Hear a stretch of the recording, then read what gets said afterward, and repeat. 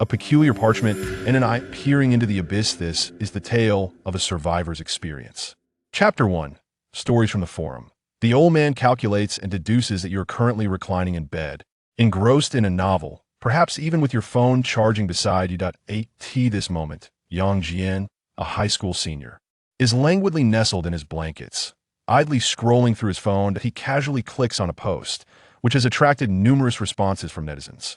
Wow, the original poster is truly remarkable. They've predicted this perfectly. Huh. Do need to tell you that I am currently in the restroom? No need to ask me, legs have gone numb.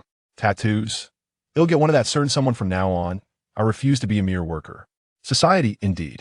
Yang Jian closes this post and opens another with a high click-through rate, which begins with the following statement.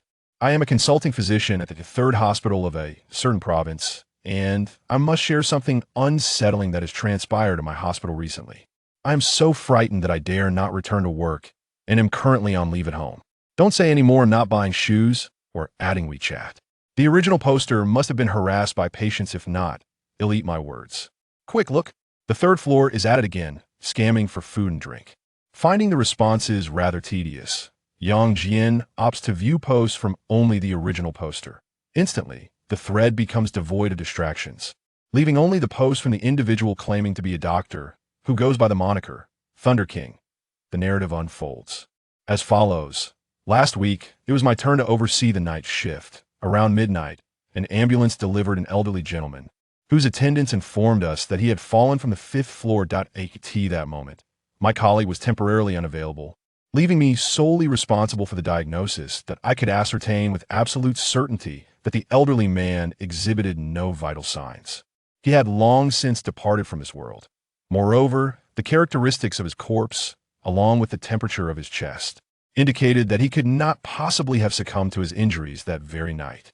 Anyone with a modicum of knowledge understands that post-mortem, within 10 hours at ambient temperature, a body's temperature typically decreases by approximately 1 degree per hour. It is only after 24 hours that the body temperature aligns closely with the surrounding environment. However, the elderly man's temperature, in my assessment, was at least 10 degrees below normal, if not more, while the ambient temperature that evening was a comfortable 22 degrees. Thus, I concluded that the gentleman had been deceased for well over a day. Immediately, a flurry of comments erupted from netizens. The ignorance of the original poster is truly alarming. I am in awe of your knowledge. Quickly check if the patient's shoes are missing. If they are intact, there may still be a chance for revival. Upon deeper reflection, this is quite unsettling. Please update us. As I have already nestled into my blankets, Yang Jian continued to scroll down. The Thunder King posted again. Drawing from my experience of watching over 300 episodes of detective animations in middle school, I can immediately deduce that this elderly man did not meet his end by accident. Rather, he likely fell victim to foul play. The body must have undergone a period of preservation in a cold storage. Consequently, I opted to notify the authorities regarding this matter. However, what I wish to discuss today is not this matter, but rather the events that transpired subsequently. The post was momentarily interrupted, with an update occurring 2 hours later. I apologize, as I was briefly disturbed by someone at the door inquiring about that particular situation. They were neither investigators nor journalists, yet they possessed identification. Nevertheless, I decided to dismiss it. It was likely the following morning. At that time, I had yet to commence my duties, but I overheard a colleague mention that the body of the elderly individual, which had been delivered the previous night, had mysteriously vanished from a morgue. The police were diligently investigating, suspecting that the perpetrator had stolen it. The commotion was quite significant, prompting a review of the hospital's surveillance footage. However, they ultimately failed to locate the missing body or the assailant. This evening, I am still on duty. Nonetheless, the events of the day have left me somewhat unsettled. One of the patients in the hospital claimed to have witnessed the elderly person's body not being carried away, but rather walking out on its own. The patient even recounted the precise path taken by the elderly individual, which indeed appeared to originate from the direction of a morgue. Upon hearing this, I felt a pang of fear, but fortunately, being an atheist, I did not entirely believe the patient's account. Later, I learned from the head nurse that Dr. Fong from the neurology department intended to increase the patient's medication dosage, which relieved me slightly. As it turned out, not believing the patient's words was indeed the correct choice. Yet what I truly wish to convey is an incident that occurred while I was on duty that evening. It must have been around 2 o'clock in the morning when I found myself in the emergency room, engrossed in a game. You cannot even begin to fathom how captivating that game is if you're a true brother. Come take me down. Goodness, the host, you are truly a remarkable talent. What happened to the sincerity among people? You caught me off guard with that unexpected twist. Society. I anticipated the beginning, yet the conclusion eluded me. However, I must inquire, 3rd floor, what happened to your promised consumption of excrement? A multitude of netizens flooded the thread, filling the forum with lively banter. Yang Jian, lying in his bed, felt a mix of amusement and exasperation. Has advertising truly reached such astonishing heights? Yet, as he scrolled further, he found something awry. The user known as the Thunder King continued to post. I apologize, truly. I'm not here to promote anything. What transpired that night was an utterly unfathomable supernatural occurrence. Something you could scarcely imagine. At T precisely 2:15. While I was immersed in my game in the emergency room, I suddenly felt a chilling presence, reminiscent of the atmosphere in a morgue I was covered in. Goosebumps. And then, what do you suppose happened next? The elderly gentleman who had vanished from the morgue mysteriously appeared outside the emergency room. He was not dead, rather. He moved slowly, step by step, making his way out of the hospital. Heavens. This cannot be. I witnessed that old man's lifeless body with my own eyes. He had been deceased for more than a day. How could he possibly return to life? Was it a prank? A resurrection? A medical miracle? In that fleeting moment, a myriad of thoughts flooded my mind, however. Perhaps due to my frequent encounters with cadavers, I found myself remarkably unafraid. The pressing urgency compelled me to seize my phone and capture a photograph, intending to share it on my social media. Below, the revelation unfolds. There is indeed a photograph, and it bears undeniable authenticity, entirely unaltered. As Yang Jian scrolled further down, a particular image materialized before him. The photograph was not shrouded in ambiguity. Rather, it was strikingly clear. Through the glass window of an emergency room, an elderly man ambled past. Clad in a black, vintage-style robe, the old man appeared emaciated. His skin was a mottled brown, punctuated by unsightly blemishes. From the angle of the shot, one could discern his eye, a singular gaze that was hauntingly hollow and devoid of life, exuding an eerie, deathly stillness. The photograph did not depict a scene of gore or terror, yet the essence emanating from the elderly figure instilled an immediate sense of dread, causing the hairs on the back of one's neck to stand on end, coupled with the earlier assertion from the doctor, known as the Thunder King, that this elderly man had once been a cold corpse. An overwhelming wave of fear surged forth. The more one scrutinized the photograph, the more it seeped into one's psyche. It resembled not merely a lifeless body, but rather a specter. I am utterly terrified. This photograph is chilling. The more I gaze upon it, the more my fear intensifies. Where did the original poster find this image? Why are there so many spots on the old man's hands? I suffer from trypophobia. That's post-mortem lividity. It indicates that this man is, in fact, a corpse. Begone, foul spirits. I, Lin Zhongying, am here. A netizen shared an image of a Taoist priest. Huh, you claim to be Lin Zhongying, while I am but a voice of innocence. Yet, regardless of the comments from these netizens, the Thunder King continued to post. The image is authentic, captured by my own hand. Subsequently, the elderly man exited the hospital, and his whereabouts remain unknown to me. However, to those who share my city, be cautious. Though I am an atheist, there are certain things one cannot dismiss. Wait, it seems someone is knocking at my door. I suspect it is someone seeking my testimony. I shall return shortly to recount the events that follow.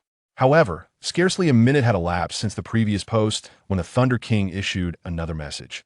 Curse be it. Curse be it. That old man who fled the hospital is now on my doorstep, knocking. I can see him clearly through the peephole. What should I do? I feel as though I have provoked something I ought not to have. Is the poster enjoying this little jest? Goodness, is this true? Surely, it cannot be so sinister. Quick, report it. We must seek the spirits. Poster, cease your charade. It must be a fabrication. If not, I shall consume excrement in multiples. Ah, it's you again, the boy who consumes excrement. You still owe me from last time. Yet the Thunder King posted once more, I have reported it. But what now? That thing continues to knock, seemingly unwilling to depart. Worse yet, the lights in my living room have suddenly gone out. I'm too frightened to venture there now that I closed the door securely and illuminated every light that could be switched on. Yet the old man continued to knock at the door. At this juncture, a user known as Thunder King posted with great urgency. Each message was dispatched in less than 30 seconds, and some characters were misspelled. This indicates that the physician responsible for these posts is gripped by fear and panic.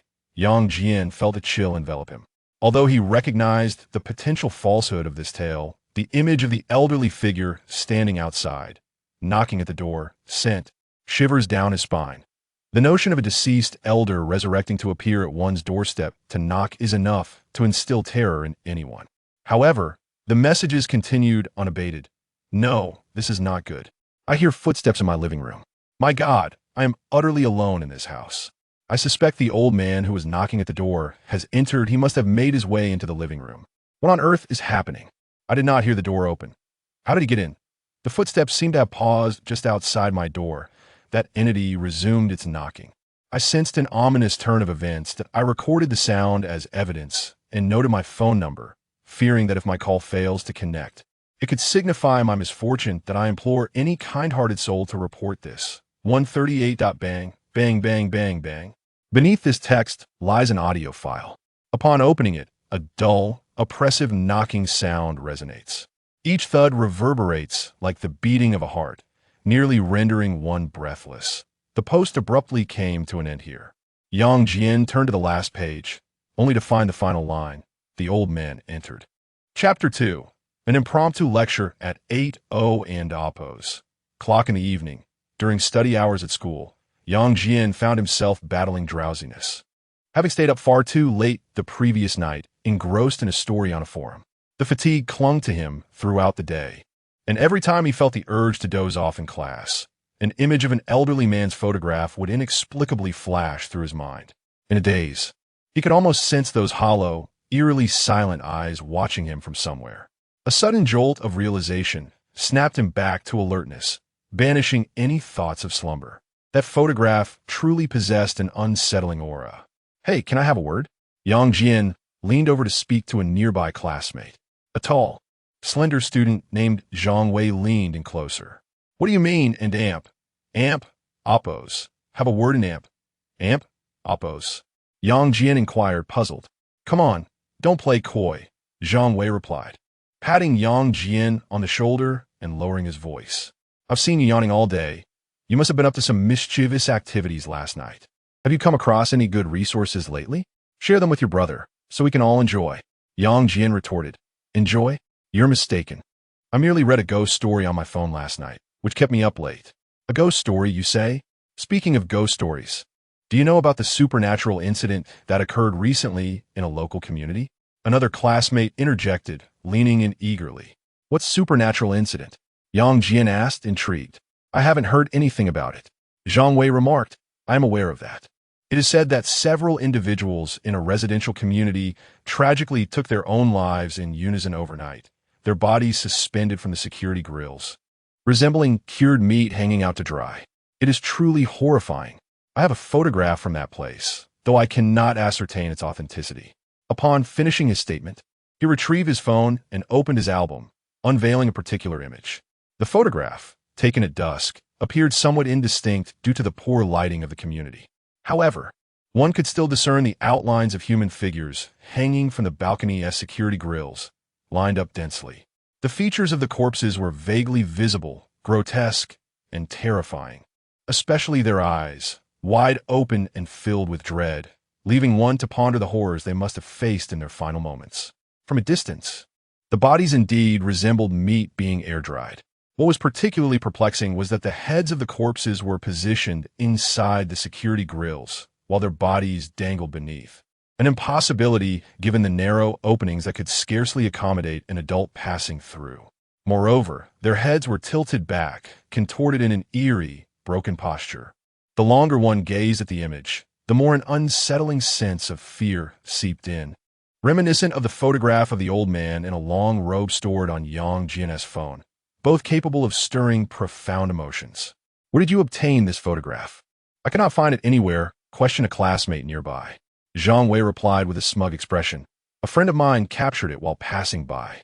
The area is now cordoned off, and photography is no longer permitted. If you desire it, simply call me father and I shall share it with you. And please refrain from referring to me as impotent. I have recently adopted an English name. Thus, I too possess an English name, which is Voshabi. Remember to call me by my English name loudly when you see me on the road. Yang Jian remarked. Given that we all share the same 9 years of compulsory education, why are you so exceptional? Zhang Wei replied with a sense of pride. We all attended tutoring classes. You simply cannot replicate it. When it comes to supernatural occurrences, I have recently heard numerous individuals discussing them online, speaking as if they were undeniably true. Some tales have even frightened me to the point of avoidance. Do you believe these phenomena are real or merely fabrications? Surely, there cannot be places that are truly haunted, right? A classmate named Miao Xiaoshan leaned in to inquire. Yang Jian responded, most of the stories found online are fabricated, unless witnessed firsthand. I remain skeptical of the existence of ghosts. However, it is wise to adopt a cautious approach toward such matters, should one encounter them. It is prudent to maintain a safe distance. That does make sense. Miao Xiaoshan nodded in agreement. Everyone, please refrain from speaking and maintain silence.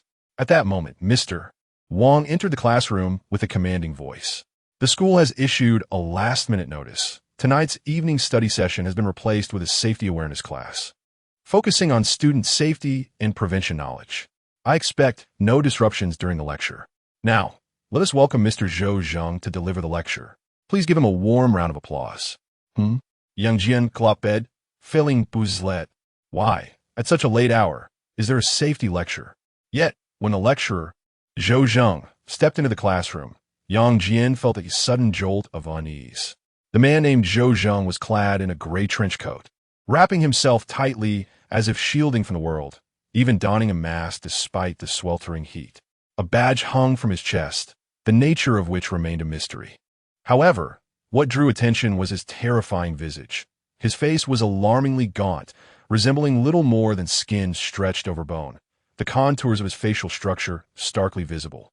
There was not an ounce of excess flesh, and his sunken cheeks made his eyes appear disproportionately large, bloodshot, as though he had not slept for many days. Curiously, beneath that emaciated face, his abdomen protruded prominently, akin to a bulging beer belly, an anomaly for one so thin. This peculiar, unsettling contrast evoked a sense of unease. At that moment, Zhou Zheng stood at the podium, exuding an aura of darkness, weariness, and numbness. His body was rigid, and his bloodshot eyes moved ever so slightly, resembling two dull glass marbles. As his gaze swept across the room, an inexplicable fear enveloped all the students. Yang Jian instinctively clenched his fists, his body tensing involuntarily, unable to meet Zhou Zheng's gaze, silently acknowledging that this sensation surpassed even the dread he felt when confronted with that photograph. Hello, everyone. My name is Zhou Zheng, and I am the head of Dachang City. I am pleased to be here today alive to deliver this lecture. Zhou Zheng finally spoke. His voice was dry, hoarse, and grating, reminiscent of glass scraping against the floor, and combined with his emaciated features, it sent chills down the spine. Standing here to lecture on the subject of existence, a chill ran through Yang Jian's heart, as those words seemed oddly disconcerting. At that moment, Zhou Zheng picked up a piece of chalk and turned to inscribe a hasty yet remarkably clear character on the blackboard. Ghost. The legends of specters have existed since time immemorial, transcending the confines of our nation's history and appearing throughout the annals of various cultures. My knowledge of history may be lacking, and I cannot elucidate ancient events in detail, yet I trust you grasp my intent. Zhou Zheng's voice remained hoarse and jarring as he continued, unhurriedly. However, there are certain truths you must now accept. In recent years, supernatural occurrences have surged exponentially, evolving beyond mere isolated incidents into a burgeoning global calamity. Should this predicament remain unchecked, the future, Perhaps the entire world will face an uncertain destiny. Everyone present felt a sense of astonishment at this proclamation. How had this lecture transformed into a gathering of ghost stories? Such exaggerated claims of impending doom left students bewildered, and even teacher Wong paused in disbelief. I cannot elaborate further on matters pertaining to this topic, nor should you inquire. What I am about to impart is crucial. This safety lecture may one day prove instrumental in preserving your lives. Zhou Zheng refrained from elaborating further, and instead turned back to the blackboard to inscribe another phrase. Ghosts cannot be slain. In the not-so-distant future, you may encounter scenarios you would dread to face, such as an encounter with the supernatural. Although it may be disheartening, please remember this phrase: ghosts cannot kill. Therefore, even in the depths of fear, do not entertain the notion of recklessly confronting such entities, for your lives are insignificant in their presence. They can extinguish your existence as effortlessly as one might crush a few ants. No, even more easily, perhaps with a mere blink or a snap of the fingers, and you would be no more. His bloodshot, weary eyes fixed intently on everyone as he solemnly conveyed this message. Before turning to inscribe the next statement on the blackboard, only ghosts can contend with ghosts. Zhou Zheng continued. If ghosts cannot be vanquished, it implies that the technological prowess possessed by various nations is rendered utterly futile, be it bombs or even nuclear weapons. All are ineffectual. If, in the future, scientists cannot unravel the enigma of ghosts, then the only recourse is to employ ghosts against ghosts. I understand that you harbor doubts, some even questioning my sanity. However, such concerns are trivial. What matters is that you heed my words and engrave them in your memory. You will find them useful in due course. Of course, I hope you'll never need to. What on earth is this person talking about? I cannot comprehend anything, Zhang Wei whispered to the side. Young Jian replied. I too find it difficult to grasp. Yet after hearing these words, an unsettling feeling stirs within me. Could it be that the earth has mutated, as depicted in novels? Zhang Wei pondered. It seems unlikely. Yang Jian hesitated.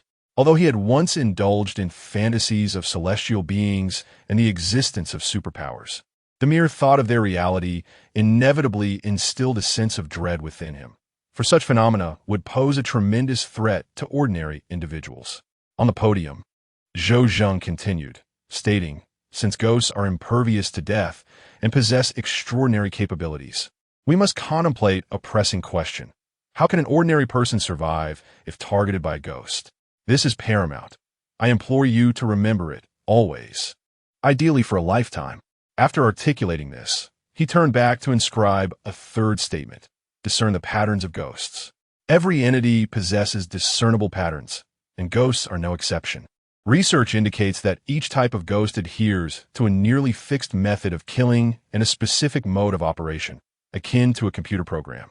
Just as one must press the power button for a computer to function or click the mouse to open software, the key to survival lies in overcoming fear, understanding the ghost and oppos, patterns, and identifying vulnerabilities. This remains the sole opportunity for an ordinary person to escape the clutches of a ghost. Remember, if you find yourselves pursued by a ghost, this is the only recourse. Do not harbor false hopes, for the terror of such entities exceeds your imagination. He gravely reiterated this point. Chapter 3. The elder ghosts cannot be vanquished by mere mortals. Only another ghost possesses the power to confront them. The principles governing these spectral beings were inscribed in 3 succinct sentences upon the blackboard, hastily yet legibly, revealing the intensity with which Zhou Zheng had written. However, the students attending the evening study session exchanged bewildered glances.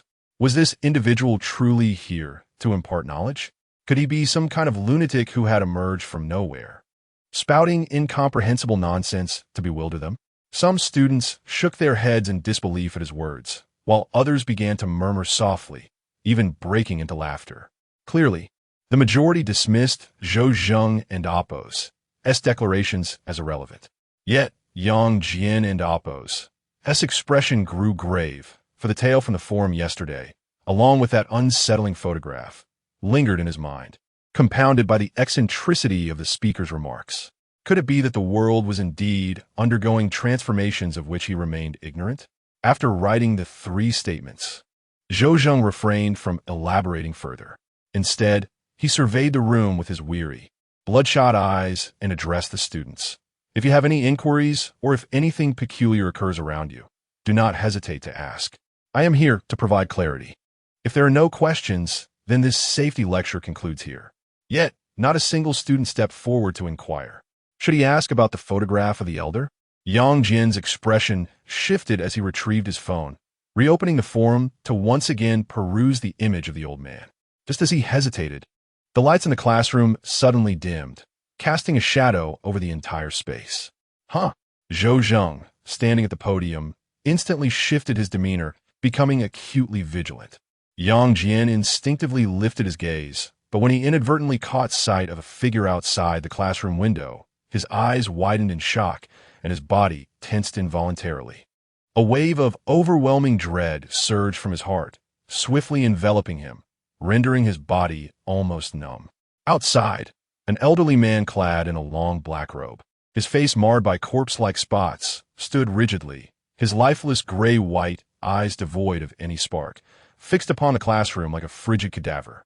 Surrounding the old man was an impenetrable darkness, devoid of any light.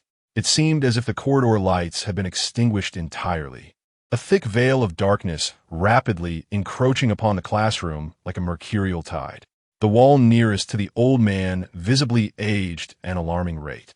The once pristine surface transformed as if a decade had passed in mere moments, becoming covered in moss, the paint darkening and flaking off as a heavy, decaying odor gradually permeated the air.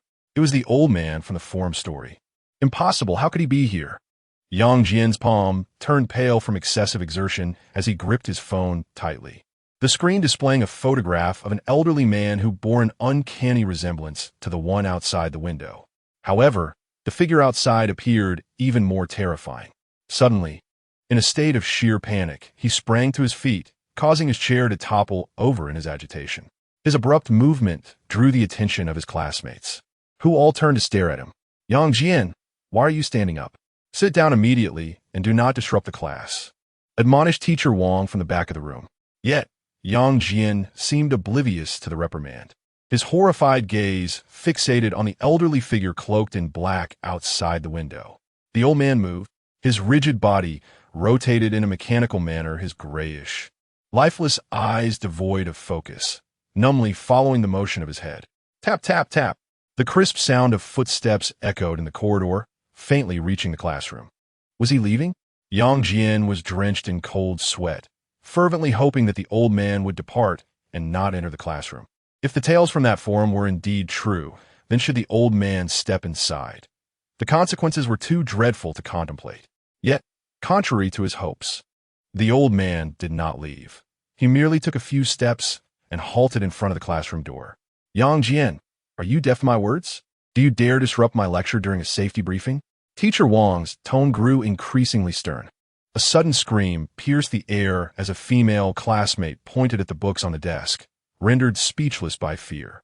Before their eyes, the volumes upon her desk rapidly turned yellow, then became moldy, and eventually decayed into a heap of foul, putrid matter. What a stench! Sulei, how could there be a pile of excrement on your desk? Zhang Wei exclaimed, pinching his nose. Impossible. How could a ghostly realm manifest at such a time? Yet, another male classmate, his face ashen, abruptly stood and retreated several steps in alarm. Fang Jing, what are you screaming about? Mr. Wang demanded, visibly irate. What has happened to all the usually disciplined students during tonight's self-study session? On the podium, Zhou Zheng's eyes narrowed, his demeanor shifting from weariness to a tense vigilance. Resembling a feral beast suddenly unleashed, exuding a fierce and menacing aura as he fixed his gaze upon Fang Jing. In stark contrast, Fang Jing displayed an unsettling calmness. It seems you possess considerable knowledge. Are you also a ghost master? Zhou Zheng inquired. Zhou Zheng, this is my affair. It does not concern you, Fang Jing retorted, his expression fierce as he turned his glare upon Yang Jian. It is all your fault. Everything stems from you. I should have dispatched you sooner, or else we would not be in this predicament, and your future self is truly terrifying. Yang Jian regarded Fang Jing with confusion, struggling to comprehend his words. Yet his attention was more captivated by the figure of the elderly man in black standing outside the classroom door. The other students were left in shock upon hearing this exchange. "Oh my, Fong Jing, your recent remarks nearly startled me. The concepts of ghost tamers and the future you speak of are exceedingly profound. I find myself utterly bewildered. Is there anyone who might elucidate these matters for me? Fong Jing seems to possess some insider knowledge. I beseech your guidance. I have a vague sense that something is amiss in my surroundings. Am I the only one feeling this way? What a disaster. What is happening today? It seems as though everyone's mind is awry.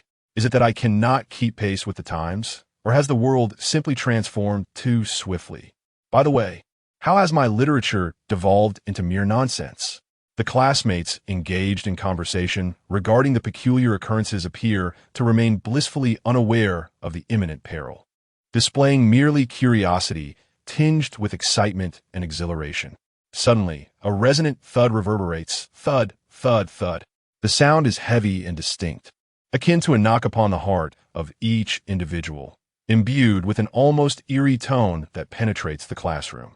In that moment, everyone feels as though their very souls are being grasped by an unseen force, suffocated as if submerged beneath water. It is that very knocking sound, precisely identical. Yang Jian's heart quivers. This resonates exactly with the audio file from the forum. It is merely clearer in the present moment. Zhou Zhang's countenance grows particularly grave as he urgently retrieves a specialized phone and presses a button. The call is immediately connected. "Zhou Zheng." A woman's voice inquires from the other end. "Report the situation. A supernatural event has occurred here." Zhou Zheng promptly responds. The voice on the other end of the phone was rapid. "Can you handle it?" Zhou Zhengdao replied. "That spirit has already formed a haunted domain, beginning to exert its influence on my location. The lights outside have vanished, and the extent of this haunted realm is likely far greater than I had anticipated. A haunted domain. The situation has escalated beyond your capacity to manage. I implore you to retreat swiftly. Utilizing the power of the spirit in your current state is perilous. At that point, you may not face just one spirit, but two. I advise you to withdraw.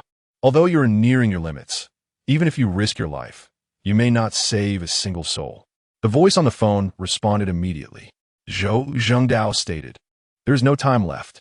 I'm less than 5 meters away from that thing, right outside the classroom door, and it may already have fixed its gaze upon me. I will maintain communication. If it cuts off, it signifies my demise. Please ensure my farewell letter is delivered to my parents. Now I must commence my actions." Knock, knock. A dull, oppressive knocking resonated outside. A long knock followed by 2 short ones, maintaining a consistent rhythm as it relentlessly pounded on the classroom door. "Teacher Wang, someone is knocking." A student, unaware of the situation, shouted. Teacher Wang hesitated, but upon witnessing Zhou Zheng's demeanor, she sensed a grave issue at hand. Yet, curiosity compelled her to open the back door of the classroom to discover who was knocking. "Do not go out," Zhou Zhengdao urgently called out. However, by the time he spoke, Teacher Wang had already exited. Yet curiously, the moment the door closed behind her, she seemed to vanish in the blink of an eye. Indeed, she was nowhere to be found. The corridor beyond the classroom door was engulfed in impenetrable darkness, a thick void that appeared capable of devouring any glimmer of light. Once Teacher Wang stepped outside, silence ensued, as if she had evaporated into thin air. Moreover, as the classroom door swung open, the darkness outside swiftly infiltrated the room like an ominous fog, continuously encroaching upon the sanctuary of the classroom. Chapter 4. The Knock-a-Dull. Eerie knocking echoed at a steady rhythm, reminiscent of a meticulously set alarm clock. The classroom door was not locked, nor was it secured. It merely stood ajar, easily pushed open with a slight force. Yet, what sent chills down the spine was the sight of the elderly man clad in a long black robe, his body marred with necrotic spots, standing rigidly outside the door, persistently rapping upon it, devoid of any inclination to enter. Although the old man remained outside, the inky darkness of the corridor swiftly encroached upon the classroom. An unimaginable transformation began to unfold within the confines of the room. The once pristine walls became mottled and moldy, peeling away to reveal a jagged surface, while patches of dark green mildew sprouted forth, exuding a damp, chilling odor.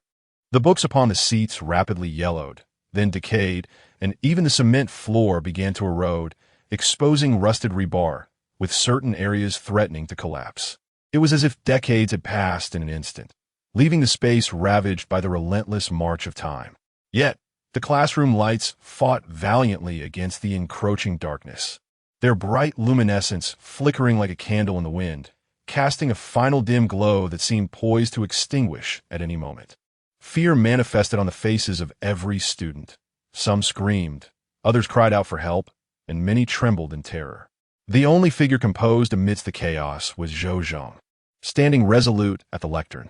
He stood motionless, his gaze darting around, attentive to any movement in his surroundings. A ghost of such a perilous caliber could possess a ghostly domain. This was beyond his capacity to confront. Zhang, look! At that moment, Fang Jing suddenly exclaimed, his complexion notably grim as he pointed at several classmates seated at the desks. Previously unnoticed, it now registered as he reacted to Fang's words. Hut, hut, hut. The sound of knocking reverberated once more.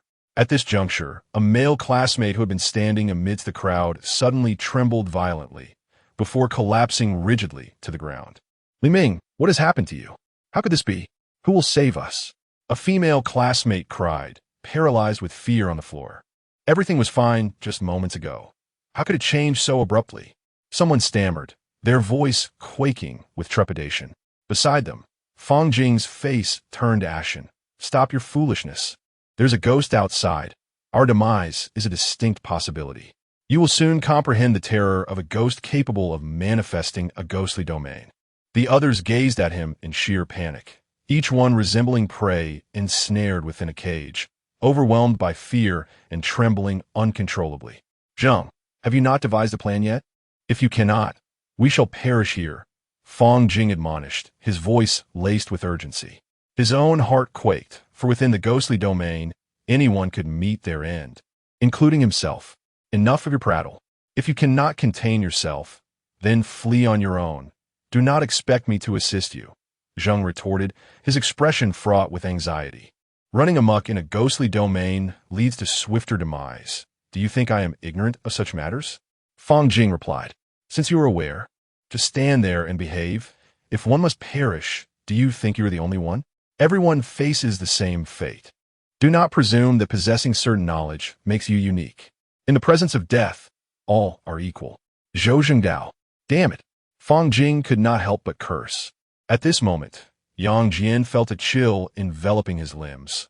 He compelled himself to regain his composure, for this was not a time for jest. Yet, when his gaze inadvertently fell upon the nearly detached blackboard, he was momentarily startled. His attention lingered on the three phrases previously inscribed by Zhou Zhang, particularly the last, discern the patterns of the ghost. Zhou Zhang refrained from hasty actions as he too was scrutinizing the elder outside, seeking to uncover his patterns. Only by discerning these patterns could he dare to act. Think swiftly, what patterns might this elder possess? His mind began to whirl, recalling the entirety of the tale documented in the forum and connecting it to the unfolding events before him. There must be commonalities, there must be similarities. The user known as Thunderbolt King was at home, with the door firmly shut. This elder stood outside, knocking, then entered, approached the door again, knocked once more, and entered again. At this moment, the ghost appeared in the corridor, similarly knocking at the door, yet it had not yet entered. Why did this elder enter the forum user's home, but not here? Identical circumstances, identical events. What accounts for the disparity? Is it merely a lack of time? What then is the matter of time? Is it that the time to knock is insufficient? Perhaps therein lies the crux of the issue. With a sudden surge of courage, Yang Jian exclaimed, Zhou Zhang, it is the sound of knocking. The mention of knocking caught Zhou Zhang and Amp. Appo's attention. He fixed a penetrating gaze upon the student who had unexpectedly spoken. What do you mean? Yang Jian, suppressing his fear, responded, although this is merely conjecture. I believe that this entity is employing the act of knocking as a means to take lives. Perhaps the old man is keeping time, or there may be something else at play. but it is undoubtedly related to the knocking. If we can somehow prevent that thing from knocking, it might prove beneficial. Knocking to kill. If that is indeed the case, then this ghost is truly terrifying. The potential of this fellow has begun to manifest so swiftly. Fang Jing cast a menacing glance at him, his fists clenched tightly. He must not be allowed to leave this school alive. Trusting you for this one moment. Zhou Zheng solemnly withdrew his gaze. He had no choice left. If action was not taken, everyone present would perish. Without hesitation, Zhou Zheng surged forward like a frenzied beast, his oddly proportioned form exhibiting a ferocity beyond the ordinary. Bang! With a thunderous crash, he forcefully flung open the classroom door, simultaneously colliding with the old man outside. Clad in a black long robe, his face ashen and his body marred by decay. The old man fell to the ground, yet no one dared to assist him. His body contorted into a grotesque posture, resembling a marionette with limbs flailing aimlessly, devoid of the resilience and suppleness characteristic of a living being. A ghost cannot be killed. Zhou Zheng would, of course, not forget the words he had penned himself. Even if this old man were ground to dust or reduced to ash, he would remain unscathed, continuing to manifest in an unfathomable manner. Only a ghost can contend with another ghost. Gritting his teeth, Zhou Zheng turned and shouted, "You all wait for the right moment. The instant you have the chance, flee. I will hold this creature at bay." Upon uttering these words, the bulging belly beneath his oversized coat began to writhe ominously. A hand, more accurately, the outline of a hand, emerged enveloped in a layer of skin. This hand was a ghastly shade of grayish-green, its nails sharp as if intent on tearing through the skin to reach the outside world. Yet, the resilient belly that encased this hand remained unbroken. And what was truly terrifying was that this hand extended a full 2 meters. Was this still a human hand? Thus this ghastly, grayish hand seized the old man lying on the ground. A crackling sound echoed as the fluorescent lights flickered to life. Instantly, the darkness that enveloped the classroom vanished, and bright light flooded back in. Though the walls remained mottled and the floor appeared on the verge of collapse, it seemed as if the calamity had been halted. It was effective. A faint sense of relief washed over Zhou Zheng. However, his eyes soon widened in horror as a wave of dread enveloped his emaciated, almost skeletal face. The elderly man, who had just collapsed to the ground, slowly rose to his feet, his ashen eyes flickering slightly as if they were directed towards Zhou Zheng. Impossible. How could he still move while under my restraint? Zhou Zheng's expression shifted dramatically, and he immediately turned to shout, "We must leave at once, before the ghostly realm manifests. We need to escape from this place. I will stay behind to hold this creature off." A chill of dread coursed through him. This apparition is undoubtedly more than merely perilous. Chapter 5.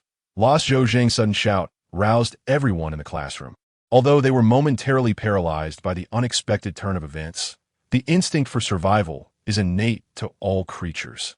"Those who wish to live, follow me," Fang Jing exclaimed, charging forward with remarkable speed towards the back door of the classroom.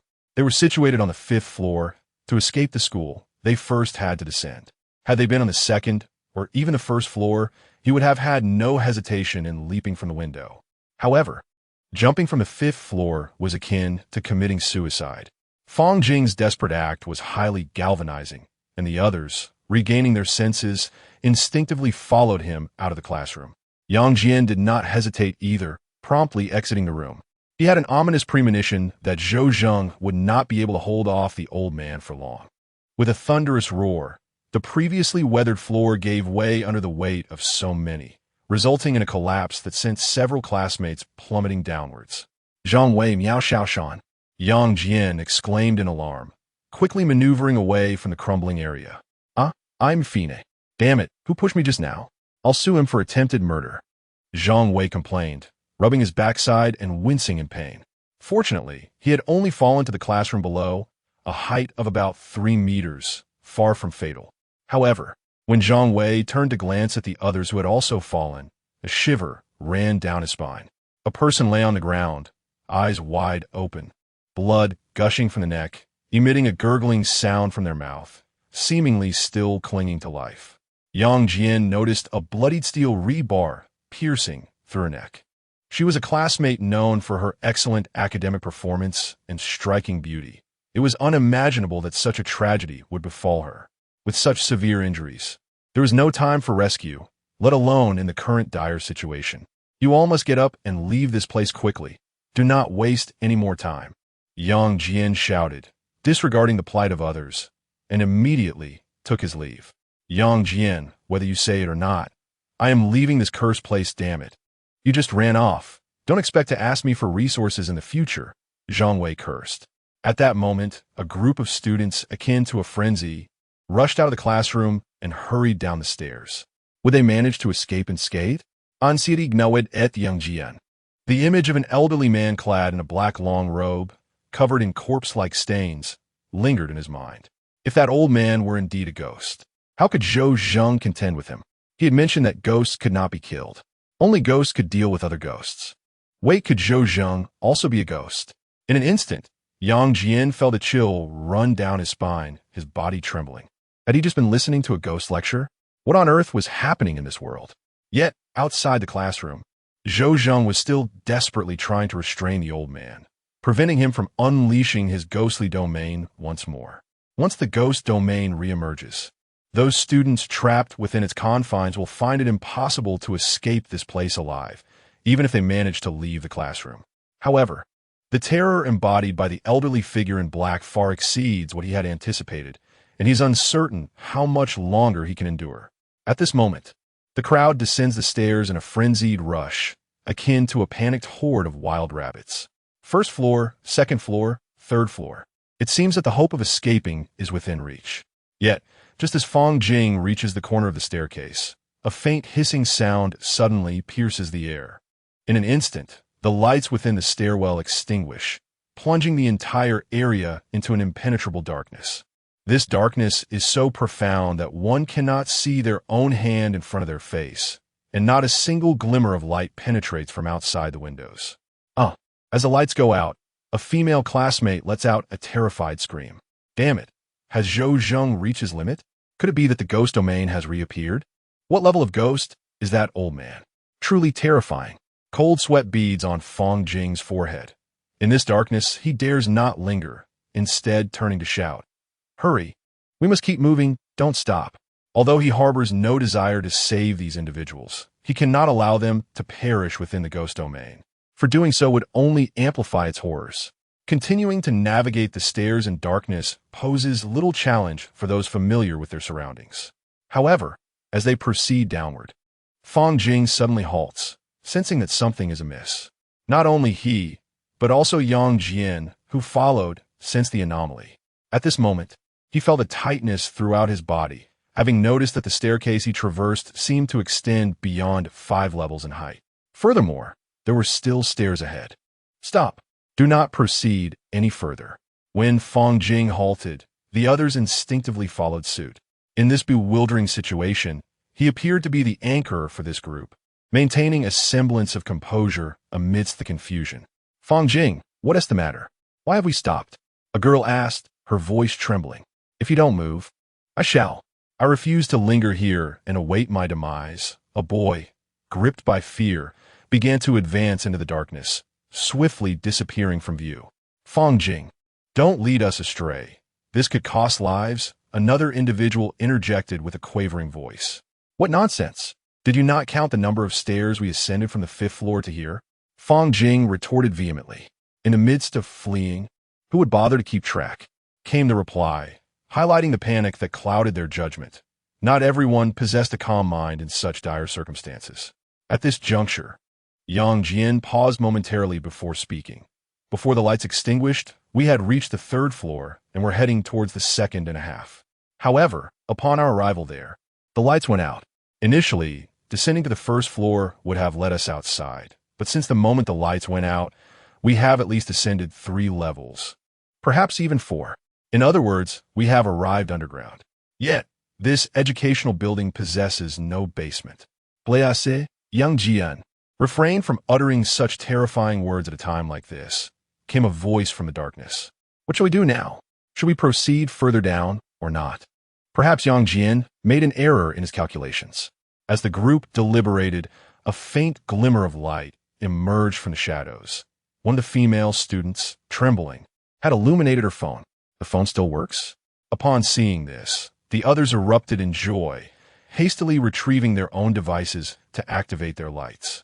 In an instant, a dozen beams illuminated the surroundings, yet in comparison to the number of students present, it seemed woefully inadequate. Had the others become separated? Strangely, the light emitted was not as vibrant as usual, as if subdued by the surrounding darkness, barely casting illumination beyond meter. Beyond that lay an abyss of ink-like darkness, oppressive enough to stifle one's breath, as though one might become lost within it at any moment. Let us continue forward. Fong Jing gritted his teeth, feeling powerless in the face of such an overwhelming force. This was not something that could be resisted by mere individual strength. He could only hope that Zhou Zheng was still alive and could momentarily hold off the ghost, disrupting this haunted domain. Otherwise, it seemed all would be doomed to wander eternally within this spectral realm, never to escape. They continued descending the stairs, and this time, not just Fong Jing, but many of the classmates began to count the levels as well. As they counted the layers, 1, 2, 3, a growing sense of panic enveloped them. Upon reaching the 5th layer, they realized the staircase ahead remained untraversed, and all halted in their tracks. A chilling sensation swept over their limbs, and terror etched itself across every face. At that moment, a female student broke down, collapsing onto the ground in tears. 5 layers already traversed. I too have counted 5 layers. This is it. We're trapped here. For a time, everyone was at a loss. Fong Jing's countenance was particularly grim, and he dared not proceed further. Deep down, he felt a profound reluctance. Was he destined to perish here in such confusion? Yang Jian, you Haven and Amp. Oppos, team at your end. Have you? He suddenly shouted, his tone laced with fury. Fong Jing, have I wronged you in any way? Do not curse me with your death, Yang Jian retorted, his expression turning icy. Fong Jing turned, weaving through the crowd, seizing Yang Jian's collar with a fierce grip. If you're still alive, then lead the way. If it's you, surely you can find a way to escape. With your potential, you cannot possibly perish in this wretched place. Yang Jian replied, You know more than I do. If you cannot escape, what can I do? You must know something. Speak, damn you. Fong Jing's face twisted in a grimace. He felt cornered, left with no choice but to place his hopes on Yang Jian. If this Yang Jian could truly evolve to the heights foreseen, he could never succumb here. From the beginning until now, Fong Jing had begun to take note of Yang Jian. In a fleeting moment, he discerned the patterns of the ghostly knocker, meticulously counting the steps as he fled. Undoubtedly, this was an entity of remarkable adaptability. The average individual, upon encountering a spectral realm or malevolent spirit, would be rendered utterly paralyzed by fear, unable to maintain such composure. This was a rare gift. In ordinary circumstances, such a talent might seem trivial, perhaps even useless throughout a lifetime. Yet, amidst a world in turmoil, this very aptitude could enhance one's chances of survival. Should he become a ghost tamer, this gift would undoubtedly afford him considerable advantages in dealings with the supernatural. Fong Jing, your inquiries are futile. I am as much a novice in this scenario as you are. Were there a means to escape, I would not linger here. Even a single additional second in this place could lead to an encounter with that entity. Do you think I wish for death? Yang Jian stated. Fong Jing's heart sank. He realized that, at this moment, Yang Jian was still an unseasoned newcomer, devoid of knowledge. He felt a twinge of absurdity for seeking assistance from him in this dire situation. Was Yang Jian and Oppos, S future influence over him truly so profound? Fong Jing and an Oppos, S bad. Look. Suddenly, a classmate trembled, pointing at the restroom door. Between the 3rd and 2nd floors of the teaching building lay a lavatory. Damn, we VE circled back to the 2nd floor. This is truly disastrous. No, that is not it. Look behind that door. There seems to be a figure. The classmate quivered, raising his phone to illuminate the area. The group recoiled in terror. Behind the glass window of the restroom door, a tall, indistinct silhouette emerged in the light. Who is it? Who's inside? Someone bravely called out, hoping it was a classmate. Suddenly, a prolonged creaking sound resonated as the door began to open. revealing a pitch-black interior from which a pale, ghostly arm extended, resting upon the door as it slowly pushed it ajar. It was not a human. It was another specter. Fong Jing's eyes narrowed in an instant, yet he ultimately displayed a fierce demeanor. Yang Jian, since you are so oblivious, step inside, he commanded, seizing Yang Jian and unexpectedly thrusting him into the restroom. Chapter 6. The hand in the restroom. As the restroom door swung open, a pallid hand emerged from the darkness, instilling a profound fear that rendered everyone mute, their hearts racing in trepidation. At that moment, Yang Jian could scarcely fathom that his classmate, Fong Jing, would suddenly seize him in frenzy, propelling him towards the spectral hand. Fong Jing, are you trying to doom me? Yang Jian said head, immediately realizing the peril and grasping Fong Jing and Appo's arm with urgency. As their footsteps halted, both figures became momentarily immobilized. If you do not perish, I shall never find peace in this lifetime. Did you truly believe my previous words were mere banter?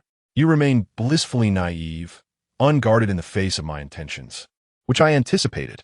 After all, you are but a student, oblivious to the harsh realities of our world. Today, I shall impart a lesson. Fong Jing shouted in return.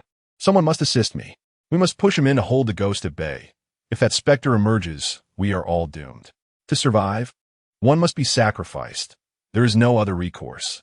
Indeed, the call to duty resonated, for when confronted by the threat of the vengeful spirit, survival instincts compel individuals to undertake even the most desperate actions under the guise of righteousness. In an instant, 3 male classmates, their faces stricken with fear, rushed forward to seize Yang Jian. Together, the 4 of them exerted their strength against him, an effort no ordinary individual could withstand. Yang Jian was swiftly propelled backwards, soon finding himself at the threshold of the restroom. In the next moment, a ghastly, pallid hand emerged from the shadows, resting ominously upon his shoulder. With a sudden, forceful grip, the icy and rigid fingers clutched him tightly. A terrifying power yanked Yang Jian backward towards the infinitely dark restroom. Yang Jian, step inside. This time, you are doomed. Learn to be wiser in your next life. Fong Jing bellowed, the impact resonating heavily. Enraged, Yang Jian felt a numbing sensation envelop his entire shoulder, as though that frigid spectral hand had crushed it to pieces. Simultaneously, an unrelenting chill enveloped his body, rendering his blood nearly frozen in that very moment. You wretched scoundrels! How could you, my classmates, conspire to bring about my demise? If that is your intent, then you shall not escape unscathed. Should I perish, I would drag a few of you down with me. With that declaration, he ceased to resist, his hands gripping the arms of 2 classmates with an iron hold. The horrific force from behind continuously propelled them forward. Fong Jing, sensing the gravity of the situation, swiftly retreated to avoid Yang Jian's grasp. No, please, let me go. Yang Jian, release me. I beg you, I do not wish to die. Do not seize me. Take someone else. The 2 classmates, gripped by terror, pleaded with trembling voices, their cries laced with desperation. Yang Jian believed he was on the brink of death, yet surprisingly felt little fear. Enveloped by darkness, he coldly declared, do not call out. Since you wish to bring about my demise, I shall take you down with me. Fong Jing, do not revel in your triumph. For if I were to become a ghost upon my death, I would ensure you do not escape my vengeance. With a thunderous crash, a pale arm retreated into the shadows, and the bathroom door slammed shut in an instant. Yang Jian, along with 2 classmates who had conspired against him, vanished from sight. The door remained firmly closed, plunging the scene into a profound silence. Upon witnessing this, Fong Jing finally exhaled in relief, a faint smile breaking through his previously shaken visage.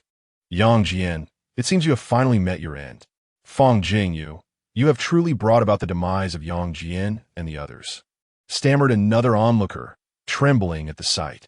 Fong Jing's face contorted with malice as he snapped, silence. Without my intervention, that ghost would have emerged and claimed more lives. Why linger here? Those who wish to survive, follow me. They cannot hold out for long. If the ghost kills them, it will return, and then we shall be the ones to perish.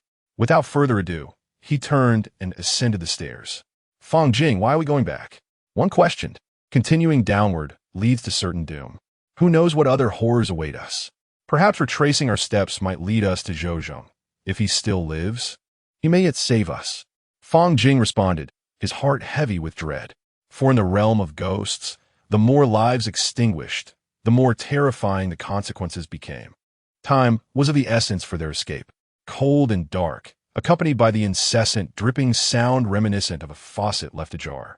Yang Jian, along with 2 classmates, was ensnared by that ghastly, pale hand and drawn into this utterly lightless restroom. We must leave. We must escape this place. Duan Peng and Zheng Fei struggled to break free from Yang Jian, their faces etched with terror as they frantically groped along the wall, desperately seeking an exit. The chilling walls, mottled and uneven, exuded a foul stench of decay. The restroom was confined in size.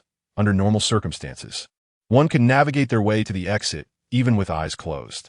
Yet, the two were lost, their hands only meeting the oppressive surface of the wall. To the left was a wall, to the right was another. An endless expanse of wall loomed before them. The door has vanished. Where's the door? It was just here. Zheng Fei, have you found it? Duan Peng's voice trembled, tinged with desperation. I can't find it either, Zheng Fei replied, his tone laced with fear. They frantically explored the walls, their palms scouring every inch in a futile attempt to locate the familiar restroom door. Yet, no matter how they searched, the exit eluded them, leaving only the mottled, frigid wall. Perhaps there was no door at all. Meanwhile, Yang Jian's predicament grew increasingly dire as they sought an escape. He could feel the icy hand grasping his shoulder, and initially, it was just his shoulder that lost sensation. Now an entire arm had succumbed to numbness. As time passed, the areas of insensitivity multiplied. If this were to spread throughout his body, Yang Jian was certain he would become a lifeless, cold corpse. Beads of cold sweat formed on his forehead as he exerted every ounce of strength to break free. It was futile. The spot where he was seized felt as if it were affixed by iron nails, utterly immobile. No matter the methods he employed to struggle, none bore any fruit. Was he truly destined to perish here? This singular thought consumed his mind. Ultimately, perhaps he resigned himself to fate. Curiously, he felt no fear, only the desire to make a final call to his family, to leave a farewell message before his demise. A bitter smile crept across Yang Jian's lips as he endured the pervasive chill and numbness, retrieving his phone in an attempt to contact his loved ones. However, upon unlocking the device, the screen flickered, revealing the very forum story he had previously perused. The display presented only the final page. There was an audio file on the forum. Yang Jian suddenly froze upon seeing the audio file, instantly recalling the sound of the elderly man knocking at the door. Wait. If that old man indeed used the knocking sound to kill, then this sound should be effective not only against humans, but also against spirits. Zhouzhong had once stated that only a ghost could confront another ghost. Upon this realization, a glimmer of hope ignited within his eyes, instilling a newfound resolve to survive. Without hesitation, Yang Jian, with his other arm still capable of movement, activated the audio file. Thud, thud, thud. The muffled sound of knocking reverberated once more in the enveloping darkness. Yet, an unexpected occurrence transpired. The pallid hand gripping Yang Jian's shoulder recoiled as if scalded, vanishing abruptly into the shadows. The icy, rigid sensation that had enveloped him swiftly dissipated. Chapter 7. The footsteps behind Yang Jian felt his body weaken, nearly collapsing to the ground. He gasped for breath, realizing that cold sweat trickled down his forehead and along his cheeks, dropping with a soft patter. Just moments ago, he had walked a fine line between life and death. No, he could not linger in this place. He simply must leave at once. Having narrowly escaped the clutches of the malevolent, he scarcely had time to reflect on the harrowing experience. He hurriedly seized his phone, activated the flashlight, and rose to his feet. An unknown specter loitered in the shadows of this oppressive darkness. The longer he remained, the swifter his demise would be. He pressed forward through the obscurity, his entire being trembling slightly, unsure whether it was due to overwhelming anxiety or an inexplicable dread. After only a few steps, as the darkness receded under the illumination of his phone, he spotted Duan Peng and Zheng Fei, their faces etched with terror, frantically pounding against a weathered, moldy wall. Who? Who is it? Zheng Fei and Amp. Oppo's voice quivered as he turned, fear etched across his features. He caught a glimpse of the dim light. With a stoic expression, Yang Jian replied, "It is I, Yang Jian." "Why Yang Jian? You're alive?" Zheng Fei and Amp. Oppo's initial terror was now tinged with astonishment. "Do you like that mirror? Wish for my demise?" Yang Jian retorted. Duan Peng, visibly agitated, rushed towards him with a mix of anxiety and fear, grabbing Yang Jian and exclaiming, "Why did you drag me here? Why? We have no grievances. Why seek to harm me?" Yang Jian struck him squarely in the face, exclaiming in anger, "I harbor no grudge against you. Yet you wish to see me perish? Now you blame me for your previous misdeeds. I once declared that if death were to come, we might as well face it together. I now regret not having brought that Fong Jing inside. You should experience the terror of being seized by a ghost, as I just did." Duan Peng, knocked to the ground by the force of the blow, disregarded his pain and, with a quivering voice, pleaded, I do not wish to die. I only wish to survive. It was Fong Jing who compelled me to act this way. If I did not comply, that entity would emerge and we would all perish. Surely, sacrificing one is preferable to the demise of us all, is it not? So, must I be the one to be sacrificed? How laughable! If you are so noble, why do you not sacrifice yourself willingly instead of coercing others? Yang Jian replied, "Moreover, do you truly believe that if you sacrifice me, I would be able to escape? Do not forget, there is still a ghost lurking outside. Do not be naive. Fong Jing has always intended to kill me. He must know something, for he has kept his gaze fixed upon me. I shall avenge this wrong, should I manage to survive and exit this place." Before he could finish his thought, Duan Peng suddenly trembled, his face revealing sheer horror as he turned his head with trepidation. In the oppressive darkness, he could perceive nothing, yet he felt a cold hand clasping his wrist. That icy grip emanated an overpowering force, as Duan Peng's form was nearly wrenched from his control, dragging him backward. "Help! Help me, Yang Jian! Save me!"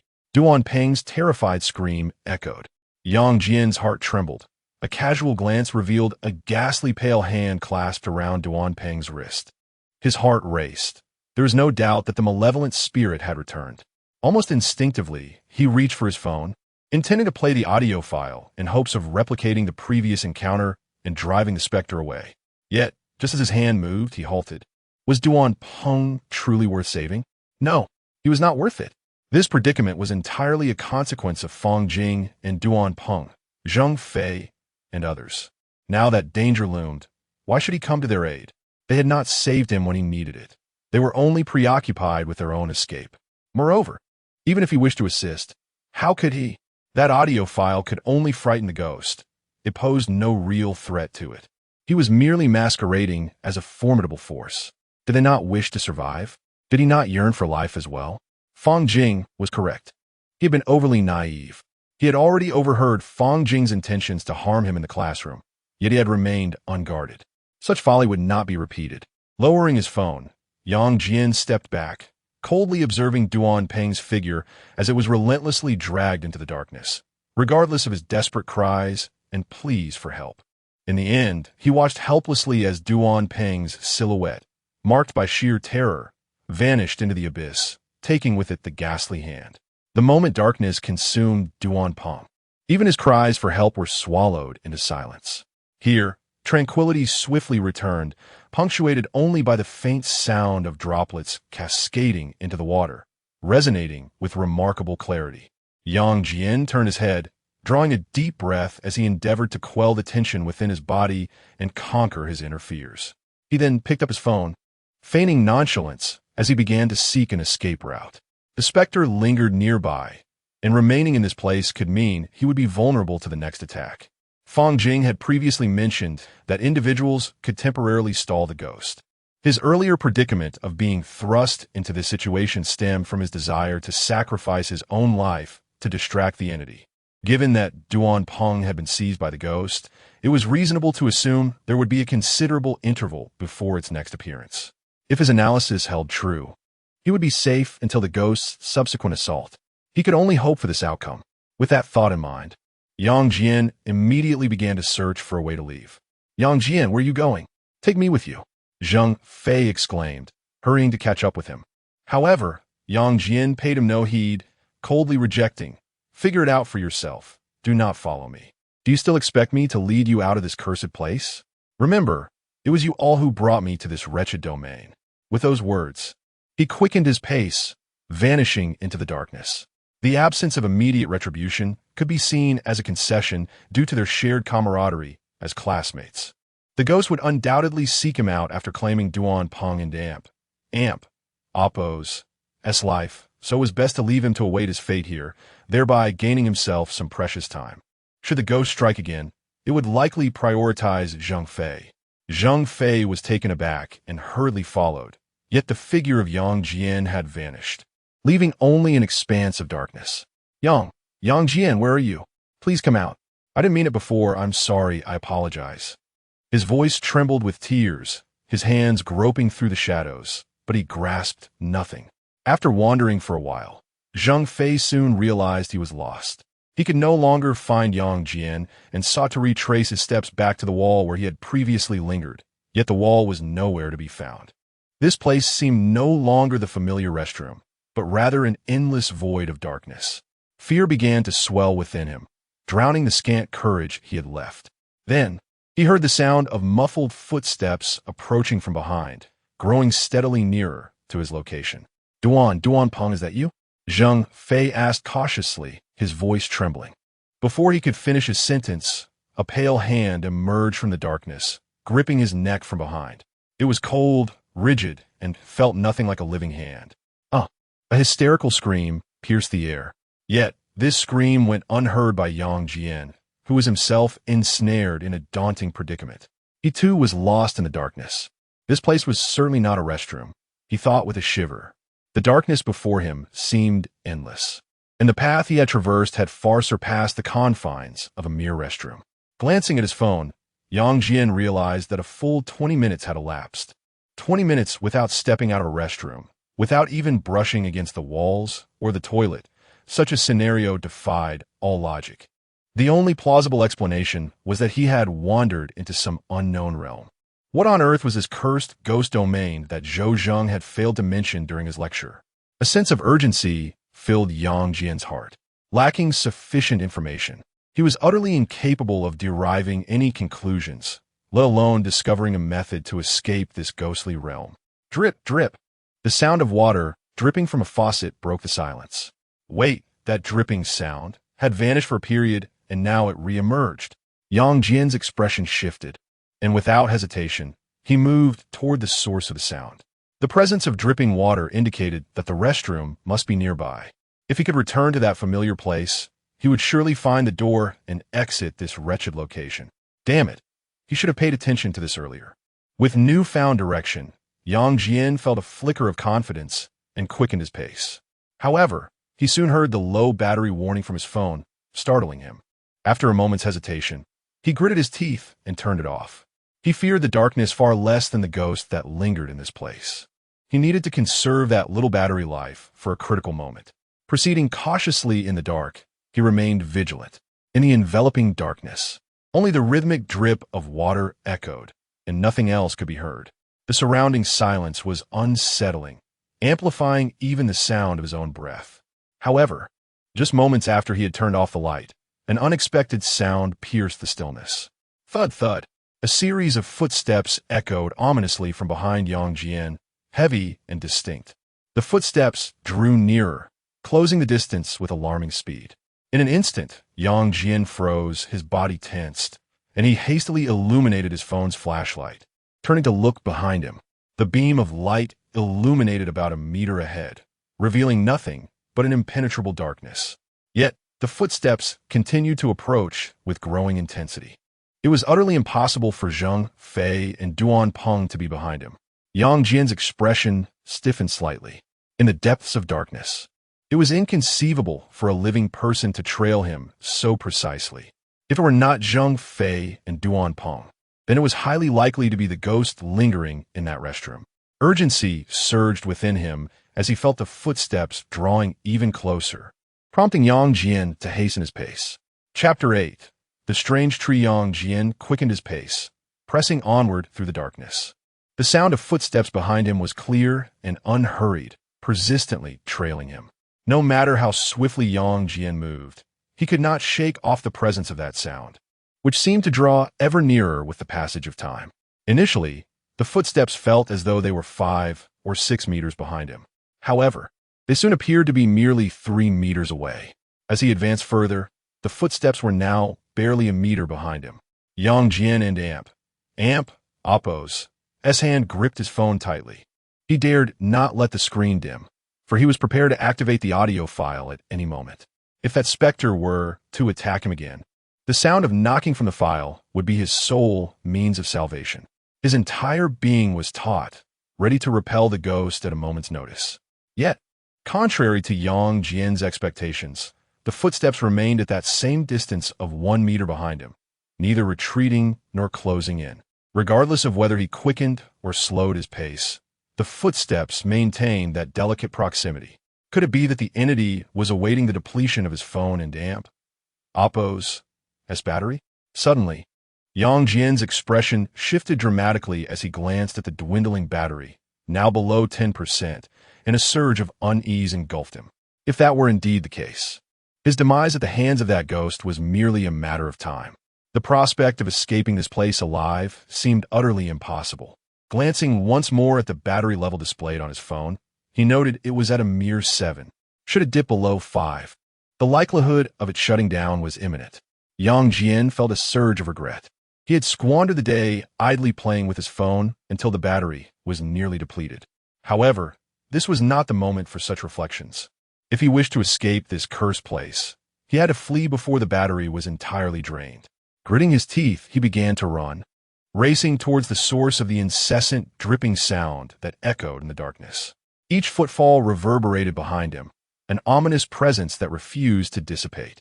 Yang Jian could almost feel the chilling aura of the entity pursuing him, accompanied by a faint stench of decay. The ghost trailed him relentlessly. As he sprinted with all his might, the dripping sound grew increasingly closer. Yet, at that moment, his phone screen illuminated unexpectedly, revealing a battery level of 5. A notification flashed. To prevent automatic shutdown, please charge your device promptly. Damn it, he thought, panting heavily, sweat pouring down his brow. A glance at the screen only deepened his panic. Despite his exhaustion, he dared not pause. To stop would be to invite death. With renewed determination, he pressed on. Suddenly, amidst the oppressive darkness, a faint glimmer of light materialized before him. This light, a delicate shade of red, stood out starkly against the blackness. Akin to a spark in the night, though feeble, it was strikingly conspicuous. In that moment, Yang Jian's eyes sparkled with a glimmer of hope, as if he had caught sight of the possibility of survival. Yet at that instant, his mobile phone vibrated, illuminating the screen once more. It displayed, shutting down automatically. Although a trace of battery remained, the device had begun its forced shutdown. Just as the screen faded into darkness, Yang Jian sensed a chilling aura enveloping him from behind, accompanied by the sound of hurried footsteps drawing near. In an instant, that entity closed the distance, mere inches away. Though obscured by shadows, he could feel a frigid, pale hand reaching towards him, brushing past his ear and aiming for his throat. No matter how swiftly he fled, that hand seemed inescapable. Was he destined to perish here? Yang Jian felt the icy fingers graze the skin of his neck, sending a wave of bone-chilling cold coursing through his body, raising goosebumps in its wake. A faint stench of decay lingered in the air, marking the end of his retreat. Amidst the darkness, a sliver of crimson light became increasingly pronounced. Suddenly, the footsteps behind him ceased, their presence evaporating into silence. The icy hand, which had just grazed Yang Jian's neck, abruptly froze, failing to tighten its grip. After hastily advancing a few paces, Yang Jian sensed that the entity had receded, as if the ghost had chosen not to pursue him any longer. Just now, what transpired? After running a considerable distance, Yang Jian found himself utterly exhausted, halting to gasp for breath as cold sweat poured from his body. His mind still gripped by terror. Recalling the harrowing scene that had just unfolded, He was certain that his survival was not due to sheer luck, but rather because the malevolent spirit had ceased its pursuit. Yet, he pondered the reason behind this. Straining his ears, he discerned that the footsteps, which had closely followed him, had vanished entirely. It seemed he was momentarily safe. Regardless, he resolved to leave this place as swiftly as possible. After catching his breath, Yang Jian lifted his gaze towards the source of the crimson glow and proceeded in that direction. Before long, he arrived at the location emanating the red light. A bulb? A glass bead? Yang Jian paused, unable to discern what it truly was in the darkness. He tentatively reached out to touch the source of the radiant glow. Suddenly, a sharp pain coursed through him, prompting him to retract his hand in haste. This was no mere light. To his horror, he observed that the luminous glass orb had adhered itself to his hand, writhing with an unsettling fervor, and it began to burrow into his skin, creating an opening on the back of his hand.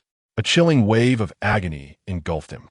Yang Jian collapsed to the ground, the torment rendering his body convulsing as if he were being skinned alive, his very soul seemingly crushed. Yet, amidst the agony, he noticed a transformation occurring around him. The darkness enveloping him began to recede rapidly. Clarity emerged. Everything around him came into focus. It was as though he had suddenly acquired the ability to see in the night. The pain came swiftly, but it departed just as quickly. After barely 3 minutes of struggle, Yang Jian felt the agony begin to ebb like the tide. He lay almost completely spent on the ground, gasping for breath, his muscles still twitching slightly from the recent torment. What on earth was happening? After a while, having regained some composure, he managed to sit up as if he had narrowly escaped death. However, when he beheld his surroundings, his eyes widened in alarm, revealing a look of terror on his face. Before him stood a tree, pale, resembling a structure formed from bone. Hanging from its branches were tattered pieces of human skin, filthy rags, the heads of desiccated corpses, and bizarre paper offerings.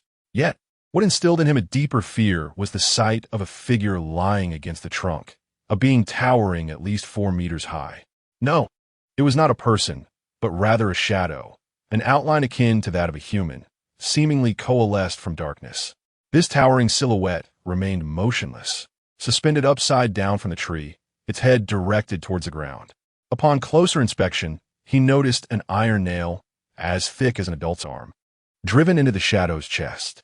More accurately, it resembled a coffin nail commonly used in folklore, rusted and weathered, as if it had been embedded in the tree for countless years, on the verge of breaking. Drip, drip. Dark blood oozed from the place where the shadow was impaled. As he journeyed forth, the sound of water dripping in the darkness revealed itself to be something far more sinister. However, upon catching sight of the immense shadow's head, Yang Jian felt a chill course through his entire being.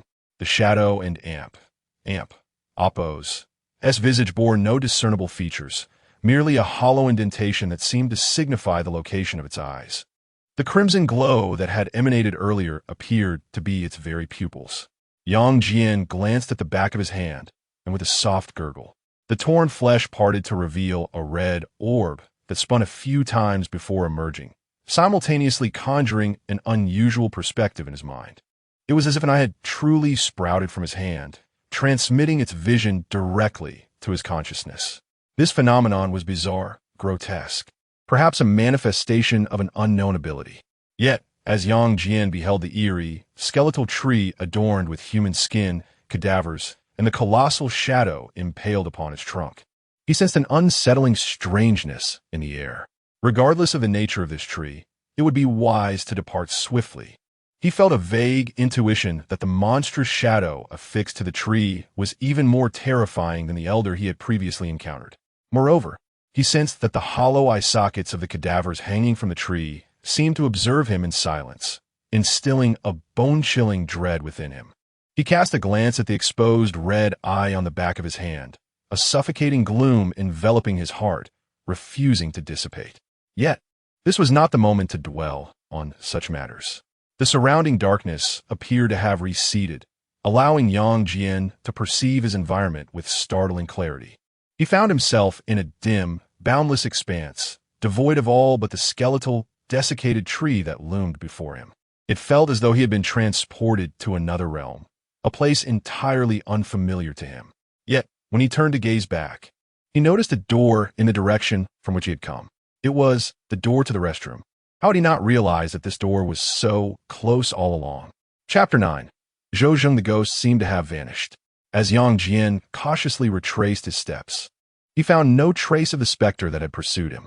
Perhaps this was what they referred to as the blessing that follows great peril. Upon opening the door and stepping inside, Yang Jian was taken aback. Before him lay a familiar corridor. Turning back, he was astonished to find himself once again outside the very classroom from which he had previously escaped. How could this be? Wasn't it Amp, Oppos, that door connected to the restroom? Yang Jian felt increasingly bewildered. Cough, cough. Suddenly, a weak and agonized cough echoed through the corridor. It was you. How did you emerge from the classroom? A man clad in a trench coat, his pallid complexion and emaciated frame leaning against the wall, regarded Yang Jian with bloodshot eyes, tinged with a hint of wariness. Zhou Zheng. Yang Jian paused momentarily before responding. I'm unsure how this occurred. When I followed them out, a ghost dragged me into the restroom. After a harrowing struggle to find my way out, I pushed open the door only to discover I had returned here. Is that so? This is the consequence of the ghost domain. It seems that entity does not wish to let you go. Zhou Zheng and Oppos. S gaze shifted slightly. However, a ghost domain typically harbors only one ghost. That specter is the elder in the black long robe, but he has already departed. What you encountered should be a ghost servant. What is a ghost servant? Yang Jian inquired as he approached. Zhou Zhengdao, within the realm of spirits. Those who perish at the hands of malevolent ghosts become entities bound by these specters, unconditionally obeying their commands, much like servile attendants. Thus, they are referred to as ghostly thralls. While not as fearsome as their spectral masters, they nonetheless pose a significant threat to ordinary individuals such as yourselves. Ahem. Considering how recently this ghostly domain has emerged, the appearance of ghostly thralls is alarming. Your survival in this place is indeed fortuitous. However, this is not the time for idle chatter. Your presence here is fortuitous. He retrieved an object resembling a walkie-talkie from within his garments. This is a satellite positioning phone. Take it and leave at once. If you manage to escape this haunted locale, someone will contact you afterward. Simply relay the circumstances of this place to your contact. Zhou Zhengdao and Amp, Oppos. S visage was marred by agony. Brother, what about you? Yang Jian inquired. Zhou Zhengdao replied, I have reached my limits. In restraining that elder moments ago, I expended too much energy from the spirits. That entity is about to awaken. Those who can wield the powers of malevolent ghosts are termed ghost tamers. Yet the spirits gradually erode the essence of humanity. Existing in a state between human and ghost, as I do, is a torment in itself. Before he could finish, he suddenly let out a piercing scream, collapsing to the ground in agony. As he writhed, his voluminous coat flared open, revealing a greatly distended abdomen, larger than that of a pregnant woman. The skin was somewhat translucent, and within it coiled a figure the size of a 3-year-old child. The infant and Oppos' body was shrouded in a hue of deep blue-black, its hands adorned with razor-sharp nails, and its eyes, devoid of pupils, were as dark as ink. It writhed and tugged within the confines of the abdomen, seemingly intent on tearing its way out. What is this? A specter, a ghostly child, as the records have labeled it. Zhou Zheng, suppressing his agony, recounted, when it first resided within me, it was no larger than my thumb. With each invocation of the malevolent spirit's power, it grew incrementally. Even without such summoning, it continued to expand. It has devoured everything within me, and each day I endure the torment of its gnawing presence, robbing me of my vitality, leaving me sleepless through the nights. My body has nearly been consumed by this specter child. All that remains is an empty, hollow abdomen. A person of ordinary constitution would have perished long ago. Yet I persist, my existence a relentless torment, while death would offer a welcome release. Come, take this phone and depart. He flung the device away, exclaiming, If we do not leave now, this ghostly infant will escape. Then we shall face 2 specters, making our exit even more perilous. Yang Jian retrieved the phone. observing Zhou Zhang's anguished visage, and instinctively brushed his hand across his own knuckles, recalling his own encounters with such suffering. A ghost master? Could he be destined to share Zhou Zhang and Amp Appo's fate? I apologize for disappointing you. Zhou Zhang continued. The Elder and Amp Appo's level of power was far beyond mine. I could not restrain that ancient spirit. The responsibility of guiding you students now rests solely upon your shoulders. Upon seeing Yang Jian pick up the phone, a faint, bitter smile crept across Zhou Zhang's lips. Yang Jian said, "Since you possess such knowledge, why did you choose to stay? If you intended to leave this place, you could have done so safely. There was no need to remain here and face death alongside us. I am the head of Dachang City, and it is only individuals like us who can confront these malevolent spirits. If we allow fear for our own lives to dictate our actions, this world will be doomed. My commitment to this work is not for my own sake, but for the safety of the city." Zhou Zhang's lips twitched, the agony intensifying. He felt as though he could no longer endure. Suddenly, he bellowed, "What are you waiting for? Go, hurry!"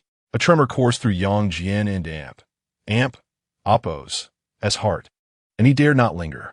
Gripping his phone tightly, he turned and fled. "By the way, be cautious of that student in your class named Fong Jing. I encountered him previously, and he possesses a peculiar aura. He does not seem entirely human. However, I cannot be certain. It would be wise to keep your distance from him.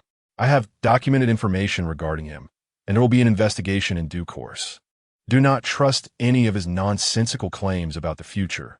It is utterly impossible for anyone to return from the future. The Research Institute has conducted experiments of this nature."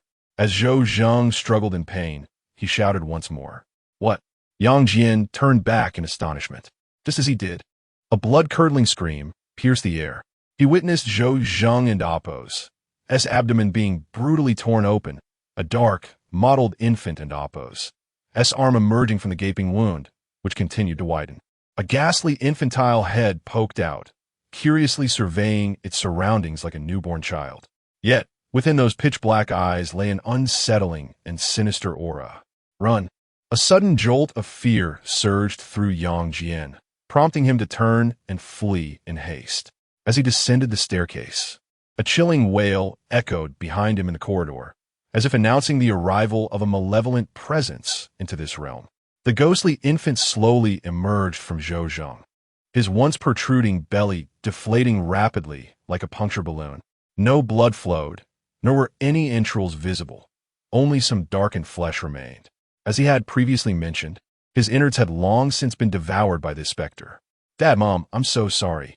Zhou Zhang's eyes gradually lost their luster, becoming dull and lifeless.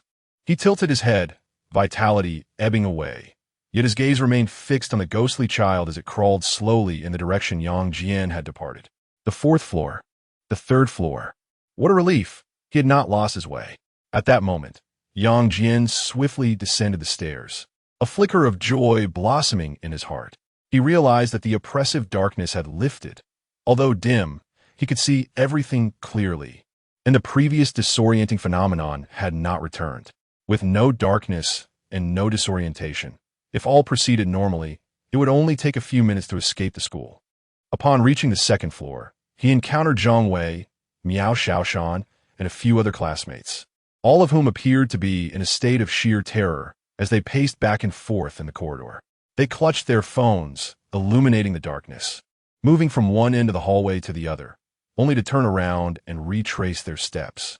This cycle had repeated several times, as if they were ensnared by some unseen force, forever unable to escape. No, that was not the issue. It was not that the ghostly realm had vanished, nor that the darkness had receded, but rather that I have come to perceive the truth. Yang Jian's expression shifted subtly as he glanced at the red eye on the back of his hand. Could this be the power of a ghost master? If that is the case, then this eye is also a ghost. He recalled Zhou Zhang and Amp Appo's earlier words. The ghostly infant within him had initially been no larger than a fingernail, only to grow significantly thereafter. If this were true, what form would this ghostly eye eventually take? Would it transform into a vengeful spirit that would consume him? The thought of Zhou Zhang and Appo's as prior predicament sent a chill down Yang Jian and Appo's spine, instilling a sense of dread as he gazed at the eye on his hand, feeling nothing but terror. The earlier elation of piercing through the ghostly realm evaporated completely. Even if this eye were to bring about his demise, that was a concern for another time. The immediate priority was to escape this place. Yang Jian clenched his teeth to dispel his errant thoughts and strode purposefully towards Zhang Wei and the others. Yet, in their eyes, the surroundings were shrouded in darkness, with the light from their phones illuminating only a meter ahead, beyond which visibility faded into obscurity. Zhang Wei, we have been walking for half an hour, yet we remain trapped here. Will we be confined in this place for eternity? Miao Xiaoshan from our class spoke nervously.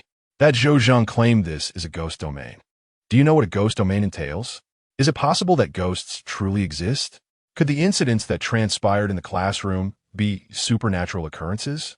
If there are indeed ghosts, might we never escape? Other students chimed in cautiously. Zhang Wei, with a serious expression, reassured them, do not worry. It is impossible for us to be trapped here for a lifetime. Trust me, in a few days, we will perish from hunger here. It will not take a lifetime. At this moment, you still choose to make such light of our predicament. Suddenly, a series of footsteps echoed ominously from the darkness. Who is there? Who is in front? Zhang Wei felt a surge of anxiety, and the others trembled in fear. Do not panic, it is I, Yang Jian, came a voice from the shadows. Stop. Do not come any closer. You claim to be Yang Jian. Can you prove it? What if you're a ghost in disguise? Zhang Wei retorted. Yang Jian ripley it. Zhang Wei, is this really the time for your incessant prattle? This place is perilous. I can lead you out. If you follow me, you will not lose your way. He had come here specifically to rescue Zhang Wei and the others. If he did not intervene, they would undoubtedly perish here. Despite his enmity with Fang Jing, he held no ill will towards them. Moreover, within the realm of the supernatural, two malevolent spirits have emerged, their terror likely beyond the realm of imagination. Chapter 10. Countdown of life. Hold hands and follow me closely. Do not stray away. I can lead you out of this building, Zhang Wei urged. By the way, Zhang Wei, why are your hands so sweaty? Yang Jian inquired. With a serious expression, Zhang Wei replied, Sweat? How could this be sweat? Yang Jian, you are overthinking. This is clearly urine, all right? Child and amp, Appo's urine, used for warding off evil. I just released it not long ago, and it an amp, Appo's, still warm. You can feel it for yourself. As he spoke, he shamelessly smeared it on Yang Jian's hand. Ugh, that's disgusting. Yang Jian retorted, stop holding my hand, and go away. Don an amp, Appo's, be like that. I don an amp, Appo's, mind you. Do you really mind me? It an amp, Appo's, that's just a little urine. What an amp, Appo's, that's the big deal? After we get out, I can let you urinate back. Zhang Wei countered.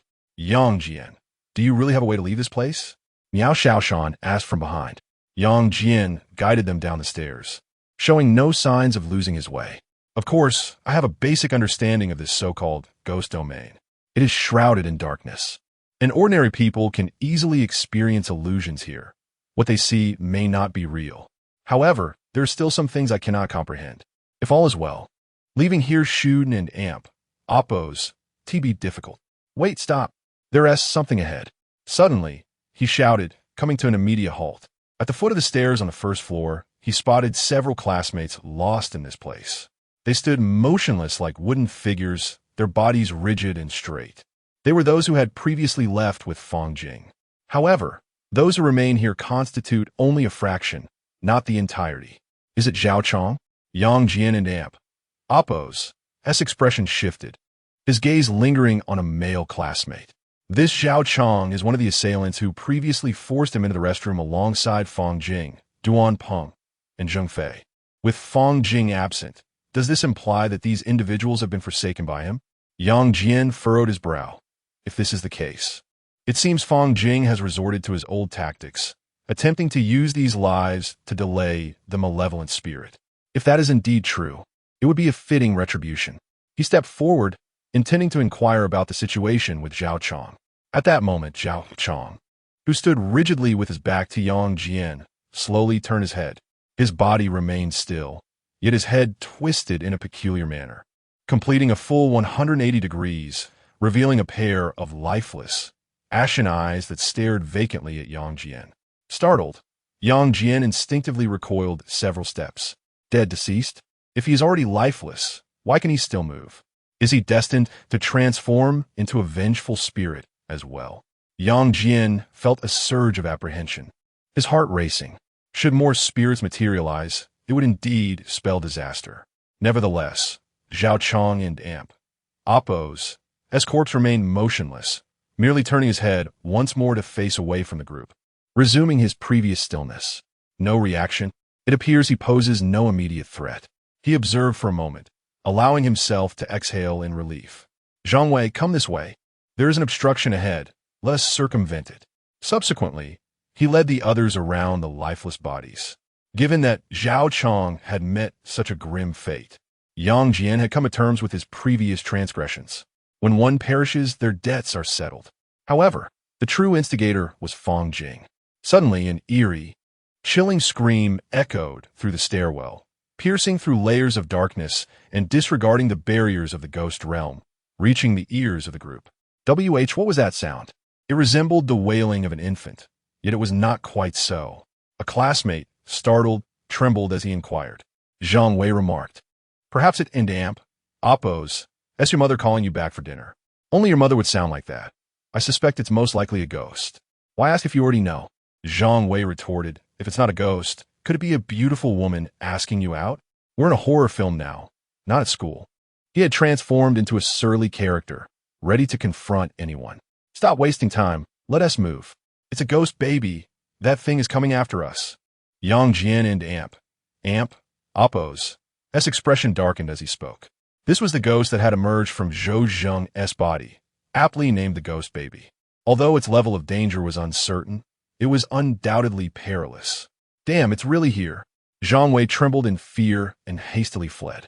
The group quickened their pace, leaving the classroom building as swiftly as possible under Yang Jian's guidance. After finally escaping the labyrinthine staircase, the remaining individuals sensed that hope was within reach. Yet at this moment, a baby, cloaked in a ghastly shade of bluish-black, scuttled along the wall with a terrifying and bizarre swiftness reminiscent of a spider.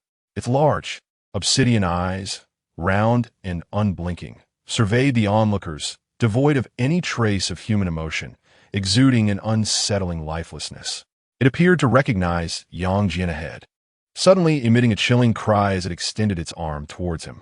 The slender arm of the infant grotesquely elongated, reaching out through the darkness with alarming speed.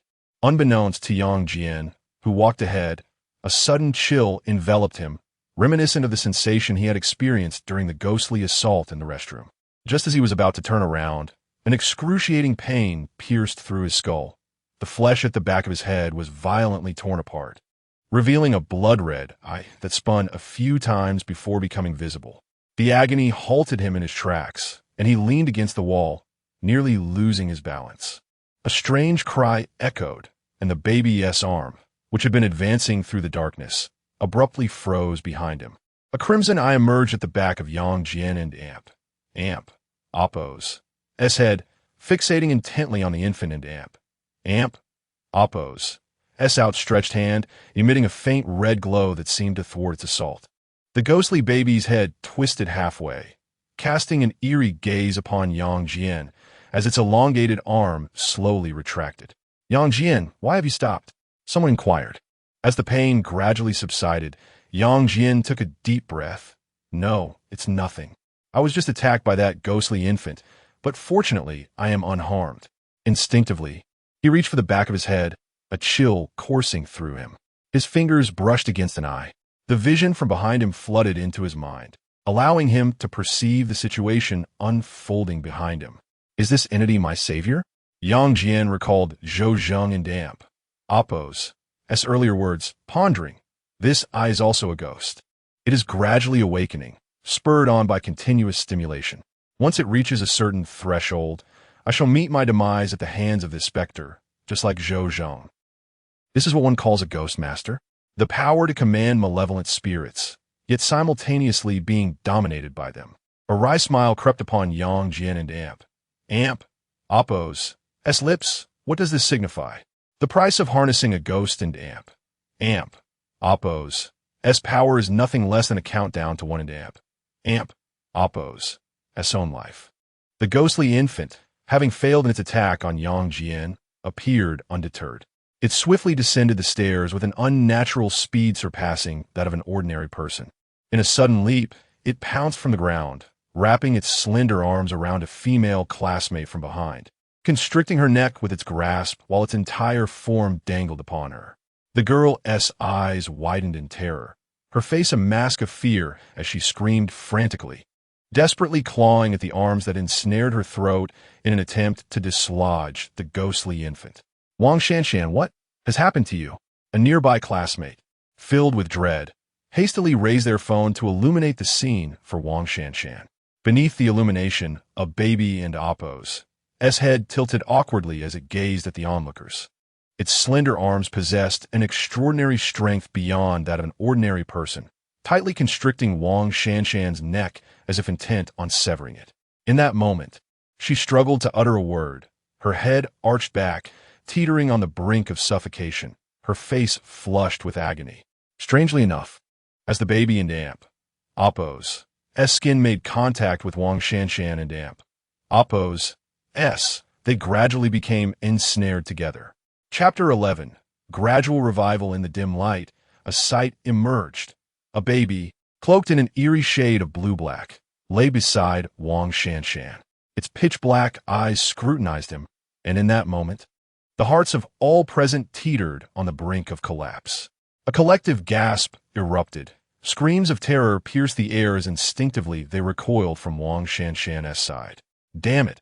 Has this wretched spirit child turned its wrath upon others instead of me? Yang Jian clenched his fists tightly, overwhelmed by a profound sense of helplessness. He yearned to rescue her, yet dared not approach. The eye upon him could merely pierce the darkness of the ghostly realm. Self-preservation was merely an instinctive reaction, devoid of any means to confront this spectral infant. We must go. Gritting his teeth, he instinctively felt the urge to flee. Creak, creak, help. Help me, Wang Shanshan's face contorted in agony, resembling a dying fish gasping for air. She reached out with trembling hands towards Yang Jian, as if that gesture embodied her last glimmer of hope, her voice straining to articulate a plea for salvation. Though he did not turn, the eye at the back of his head bore witness to this heart-wrenching tableau. Seeing his classmate Wang Shanshan in such dire straits, he instinctively halted his flight. This scene echoed the earlier moment when Fang Jing had thrust him into the restroom. At this juncture, Wang Shanshan had yet to lose consciousness. Though engulfed in terror, she found herself desperately yearning for assistance in her hour of despair. What difference would it make if I abandoned her now, leaving only to cling to my own life at the expense of classmate's existence?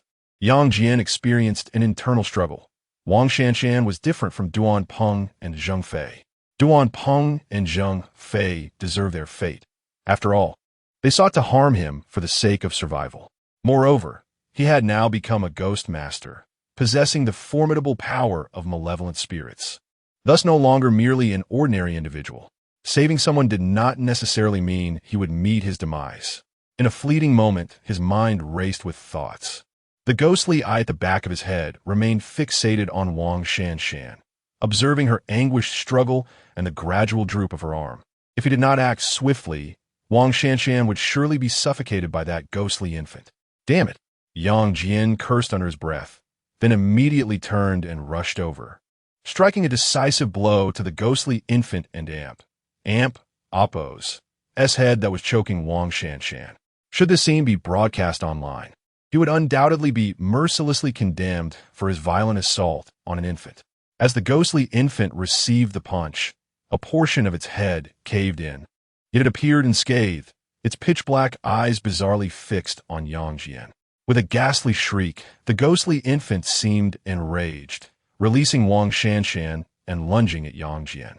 Its cheeks split open, and its mouth stretched beyond human limits, engulfing half of his arm in one swift motion. The sensation was cold and viscous.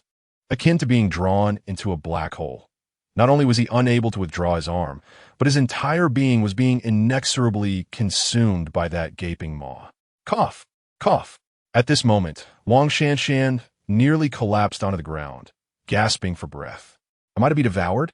Yang Jian felt as though his body was succumbing to a sensation of melting, as if all his flesh and blood were being drawn into that gaping mouth. Poised to be devoured alive. Suddenly, a sharp pain surged through his arm, akin to having his skin brutally torn apart, or as if his very soul were being crushed. At that moment, the ghostly infant let out a pained wail, releasing Yang Jian's arm, which then fell to the ground as if drained of all vitality, quickly scuttling away, seemingly in flight, vanishing up the staircase in no time. Damn it, that feeling again. Yang Jian was drenched in cold sweat, trembling in agony, unable to suppress a wretched scream. He noticed that the severed portion of his arm that had been swallowed by the ghostly infant was glowing red, the flesh violently torn apart by some unseen force, from which crimson eyeballs began to emerge. Previously, there had been but one eye on the back of his hand.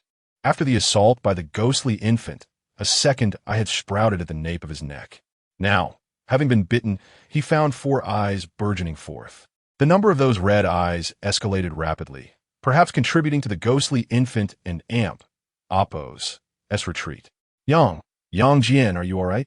Are you hurt? Wang Shanshan, having narrowly escaped death, though still shaken and filled with dread, understood in her heart that it was Yang Jian who had saved her moments ago. Observing him writhing in pain on the ground, she hurriedly inquired, reaching out to assist him in rising. Suddenly, as Yang Jian's struggles ceased, one of his arms contorted into a grotesque position, extending outward to grasp Wang Shanshan's hand. This action was beyond the capacity of an ordinary human. 5 eyes adorned his arm, rotating in unison, fixated upon her. Wang Shanshan, terrified, collapsed onto the ground, unable to suppress a scream. Yet almost immediately the 5 eyes on his arm closed once more.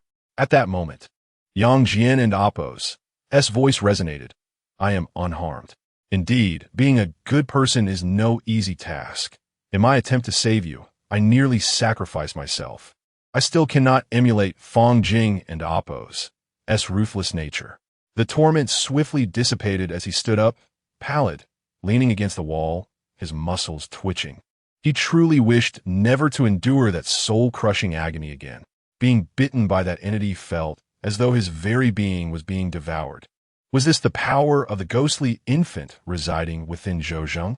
How terrifying! Moreover, it seemed that this creature was capable of growth. Yang Jian glanced at his arm, sensing an unsettling writhing beneath his flesh, as if it could erupt at any moment. The presence of those eyes intensified, indeed indicating a revival. I apologize. It is I who have burdened you, Wang Shanshan murmured softly. It matters not. Rescuing you was my personal choice.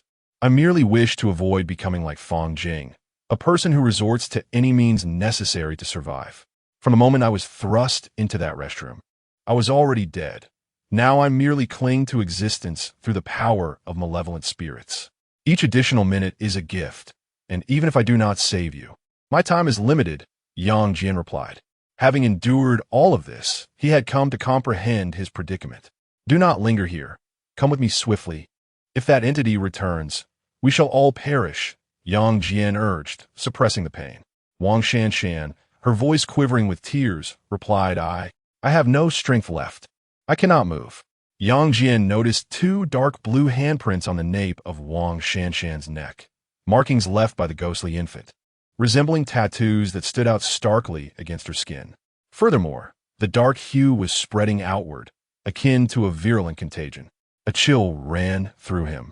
Yet he refrained from voicing a warning, for this was not the moment for such discourse.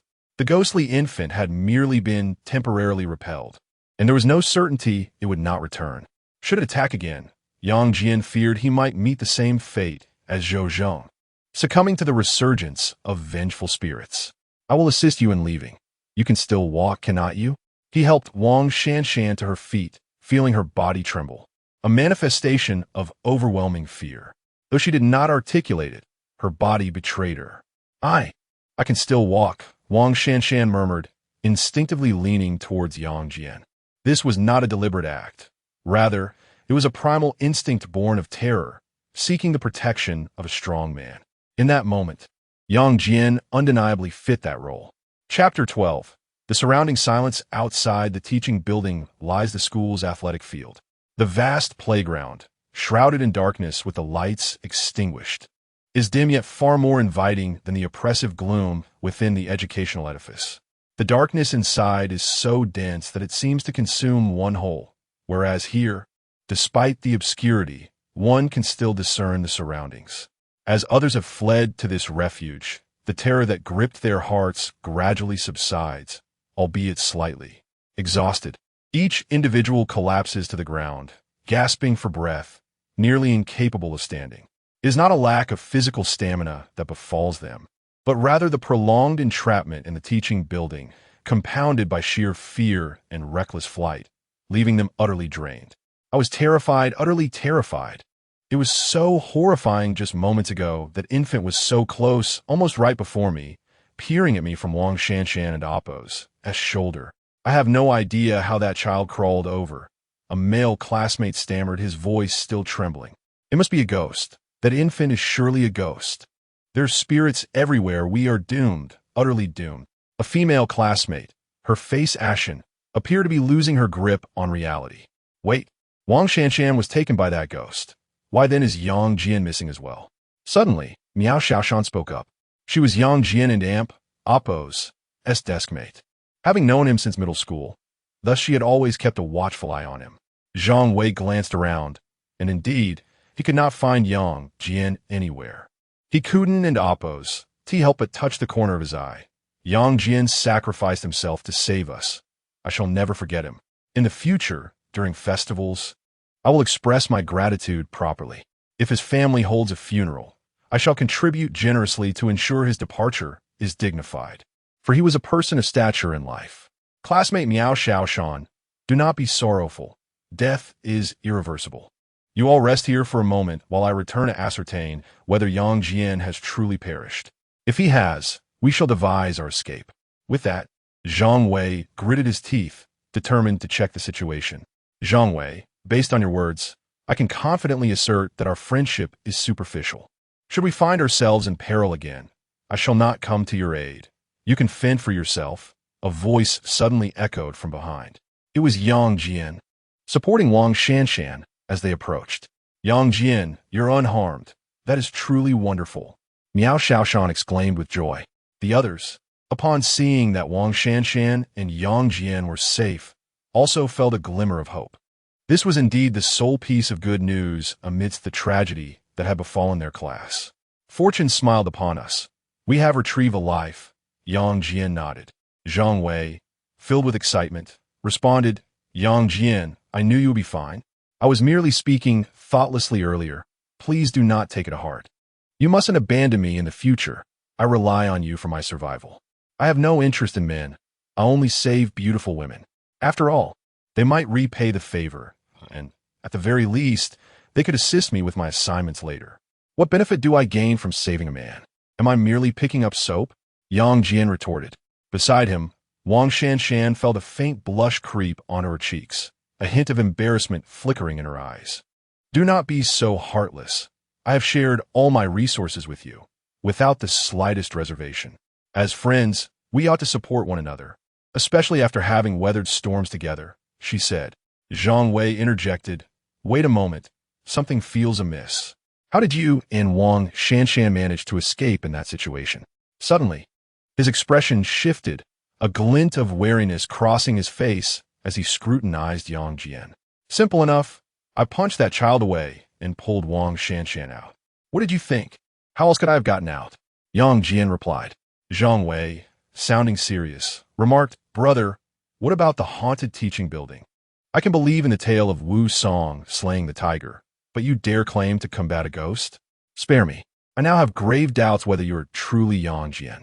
It is quite possible that you are a ghost in disguise, intending to infiltrate our ranks and bring us to ruin, just like in the movies. At this, the already rattled group cast fearful glances at Yang Jian, as if he truly were a specter. Can you not think rationally for once? always suspecting this person is a ghost, that one is a ghost. If you truly encountered a ghost, you would have perished long ago. Do you still have the leisure to stand here and converse? Young Jian retorted. My phone is dead. Who knows what time it is now? He continued. My watch seems to be broken. It is currently 4 in the morning, Miao Xiaoshan observed in surprise, glancing at her cartoonish wristwatch. Hey, my phone also shows it's past 4 in the morning. I distinctly saw it was only 8:30 earlier. When did so much time elapse? The group began to realize that something was indeed off with the time. Yang Jian turned to gaze at the distant teaching building shrouded in darkness, and remarked, The hour is of little consequence. I am merely pondering why, despite the enormity of the events that have transpired here and the passage of time, there has been no response from the outside world.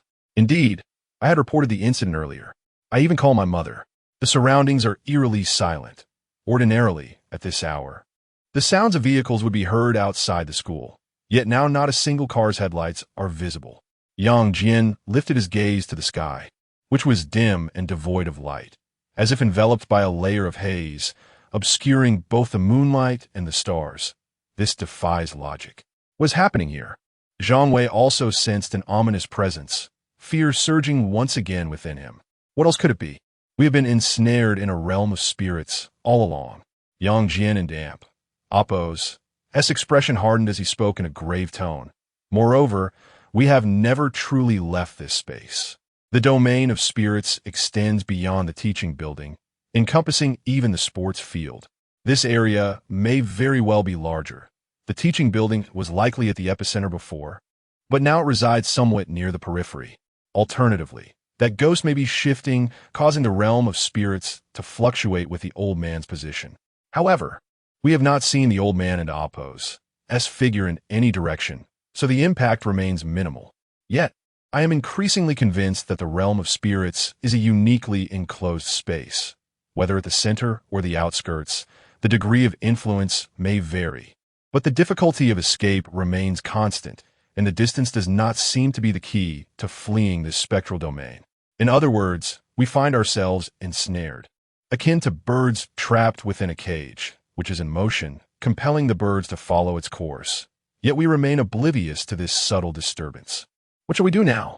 Wang Shanshan spoke with a trembling voice, her palm gripping Yang Jian and Amp, Appo's arm tightly, leaning against him as if she had already deemed him her savior. She fervently wished never to relive the harrowing events that transpired at the stairway. The others gazed at Yang Jian with faces marked by fear and hope, yearning for him to devise a means to escape this haunted place. Yang Jian remained silent, his fingers brushing over the several closed eyes upon the back of his hand. To leave this place, perhaps there exists but one recourse, to continue harnessing the power of the vengeful spirits. Yet, as Zhou Zheng had warned, each invocation of a spirit and Appo's strength would revive a fraction of the entity within him, drawing him perilously closer to death, a fate more grievous than poison. It is no wonder Zhou Zheng concluded that becoming a ghost master is not solely for the benefit of others, but also for oneself, as sometimes self-preservation is paramount when confronting malevolent spirits, Yang Jian mused. However, before that, I must clarify a matter and settle some personal grievances. Otherwise, I would depart this world with lingering regrets. Resolute, Yang Jian proclaimed. Does anyone possess Fong Jing and Amp, Appo's phone number? Lend it to me. If my instincts are correct, he too is ensnared here with us. Chapter 13. Parchment. Fong Jing indeed had not departed, yet he found himself thoroughly disoriented. Although he had managed to escape with the assistance of Zhou Zheng, he remained ensnared in this place. In a desperate attempt to evade the old specter, he had inadvertently dashed into a small grove. The area was scarcely vast, adorned with greenery. However, shrouded in darkness, the multitude of trees loomed like an infinite primeval forest, ensnaring Fong Jing within its depths. No matter the direction they chose to traverse, they remained trapped in the woods, unable to find an exit. Damn it, why? Why does that old ghost persistently follow me? Shouldn't he be pursuing Yang Jian instead? Fong Jing's face was etched with terror, cold sweat pouring down. It must be that Yang Jian is dead. He has perished, which is why the old ghost has chosen me as its target. The future has shifted. and now I stand in Yang Jian's stead as the focus of that malevolence. But I am not Yang Jian. How can I possibly know how to survive the clutches of that old ghost? Regret flooded Fang Jing's heart. Had he foreseen this turn of events, he would have feigned camaraderie with Yang Jian, allowing him to charge into danger while he himself concealed in safety. His impatience had clouded his judgment, causing him to forget that at this moment, Yang Jian was not the greatest threat. The old specter was the true terror. Fang Jing, listen, the footsteps are returning. Suddenly, a voice quivered beside him, laced with fear. How can it be so swift? A single person should be able to hold off a malevolent spirit for several minutes. Fang Jing suddenly lifted his head, gritted his teeth, and cast a glance at the few individuals beside him. The remaining few now avoided Fang Jing as if he were a malevolent spirit. Throughout the journey, beginning from the moment he entered the restroom with Yang Jian, he had left behind Zhao Chong, Wan Feng, and He Chun. During this time, some, unwilling to be under Fang Jing and Amp Oppo's influence, chose to flee, ultimately vanishing into the abyss of darkness, never to be seen again. Now, only 5 or 6 classmates remained by his side. It was not that they did not wish to escape. Rather, they feared doing so. Following Fang Jing was at least a guarantee of survival for the present, while those who had departed might well have met their demise. At this moment, emboldened by the scant knowledge he possessed, Fang Jing had assumed the role of a tyrant among this group, instilling fear. How despicable! These individuals have become shrewd, unwilling to allow me to remain behind. And should I attempt to force others to stay, they would likely choose to flee immediately. Fang Jing sensed the wariness and hostility emanating from the others, cursing silently within. Let's proceed. He refrained from compelling anyone to linger behind, and instead continued to beckon in the dimly lit forest. Just then, his phone unexpectedly rang. The screen displayed a call from Zhang Wei. Fang Jing hesitated for a moment, ultimately opting to answer. Zhang Wei and the others had become separated earlier. Perhaps there was some development on their end that warranted notification. Fang Jing, it's me, Yang Jian, came the voice from the other end of the line. Startled, Fang Jing nearly leapt from his feet, almost dropping the phone. You're not already dead? Are you human or a specter? Thanks to you, I'm still alive. On the phone, Yang Jian and Oppo's voice sounded rather indifferent. Fang Jing and Oppo's expression shifted uncertainly. He had personally thrust Yang Jian into that haunted restroom. Yet he had not perished. It seemed impossible for any ordinary person to survive such an ordeal. How had he managed it? Why are you calling me now? He forced himself to remain composed and inquired. Yang Jian replied, Do you wish to live? Do you desire to leave the school alive? Do you have a way? Fang Jing asked, momentarily taken aback with excitement. I have become a ghost tamer. Do you think I lack the means? Yang Jian responded. That and Oppo's. That's wonderful. Quickly, help me escape. Fang Jing urged eagerly. Ha! Yang Jian and Oppo's laughter was tinged with mockery. The events that transpired were not intentional on my part. I was merely trying to survive. Since we are classmates, can't we resolve this misunderstanding? Just get me out of here, and I will grant you whatever you desire. At worst, I will let you beam me up for free. Fang Jing clutched his phone, speaking hastily. Yang Jian replied, Stop with the trivialities. If you want me to take you out, it must satisfy me. Otherwise, prepare yourself to be trapped here. What do you want? Fang Jing stuttered. I met Zhou Zheng earlier. He mentioned you were peculiar.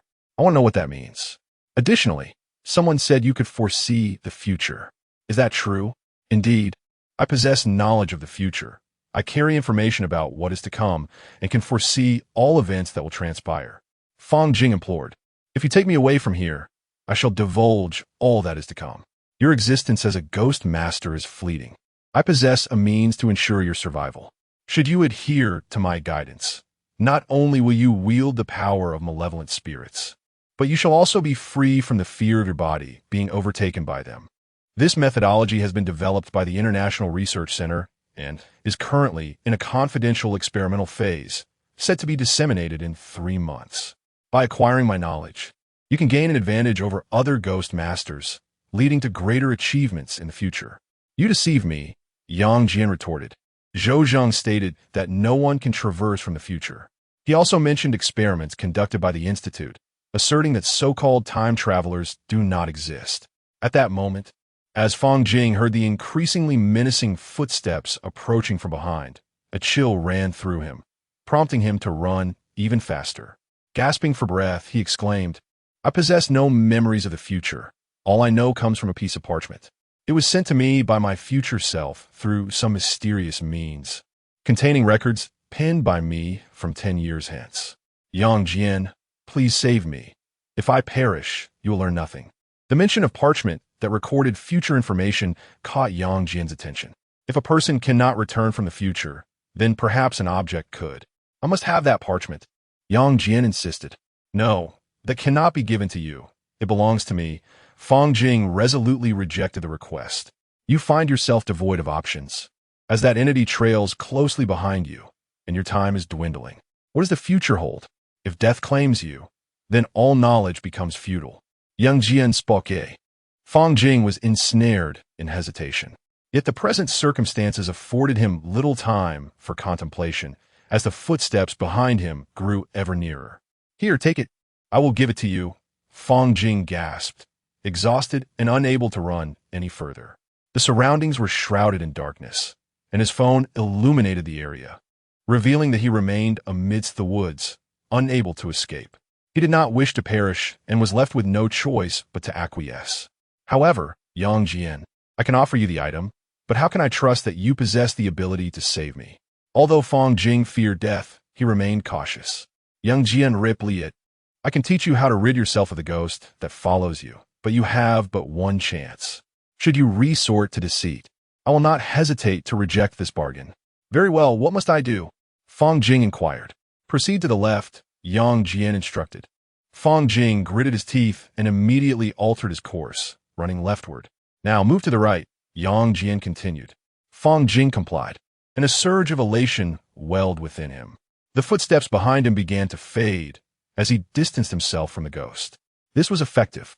Yang Jian truly possessed the means to save him. "Now relinquish the item," Yang Jian commanded. Fang Jing and Appo's eyes flickered with uncertainty. "What if I give it to you now and you fail to save me? Take me away from here, and I will hand it over immediately upon our escape. In that case, the transaction has failed? Be cautious, for that entity is pursuing once more," Yang Jian remarked. Beep! The call ended abruptly. Simultaneously, footsteps echoed behind Fang Jing, causing him to shudder involuntarily. He glanced around, only to realize that his classmates had vanished without a trace, leaving him utterly alone. Chapter 14.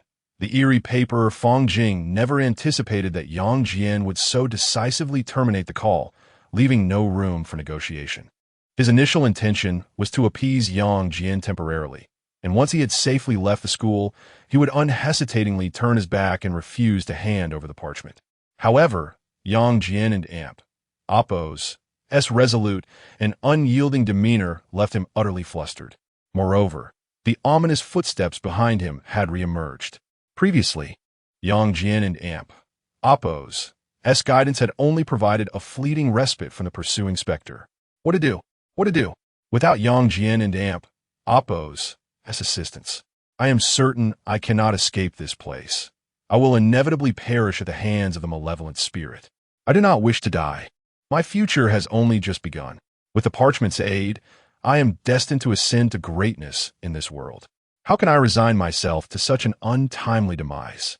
Panic surged within Fang Jing, and cold sweat dripped from his brow as he instinctively resumed his flight, hoping to distance himself from the ominous footsteps. Yet it proved futile. The footsteps drew ever closer. The surrounding darkness seemed to deepen, threatening to engulf him entirely. "No, I cannot succumb to death. I shall relinquish the parchment. Yang Jian is right. If I perish, all the knowledge I possess becomes meaningless. Furthermore, I have a general grasp of future events, rendering the parchment's value less significant than I had imagined. Under the looming threat of death, nothing is worth clinging to." With trembling hands, Fang Jing dialed Zhang Wei's number once more. Beep, beep, beep. The call connected. "I offer you the parchment, but only if you promise to take me away from here." Before the other party could respond, he spoke first. On the other end of the line, Yang Jian's voice emerged. "Drop the parchment on the ground, and I shall retrieve it." At that moment, Fong Jing ceased his tricks, decisively producing a stack of dark brown paper from his pocket and discarding it onto the ground. I have complied. Please help me. I do not wish to perish. Yang Jian responded. First, I will teach you how to evade the specter behind you. Move to your right. All right, thank you, thank you. Fong Jing, in a state of panic, hurriedly followed Yang Jian's instructions. Further to the right, Yang Jian continued. Fong Jing complied once more, and the effect was immediate.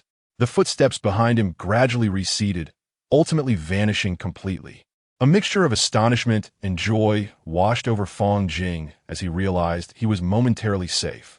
Foolish, Yang Jian muttered as he set down his phone, a cold smirk creeping onto his lips.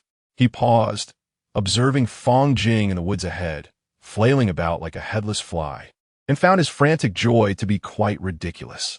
The footsteps trailing behind Fong Jing were not those of a ghost. They belonged to him. Indeed, no specter followed Fong Jing. Only Yang Jian was in pursuit. Terrified by the phantom, Fong Jing failed to discern the realm of the supernatural. Who could have guessed that a person was behind him? Was this truly the parchment that recorded future events? Yang Jian picked up the object from ground. The brown leather, supple yet imbued with a hint of chill, seemed as if it had been extracted from a cold storage, emanating an air of foreboding and strangeness. Upon contact, the eyes on the back of his hand involuntarily opened, emitting a faint red glow. This was not parchment. It was human skin, and something felt profoundly amiss. A shiver coursed through Yang Jian as this thought surged in his mind. Upon unfolding it, a line was inscribed on the parchment. My name is Fong Jing. By the time you read this letter, I will have perished. Do not find it peculiar. I am you from 10 years in the future, conveying information from the future through a peculiar method. I implore you, remember the contents below diligently. The world has encountered apparitions. This is no jest. By the time you become aware of this news, it will be too late, and you will be at least 6 months behind other ghost tamers. Beware of your classmate, Yang Jian. His future self is terrifying. I was killed by him, hence you must eliminate Yang Jian in advance. Otherwise, your future self will surely meet his demise at his hands. Remember to kill Yang Jian. On June 20th of a certain year, you will encounter Zhou Zheng. This encounter is crucial. Zhou Zheng is a ghost tamer affiliated with the Asian division, codenamed Ghost Infant Zhou Zheng. However, he is merely a transient presence, so do not dwell on him too much. Exercise caution around the ghost infant that may emerge from his body. That entity will grow, and within a few months, it will evolve into something far more perilous. It is advisable to keep your distance. Otherwise, death may ensue. It is imperative to join the headquarters post-haste. Remember, gold, paper, stay away, escape, demon. When Yang Jian beheld this information, he discovered that the script on the parchment was swiftly becoming blurred and dim. Crucial details were being erased by an unknown force, vanishing completely before his eyes. What was once a densely packed array of notes had transformed into a vast expanse of blank parchment. Much like characters on a computer screen, they disappeared one by one. Yang Jian had scarcely glimpsed anything of value when the text, which contained prophetic insights, had entirely evaporated. What could possibly be happening? He furrowed his brow deeply and examined the parchment from side to side. Indeed, the writing had vanished without a trace. Confronted with this phenomenon, Yang Jian recalled a film he had watched, wherein alterations to the past would inevitably affect the future. Could it be that, by seizing the parchment, which recorded future information, he had inadvertently erased the traces of his own future? Yet, before Yang Jian could ponder this further, he noticed that writing began to reappear on the parchment. Each stroke emerged continuously before him, as if an invisible hand were wielding a pen, inscribing anew. My name is Yang Jian. By the time you read this letter, I will have departed from this world. I am you from a decade hence, conveying information from the future through some peculiar means. Upon encountering this, Yang Jian felt a chill run down his spine. He gazed at the parchment in his hands, his eyes narrowing slightly. What on earth is this ghastly thing? This is certainly not a parchment that records future information. He could sense the eerie and malevolent essence of this human skin. The words that had just appeared were not mere erasures by the future and Appo's mirror, but rather the skin itself had autonomously obliterated its previous owner and Appo's information. It had changed hands, seeking to erase the identity of its former master, and thus was in the process of generating Yang Jian and Appo's as details. The contents inscribed herein are utterly untrustworthy. This object must not be kept. Yang Jian's gaze flickered as an unknown dread enveloped him. He looked around, contemplating casting this human skin into the sewer to ensure its eternal obliteration. Yet, word began to manifest upon the parchment. Do not discard it. Do not discard it. I can assist you. Without me, you will perish. You will perish. Soon, all the writing faded away, leaving behind but two words, stay, stay. These two words incessantly repeated, curving and twisting, lacking any coherent structure, varying in size, sprawling across the entirety of a human skin. Chapter 15. The conditions for the elder's appearance upon perceiving the inscribed words materializing before him. He hesitated for a considerable duration. Ultimately, Yang Jian opted not to discard the brown human skin. The rationale was quite straightforward. He did not wish to follow in Zhou Zhang's tragic footsteps and succumb to the resurgence of a vengeful spirit. Although this parchment exuded an aura of malevolence and enigma, for Yang Jian, it represented an uncharted opportunity. Perhaps this parchment could indeed unveil significant revelations or even insights into the future. I sense that retaining this parchment may not bode well. Yet I find myself bereft of alternatives. No matter how dire the situation may become, death is preferable to the awakening of a malevolent specter. Yang Jian Oimpe, Apos, es gaze flickeret, moriofer. If he were to exercise caution and remain vigilant, perhaps the circumstances would not be as dire as anticipated. Gritting his teeth, he rolled the human skin and tucked it into his pocket, having resolved to keep it. At that moment, Zhang Wei's phone suddenly rang, displaying Fang Jing's name. Yang Jian regained his composure, and upon seeing Fang Jing's name, his eyes stirred. He nearly forgot that Fang Jing was still in the vicinity. After pondering for a moment, he chose to answer the call. Hello, Yang Jian. I've given you the item. You cannot hang up on me. Quickly, tell me how to leave this place. Speak quickly. Fang Jing's voice was laced with panic, clearly revealing his fear. At this juncture, he found himself utterly alone, without a single classmate by his side. Although he had shaken off the footsteps behind him, he remained ensnared within the realm of spirits. As long as he did not escape this ghostly domain, any semblance of safety was merely ephemeral. At this moment, Yang Jian and Appo's gaze flickered, his mind racing with thoughts. He resolved to conduct an experiment using the square mirror. Soon, he spoke. Square mirror, I will not actively lead you away from here, but I shall teach you a method that enabled me to survive. What method? Quickly tell me, urged the square mirror. Yang Jian replied, your phone can still connect to the internet, correct? I will send you a link to a forum where you must locate a post by a user named in Appo's, Thunder King of Lightning. And Appo's, after speaking, he sent the address of the ghost story forum he had previously visited. The square mirror soon received the information and responded. I found the post by Thunder King of Lightning. It's quite popular. Open it, block out others, and scroll to the end. Yang Jian instructed. The square mirror's fingers became slick with sweat as it tapped the screen, following the directions to reach the end of the post. Upon opening it, a shiver coursed through its body. There lay a photograph, a figure clad in a long robe, covered in corpse-like spots, with a face that appeared numb and ashen. This elderly man stood outside a glass window, seemingly passing by. Indeed, this was the same elder who had knocked at the classroom door earlier. Did you see the photograph? Save it, Yang Jian commanded. Okay, the square mirror gulped, filled with dread as it saved the image. Once Yang Jian completed his task, he immediately surveyed his surroundings, attentive to every direction. 1 minute passed, then 2, then 3. The old man did not appear. It seemed he had departed from this place, whereabouts unknown. Yet Yang Jian was acutely aware that the realm of spirits remained. The old man had not truly left. He was merely out of sight. After all, the school was vast, and it was not peculiar to lose sight of such a figure.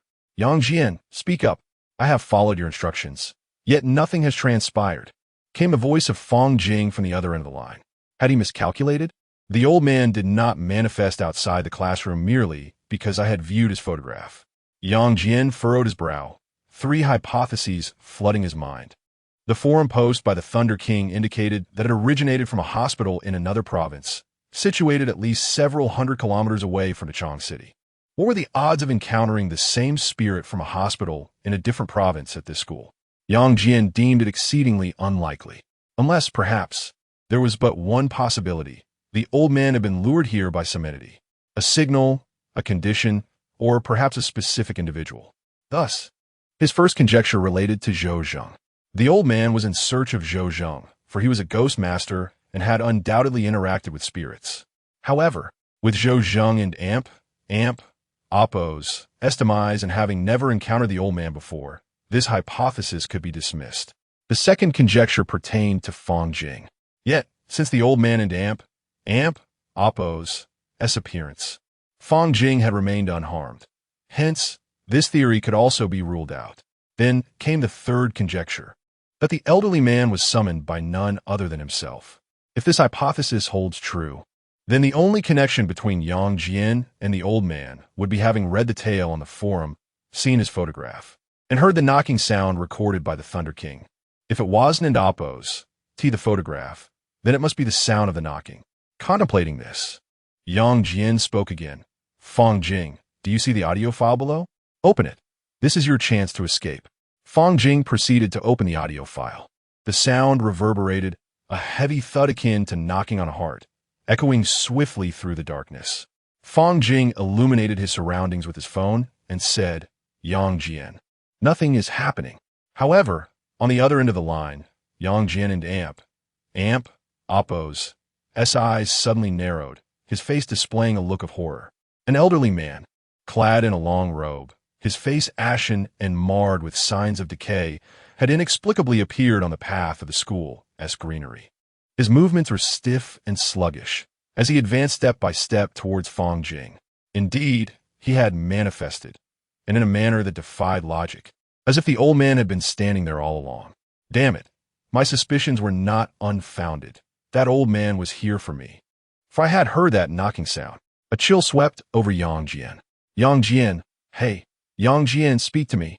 Fang Jing remained unaware that the old man was approaching him, continuing to inquire. Yang Jian cautiously retreated, evading the elder and Oppos' gaze, and carefully distanced himself. He persisted in listening to the audio file, refusing to pause. Is this truly effective?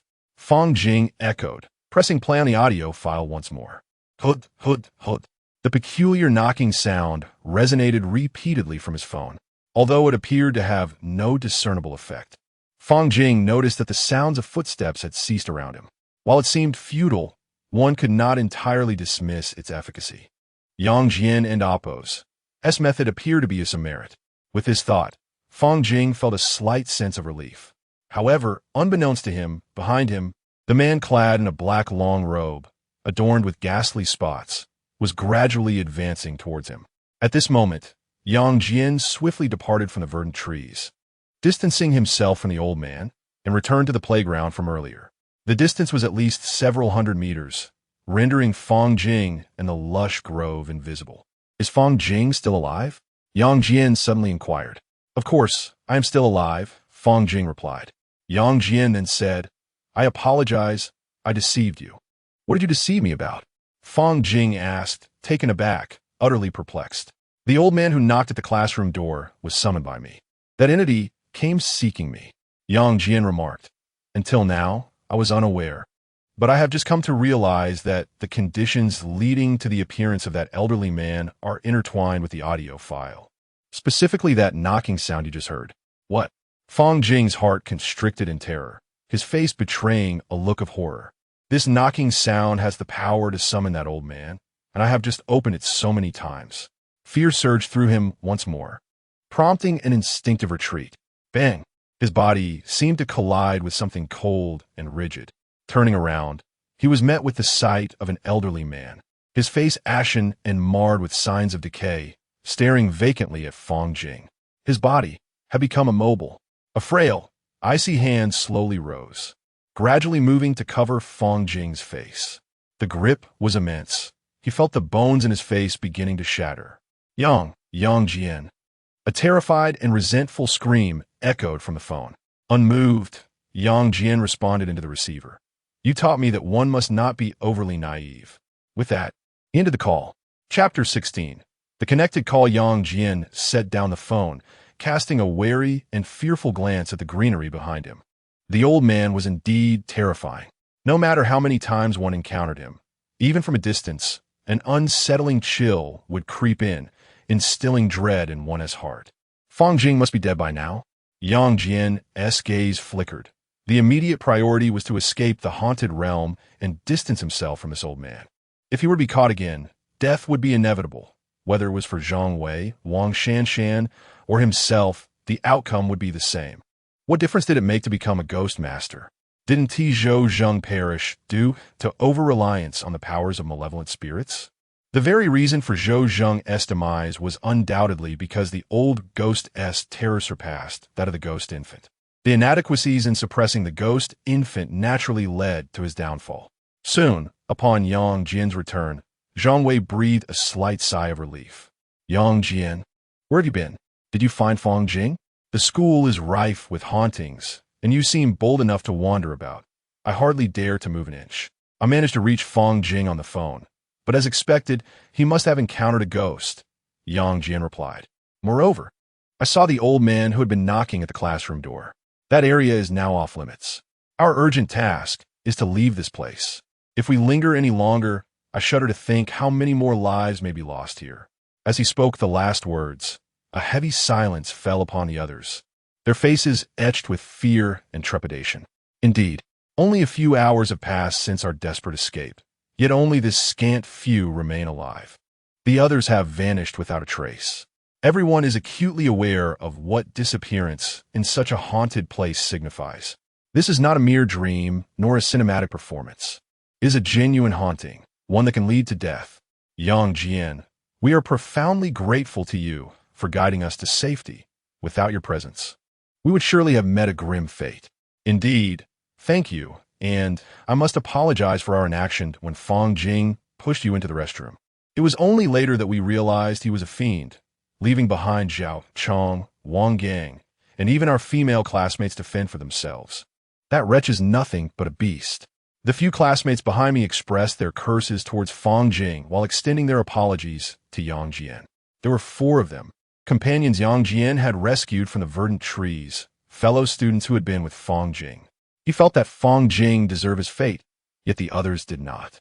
Since he had encountered them, bringing them along was but a trifling act. After all, we are classmates, and there is no need for such cold-heartedness. To express gratitude at this juncture seems premature. As you can see, we remain within the confines of this school, still enveloped by the ghostly realm. And whether we can escape alive remains uncertain, Yang Jian remarked, shaking his head. Although you are all weary now, it is not yet time to rest. While my understanding of the ghostly domain is limited, we must attempt to navigate it. Follow me, and let us see if we can find a way out of this school. At this moment, he had become the backbone among these individuals. As he finished speaking, several people seated on the ground immediately rose. 1, 2, 3, for only 13 remain now. Heaven knows if more would perish. Had he known it would come to this, he would have taken a leave of absence today. While others attend school for monetary gain, we risk our lives for education. Zhang Wei expressed his agitation. The others glanced at him, their heads bowed in silence, their spirits visibly dampened and their condition quite dire. If they could not perceive a glimmer of hope for survival, Yang Jian believed they were on the brink of mental collapse, for he observed a girl whose complexion had turned pale, beginning to mutter to herself, "Let us depart." At this juncture, Yang Jian could no longer concern himself with the possibility of psychological breakdown. The only question was how to survive and escape this place. With his guidance, the group felt reassured they would not lose their way, and indeed, they appeared to be steadily distancing themselves from the realm of the supernatural. The surrounding darkness was not oppressive. Although the sky remained dim, they could clearly see the path ahead and the buildings around them. Before long, they arrived at the school gate. The security booth was deserted. The road lay eerily silent, an unsettling quietude enveloping the area. The streetlights remained unlit, and not a single vehicle passed by. The atmosphere was uncanny, devoid of any sound save for their own voices. Yang Jian cast a wary glance at the closed door of the security booth, his eyes betraying an overwhelming sense of vigilance. He dared not approach any door, for who could predict what terrifying entities might emerge upon its opening? Moreover, observing the eerie stillness outside, he was acutely aware that even if they managed to escape the confines of the school, it would prove futile. As long as they remained within the haunted domain, their circumstances would remain unchanged, regardless of their location. What is happening outside? Why is there not a single soul in sight? Miao Xiaoshan inquired, a blend of curiosity and panic evident in her voice. Indeed, the normally bustling campus, teeming with parents arriving to pick up their children at this hour, now lay desolate. And Oppos. Elo, go take a look, Zhang Wei volunteered, vaulting over the railing and stepping onto the empty street. He surveyed the road, only to find its end shrouded in an endless veil of darkness, as if it led into the very depths of hell. The return path was similarly engulfed by shadows, rendering the entire area a realm isolated from the world. It's futile. We cannot escape on foot. There is no point in exhausting ourselves, Yang Jian stated matter-of-factly. Then does that mean we are doomed to perish here? I don't want to die. A girl immediately crumbled to the ground, tears streaming down her face. While the other male classmates did not break down, the palpable fear of death in their eyes was unmistakable. Yang Jian, please think of a solution. Help us, one and Oppos. To you? I do not wish to encounter any more ghosts. Beside him, Wang Shanshan grasped his arm, her tear-filled eyes pleading with him. Yang Jian fell into a momentary silence, contemplating earnestly. He had no intention of continuing on his way. Instead, he settled onto a nearby stone pedestal to rest for a while. The escape had left him thoroughly exhausted. Suddenly, he glanced down at Zhang Wei's phone in his hand. Did you attempt to call for help earlier? I tried before. The call connected, but a classmate interjected. Zhao Lei, but what? There was no sound. There was nothing on the other end of the line. Furthermore, it was connected. I didn't dare to call again, Zhao Lei replied after a brief pause. No sound, yet the call had connected. A chill coursed through Yang Jian. This place was already haunted, and with such peculiar occurrences, it was indeed frightening to continue seeking help via phone. However, back in the classroom, calls had still gone through. This peculiar situation had only arisen shortly after they left the classroom. Suddenly, Miao Xiaoshan chimed in, earlier. Zhang Wei called for an ambulance. Yes, exactly, Zhang Wei nodded. Not long after we exited the classroom. If we consider the timing, that would coincide with the re-emergence of the haunted domain, precisely when Yang Jian reached the second floor and the corridor lights flickered and extinguished. Is that so? Let me try another phone. Yang Jian suddenly recalled someone's number and decided to give it a shot. He unlocked Zhang Wei's phone and accessed the forum, then used the satellite phone given to him by Zhou Zhang to make a call. 138. This was the number left by the Thunder King on the forum. He sought to ascertain whether the Thunder King had encountered any misfortune. If so, it was highly likely that the phone would appear as evidence in the possession of some ghost handler. After all, with someone like Zhou Zhang dealing with supernatural occurrences, it was plausible that a person was responsible for this case. He decided to give it a try. The phone did not encounter any signal disruption. Rather, it connected smoothly. However, the situation was worse than he had anticipated. The ringing of the phone echoed through the silent school, resonating in everyone's ears, though faint. It was remarkably clear and rather eerie. Yang Jian and Amp. Oppos. S hand froze mid-call. The Thunder King and Amp. Oppos. S phone was here in this school? His eyes widened in alarm as he quickly stood up, scanning his surroundings with a look of terror, instinctively searching for the source of the ringing. Cold sweat began to bead on his forehead. The Thunder King, an online acquaintance, was an emergency room doctor from another province, hundreds of kilometers away. If his phone was ringing here, it would imply he was also present. Beep. At that moment, the call connected, but no voice was heard on the other end. However, concurrently, the ringing of mobile phones within the school began to fade away. At that moment, Yang Jian noticed a faint glow emanating from a mobile phone at the third-floor window of a certain teaching building. He could vaguely discern a shadowy figure standing at the window, seemingly gazing in this direction. Damn it! A cold sweat broke out on Yang Jian as he hurriedly ended the call. Chapter 17. The terrifying call. All eyes were fixed upon Yang Jian. As he dialed the number, the phone rang throughout the school, eliciting curiosity among the onlookers. Before anyone could voice their inquiries, they witnessed him hastily disconnect the call, his expression betraying a profound sense of shock. Yang Jian, what happened? Zhang Wei stammered, noticing the fear etched across Yang Jian's face. He too began to tremble. Please don't frighten me. We are all relying on you.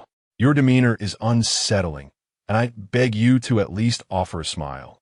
A reassuring grin reminiscent of those moments when we find joy in a film to bolster my confidence.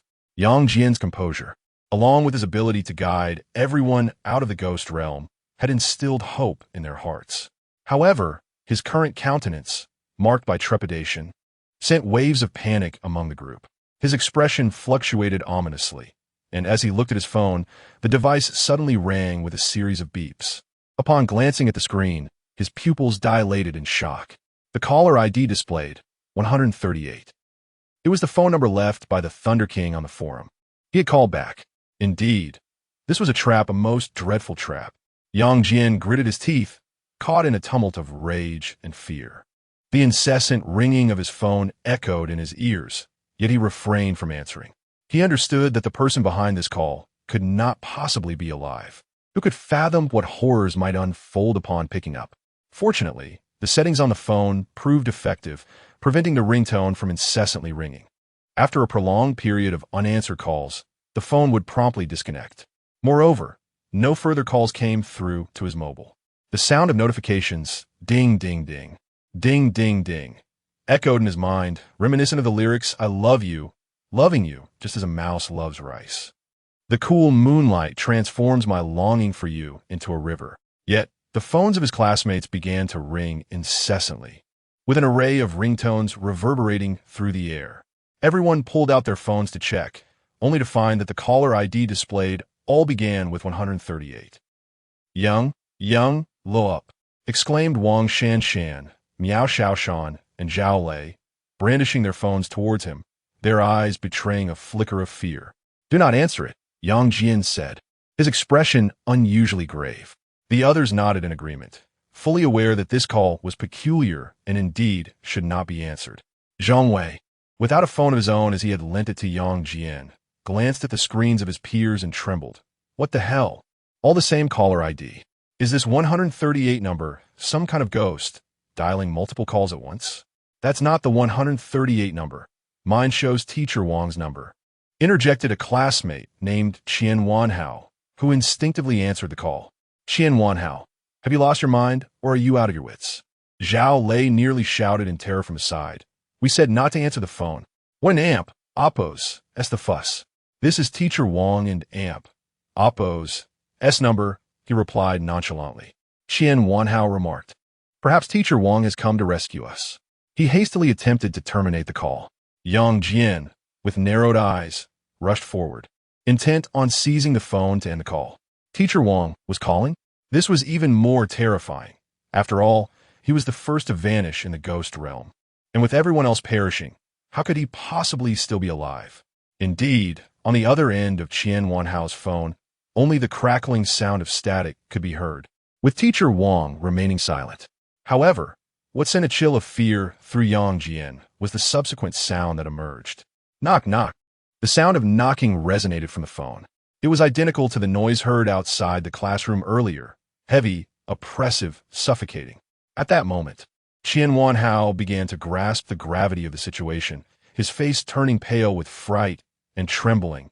He hastily dropped the phone. It fell to the ground, shattering the screen, yet the call remained connected, undisturbed. Knock, knock. The eerie knocking echoed once more from the receiver. Knock, knock. Yang Jian rushed over, swiftly retrieving Qian Wanhao's phone to end the call. Qian Wanhao, you fool. If you wish to die, do it alone. Do not drag us down with you. Zhao Lei shouted, gripping his collar in fury, though his anger could not conceal the fear in his eyes. Although he was uncertain of what would transpire once the call was connected, he was certain of one thing: it would not bode well. Curse it! It is not the formidable enemies that instill fear, but rather the teammates of swinish intellect.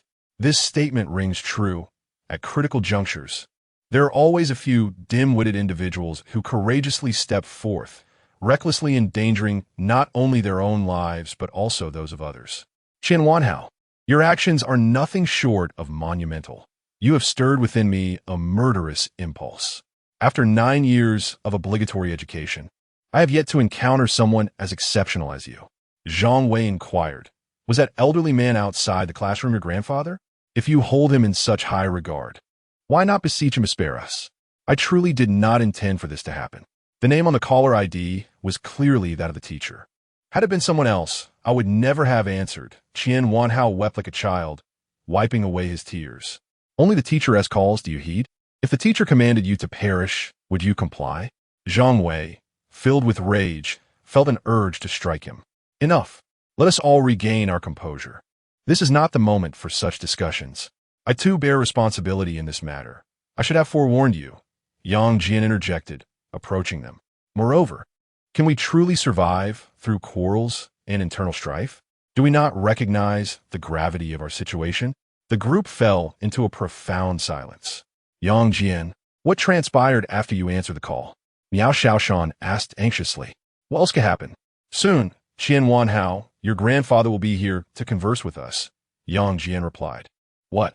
The collective gasp echoed through the room, their eyes widening in horror. Indeed, that elderly man is certain to arrive. The ominous sound of knocking on the phone possesses a terrifying ability. It summons that very elder. As for the outcome, it is evidently clear. Moreover, Yang Jian tightly gripped the mobile phone in his hand, recalling the post made by the Thunder King on that forum. A trap. The entire narrative within the forum is nothing but a snare. When the Thunder King encountered the elderly man at his door, it was apparent from the earlier events in the classroom that someone had already perished by the time the old man knocked on the first door. Furthermore, the Thunder King's residence possessed 2 doors, the front door and an interior door. This implies that when the first door was knocked upon, the Thunder King was alone at home and had already succumbed to death. Consequently, the subsequent tales on the forum could not have originated from him. The phone number and audio files he left behind were not his doing. Only one entity could orchestrate such occurrences, a ghost. Yang Jian inhaled deeply several times. Indeed, the narrative at the beginning of the post belonged to the Thunder King, a living person, but by the end, he had already passed away. Thus, the subsequent posts were authored by a ghost. To substantiate this hypothesis, he reopened the forum story and flipped to the conclusion. As anticipated, his conjecture was correct. The final replies in the forum were rife with numerous typographical errors, starkly contrasting with the Thunder King's initial post. Additionally, there was a gap of half an hour between the postings.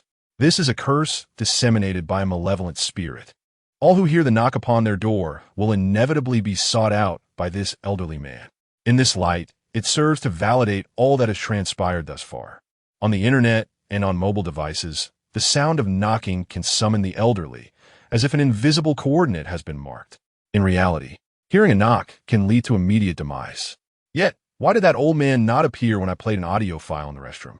A sheen of sweat emerged on Yang Jian's brow as he pondered, striving to discern the patterns of the old man's movements and his methods of killing, all in the pursuit of survival. Chapter 18.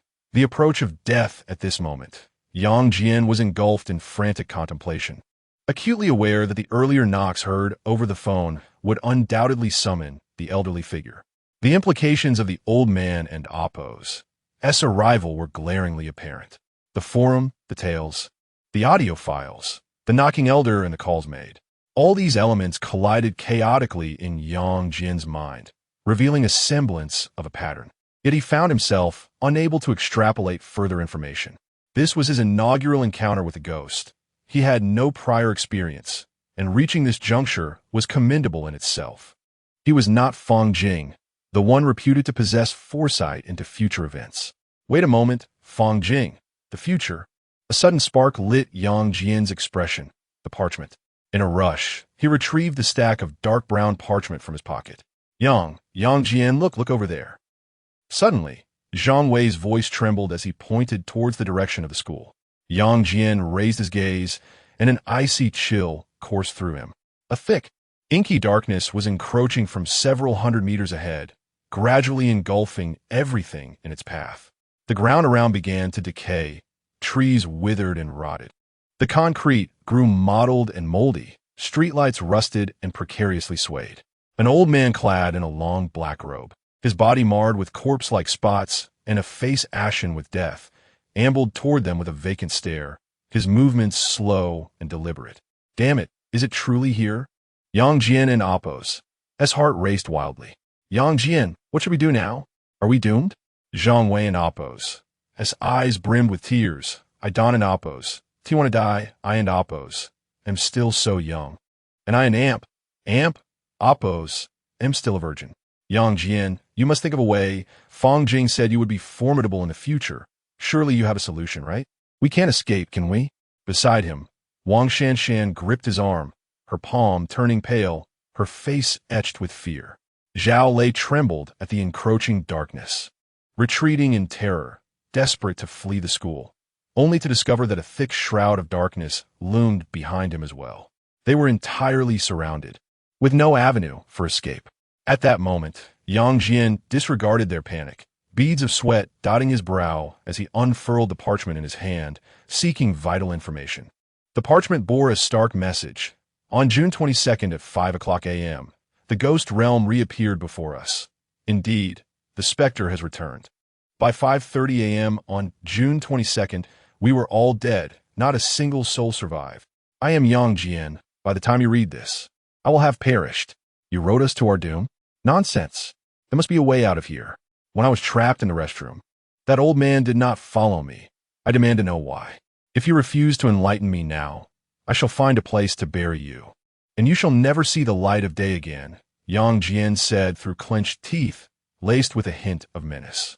The parchment in hand seemed to resonate with the utterance of that phrase, as the inscriptions began to gradually blur, ultimately vanishing entirely.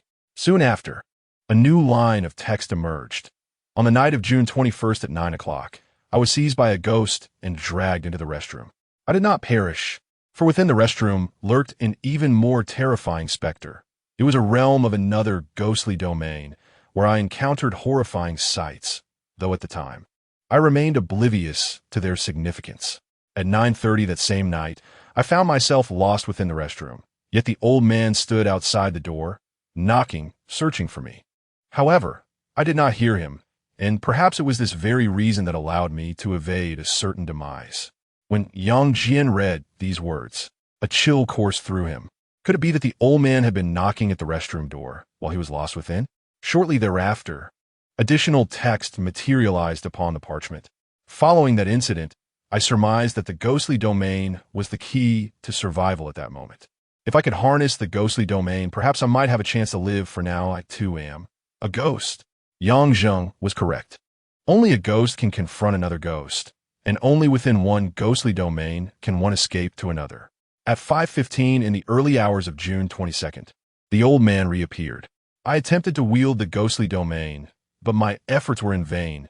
My power was insufficient. By 5:30 that morning, we were all dead. Upon reading this line, Yang Jian felt his heart constrict. Although the conclusion remained at 5:30, he glimpsed a flicker of hope for survival. The realm of spirits. Indeed, the place where this elderly man appeared birthed a domain of ghosts, and thus he considered himself a master of the supernatural. Why should he not harness the power of this ghostly realm? Were Zhou present, he would undoubtedly find Yang Jian's notion utterly ludicrous. For not every specter possesses a ghost domain. Such entities are exceedingly rare, yet correspondingly terrifying. He must attempt it. There exists no alternative. Yang Jian clutched the parchment tightly in his grasp, imploring it to reveal the means of wielding the ghost domain. Words began to emerge upon the parchment once more. Yang Jian, with whom do you converse? Observe, the surroundings have grown increasingly abnormal. What should we do now? Zhang Wei was in tears, relying on Yang Jian for salvation, fearing to hear ill tidings from his lips. Silence. I am devising a solution. Grant me a moment. Yang Jian's tone was urgent, his gaze darting momentarily.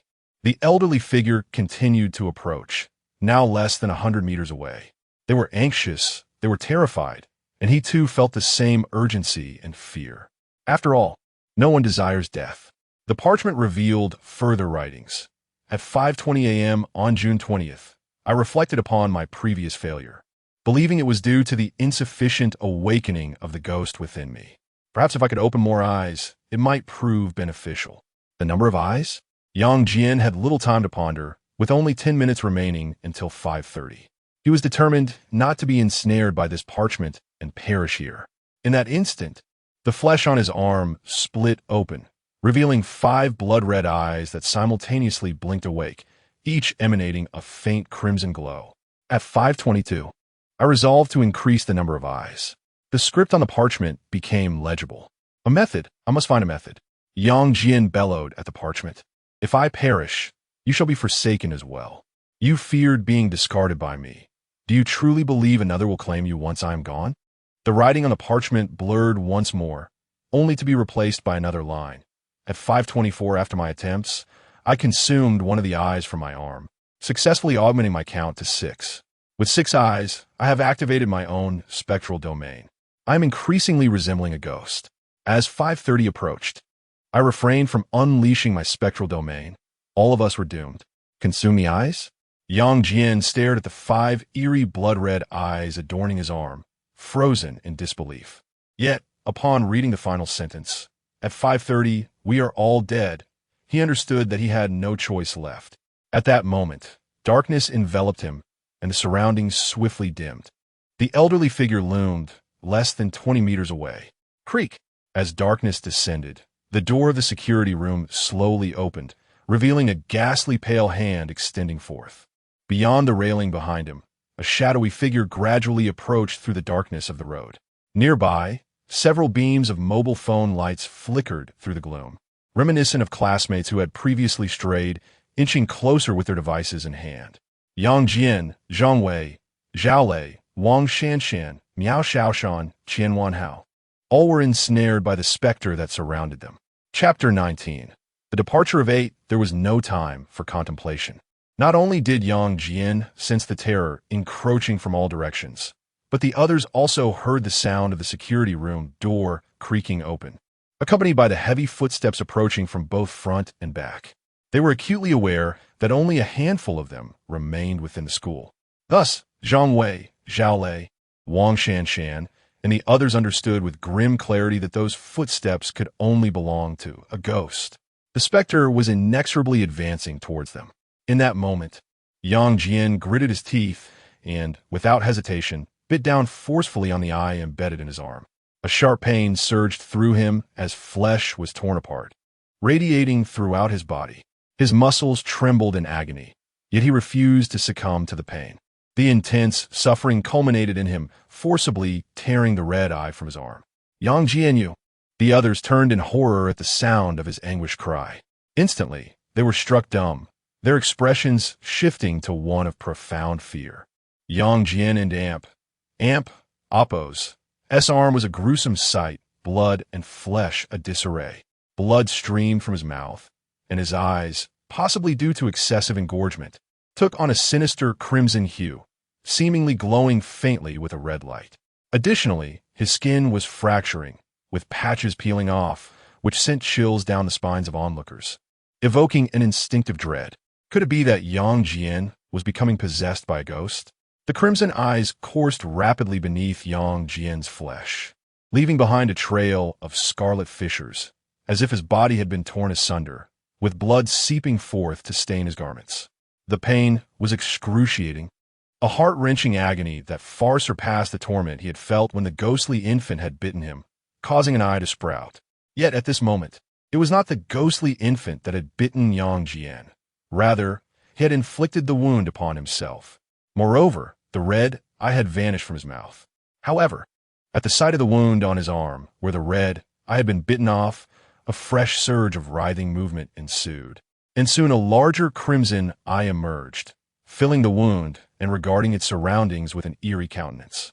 The 6th eye had appeared, for the 5th resided within his belly. As Yang Jian and Oppo's anguished howls echoed, red light emanated from the fissures in his skin. 1 beam, 2 beams, 3. The crimson glow gradually spread across his entire being. The ground around him was similarly affected.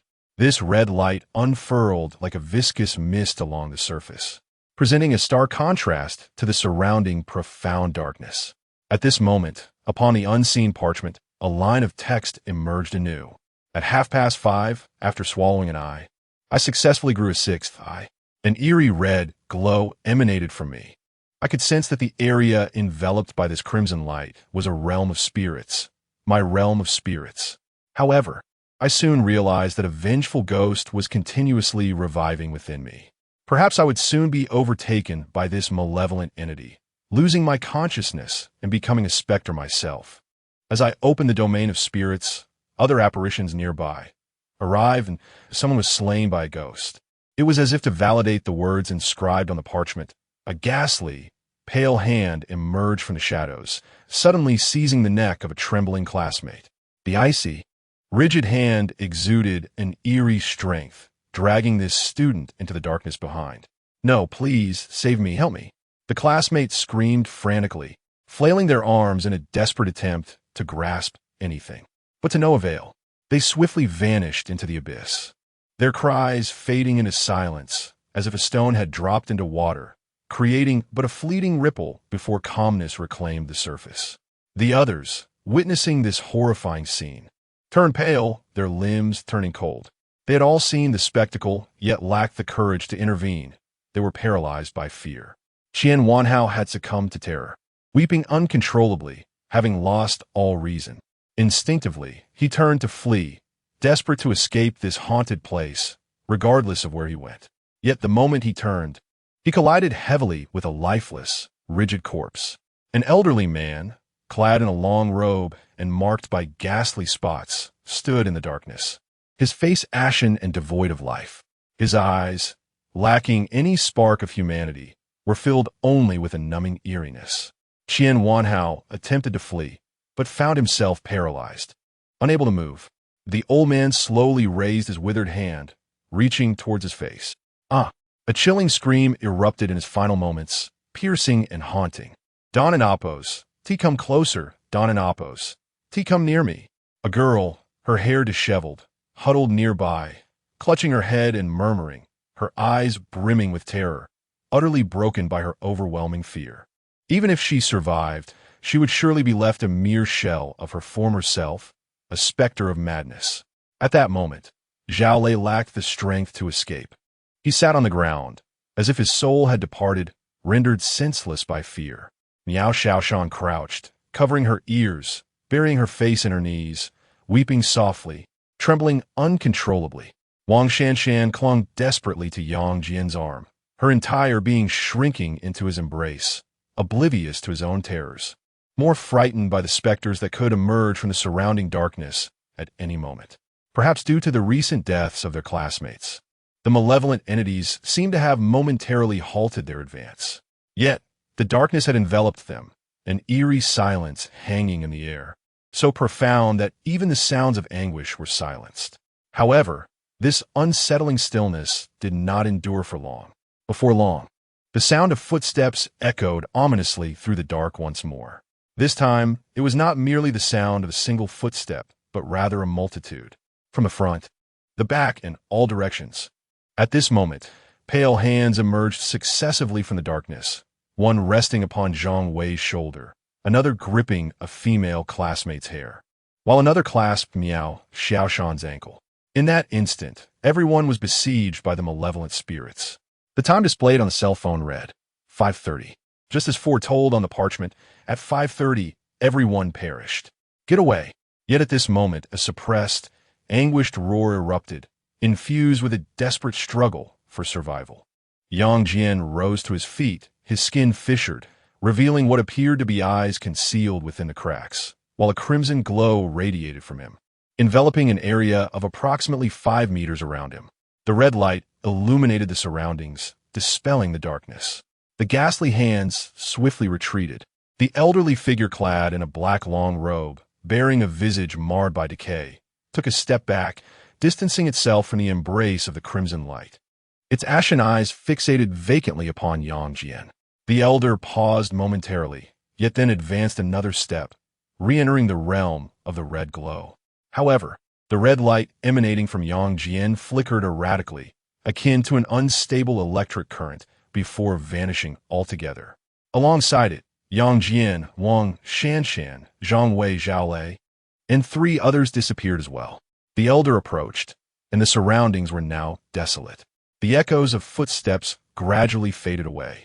The door to the security room beside me slammed shut with a resounding thud, and darkness surged forth like a tidal wave. Upon the parchment, a line of text emerged once more. At 5:30, everyone was dead. That was inconceivable. At 5:31, I survived. There were 8 of us in total, and I departed from the academy. Hee. A bizarre, smiley face appeared on the parchment, only to vanish swiftly thereafter. Chapter 20.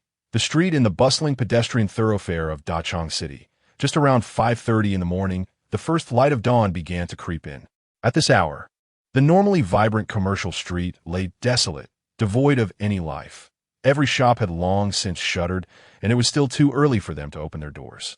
The street lights, still aglow, cast their illumination across the empty thoroughfare. However, in that moment, the once white glow of the street lights inexplicably shifted to a haunting crimson hue, emanating an eerie red light. The circular bulbs reflected shapes resembling red eyes, as if imprinted upon the glass, yet unsettlingly. These eyes appeared to possess a life of their own, subtly shifting and turning. This bizarre spectacle was as sudden as it was fleeting. With a flicker, the lights returned to their normal state. The red glow vanished, and the eerie eye patterns dissolved into nothingness.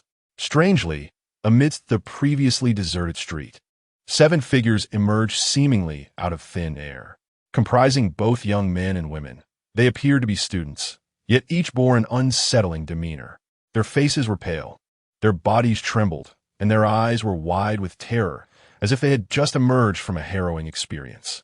This was not a school, but where were they? As the excruciating pain in Yang Jian and Appo's body gradually subsided, he collapsed onto the ground, leaning against the glass door of a shop, gasping for breath. The danger had been immense. Had they lingered even a moment longer, all would have perished in that haunted realm. Fortunately, at a critical moment, he unleashed his own domain of shadows. The others, still trembling with fear, exchanged anxious glances, their eyes wide with terror, as they frantically surveyed their surroundings, dreading the return of the encroaching darkness. However, upon catching sight of the bright streetlights and the sun gradually rising in the distance, an overwhelming sense of relief washed over them, akin to a miraculous escape from death. This elation swiftly supplanted their fear, allowing them to regain their composure. It seems to be the pedestrian street. Miao Xiaoshan crouched on the ground, cautiously lifting her head to examine her surroundings, uncertainty lacing her voice. It is indeed the pedestrian street.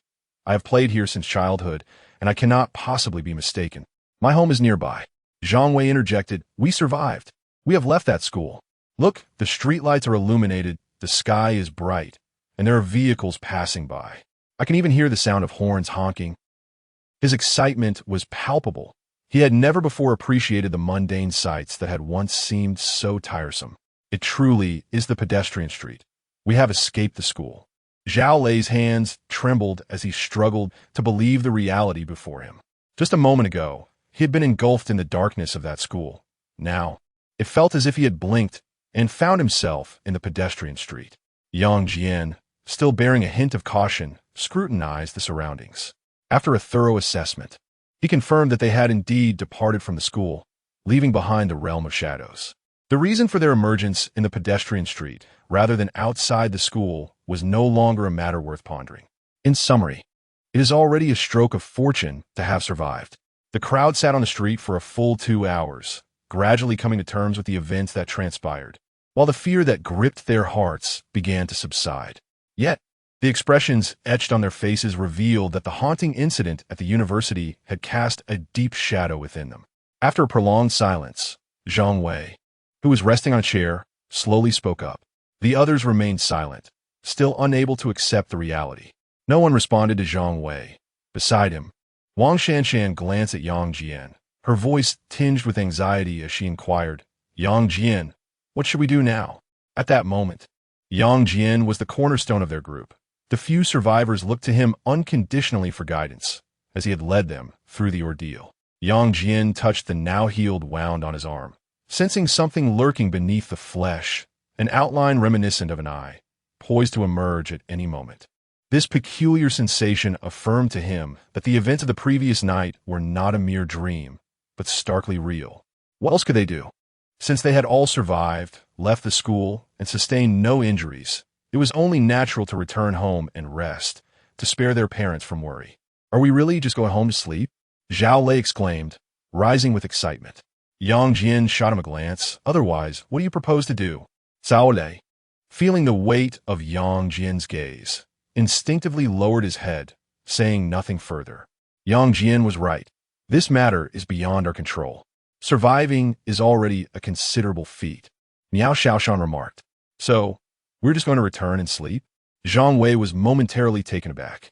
To simply go back to sleep after such a significant event seemed rather audacious. Yang Jian replied, if we don't go home, do you intend to return to school for morning reading? Dare you return to school? A chill ran through the group. They had resolved never to return to school, not even to approach the vicinity again. Some were even contemplating transferring to escape Dachang City altogether. All thoughts of college entrance examinations and university aspirations were cast aside. They resigned themselves to a life of mediocrity. I am quite fatigued. I shall head home for some rest. If anything arises, contact me. Yang Jian yawned, feeling utterly drained, as if he could fall asleep on the spot. By the way, there is something I must inform you regarding the elderly man at school. It would be prudent for you to limit your internet usage, particularly refraining from visiting this forum for ghost stories. He opened his phone to show them the post. Do you see this audio file? Remember, do not, under any circumstances, click on it. This audio file contains a knocking sound, identical to what Qian Wanhao heard on his phone. Whoever listens to it will attract the old man. After stating this, he flipped to the next page, revealing the elderly man's photograph. Take it away, quickly. Zhang Wei and the others recoiled in terror upon seeing the image of the old man. Yang Jian remarked, the photograph poses no issue. I have thoroughly examined it. However, the audio file is truly terrifying.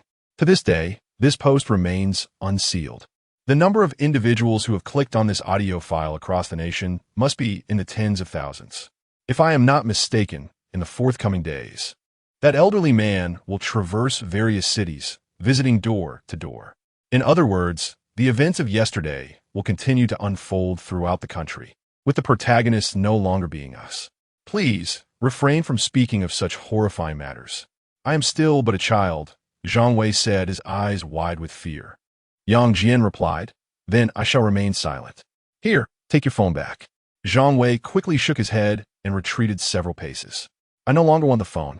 Please, dispose of it at once. What if that number beginning with 138 calls again? This is a recently released Fruit X model. Did you not say it cost over 9,000? Yang Jian inquired. My dear brother, at this point, I have no desire to conceal anything further. In truth, I am a concealed wealthy heir. Do you see that row of shops on the pedestrian street? They all belong to my family. I, Zhang Wei, do not lack for money. I could simply have my father purchase a Nokia, or perhaps a pager would be safer. That way, those calls would not come through. Zhang Wei stated earnestly. With such wealth, why not carry a radio on your person? Yang Jian responded. That is a splendid idea. I shall contemplate it, Zhang Wei replied. The others, upon hearing Zhang Wei mention the ominous phone number beginning with 138, were so frightened that they hastily discarded their phones, as if they were casting away a plague. Do not give me the phones. It would be a waste if they were lost, Yang Jian remarked. Do you still dare to take these phones?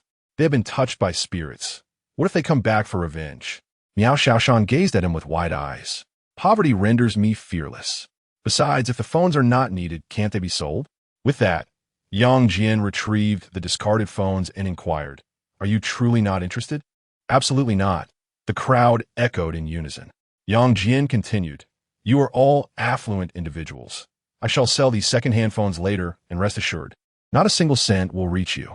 Even if we gather for a meal next time, it shall be at your expense. With that, he turned away, clutching 7 or 8 phones. You, take me with you, Wang Shanshan implored, her face still reflecting fear as she sought to follow Yang Jian. I intend to return home to sleep. Do you wish to accompany me to your home for slumber? Yang Jian questioned. Wang Shanshan replied softly. I wouldn't mind staying at your place for a few days. Hmm. Everyone, including Yang Jian, widened their eyes in astonishment. It is worth noting that although Wang Shanshan was not the most beautiful girl in the class, she was certainly appealing, particularly due to her background in dance, which bestowed her with an enviable figure, slender waist, long legs, and ample bosom. However, this had little bearing on Yang Jian, who considered himself a mere commoner. Their interactions had been minimal. How is it that within just one night, Wang Shanshan had become so attached to him, while others remained oblivious? Yang Jian understood all too well. Wang Shanshan's affections were not genuine. They were a consequence of the incident involving the ghostly infant. She is still engulfed in fear, lacking the courage to be alone. Chapter 21. The operator. After Yang Jian departed, the remaining individuals finally came to their senses. Indeed, Yang Jian had rescued us, and we had yet to express our gratitude. Was that not a tad remiss? Miao Xiaoshan remarked. Zhao Lei suggested, how about we find an opportunity in a couple of days to invite Yang Jian out for a meal? Perhaps some skewers? Nearby, Zhang Wei chuckled. Skewers? You dare to utter such a trivial invitation? I intend to treat him to a lavish banquet at a 5-star hotel, then take him to a bar for some karaoke, and even arrange for a luxurious wellness session. Later, I shall seek a moment to discuss with my father the possibility of purchasing a residence near our home to gift him, as I have heard he still resides in a rented apartment under rather humble circumstances. In short, this is a golden opportunity one intend to seize. No one shall take it from me, especially you, Miao Xiaoshan. I've heard you and Yang Jian were classmates in middle school. After saying this, he scrutinized Miao Xiaoshan, adding, no seduction allowed. What are you talking about, Zhang Wei? Miao Xiaoshan and Appo's cheeks flushed as she retorted. Isn't that a bit exaggerated? Zhao Lei exclaimed in astonishment. Zhang Wei smirked. Exaggerated? The others instinctively took a few steps away from Zhang Wei, an involuntary shiver coursing through them. The other girls exchanged uncertain glances, all too aware of Zhang Wei's exceptional qualities, but this was pushing it to the extreme. What? Do you not believe me? Then let me ask you all, would you willingly encounter a ghost? Zhang Wei inquired. The group recalled the events of the previous night, their faces once again reflecting palpable fear.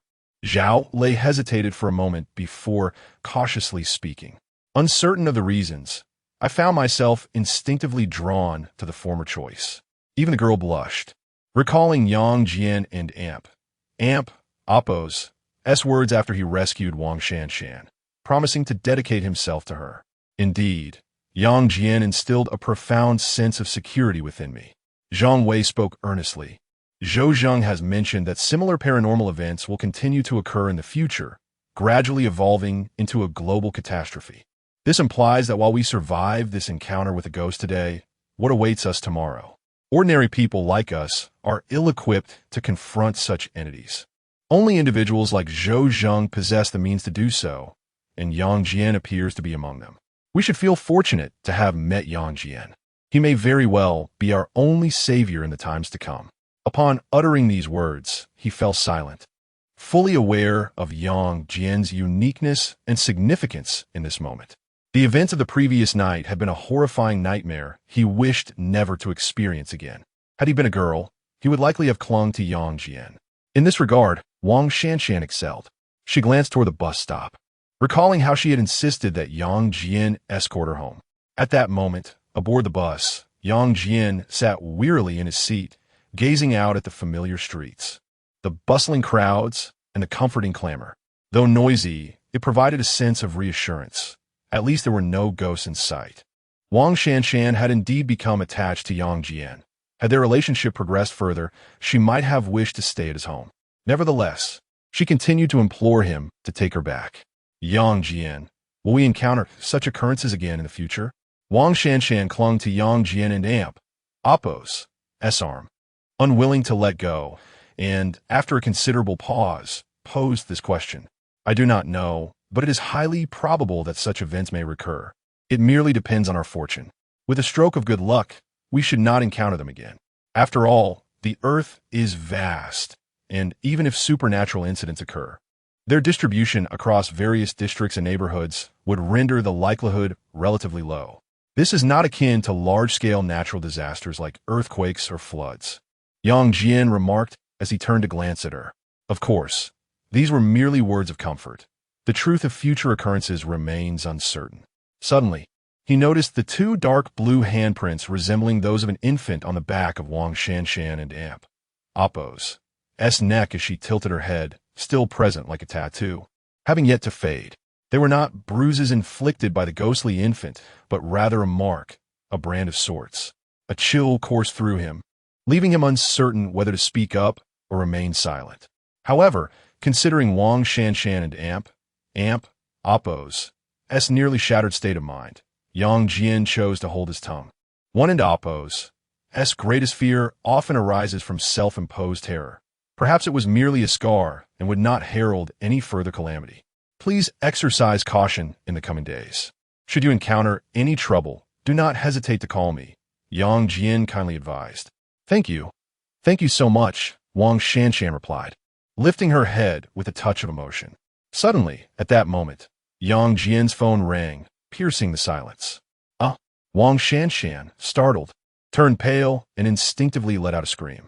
Yang Jian reassured, "Do not worry. It is likely just an ordinary phone call." He rummaged through a collection of mobile devices and ultimately retrieved a walkie-talkie-style phone, the standard satellite phone for ghost hunters like Zhou Zheng. This device lacked internet capabilities and was solely for making calls, weighing as heavy as a brick. He found it perplexing that such a phone was assigned to him. After some contemplation, Yang Jian decided to answer the call. "Hello, Zhou Zheng. Reporting the situation," he stated. On the other end, a female operator in Amp Oppo's voice responded. "Zhou Zheng is dead." "Dead? How did that happen?" "He died during childbirth." "Childbirth?" The operator clearly paused, taken aback. "Yes, childbirth. It was a cesarean section. There wasn't in Amp Oppo's enough time for surgery, and the child likely couldn't in Amp Oppo's wait, so it tore its way out. I witnessed it firsthand. However, the child wasn't in Amp Oppo's very well behaved. Perhaps it was my fault for not assisting in the delivery. Upon birth, it lunged at me and nearly took a bite out of me," Yang Jian relayed. The operator, Lu Xiaoyu, was on the verge of losing her composure. "This is absurd. Who exactly are you? How could Zhou Zheng's satellite phone be in your possession? Do you realize you are now embroiled in a special case? I am Lu Xiaoyu, Zhou Zheng and Amp Oppo's dedicated operator, and I have the authority to demand an accurate account of Zhou Zheng's status. I have already stated that Zhou Zheng is deceased. If you wish to ascertain the truth, why not dispatch someone to investigate?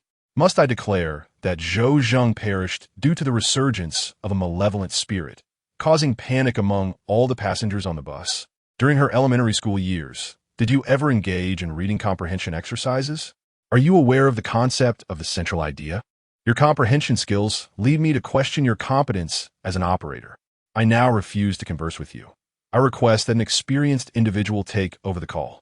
At this moment, at the headquarters of the Ghost Controllers, within the Asian division, the uniformed operator Lu Xiaoyu gritted her teeth in frustration. The tip of her sharpened 2B pencil dug forcefully into the paper beside her, as if she wished to stab the arrogant young man on the other end of the line. Remain calm. Compared to the life and death struggles of frontline personnel, my annoyance is trivial." Lu Xiaoyu took several deep breaths and assumed a professional demeanor, stating, "Sir, I kindly ask for your cooperation in our investigation." The response was a dismissive "Ha." "Sir, I implore you to cooperate." Another "Ha." "Sir, I am aware that you possess pertinent information. If discussing it in a public setting is inconvenient, I can offer you 5 minutes to find a quieter place to truthfully address the matter at hand." Lu Xiaoyu continued. "What does Amp Oppo's Amp Oppo's even mean?" Lu Xiaoyu felt an internal eruption brewing. Gritting her teeth, she forced herself to remain composed and said, "Sir, since you are unable to speak freely, could you please provide me with your name? We will send personnel to collect evidence." "Are you attempting to investigate me?" "I have no qualms about revealing my identity. My name is Zhang Wei. That is who I am. If you have the courage, come forward. Those who do not come are mere cowards," Yang Jian declared. "All right, you just wait for me," Lu Xiaoyu responded, completely losing her composure and disregarding the usual rules and regulations. Chapter 22. Codename Lu Xiaoyu. The moment Lu Xiaoyu lost her temper, regret washed over her. In the control room, a middle-aged man clad in uniform and bearing a stern expression approached her and rapped his knuckles on the table. Lu Xiaoyu, rein in your emotions. This is a critical moment. Do not allow your personal feelings to interfere with your work. Captain. But this individual is clearly aware of the situation, yet refuses to divulge anything. Lu Xiaoyu replied. In the face of exceptional events, most individuals experience psychological distress. You must show understanding, tolerance, and even offer comfort. This is why the majority of operators are female. If you find yourself unable to fulfill this role, you may choose to resign, the middle-aged captain stated, his tone leaving no room for dispute. Yes, Captain, Lu Xiaoyu murmured, her gaze cast downward. Reflect on this and ensure it does not occur again. I will handle this individual. You shall observe and learn, the captain instructed. Hello, I am Zhao Jiangwo, Lu Xiaoyu's captain. I wish to extend my apologies regarding her earlier conduct. She displayed a lack of maturity in handling the situation, and I have reprimanded her. However, I hope this gentleman can maintain a steadfast position in light of significant matters and cooperate with us in our investigation. If there are no objections, we may resume our previous discussion. Zhao Jiangwo and Appo's voice was steady, exuding a sense of trustworthiness. Captain? On the bus, Yang Jian and Appo's gaze flickered as he held his phone. This must be the highest-ranking personnel he could temporarily summon. I will disclose everything regarding Zhou Zheng, word for word, but in return, I would like to learn certain essential information. Yang Jian remarked, the previous individual, Lu Xiaoyu, possesses too low a rank to make decisions, which is precisely why I preferred not to engage in conversation with him. His voice, youthful, revealed a certain naivety in his methods, yet he displayed an exceptional cleverness. Zhao Jiangwo and Appo's expression shifted as he took a pencil from the side and inscribed a note. Name, Zhang Wei, pending, age, 20, estimated personality. Although his methods are somewhat immature, he exhibits a level of vigilance and intelligence far beyond his peers. Very well, you are aware of Zhou Zheng and Appo's circumstances. There are certain details I can divulge to you. Please, recount Zhou Zheng's situation in general terms, Zhao Jiangwo stated. It has already been conveyed that Zhou Zheng is deceased, Yang Jian replied succinctly, without any circumlocution. After a moment of silence, Zhao Jiangwo pondered. A ghost master perished due to the resurgence of a malevolent spirit, undoubtedly having employed the powers of the vengeful entity. Typically, the only rationale for invoking such powers is the occurrence of an urgent and extraordinary event. Indeed, Yang Jian affirmed. Can you elaborate? Zhao Jiangwo inquired. Certainly. Yang Jian began to recount the events of the previous day. Zhao Jiangwo gestured to Lu Xiaoyu beside him, prepared to establish a new malevolent spirit dossier. Lu Xiaoyu promptly took notes, opting for pen and paper over a computer. The manifestations of the ghost realm, the knocking that resulted in murder, the spirits in the stairwell and restroom, the phone echoing with the sound of knocking. As each incident was documented, Zhao Jiangwo and Appo's countenance grew increasingly grave.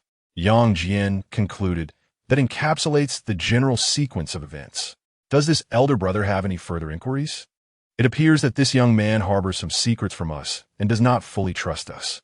However, this is understandable. It is indeed prudent for the youth to possess a sense of vigilance and caution. Nevertheless, I still hope that you will continue to cooperate with our investigation. Zhao Jiangwo inquired. Could you enlighten me on how you managed to exit the ghost realm? It is not a place one can simply leave at will. Before I address your question, may I pose one of my own? Yang Jian replied. Certainly. Zhao Jiangwo contemplated for a moment and asked, what exactly is a ghost? Yang Jian responded, various laboratories across the globe have conducted experiments. Some propose that ghosts are merely a form of unique energy, akin to dark matter or certain special particles, phenomena that science has yet to thoroughly explore. It is simply due to humanity and Appo's lack of understanding and inability to analyze these phenomena that they have been labeled as ghosts.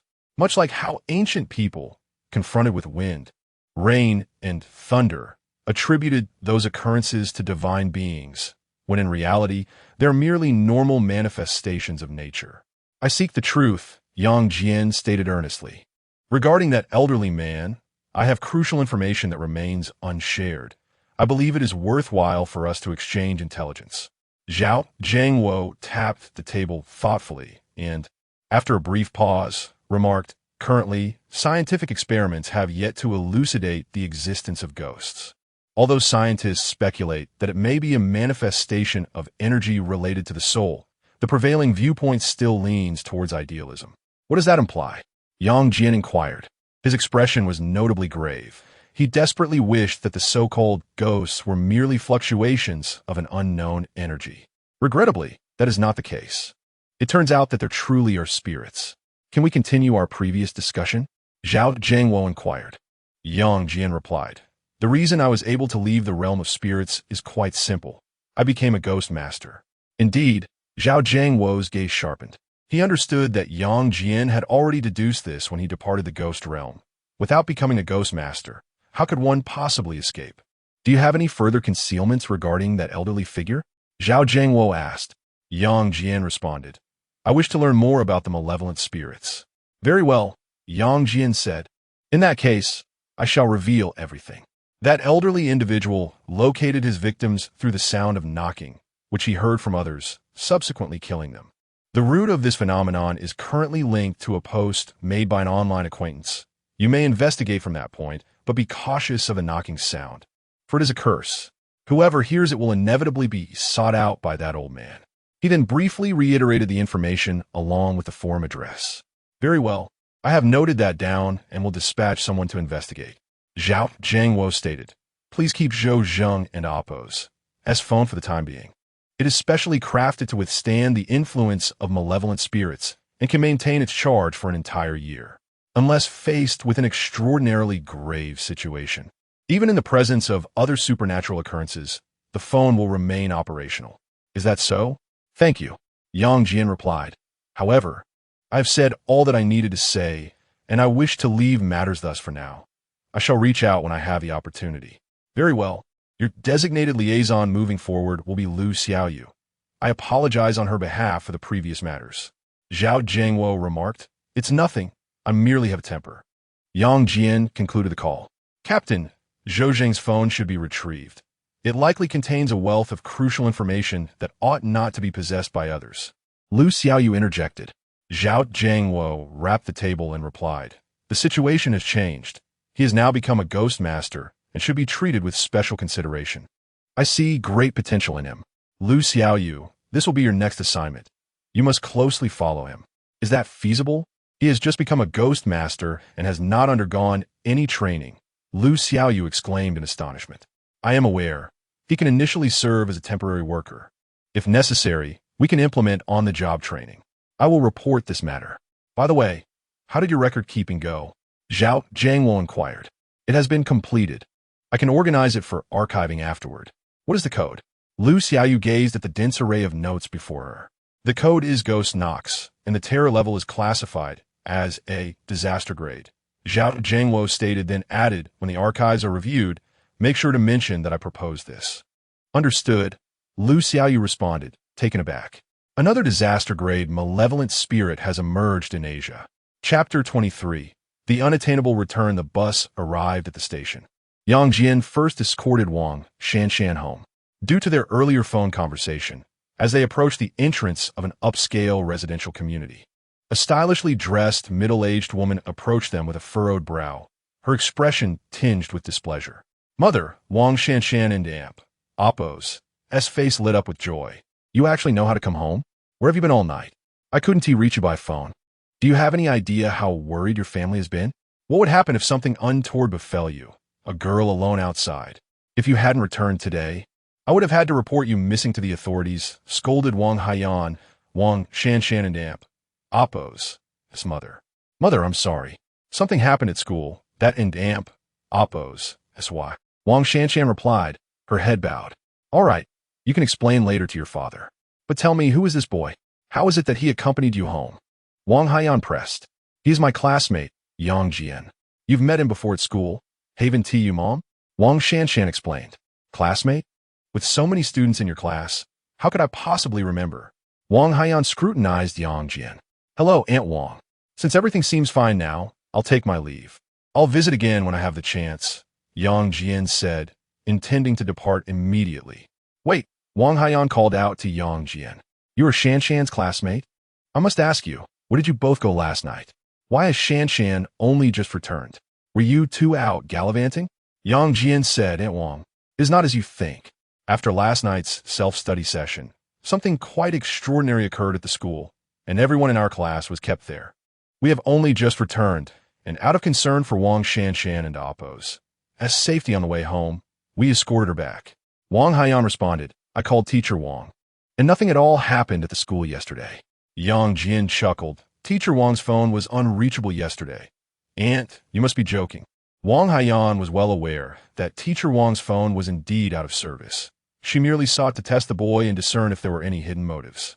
She continued, it was kind of you to escort Shanshan home, and I should thank you. However, Shanshan comes from a strict household and has never engaged in unruly behavior or associated with dubious individuals. Moreover, she is in her crucial final year of high school and must prioritize her studies. I hope you, dear student, will not distract her from her academic pursuits. The implication was clear. She wished for Yang Jian to maintain his distance from Wang Shanshan and to refrain from harboring any intentions toward her daughter. After speaking, Wang Haiyan took out 200 yuan from her wallet and pressed it into Yang Jian and Oppo's hand, saying, it must have been quite a task to bring Shanshan home so early in the morning.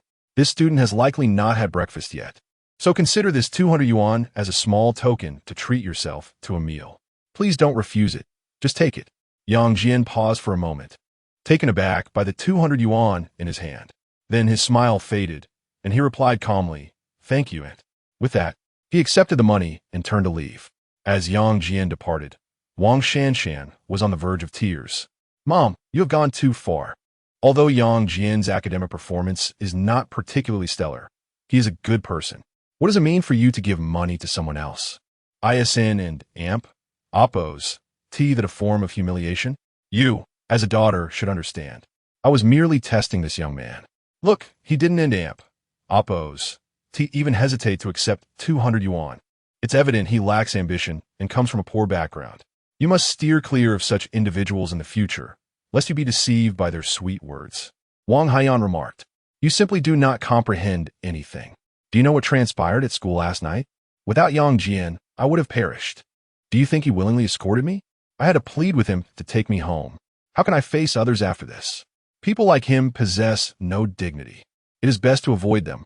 Wang Haiyan continued, our family is not to be trifled with. Overcome with emotion, Wang Shanshan burst into tears and turned to leave. Meanwhile, Yang Jian, seated on the bus, gazed at the 200 yuan in his hand. Fully aware of the implications behind Wang Shanshan and Oppos' mother and Oppos' actions, tinged with disdain and a hint of humiliation. Under different circumstances, others might have reacted explosively. However, Yang Jian remained composed, unaffected by the insult. What difference would it make if he were angry? Wang Shanshan came from a well-off family, was beautiful, and typically had no dealings with someone like him, a mere commoner. Naturally, her parents would reject someone of his standing, seeking every means to exclude him from their lives. Even if one were to express anger face to face, it would merely be an embarrassment. One cannot resort to violence over a mere 200 yuan. Moreover, for Yang Jian at present, this was merely a trivial matter. His act of rescuing Wang Shanshan was not motivated by any ulterior motive. Being a good person is no easy feat. It is no wonder that spirits have begun to emerge. Yang Jian rubbed the back of his hand, smiled wryly, and tucked the 200 yuan into his pocket. Once he returned home, he collapsed on his bed and fell into a deep slumber, utterly exhausted. Meanwhile, his classmates also made their way home. Despite the significant events that transpired, home was still a necessity, was it not? At that moment, Zhang Wei returned to his family's villa. He did not lie. He was indeed a scion of wealth, though he usually maintained a low profile, avoiding the tendencies of a spendthrift. Why are you returning so late? I couldn't reach you by phone. What have you been up to all night? Upon entering, his father, Zhang Xianghua, emerged from his room, a serious expression etched on his face. Zhang Wei shrank slightly at his father-esque gaze. I was out with friends. He contemplated revealing the haunting events at school that had left him utterly drained, but he felt that such a statement might insult his father's intelligence. So he opted for a fib instead. Out with friends? You must not do this again. Zhang Xianghua offered no harsh reprimand, merely stating, make sure to have breakfast and remember to go to school. Don't be late. School? Zhang Wei's eyes widened in horror as he exclaimed, no, I absolutely refuse to go. What do you wish to do if you do not attend school? Zhang Xianghua inquired. Anything but going to school, Zhang Wei replied. Do you dare to return to the 7th middle school? Are you courting death? That place is haunted, and I barely escaped just hours ago. If I were to attend, it'd be akin to suicide. No, even if it meant death, I would never set foot in that school again. Are you itching for trouble? Daring to skip class? Zhang Xianghua glared. With the college entrance examinations approaching, do you really wish to forfeit your chance at university? Father, let me speak frankly. That place is haunted. I cannot go, Zhang Wei asserted. Haunted? I believe you've lost your mind. Come, I will take you to school. If it truly is haunted, I would like to witness it. Your father has never encountered a ghost in his life. Zhang Xianghua grasped Zhang Wei and Appo's hand. Zhang Wei immediately jerked his hand away, leaping up in a mixture of anger and fear, exclaiming, let go of me. I have said I will not go to school, and I shall not. I, Zhang Wei, would rather die outside, jump from here, or face a gun to my head. I shall never step foot in the 7th middle school again. I keep my word, and if you do not believe me, you may test it. You may refuse to attend school, but I will not give you a single cent of pocket money. You shall support yourself, Zhang Xianghua retorted angrily. Zhang Wei fell silent, turning back to his room. If you have the courage, stay in your room and do not come out, Zhang Xianghua called. Moments later, Zhang Wei emerged with 2 books in hand, stating, Father, I am going to school. Zhang Xianghua nodded in satisfaction. Once outside his home, Zhang Wei let out a cold laugh. Attending school? It seems utterly impossible in this lifetime, and do not even entertain the thought for the next. Who asserts that one must clutch books to visit a school? Might I not venture to an internet CAF instead? Today, I, Zhang Wei, shall indulge in 20 chickens at the CAF. Upon arriving at the entrance, Zhang Wei proclaimed loudly. However, not long after he commenced his online activities, 2 individuals of particular distinction approached him. Are you Zhang Wei from the 7th high school? One inquired. Zhang Wei paused momentarily, then crossed his legs, feigning profundity as he replied, My good sir, you must have mistaken me. My name is Yang Jian, and Zhang Wei is merely my classmate. The identification card registered at the counter bears your information without error. Please accompany us, as we require your assistance in an investigation concerning a certain case. Zhang Wei, filled with uncertainty, was soon taken away. Chapter 24. Logging into the website, the atmosphere was heavy and oppressive, almost suffocating. It felt as though an unseen weight bore down upon him, rendering him immobile despite his conscious awareness. The dimly lit room transformed into a dark prison, with Yang Jian as its captive, unable to break free or escape, seemingly destined to sink into eternal despair. Suddenly, the inky blackness of the ceiling began to coalesce, forming the shape of an eye. This eye was enormous, consuming the entire expanse of the ceiling. Though it remained closed, Yang Jian could sense its immense gaze scrutinizing him, an eerie attention fixed upon his being. A chill coursed through his cheeks, as if something had forcibly pried them apart, revealing a crimson eye nestled within the flesh. A strange perspective invaded his mind. Simultaneously, he felt an entity writhing within him, a restless presence that sought to stretch his flesh, nearly tearing his skin apart. A searing pain radiated through him, akin to enduring the most excruciating torture, rendering him incapable of bearing the agony. Yet, even as his consciousness remained alert, his body lay paralyzed. He could only surrender to the unrestrained movements of that malevolent force, the pain compelling him to cry out, but his mouth could merely twitch, unable to open or emit any sound. This torment did not last merely a fleeting moment. It persisted for a full 2 or 3 hours. Yang Jian had not slept a wink. He endured the excruciating pain for a full 2 to 3 hours, unaware of how he managed to withstand it, only perceiving that this stretch of time felt interminably long. It was around 6 in the evening when the agony in his body swiftly dissipated and he regained his senses. Almost as soon as his body was capable of movement, he abruptly sat up in bed, drenched in perspiration, gasping for breath. Yang Jian raised his trembling hand, which seemed to vibrate instinctively. What is happening to me? My body feels uncontrollable, and the sensation moments ago was as if I might split apart, as if something were trying to emerge from within me. Could it be the influence of that eye? He stared at his quaking palm in silence for a considerable time. Suddenly, he withdrew a piece of dark brown paper from his pocket. Tell me, what was the cause of my earlier condition? He inquired of the parchment. Soon, a line of text appeared upon it. Today, I awakened in pain. I can feel the malevolent spirit gradually reviving within me. I have exhausted too much of its power due to the matters at school, and my time is limited.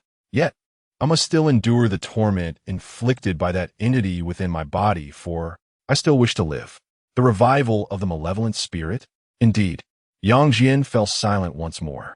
He began to retrace Zhou Zheng's steps, enduring the torment of the awakened evil spirit, only to face the inevitable fate of being slain by the very specter residing within him one day. Is this the price of survival? How much longer can I endure? Yang Jian continued to inquire. The parchment revealed more writing. If I do not devise an alternative solution soon, under such torment, I estimate I cannot survive beyond 3 months. 3 months? That is scarcely longer than a cancer prognosis. And if I must endure such suffering daily, it is indeed, as Zhou Zheng stated, death would be a release. At this moment, Yang Jian could not fathom a state of calm. He was still young, still a student, and his parents at home would need his care in the future. If he were to perish, what would become of them? No, I cannot die, at least not now. Suddenly, Yang Jian rose, his gaze fixed intently upon the parchment before him. You are a curious entity, and your words cannot be taken at face value.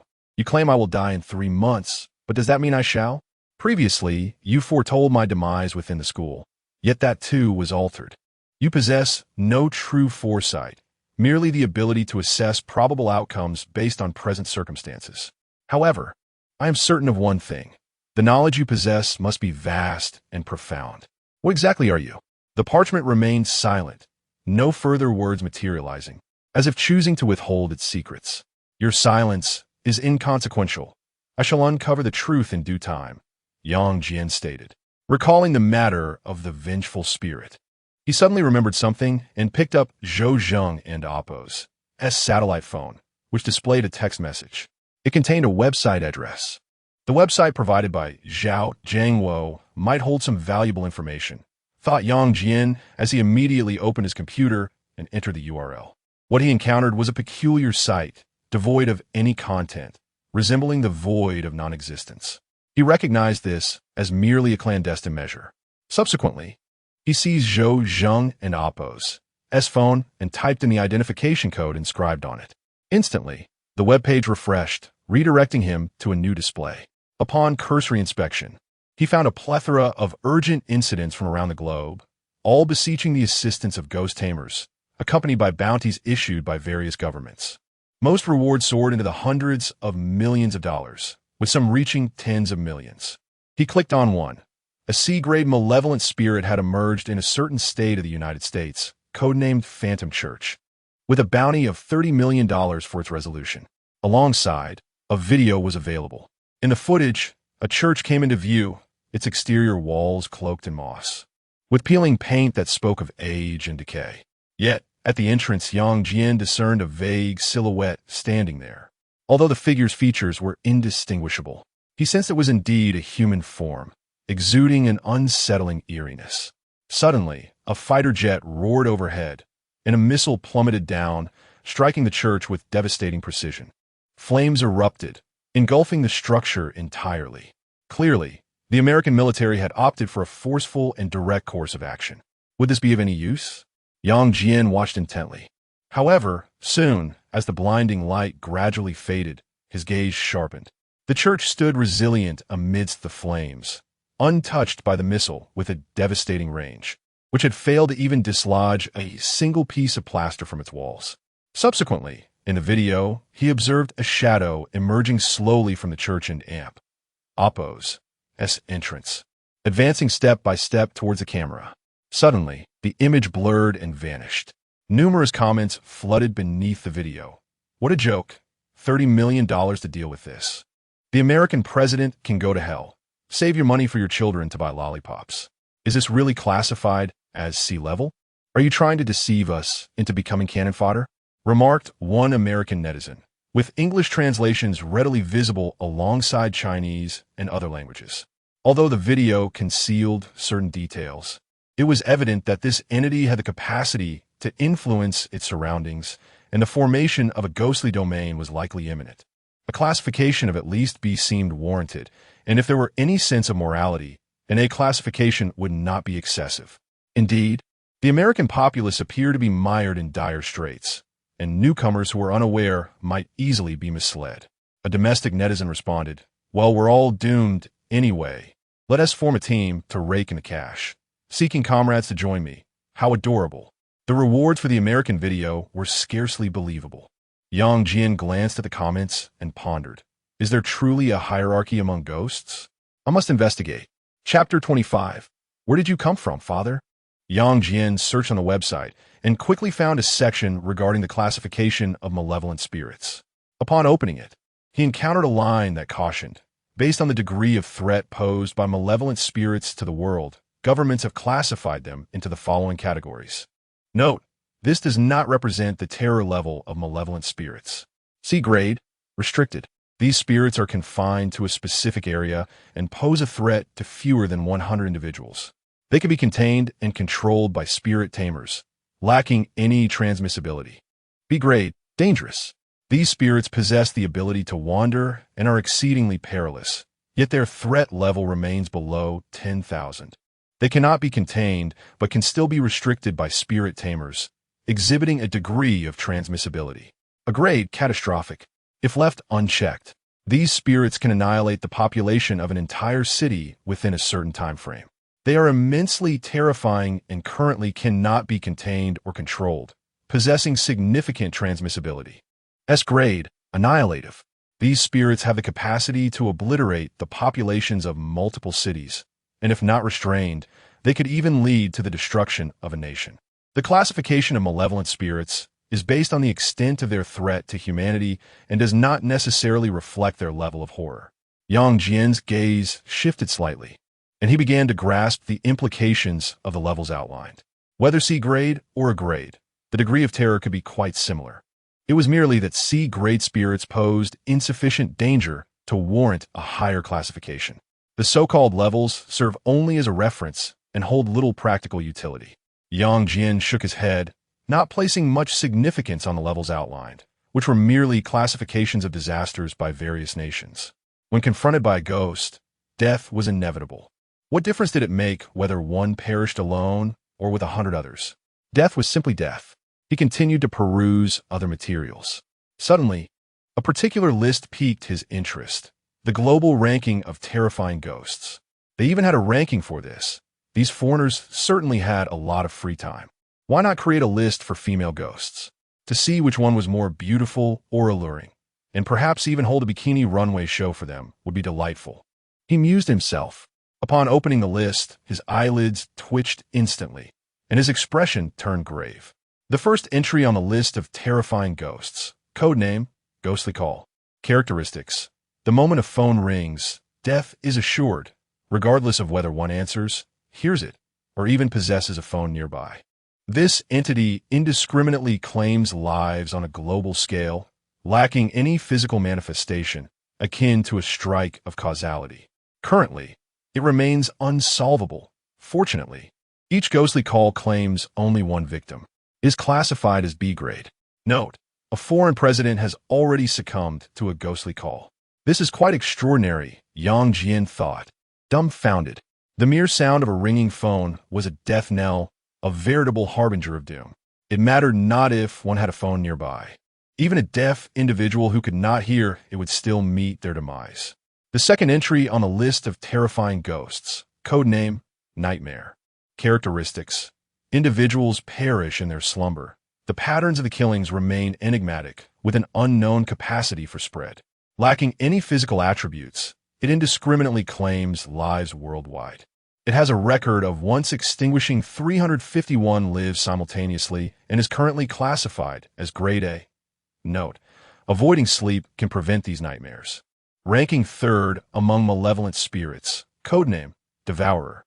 As Yang Jian gazed upon this list of vile apparitions, a wave of despair washed over him. The phrase indiscriminate killing globally sent chills down his spine. There exists no means of defense, no avenue for escape, nor even a hint of forewarning. Encountering this entity guarantees demise, whether one is a billionaire or a destitute beggar, or even the president of a nation. All are equally vulnerable to the menace of these vengeful spirits. Those aware of this entity's existence must undoubtedly live in a state of trepidation. However, given the vast global population, the odds of encountering one of these entities on the list remain relatively slim. Should one indeed fall victim to such a spirit, it can only be attributed to sheer misfortune. After a brief moment of shock, Yang Jian swiftly regained his composure. He excused himself to the restroom, then returned to continue his reading. After browsing for a full hour, he finally stood up and left the computer. "Father, why is the light off while reading the newspaper? Be cautious, or you may harm your eyesight," he remarked as he entered the living room, noting the absence of illumination. A middle-aged man sat on the sofa, obscuring his face with the newspaper, seemingly merging with the surrounding darkness. He appeared deeply engrossed in the news, remaining silent and offering no response to Yang Jian. Yang Jian did not dwell on the matter for long. After finishing his visit to the restroom, he returned to the internet. It was imperative to comprehend the events transpiring in the world within the shortest possible time, in order to devise a means of survival. The Parchment ominously stated that he would not survive beyond 3 months. However, he held a firm belief that becoming a ghost tamer did not necessarily preclude the possibility of survival. Previously at school, Fong Jing had mentioned a method by which ghost tamers could evade death at the hands of vengeful spirits. Regrettably, Fong Jing had met his demise. The contents of the parchment had also been altered, and Yang Jian was unaware of what that method entailed. Yet, he was convinced that a means of survival surely existed. While seeking ways to endure, he also needed to prepare for the worst-case scenario. He mused silently. The power of ghosts can influence all matter, with one exception: gold. Signed, Bruce Pye. A paper materialized before his eyes. Yang Jian opened it and continued to peruse its contents, when suddenly, a mobile phone beside him began to ring. Turning to investigate, he discovered it was the satellite positioning phone belonging to Zhou Zhang. "Hello, who is this?" Yang Jian answered the call, still engrossed in the paper. "You dare to deceive me. Your name is not Zhang Wei. You are Yang Jian, a resident of Maishan Village, Yangjin, Dachang City, in a certain province. Born on January 1st, currently 19 years old, 20 in the lunar calendar." The voice on the other end was that of Lu Xiaoyu, filled with vexation. Yang Jian was not surprised. Instead, he responded, "So, you have already located Zhang Wei and conducted your investigation? The efficiency of your handling is rather mediocre. I had presumed you would have discovered this 6 hours ago. Please do not misunderstand. How could I possibly place my trust in a stranger's call?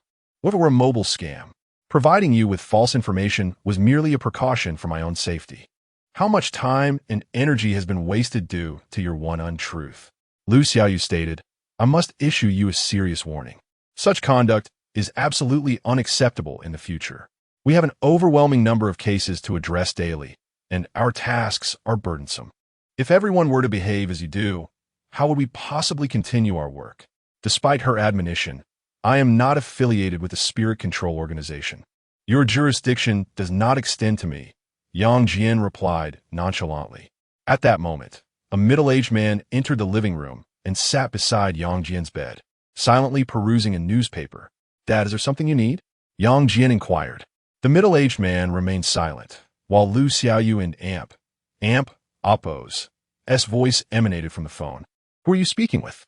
Matters of this nature should be kept confidential and not disclosed to unrelated individuals to avoid unnecessary panic. I should explain the confidentiality regulations to you. I am conversing with my father. Let us conclude this for today. I am quite busy," Yang Jian said, preparing to end the call. Wait. Suddenly, Lu Xiaoyu's voice rose in pitch, filled with astonishment. Your father? What is happening on your end? I have your file right beside me. I can see all your information from birth through high school. Where did this father of yours come from? Your father tragically passed away in a car accident during your 5th grade year, leaving your mother as your sole guardian. There is no indication that she has remarried, implying that you have been raised in a single-parent household since elementary school. Yang Jin exclaimed, What nonsense are you talking about? My father is right here beside me, reading the newspaper. He then turned around. The middle-aged man sitting on the bed remained motionless, his arm raised, concealing his face behind the newspaper, obscuring his features. The living room and bedroom were shrouded in darkness, illuminated only by the faint glow of the computer monitor, making it impossible to discern the words on the newspaper in such dim surroundings. Dad, what's wrong? Yang Jian reached out, intending to lift the newspaper. However, his hand suddenly froze as he noticed a black and white portrait of the middle-aged man hanging on a cabinet in the room. In an instant, he was paralyzed with shock. Yang Jian, something is definitely wrong there. Hurry, leave your place. Lu Xiaoyu and Oppo's urgent voice echoed through the phone. Chapter 26. The man from memory, a middle-aged man, whose visage remained obscured, sat rigidly at the head of Yang Jian and Oppo's bed. He lifted his hand to grasp the first newspaper, remaining perfectly still, as if genuinely engrossed in the news printed upon its pages. At first glance, everything appeared normal, devoid of any peculiarities. Yet, the dimness of the room rendered it wholly unsuitable for reading. This individual had maintained his posture ever since Yang Jian had connected to the internet, never once altering his position.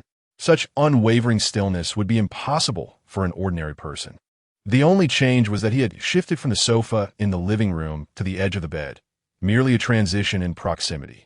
This closeness, rather than instilling a sense of comfort, evoked an inexplicable threat and fear. Why would his father, for no apparent reason, choose to sit beside him reading a newspaper? Had he ever possessed such a habit? Gazing at the portrait of the deceased hanging on the cabinet and hearing Lu Xiaoyu's urgent urging, Yang Jian sensed that something was amiss. If Lu Xiaoyu and Oppo's account of the files was indeed accurate, could this man truly be his father? He felt a sense of familiarity, yet simultaneously an unsettling dissonance. Had his father truly perished in a car accident during his childhood?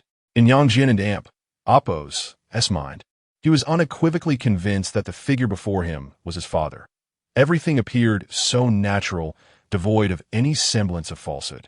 Nevertheless, something still felt amiss. Yang Jian swiftly retracted his hand, refraining from brushing aside the newspaper that obscured the man, and immediately grasped his phone, rising abruptly to retreat. He sought to distance himself from the man engrossed in reading the paper.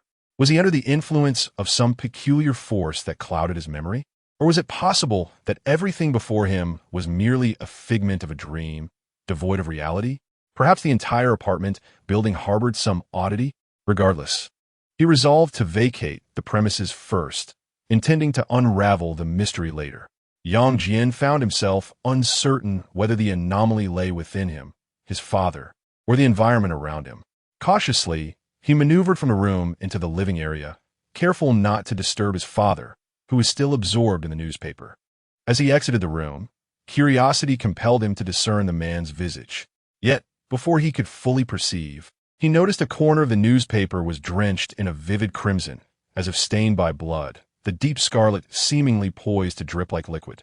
A blood-soaked newspaper. Would a normal person engage with such a publication?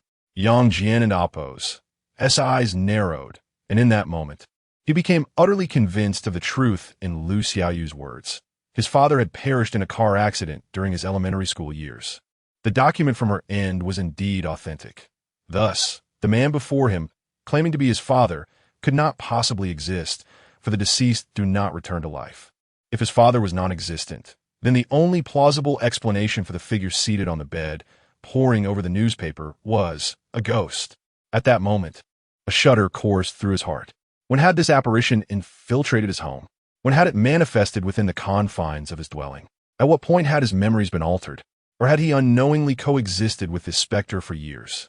If not for Lu Xiaoyu and Oppo's phone call, Would he have remained oblivious forever? As he pondered these unsettling thoughts, a chill ran down Yang Jian and Appo's spine. Just as he stepped out of the room, the man perusing the newspaper suddenly stirred, his head swiveling at an uncanny speed to face Yang Jian. Instantly, fear gripped Yang Jian, compelling him to retreat. This man lacked a face, devoid of features, merely a layer of flesh. Flee, Yang Jian silently commanded himself, turning on his heel to escape without a moment in Appo's hesitation. It was unequivocally confirmed. This man was indeed a ghost. However, as he turned, darkness engulfed his vision, as if he had collided with an unseen object. A newspaper, sticky and reeking, seemingly tainted with congealed blood. The paper adhered to his face, clinging tenaciously, and instinctively, he attempted to tear it away. Yet, this blood-stained newspaper seemed to meld with his skin. The moment he pulled, an excruciating pain pierced through him, and it remained obstinately unyielding. The specter had commenced its assault on him. Yang Jian realized with a sudden clarity. He had already endured 2 waves of attacks from malevolent spirits during his time at school. Only a ghost can contend with another ghost. With a determined grit of his teeth, suddenly an eye emerged from the flesh on the back of his hand, radiating a faint crimson glow. As he tore away the newspaper that obscured his face with this eyed hand, it proved effective. The newspaper gradually peeled away, akin to a bandage being slowly removed. However, at that moment, the ghost seemed reluctant to relinquish its hold. Yang Jian sensed the ghost drawing nearer, as if it were tugging at the newspaper behind him. A terrifying force surged forth. The newspaper that enveloped his face constricted once more, clinging tightly, inducing a profound sense of suffocation and dizziness. If this continued, he would not perish at the hands of the ghost. Rather, he would be smothered to death by this eerie newspaper. If you wish to play, I shall indulge you. You are a ghost, but I am not merely human. A beastly growl erupted from Yang Jian's throat. Suddenly, 2 crimson eyes manifested on his face. The newspaper at the site where the eyes emerged emitted a sound akin to tearing paper and was instantly shredded. At the moment, the newspaper was torn asunder. The terrifying pull from behind diminished significantly. Once more, Yang Jian gritted his teeth inwardly. The power of these eyes could not be overused. Each deployment drew him closer to death. Yet in this dire moment, he had no choice. Without harnessing the ghost's strength within him, he would surely perish. Another eye sprouted from his forehead. With a hiss, the blood-stained newspaper adhered to his forehead was once again torn apart. The force pulling at his back lightened once more, causing the suffocating, dizzy sensation to swiftly dissipate. Pressing on, Yang Jian recognized that the power of the ghost within him remained insufficient. The 5th eye emerged at his neck, causing a fissure to split open at the site where it constricted. At that moment, Yang Jian exerted force, and the newspaper wrapped around his face, overwhelmed by numerous tears, was instantly shredded. The suffocation and heaviness vanished entirely, making way for deep breaths of air. 4 eyes, glowing faintly red, sprouted upon his face. He glanced back, only to find emptiness behind him, save for the blood-stained fragments of newspaper scattered across the floor. Leave this place, Yang Jian's heart raced, urging him to flee without delay. He took nothing with him and swiftly opened the door, departing the house. Not long after his exit, a figure emerged from the very room he had occupied. This person collected the torn papers strewn across the ground and meticulously pieced them back together. Soon, the newspaper restored to its former appearance, still stained with vivid crimson blood, yet now featured the outline of a human face upon its surface, Yang Jian's face. The individual lifted the newspaper and, undisturbed, settled onto the nearby sofa, raising their arm to remain motionless, fixated upon the paper before them, mirroring Yang Jian's prior posture. Hours passed until, suddenly, the figure stirred. He slowly lowered his arm. He was no longer devoid of facial features, no longer a faceless entity. At this moment, he manifested the visage of Yang Jian. However, where the eyes had once been, there now lay an unsettling void, as though certain parts of a vivid photograph had been forcibly excised. The face was far from perfect. Chapter 27. The red paper obscuring the eyes within a public restroom. Water gushed forth as Yang Jian washed the putrid blood from his face. Feeling the cool tap water, he found himself regaining a semblance of calm. Indeed, the fault lay with me. That apparition earlier possessed the ability to alter a person and Appo's memories, forcibly implanting a non-existent individual into my mind, leaving me oblivious to the anomaly. Even with my peculiar eye, I was unable to discern the truth. Had it not been for Lu Xiaoyu and Appo's timely reminder, I would have likely continued cohabiting with that specter in my home. Raising his gaze to the mirror before him, Yang Jian noticed that the eye upon his face had vanished, and he had temporarily returned to normalcy. "Hello, Yang Jian, if you can hear me, please respond. I am Lu Xiaoyu." Suddenly, the satellite phone by the sink began to ring. From the beginning until now, the call had not been disconnected. "It's me," Yang Jian answered. "What transpired on your end?" Lu Xiaoyu inquired. Yang Jian replied, "You are correct in your assumptions. My father indeed perished in a car accident during my elementary school years. The entity in the house earlier was not human. It was a ghost." "You managed to escape?" "Yes."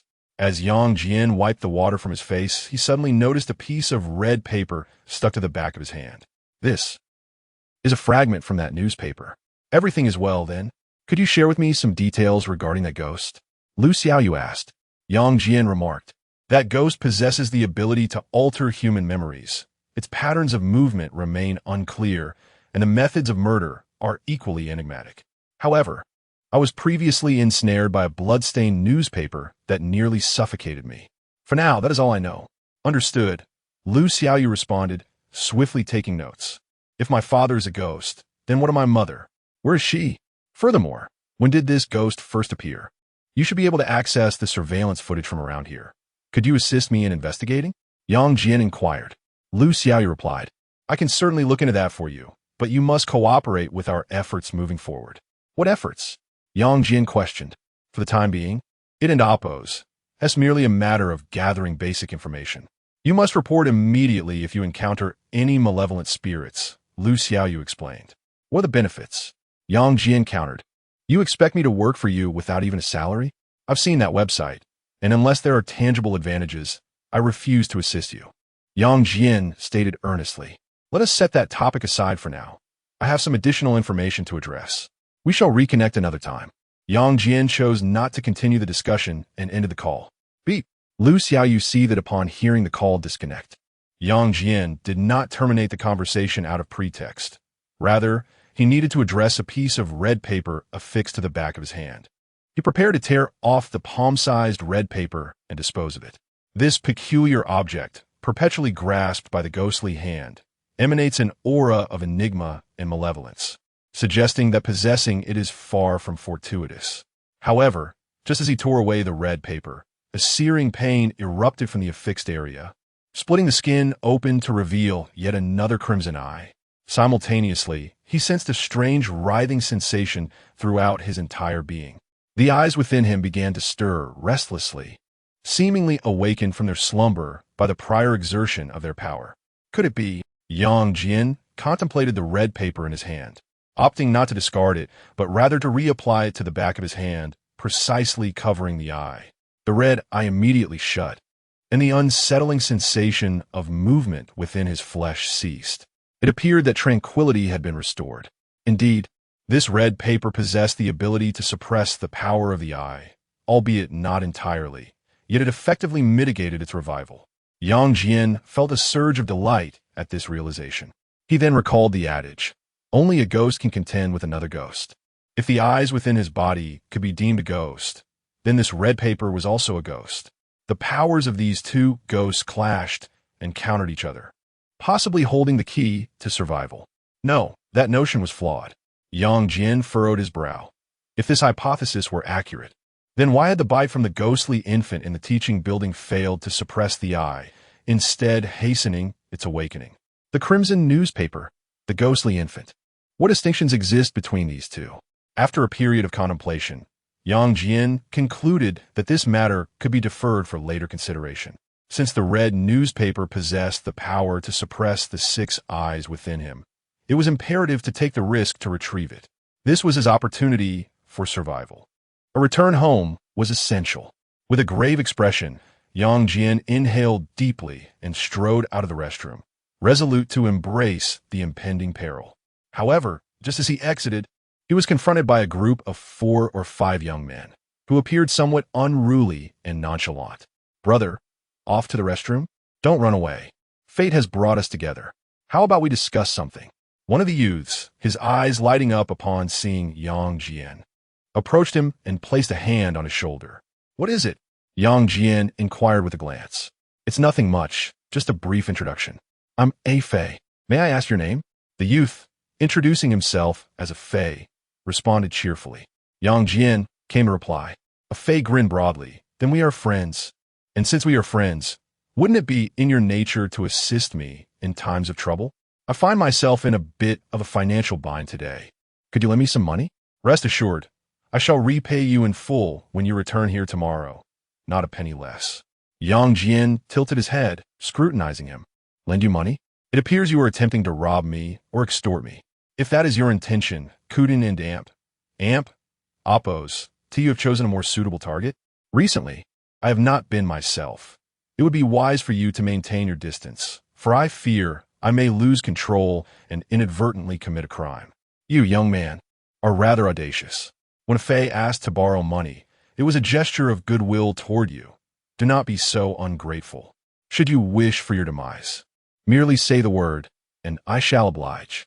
Beside him, a young man brandished a small knife, pressing it against Yang Jian and Oppos as face. "Friend, do not act rashly. If something unfortunate were to occur, it would be regrettable. Allow me to leave, and let today's events be as if they never transpired. What do you say?" Yang Jian proposed. "That is not an option. Unless the money is produced today, you shan't depart," the young man with a knife replied with a sinister grin. "Brother, even if I were to borrow from you, I would repay you in due time. Let's not sever ties over this trivial matter," a Fei interjected mockingly. Yang Jian conceded. "Since you insist, I have no choice. The money resides in my trouser pocket. Help yourself. At least you are sensible," the young man with the knife said, a glimmer of excitement in his eyes as he reached into the pocket, anticipating the cash. However, as his hand delved in, he suddenly felt something cold and spherical, akin to a glass orb. Instinctively, he withdrew it. To his horror, he discovered his hands drenched in blood, clutching a singular red eye that subtly shifted, gazing at him with an eerie intensity. "Ah!" the young man with the knife shrieked, his pallor draining as he stumbled backward in fright. Yet, as he retreated, everything around him had inexplicably transformed into a shade of crimson. The residential buildings, the streetlights, the moon hanging in the sky, and even the ground, all seemed to be enveloped in a veil of red light. "Since we are friends, it should not be a problem for you to test the ghost realm for me." Yang Jian slowly emerged from the restroom. A Fei's eyes widened in shock. Who was the person draped over his own arm as he stepped out? In that moment, he dared not turn back, feeling only the chilling coldness of the body resting against him, as if it were a corpse. A ghost, indeed. A Fei's face turned ashen with fear, and he spun around to flee the public restroom, followed by several other ruffians who were equally terrified. At that moment, Yang Jian glanced at the back of his hand. Where the red paper was affixed, the outline of an eye emerged, only to be quickly suppressed by the paper once more before the eye reappeared, seemingly engaged in a struggle. "With 6 eyes, I could wield the ghost realm, but with one eye bound by the red paper, I can still access the ghost realm with 5 eyes, preventing the resurgence of malevolent spirits." He felt a sharp pain emanating from 5 fissures in his body. 5 perspectives flooded into his mind. Everything around him became vividly clear and under his control. 6 eyes represented the limit of what his body could endure, but with 5, the situation was markedly improved. Although there were still side effects, they were not as pronounced. Yang Jian's gaze shifted slightly as he began to grasp the extent of his own limitations. If I were to obtain that crimson newspaper and affix it to 6 eyes, would it signify that I could wield the power of the malevolent spirit without any adverse effects? I would no longer need to fret over the repercussions of its resurgence. However, before that, I must first master this realm of spirits. Yang Jian observed the group of thugs fleeing. They would serve as the perfect subjects for testing. Mastering the domain of spirits is essential for my future dealings with malevolent entities. Thus, utilizing the power of the spirit once is imperative, rather than a waste. Chapter 28. Borrowing money. Run. Run for your life. Ah Fei and his companions fled as if their lives depended on it, their faces ashen and their eyes filled with terror, as though they had just witnessed something truly horrifying. Indeed, they had encountered a frightful event. It appeared they had encountered a ghost. Unaware of how long they had been running, they finally halted, bending over and gasping for breath, utterly exhausted. Reflecting on the earlier scene, Ah Fei felt his limbs tremble slightly. "Hey, Ah Fei, what was that person all about?" One of his companions asked, trembling with fear. Ah Fei cursed. "What else could it be? Most likely we've attracted some evil spirit. We should head to the temple and seek a talisman to ward off this malevolence. Damn it, today is truly unlucky. Had I known, I wouldn't have ventured into such desolate places. I was merely trying to find someone to extort a bit of money. And instead, I encountered that thing." But before he could finish his sentence, another companion, shaking violently, pointed ahead and stammered, "Why, you guys, look at what's in front." The group raised their heads, their faces instantly contorted in horror.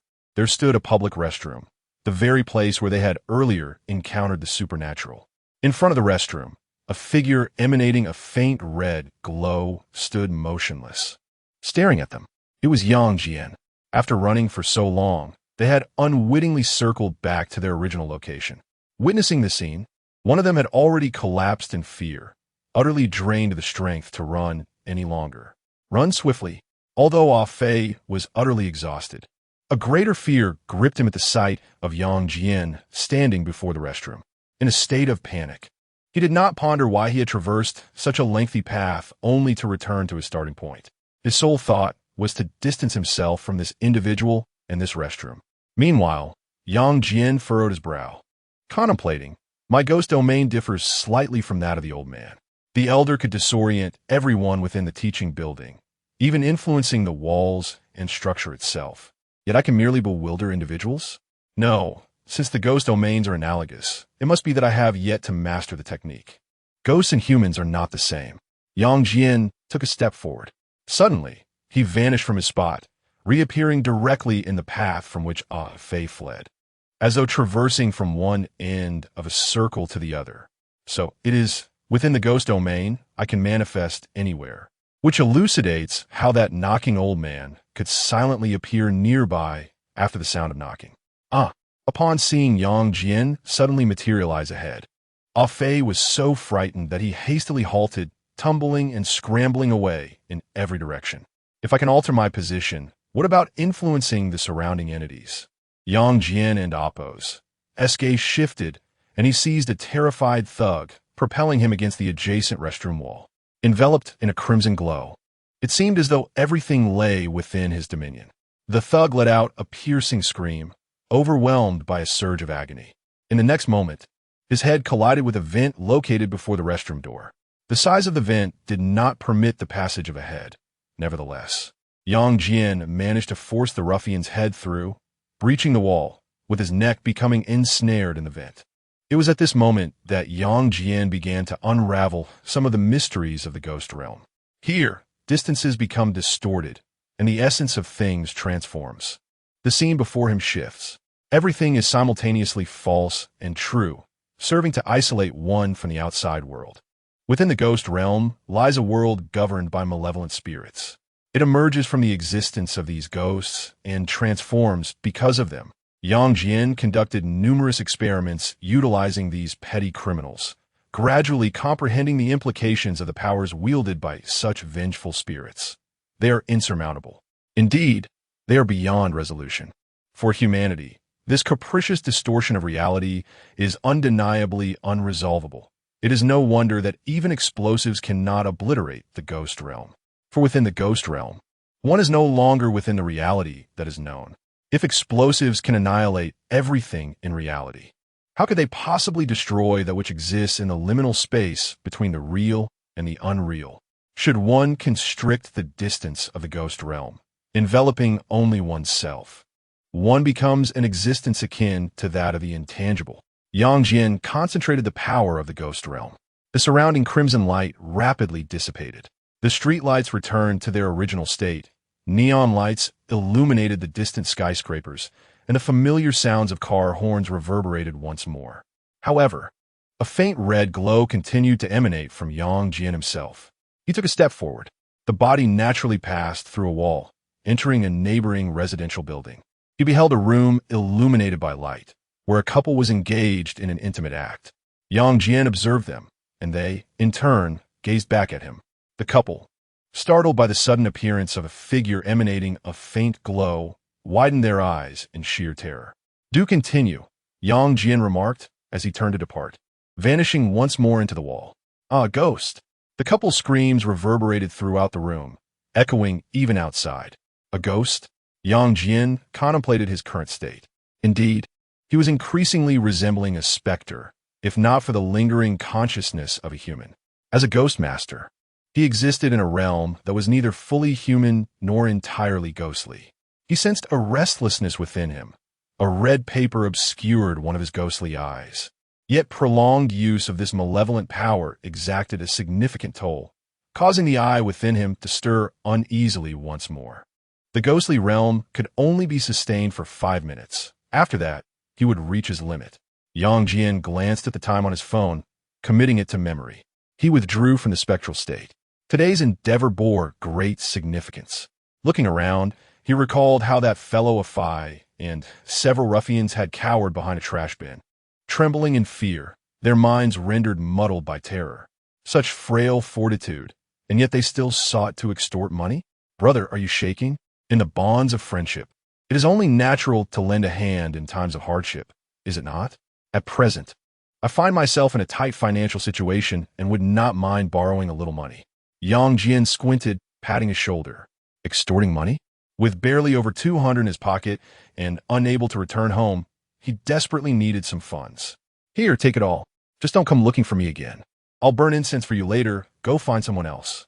Afraid to the point of tears, Fei trembled as he emptied his pockets, revealing only a little over 100 yuan.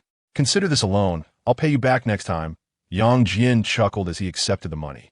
No need to repay, brother. It's a gift, Fei mumbled, his head bowed in fear, too frightened to meet Yang Jian's gaze. It was merely a little over 100 yuan. What was there to repay? He only hoped this specter would soon leave him be. If only he would cease his entanglement, he would concede to any request. Next time, extort a little more. That way it will be easier for me to find you. Yang Jian remarked, rising with a tone that was oddly unsettling. What? Fei burst into tears. I'm still just a child. Why must you treat me this way? He vowed never to extort money again, promising himself to become a good person. Tomorrow, he would help an elderly lady cross the street. Yang Jian then proceeded to intimidate the other ruffians, casually borrowing a few hundred yuan from them as well. He believed that this experience would extinguish their thoughts of extortion forever. Who could tell whether the next victim would be a human or a ghost? No more games. It is time to attend to serious matters. Yang Jian cast a glance around. When he spotted the little ruffian he had shoved into the vent struggling to extract his head, he couldn't help but chuckle. Perhaps he would have someone knock down a wall tomorrow. How dare they wield a knife to intimidate others? They were fortunate not to have encountered a true ghost. However, upon his return home, Yang Jian discovered that the door was ajar. The dimly lit room was devoid of any presence. The remnants of the torn red newspaper that had littered the floor had vanished. The ghost was gone. A shift occurred in Yang Jian and Appo's expression. He had braced himself for a confrontation with the specter, only to find nothing. Could it be that the ghost fled in fear of him? Or had it embarked on a quest for its next victim? He resolutely resolved to locate the ghost. Chapter 29. The handprints in the bathroom, the presence of a ghost within one's home, is a burden too heavy for even the most resilient individuals to bear. Yet, in pursuit of that elusive crimson newspaper, Yang Jian found himself compelled to take risks. This was an opportunity to confront the resurgence of the malevolent spirit. He resolved to wait in anticipation of its return, deliberating for a considerable time before summoning the courage to remain. To knowingly await the return of the ghost required immense bravery. Yang Jian, of course, summoned every ounce of valor, determined to face death head-on. To merely exist in fear was akin to a slow, relentless form of suicide. At this moment, while he awaited the ghostess return, in another upscale neighborhood of Dachang City, Wang Shanshan had not ventured outside her home since the day before yesterday. She had remained sequestered within, sensing an unsettling change within her abode. In the bathroom, water cascaded down with a relentless roar. However, Wang Shanshan's eyes reflected a blend of terror and madness as she wielded a toilet brush, fervently scrubbing a spot beside her neck in the mirror. The young girl's skin grew crimson from the excessive scrubbing. Logically, a normal person would be unable to endure such pain, yet Wang Shanshan appeared oblivious to it, intensifying her efforts as the fear in her gaze deepened. Soon, a patch of skin beside her neck split open, oozing a vivid crimson blood. The sanguine fluid cascaded along with the warm water in the bathroom, staining the floor beneath. Yet, no matter how fervently she scrubbed, the blood continued to flow. On that blood-stained skin, two small, dark blue handprints remained distinctly visible, as if they had fused with the surrounding flesh, akin to a birthmark carried from the womb. Utterly impossible to cleanse. At that moment, Wang Shanshan's mother, Wang Haiyan, sat on the living room sofa, glancing anxiously at the time on her watch. Her daughter had been in the bathroom for over 2 hours, having already bathed in the morning. Surely, she hasn't fallen ill or is feeling unwell. Beside her, Wang Shanshan and Damp, Appo's father, Wang Bin, also displayed a troubled expression. Since returning from school the previous morning, something seemed amiss. She had barely eaten and had confined herself to her room all day. Even during daylight, she insisted on keeping all the lights on, exhibiting a profound fear of darkness. If this persists, we might need to consult a doctor tomorrow. Honey, have you managed to find out what transpired at the school the night before last? I've been unable to reach the teacher, Wang Haiyan inquired. I visited the school yesterday. Indeed, something occurred there, and it has been sealed off. All students have been mandated to take a leave of absence, and we await further notice from the school regarding the resumption of classes. Furthermore, I encountered several parents of the students during my visit, Wang Bin replied. Exhaling smoke, his brow furrowed deeply, his demeanor notably grave. Other parents of students reported that their children had not returned home since the evening study session 2 nights prior and were now missing. Their phones were unreachable, and they were nowhere to be found. Furthermore, the number of missing individuals was considerable. Wang Haiyan exclaimed, "How could this happen? Something must have transpired at the school. We simply remain unaware of it. I initially intended to inquire with Shanshan, but given her current state, I hesitate to press her further for fear of adding to her distress." Wang Bin extinguished the cigarette in his hand and replied earnestly, "Shanshan must have undergone a traumatic experience. She appears utterly frightened." Wang Haiyan speculated, "Darling, do you think Shanshan might have encountered some malicious individuals? Has she been bullied? That is absolutely out of the question. This is a widespread incident of student disappearances, and the school authorities are concealing the truth. By the way, wasn't Appo's Shanshan escorted home by a classmate yesterday morning?" Wang Bin remarked. "Yes, I'm familiar with that classmate. His name is Yang Jian," Wang Haiyan stated. "He must possess knowledge regarding what has transpired with Shanshan. We should certainly reach out to him," Wang Bin suggested. "I have considered that, but I do not have his phone number," Wang Haiyan replied. At that moment, a blood-curdling scream erupted from the bathroom.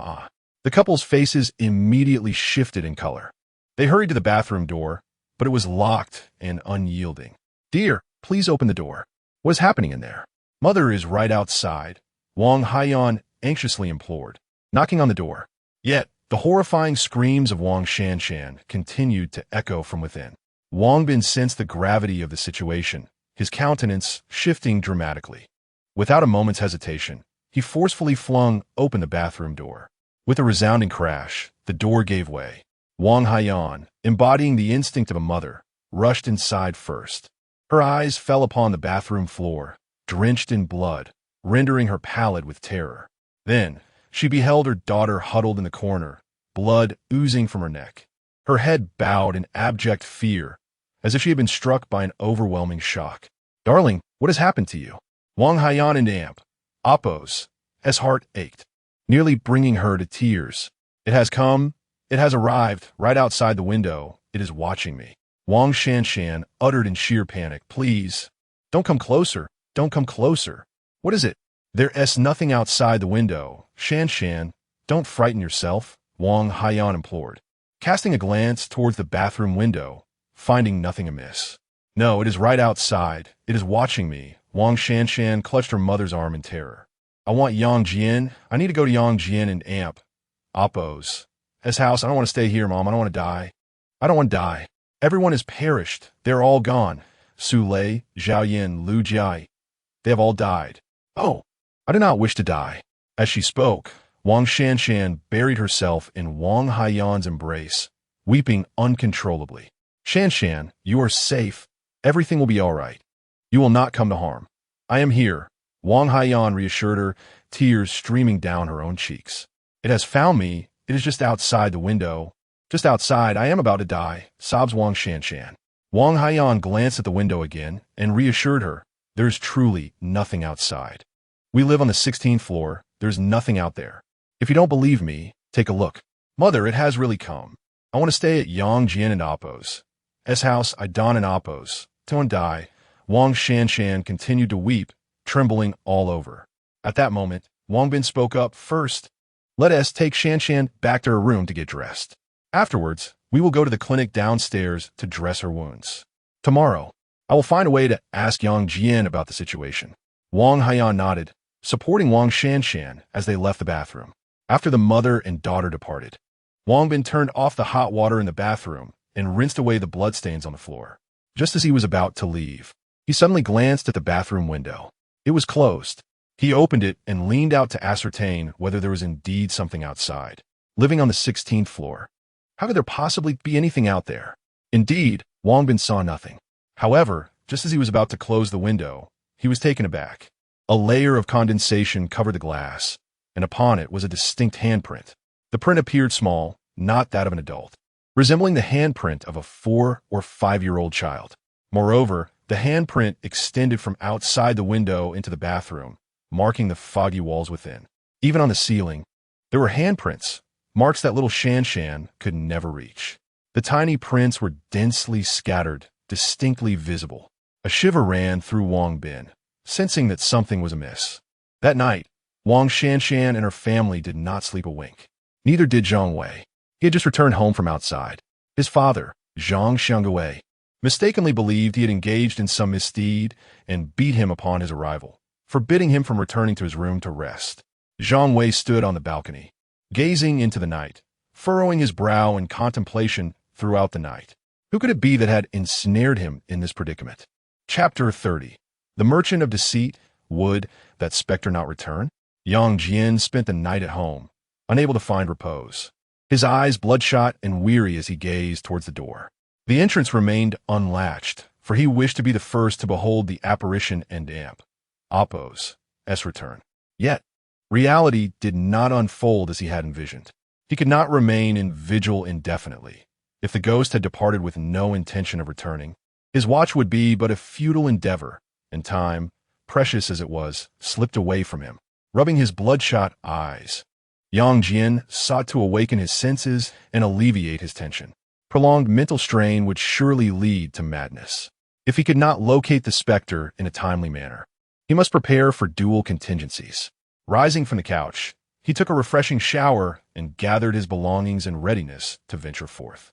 As for the twofold plan, firstly, if he were to survive, he would seek ways to sustain his existence. Secondly, should his fate be sealed, he deemed it prudent to amass a sum of money to ensure his parents and Amp, Oppo's, comfort in their twilight years. With a backpack slung over his shoulder, Yang Jian stepped out of the somewhat dilapidated residential building. He lifted his gaze to the harsh sunlight, which caused a momentary dizziness to wash over him. Yet, it seemed the ghost was not deterred by the day's brightness. He brushed the back of his hand, noting no peculiar reaction from the eye that lingered there. This indicated that, even in daylight, the specter might still manifest. The age-old belief that ghosts roamed only under the cover of night had now been thoroughly debunked. One can only say that the brightness of daylight provides a certain sense of security, alleviating fears to some extent. Boss, do you use phones? Yang Jian inquired as he stood before a small mobile repair shop by the street. The shop owner glanced at him and replied, I don't buy old models. I only accept smartphones released in the last 2 years. Yang Jian took a seat and said, I and Oppos am not selling the phone I have. Rather, I wish to sell these. He retrieved several phones, previously discarded by Zhang Wei, Wang Shanshan, Zhao Lei, and others from his backpack. Is this many? Where did you acquire them? The owner paused, casting a skeptical eye over the various models of smartphones. My friends no longer wanted them. They were given to me. Besides, could one truly steal such new phones? Yang Jian replied, Why not an amp? Amp? Oppos. Do you give me a price? If it's reasonable, I'll sell them all to you. The owner inspected the devices and confirmed they were indeed in excellent condition, with market prices ranging from 2,000 to 3,000 for the less expensive models, and 7,000 to 8,000 for the more expensive ones. This one isn't worth much. I can only offer you 300 for it. This one is good. I'll give you 1,000 for it, and this one 1,003. The owner assessed the prices. At that moment, one of the phones on the counter suddenly rang. Yang Jian glanced at it, noticing the caller ID Dad. Heaven knows whose father that might be. The rightful owner must be calling. The owner chuckled. If they come looking for it, I'll be in quite a predicament. For this phone, I can only offer 500. With that, he intended to power it off. Yang Jian picked it up and answered, It's not the owner calling. It's a friend's father. Hello. A voice from the other end of the line belonged to a middle-aged man. Is this Yang Jian? Yes, it is. Who are you? Yang Jian replied. Indeed, Shanshan's phone is with you. I am Wang Bin, Wang Shanshan's father. I have a matter I would like to discuss with you. Is this a convenient time for you? I would like to meet in person, Wang Bin stated. Oh, Uncle Wang, I an amp. Oppos am a bit preoccupied these days and not very available, Yang Jian responded. Wang Bin replied, It one end amp. Oppos, take much of your time. Where are you? I can drive over to pick you up. Uncle Wang, if you have something to say, please do. I truly have matters to attend to and cannot step away at the moment, Yang Jian insisted. After a brief silence, Wang Bin continued, It concerns my daughter Shanshan. Do you know what happened at school that day? Hasn't Wang Shanshan mentioned the haunting at school? A haunting at school? Yang Jian was taken aback.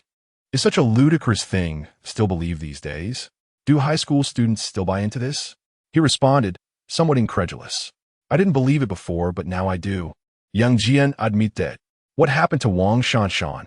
Did she encounter something again? Wang Bin explained, perhaps it's just that she has become a bit frail and timid, frightened by something she feels is pursuing her. And Shanshan mentioned that you could assist her.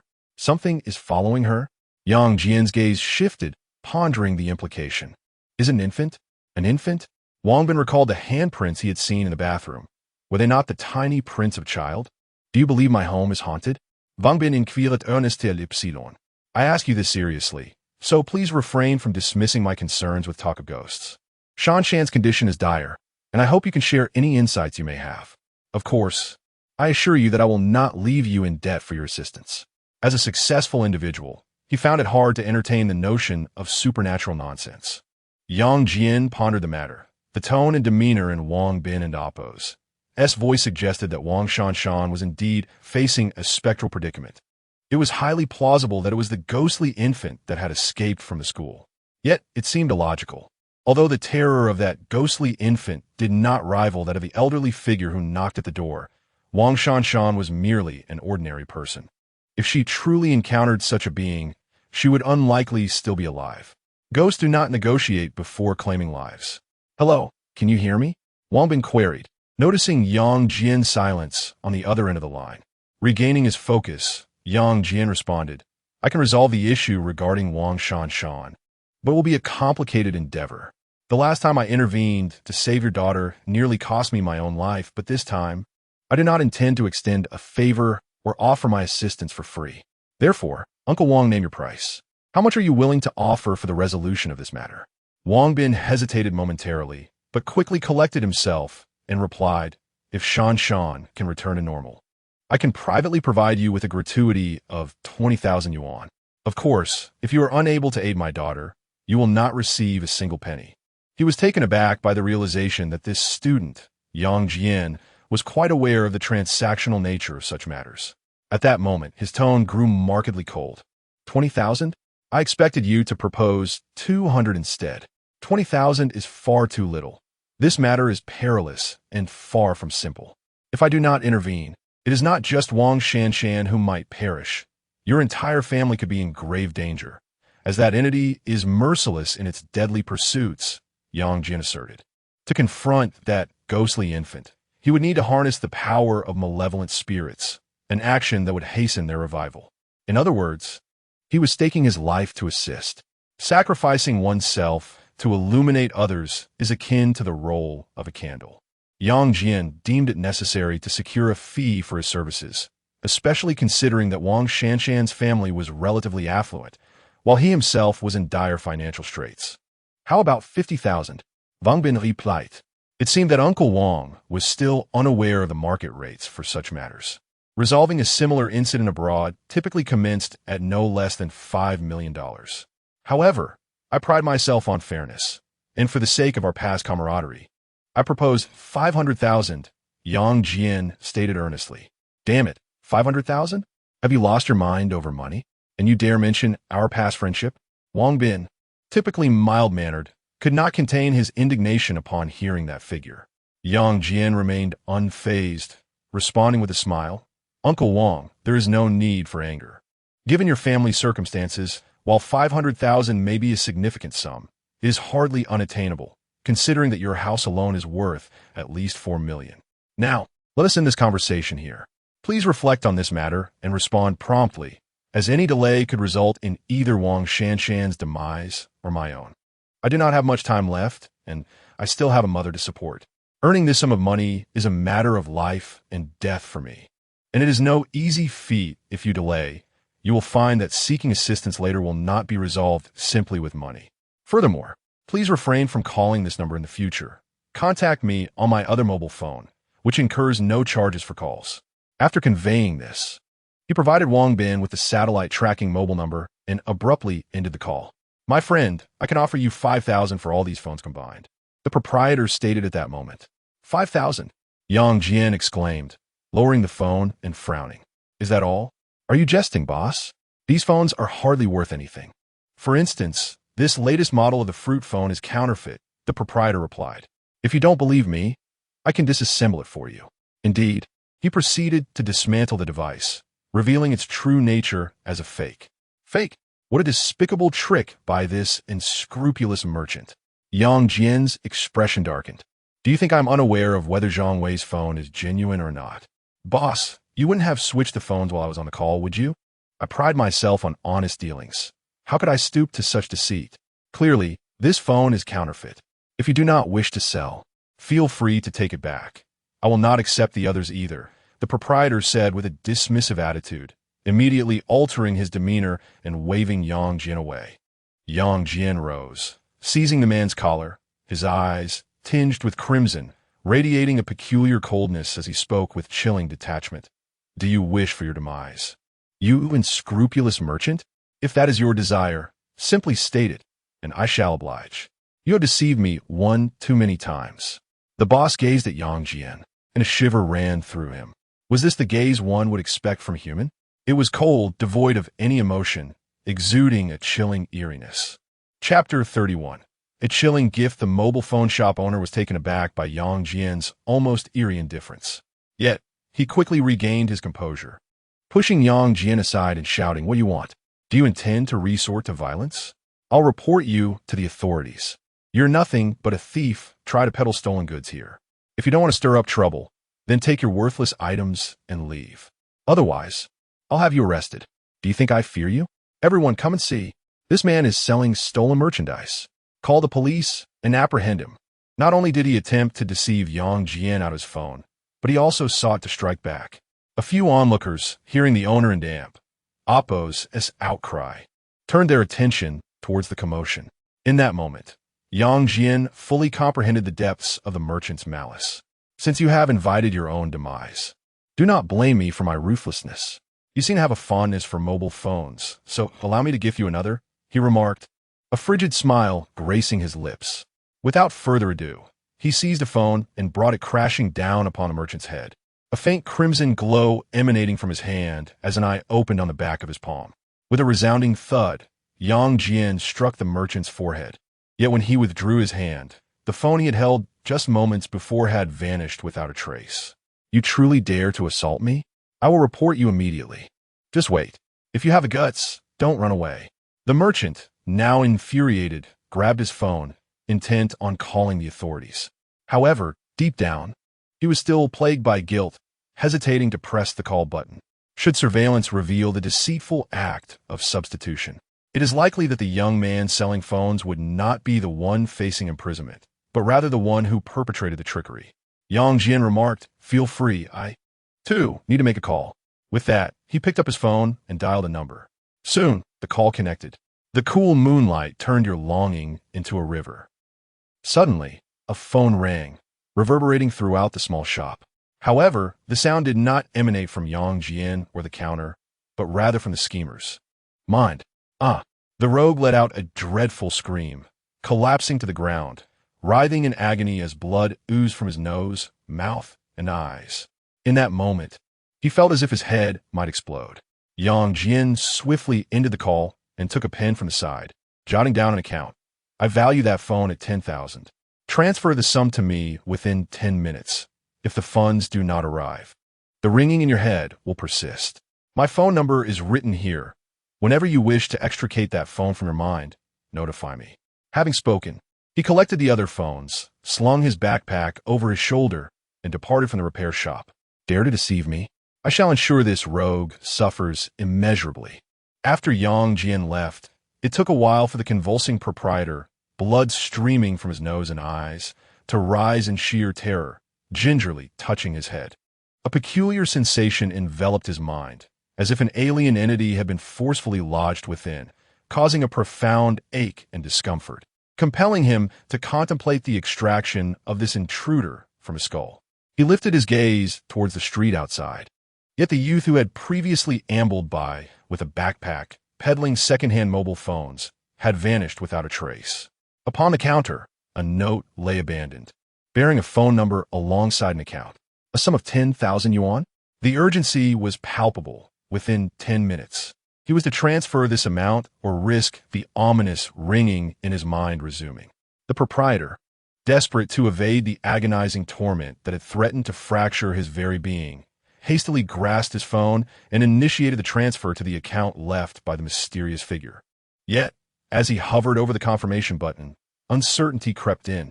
What if this individual was a charlatan? Perhaps the earlier events were mere coincidence, an unfortunate anomaly.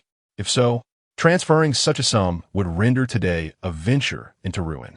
No, he thought, this cannot be. The transfer must not proceed. Taking a sip of water, he paused to gather his thoughts.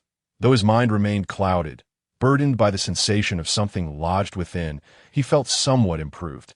Perhaps a visit to the hospital was warranted after all. However, 10 minutes later, as Yang Jian strolled along the street, his phone remained devoid of any transfer notification. Without hesitation, he dialed the number.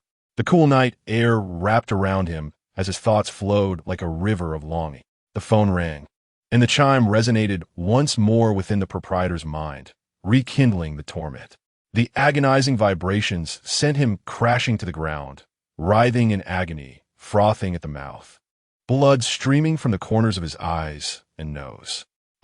10 seconds later, Yang Jian hung up the phone, continuing his stroll down the street as if nothing had transpired. The fate of this unscrupulous merchant lay firmly in his grasp. How dare he deceive him?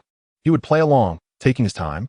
After placing the call, within mere minutes, the sound of money transferring resonated.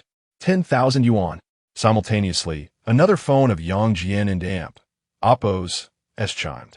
Upon answering, the merchant's voice, pleading for mercy, emerged. "Be brother, please spare me. I have already transferred the money. Just let me go." "Money? What money?" Yang Jian replied, feigning ignorance. "I haven't received anything. You must have sent it to the wrong account. You have 3 minutes. I shall call you again, but this time, it will not be 10,000, but 20,000. Yang Jian, wide-eyed, spun his tale of deception and promptly ended the call.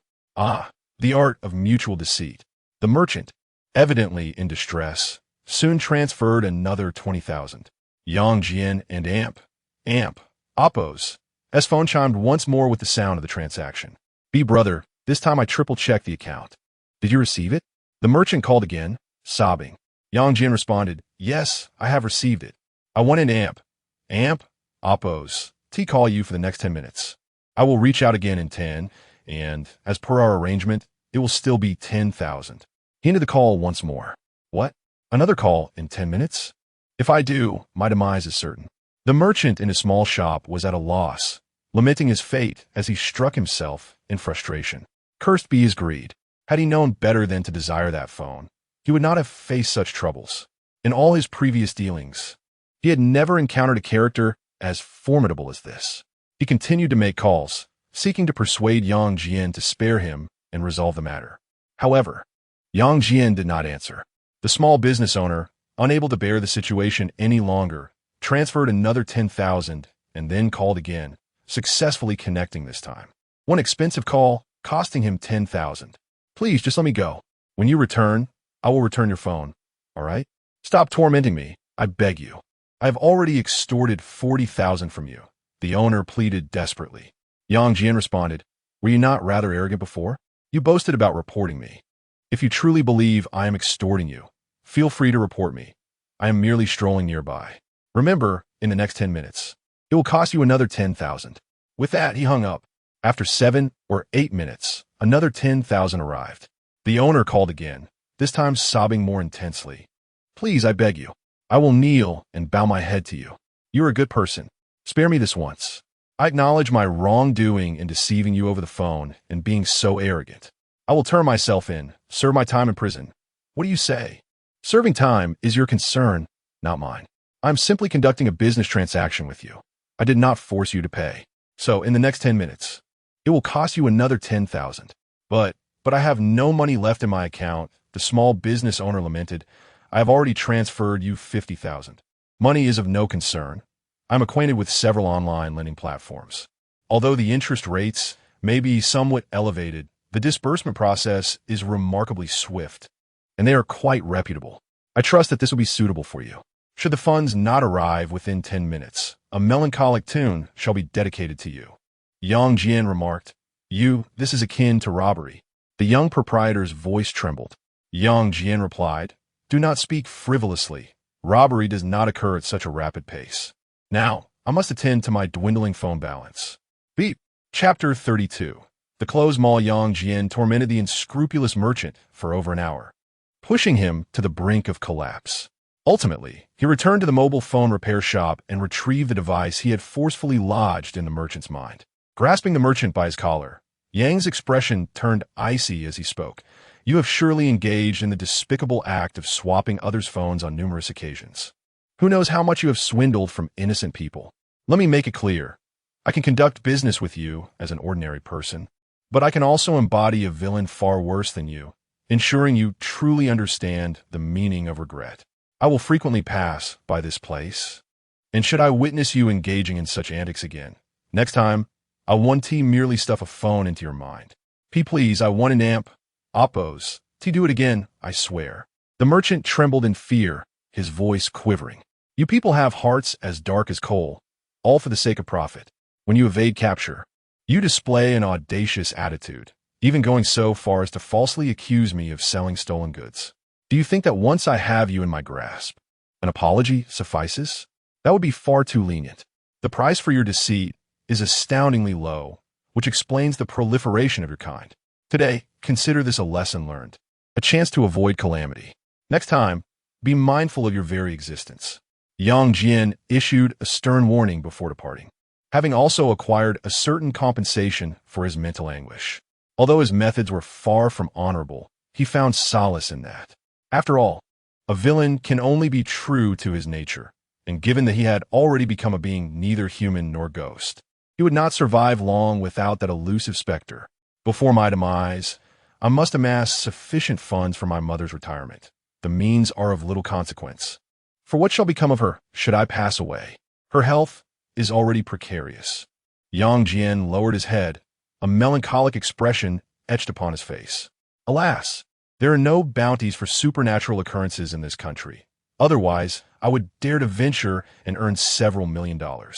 He wandered aimlessly through the streets, seeking opportunities for profit. Eventually, he halted before a utility pole adorned with various advertisements.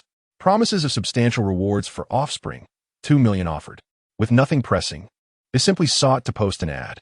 As Yang Jian circled around, his gaze fell upon a partially torn advertisement. He hesitated. Should he take the plunge? After all, over 1 million is at stake. If he could indeed earn such an amount, it would secure half of what he needed for his mother and Appo's as well-being. After a moment and Appo's as contemplation, he resolved to forego the phone call and visit the location directly to ascertain the legitimacy of this matter. If it were a ruse, he would not squander his time. Consequently, he hailed a taxi and swiftly made his way to the address indicated in the advertisement. On a bustling main thoroughfare, surrounded by numerous residential complexes and a steady stream of pedestrians, stood a large shopping center. This was the very establishment mentioned in the address. After settling the fare, Yang Jian alighted from the taxi and surveyed the mall before him. Outside, a police cordon had been established, yet to be dismantled, suggesting that a recent incident had transpired. The mall inside was eerily desolate, devoid of any patrons, with most lights extinguished, indicating a state of suspension. As Yang Jin approached, he noticed several recruitment advertisements at the entrance, boasting salaries of 6,000 per month, inclusive of meals and accommodation. At first glance, it indeed appeared that something had occurred, though it remained uncertain whether it was of a supernatural nature. Without further contemplation, he stepped into the mall. Upon entering, Yang Jian's expression subtly shifted. A faint yet peculiar odor wafted through the air, almost imperceptible, yet distinctly reminiscent of a scent he had encountered a few days prior at school. It was the unmistakable stench of decay emanating from a decomposing corpse. His gaze flickered as he surveyed the interior of the mall. Aside from the illuminated area at the entrance, the rest remained shrouded in darkness due to its shuttered status, creating an oppressive atmosphere. Whether it was merely an illusion or not, Yang Jian sensed an unsettling presence lurking in the depths of the mall's shadows, as if something were covertly observing him. Suddenly, a series of sharp footsteps echoed from the obscurity ahead, reverberating throughout the vacant establishment. A silhouette emerged from the distance, gradually advancing towards him. Instinctively, Yang Jian then set, his breath seemingly caught in his throat. What approached him was a ghost. It drew nearer, unhesitant, with a direct intent towards him. Apologies. The shopping mall is currently undergoing renovations and is not open for business.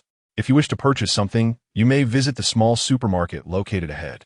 From the shadows, a slender young man clad in a security uniform approached. Why are you staring at me?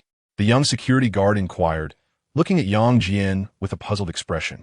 After a moment of silence, Yang Jian responded, Brother, where were you just now? I went to the restroom. Is there a problem? The young guard asked. Why didn't you turn on the lights in the restroom? Yang Jian queried. The electricity is quite costly, and the boss forbids it. If you have no business here, please leave quickly. We are not open, and it would be troublesome if someone were to sneak in. Just the other day, a child ran in, and I nearly lost my job trying to find him. Yang Jian replied, I'm not here to shop. I seek the owner of this establishment. The owner is not here today, the young guard informed him. When will he return? Yang Jian inquired. The owner is on a business trip and will not be back for a couple of days, the young guard replied. Why are you asking so many questions? You're not here to cause trouble, are you? Yang Jian contemplated for a moment before stating, No, I am here for a job interview. A job interview? The young guard scrutinized Yang Jian. Are you aware that there have been cases of missing persons in this mall? People have vanished without a trace. I was unaware until now, Yang Jian acknowledged. Do you still dare to apply for a position here? The guard questioned. Why should I not? The salary is quite generous, and it is merely a case of disappearance, not the presence of ghosts. Yang Jian said, Come with me, I will take you to Sisterly, who is in charge of employee recruitment. Yang Jian followed him. In a small shop within the mall, 4 or 5 employees lounged on the sofa, some watching television, others engrossed in their mobile phones, exuding an air of boredom. The youth security guard has brought someone for an interview, he announced. A middle-aged woman in a work uniform lifted her head, rising with a smile. The mall will open soon, and we are currently in need of staff. The Human Resources Department is quite lenient at the moment, with no strict requirements regarding education or work experience. The salary is 6,000 a month. inclusive of meals and accommodation. However, the working hours are rather long. If there are no issues, when might you be able to start? After a moment and amp, oppose, as contemplation. Yang Jian responded, I can begin today. The probation period lasts for 3 days, and we have various positions available, such as front desk, procurement, cashier, and security. All are in need of personnel. Sister Lee continued to elaborate on the requirements and working hours. Yang Jian paid little heed to her words. His true purpose for being there was not employment, but rather to meet the owner and earn a quick profit. I lack work experience, so I suppose I'll apply for the security position. By the way, I noticed some flyers posted outside, claiming that the owner has invited a master or a Taoist priest to exorcise evil spirits and perform rituals. Is there any truth to that? Sister Lee's smile faded slightly as she replied, there is indeed some truth to it, but that does not concern you. As a new employee, why don't you introduce yourself so everyone can get acquainted? She appeared to deliberately evade the topic. Yang Jian sensed that there was indeed something amiss with the shopping mall. Chapter 33, The False Model. Brother, what have you been busy with these past few days? Have you forgotten about me? You Haven and Oppos, T called, and I and Oppos, am feeling quite bored. Shall I come over to your place? How about we go to the Bao Jian tonight? In the shopping mall, Yang received a call from Zhang Wei. It's best not to come to my house. My dad might be there.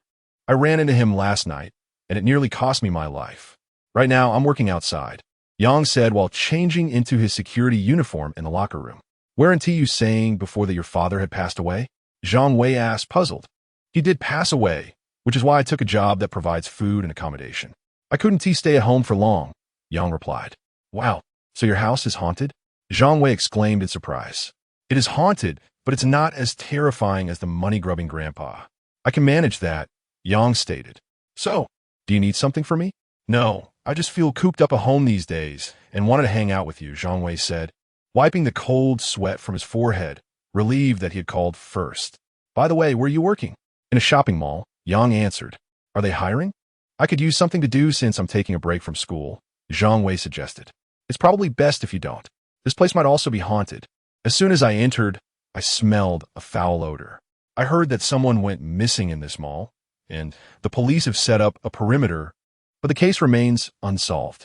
I suspect the missing person has already decayed, yet we still can't find the body, Yang elaborated. Can't you find a more suitable place to work? Zhang Wei suggested. If you truly have nowhere to stay, you are welcome to my home. My bed is spacious and warm, and meals are included. Yang Jian replied. Recently, Wang Shanshan has been acting strangely, constantly mentioning that something is following her. She might have caught the attention of that ghostly infant.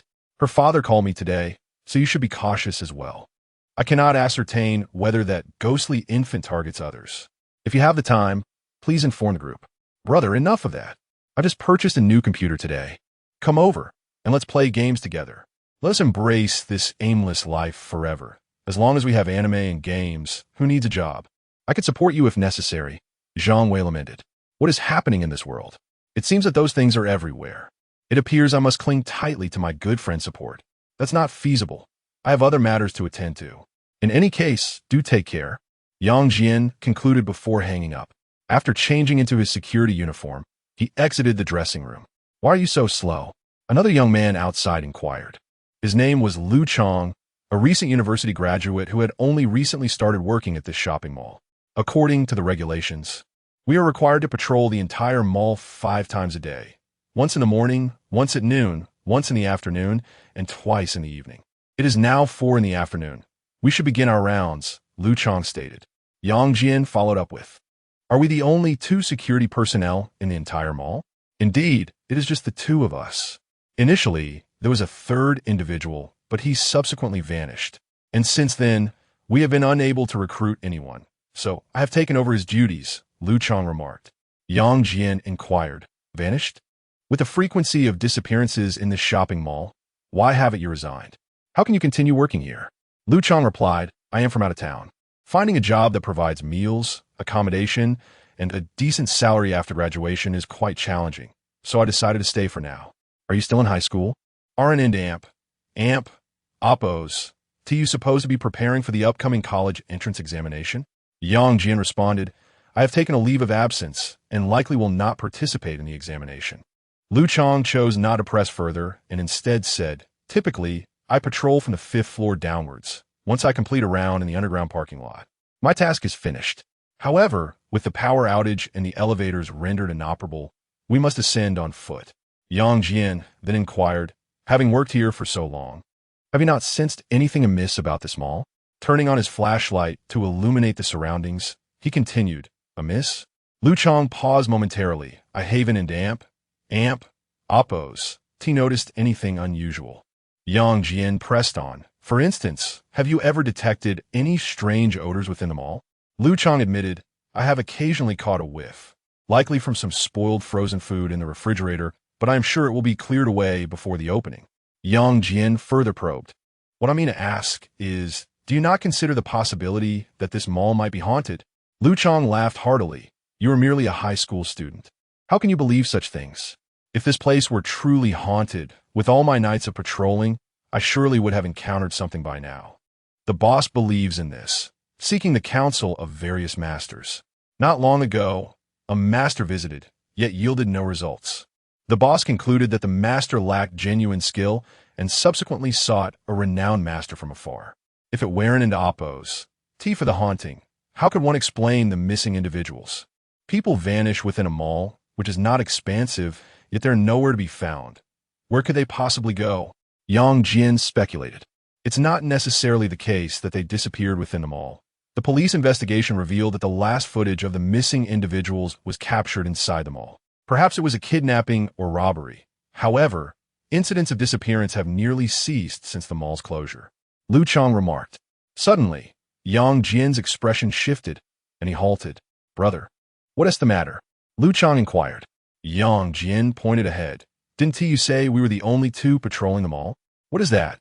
A figure stood motionless in the darkness, resembling a wooden mannequin. Lu Chang illuminated it with his flashlight, revealing it to be merely a fake mannequin. "Just a mannequin. No need for alarm," he said as he approached it, lifting the mannequin and placing it inside a nearby shop. The dimly lit store housed a dozen or so human mannequins, all disfigured, lacking limbs, and none were intact. They were haphazardly arranged, clearly neglected for a long time. "All is well. Let us proceed to the next level for patrol," Lu Chang suggested. Yang Jian asked, "How did that fake mannequin end up in the middle of the path? Did you not notice it during your previous patrols?" "During my patrol at noon, I observed nothing unusual. It was not until now that I first encountered it. Perhaps Sister Li and her companions were simply trying on models, which is not an unfamiliar scenario," Lu Chang remarked. "It seems. I am uncertain whether it is merely an illusion." But the stench of decay he had detected upstairs appeared to have intensified. Just as the two of them were departing, at the entrance of the previously patrolled shop, a mannequin stood motionless in the darkness, its head seemingly oriented towards the direction in which Yang Jian and Lu Chang had vanished. After circling through the mall, Yang Jian and Lu Chang discerned that nothing extraordinary had transpired. Perhaps he had misjudged the situation. This was merely an ordinary criminal case, devoid of any supernatural implications. Earning that 1 million from the mall's owner is no trivial endeavor. Yang Jian pondered, contemplating whether to remain here for a trial period of 3 days. If he yielded no results, he could resign, for he could not afford to squander time indefinitely. Upon completing his patrol and returning to the security room for a respite, his satellite phone buzzed with an incoming call from Wang Bin, the father of Wang Shanshan. Chapter 34. The visit during the day. Wang Bin had called Yang Jian, only to be infuriated by his outrageous demand of 500,000. How could a mere high school student, barely out of adolescence, dare to make such a brazen request? Had it not been for his daughter Shanshan and Amp, Oppo's incessant longing to seek out this Yang Jian, he would never have reached out to him. What could a newly minted adult possibly comprehend? Even if ghosts were genuinely haunting them, did he possess the skills to confront them? Wang Bin had been feeling increasingly despondent over the past 2 days due to his daughter's plight. He had taken several days off work to remain at home and keep her company. However, Shanshan and Amp, Oppo's condition was deteriorating. The doctor had assured him that her physical health was sound, with no ailments to speak of, merely a fragile mental state, shaken by distress. "Should we take Shanshan to see a psychiatrist tomorrow?" Wang Haiyan, Shan Shan and Amp, Appo's mother, inquired with a furrowed brow. Wang Bin sighed. It seems we have no choice. That Yang Jian is utterly unreasonable, demanding such a hefty fee. How on earth did my daughter come to know such a shameless individual? We must limit her contact with him. I sensed from our first encounter that Yang Jian was no good. He even had the audacity to ask for 200 yuan. Lacking any semblance of dignity, Wang Haiyan echoed, her face etched with disdain. At that moment, as the couple conversed in the living room, a sudden loud bang reverberated from Shan Shan and Appo's room as the door slammed shut. A fleeting glance revealed something darting into the room.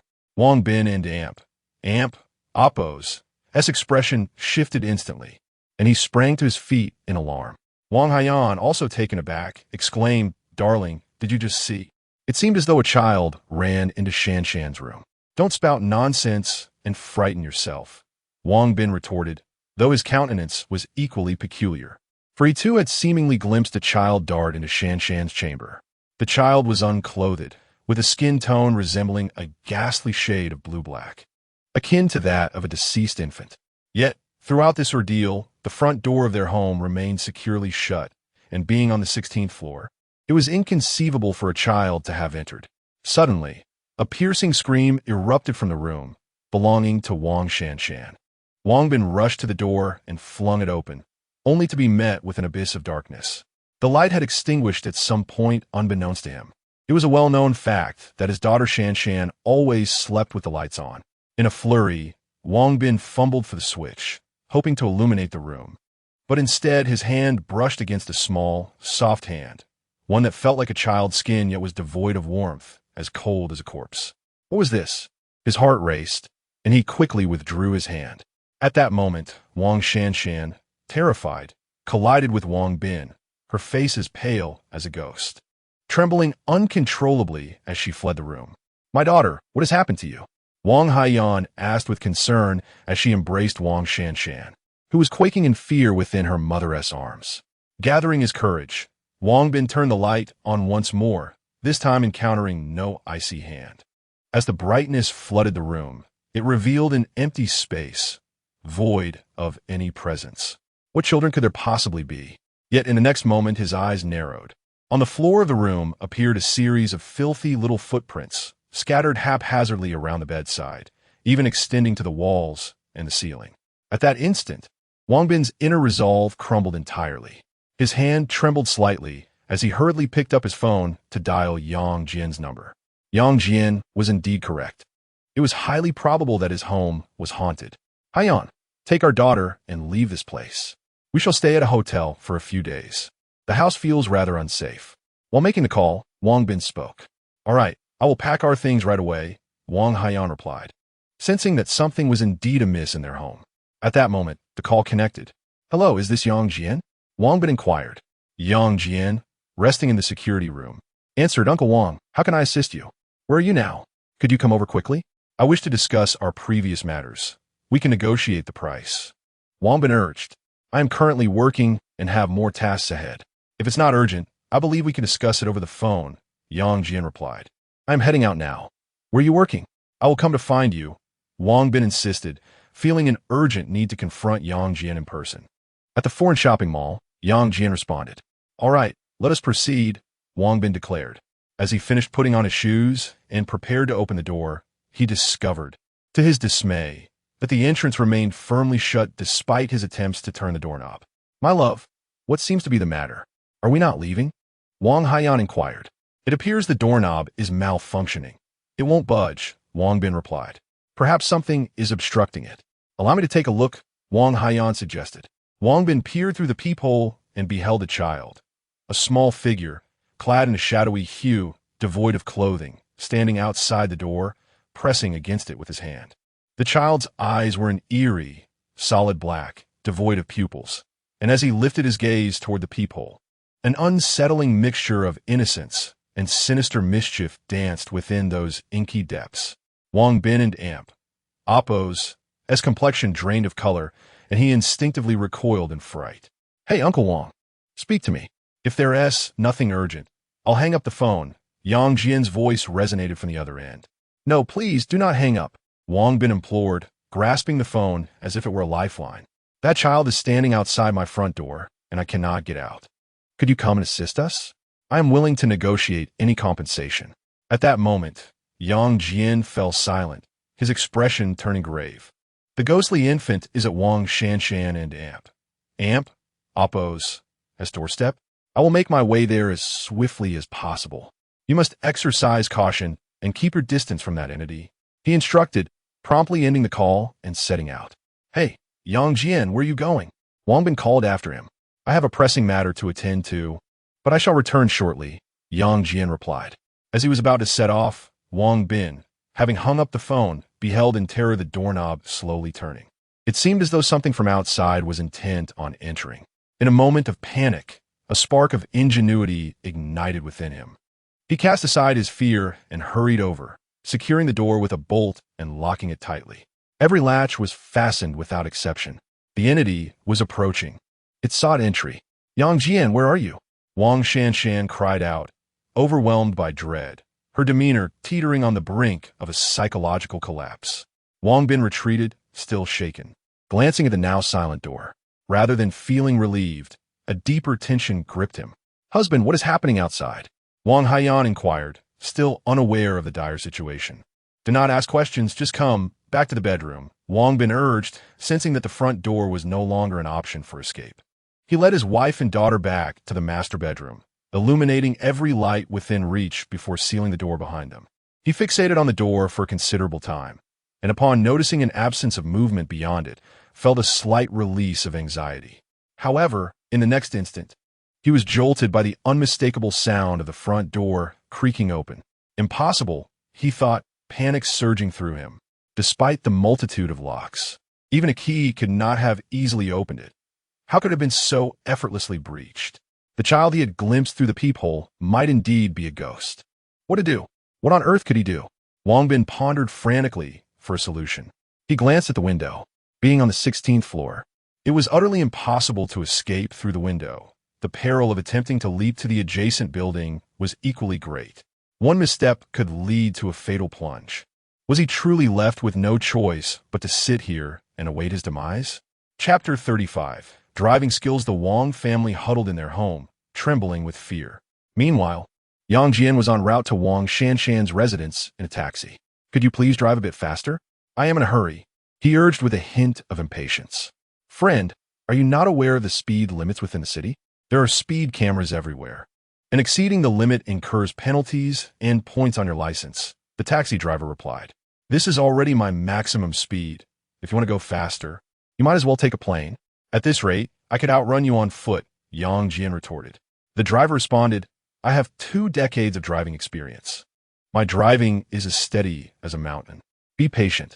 Do you see any vehicle on the road moving faster than mine? Observing the sluggish pace, Yang Jian realized that by the time he reached Wang Shanshan's home, he would likely be collecting the remains of her family. The thought of rescuing them seemed utterly futile. 3 lives and a ransom of 500,000. He ran his fingers over the back of his hand, sensing the dormant eyes beneath his flesh. Caught in a moment of hesitation, utilizing the ghost domain would allow him to reach Wang Shanshan and Oppo's home swiftly. However, the cost would be the expenditure of the ghost and Amp, Oppo's power, a resource he could scarcely afford. The potency of the ghost and Amp, Oppo's power was akin to poison. Previously, he had ingested an eye to forcibly awaken the ghost, unleashing the ghost domain, and upon returning home, he had nearly collapsed onto his bed. Fortunately, he had managed to suppress the agitation of that eye with a piece of red paper, averting disaster. Yang Jian could not ascertain how long the red paper would suppress the malevolent spirit within his body. After a moment of contemplation, he fixed his gaze and resolved to act. Driver, your speed is truly making me anxious. Would you kindly move over to the passenger seat? I would appreciate the opportunity to take the wheel, he said, gently patting the driver and Oppo's shoulder. You wish to drive? The driver scoffed, a smirk curling his lips. Are you looking down on me or my vehicle? I have been driving for 20 years, overtaking countless cars. In my eyes, there is no vehicle I cannot surpass. If you dare, add a little more to your fare, 1,000 yuan, and I will deliver you within 10 minutes, 5,000, and I will run red lights to get you there in 5 minutes? That is far too slow. If I were driving, I would need only a minute. Yang Jian replied confidently. Young man, it is wise to remain humble. If you can reach the entrance of that community in a minute, I shall not charge you. The driver retorted, disbelief etched on his face. I have navigated Dachang City for decades. Surely, I know how long that journey takes. Yang Jian chose not to elaborate further. A searing pain ripped through his flesh beneath his clothing as eyes began to emerge. A crimson light enveloped his entire being, swiftly extending outward to envelop the taxi. This is what you said, driver. A minute to reach the community and no charge for me, Yang Jian stated calmly. Of course. Before the driver could finish his sentence, he suddenly froze, realizing he was now seated in the passenger seat, instinctively pressing the brake, only to find he had nothing to grasp. In the driver and Oppo's seat, Yang Jian suddenly occupied the space. Goodness, young man, how did you get here? The driver was startled, almost believing he had encountered a ghost. Yang Jian said little, merely gripping the steering wheel and pressing the accelerator fiercely. Whoosh! The car's speed surged instantaneously. A powerful sensation of being thrust back enveloped him as the velocity escalated from 40 to 80, then to 100, and finally to 110. Heavens, step on the brakes. We're going to crash. There's a sports car ahead. We can't afford the damages. Turn the steering wheel. The driver, pale with fear, was unprepared for such reckless driving from this novice. Clearly, he mistook the clutch for the brake. Yet, Yang Jian remained unfazed, his expression calm. No need to worry. Just drive straight through. Drive through? Are you suggesting we merely pass by or overtake? Before the bewildered driver could react, the taxi surged ahead, tailgating the sports car, and then accelerated once more. The entire vehicle seemed to blur, seamlessly passing through the sports car and Oppo's body. Help! The driver, convinced an accident was imminent, shut his eyes tight, screaming loudly and gripping the seatbelt for dear life. The affluent young driver in the sports car, taken by surprise, barely registered the taxi roaring past his front, engulfing his beloved vehicle in a cloud of exhaust. What on earth? A taxi speeding like that, racing toward the afterlife? How dare it overtake my car? What about the dignity of my $10 million supercar? The affluent heir cast aside his phone, pressing the accelerator with fervor. The roar of the supercar erupted, its speed surging instantaneously as he pursued. Yang Jian's taxi, now transcending its original purpose, had become a vessel of the supernatural, warping the very fabric of reality within its confines. This vehicle had transformed into a ghostly chariot, with him as its spectral occupant. However, the previously provoked heir, driving a high-performance sports car, was in hot pursuit. The supercar in Oppo's horn blared. Yang Jian glanced over, whereupon the heir lowered his window and defiantly raised a middle finger. In response, Yang Jian extended both hands out of the window, returning the gesture with equal fervor. Such arrogance! The heir, infuriated, relinquished his grip on the steering wheel to brandish 2 fingers in retaliation. Yang Jian, his expression impassive, continued to display his middle fingers without even glancing at the road ahead. Bold indeed, the heir stole a glance forward, noticing the green light and the absence of traffic. Gritting his teeth, he defiantly mirrored the gesture, challenging the other. Come on, who fears whom? The unspoken agreement lingered in the air.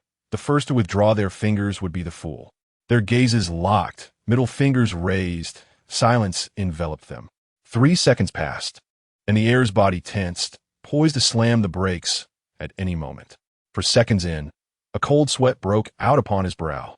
5 seconds. He surreptitiously stole another glance ahead and gradually eased off the throttle. From the very beginning, Yang Jian's gaze remained fixed upon him, his fingers unwaveringly gripping the steering wheel, while his foot pressed the accelerator to the floor, showing no intention of slowing down. As for the road ahead, there were undoubtedly another pair of eyes monitoring it. 6 seconds later, Yang Jian suddenly moved. He pointed at the wealthy heir and then gestured toward the front. To his astonishment, The affluent young man glanced ahead and noticed a pickup truck ahead suddenly illuminate its brake lights, prompting him to hurriedly slam on the brakes and swerve the steering wheel. The screech of tires echoed throughout the entire road. The supercar spun around twice before finally crashing into the adjacent greenbelt, coming to a halt. This reckless driver was truly insane. Shaken, the rich heir exited the vehicle and, upon looking around, his pupils constricted in disbelief.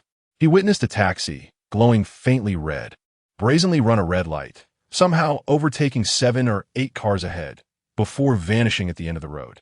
The speed of that vehicle must have been at least 180. No, this was not madness. It was the skill of a master.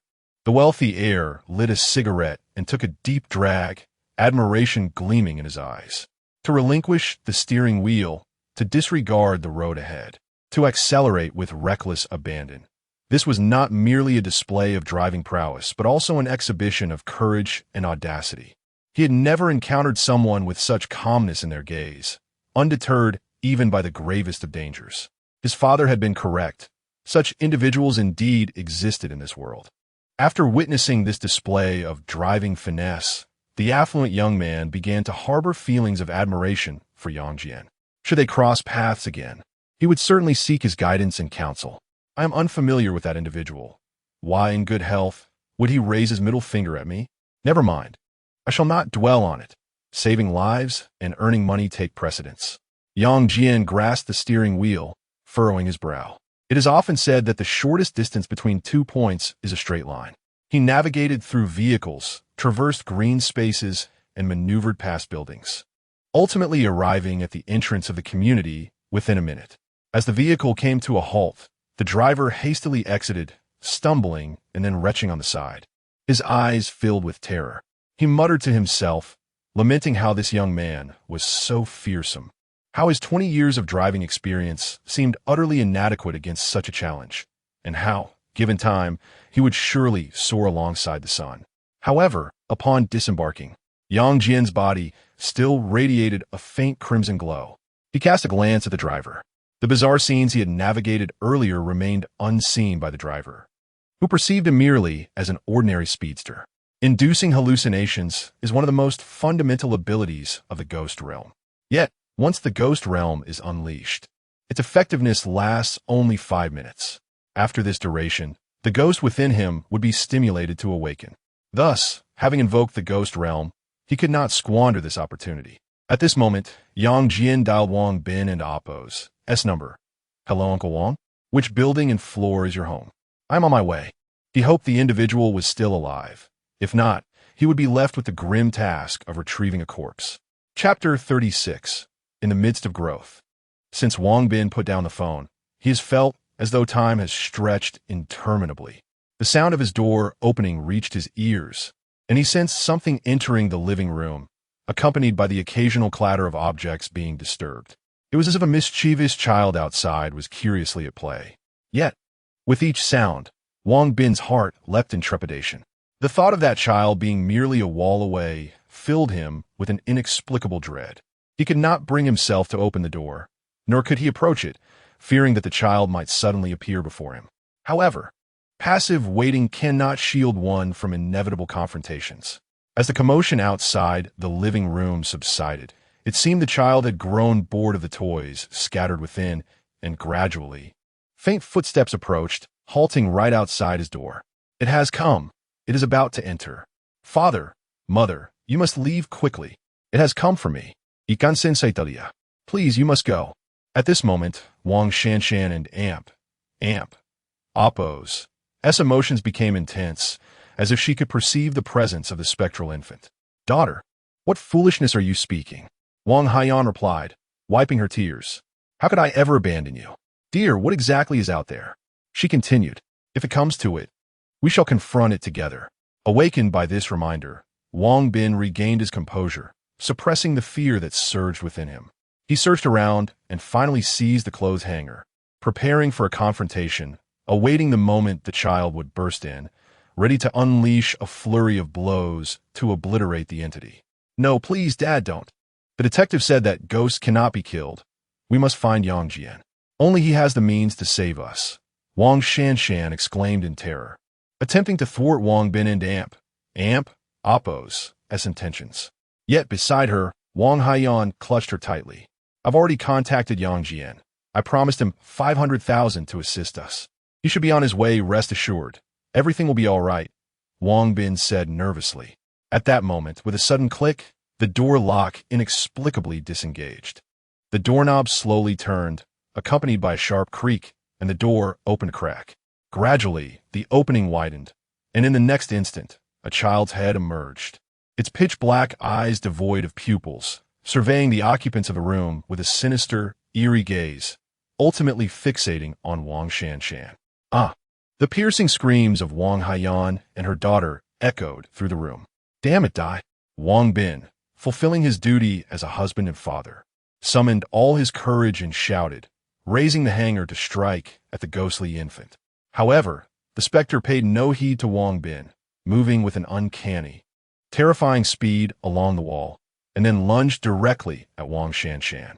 The ghostly infant and Oppo's mouth gaped open, stretching beyond the bounds of the ordinary. Within that maw lay no tongue, no cavity, only an abyssal void, a pitch-black chasm from which nothing that had been consumed could ever re-emerge into this world. It appeared intent on devouring Wang Shanshan whole. Witnessing this, Wang Bin and Oppo's teeth clenched in fury, torn between terror and rage. Wang Shanshan and her mother, Wang Haiyan, huddled together in fright, screaming uncontrollably. Yet, at that very moment, the bedroom light flickered violently, transforming into a crimson hue, the bulb resembling a blood-red eye, enveloping the space in an eerie atmosphere. Suddenly, a resounding crash echoed as the ghostly infant was propelled across the room, colliding heavily with the wardrobe. Yang Jian emerged from a corner of the bedroom, phone in hand, radiating a sinister red glow. His face and the back of his hands were adorned with numerous scarlet eyes, each one subtly shifting, fixated on the airborne specter. I tried calling, but no one answered. I thought you might have perished. I was ready to report your demise and arrange for your bodies to be collected. The crematorium must be quite busy lately. I wonder if one needs to queue, Yang Jian remarked, casting a glance at the ghostly infant, a chill coursing through him. Previously, this specter had crawled upon the floor at school. Now, it had grown, capable of walking on its own. This malevolent entity was maturing. The inscription upon the human skin had been accurate. The creature's innards housed something truly extraordinary. Heaven only knows what formidable specter this entity would evolve into by the end of its growth. Zhou Zheng, you have indeed unleashed a most formidable being. Yang Jian? Upon hearing Yang Jian and Oppo's voice, Wang Shanshan immediately lifted her head, her fear swiftly transforming into delight. In that moment, Yang Jian seemed to her savior. You are Yang Jian? How did you manage to come in just now? Wang Bin asked, his voice trembling with terror. If I couldn't even enter through the door, how could I dare to ask you for 500,000? Yang Jian replied, Surely, Uncle Wang, you understand the principle of equivalent exchange?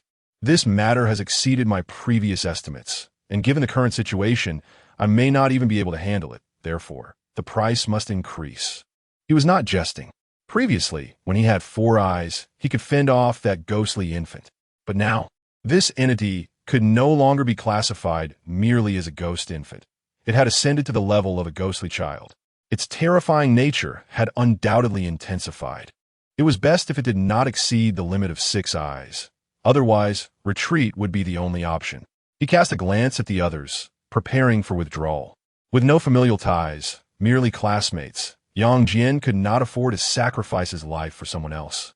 Wang Bin, being astute, noticed the retreating glint in Yang Jian and Oppo's eyes and hastily declared, 1 million.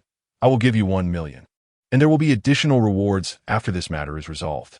Yang Jian withdrew his gaze, sighing, another insufferable wealthy individual. I had initially set the price too low. At 1 million, it is indeed worth the risk. After all, this is the going rate domestically. Immediately, he fixed his gaze once more on the ghostly infant. The ghost realm had already opened. He could not afford to squander this opportunity. At this moment, the ghostly infant slowly rose to its feet, tilting its head as its pair of pitch-black eyes scrutinized Yang Jian, its ashen skin exuding an aura of death. The previous kick had inflicted no harm whatsoever. It was merely that Yang Jian had been in a ghostly domain state, which had repelled it. Ghosts cannot be vanquished. Only other ghosts can contend with them. These two statements are not contradictory. The ability to confront does not equate to the ability to slay. Thus, Zhou Zheng's assertion implies that only a ghost can repel another ghost. Does it not? Yang Jian's gaze flickered, having encountered supernatural events several times. He had gradually overcome the fear within him. Perhaps it was also related to his transformation into a half-human, half-ghost entity. I do not know if you possess any reason or understanding of human speech, but I wish to convey that I have protected this family today. Could you grant me the courtesy of letting this matter rest? Yang Jian stated. However, before he could finish his words, a surge of ashen energy suddenly emanated from beside the ghostly infant. This aura began to spread gradually, affecting the surrounding environment. Is this the ghostly domain? Yang Jian's pupils contracted sharply, and his heart trembled. Damn it, it is learning and evolving.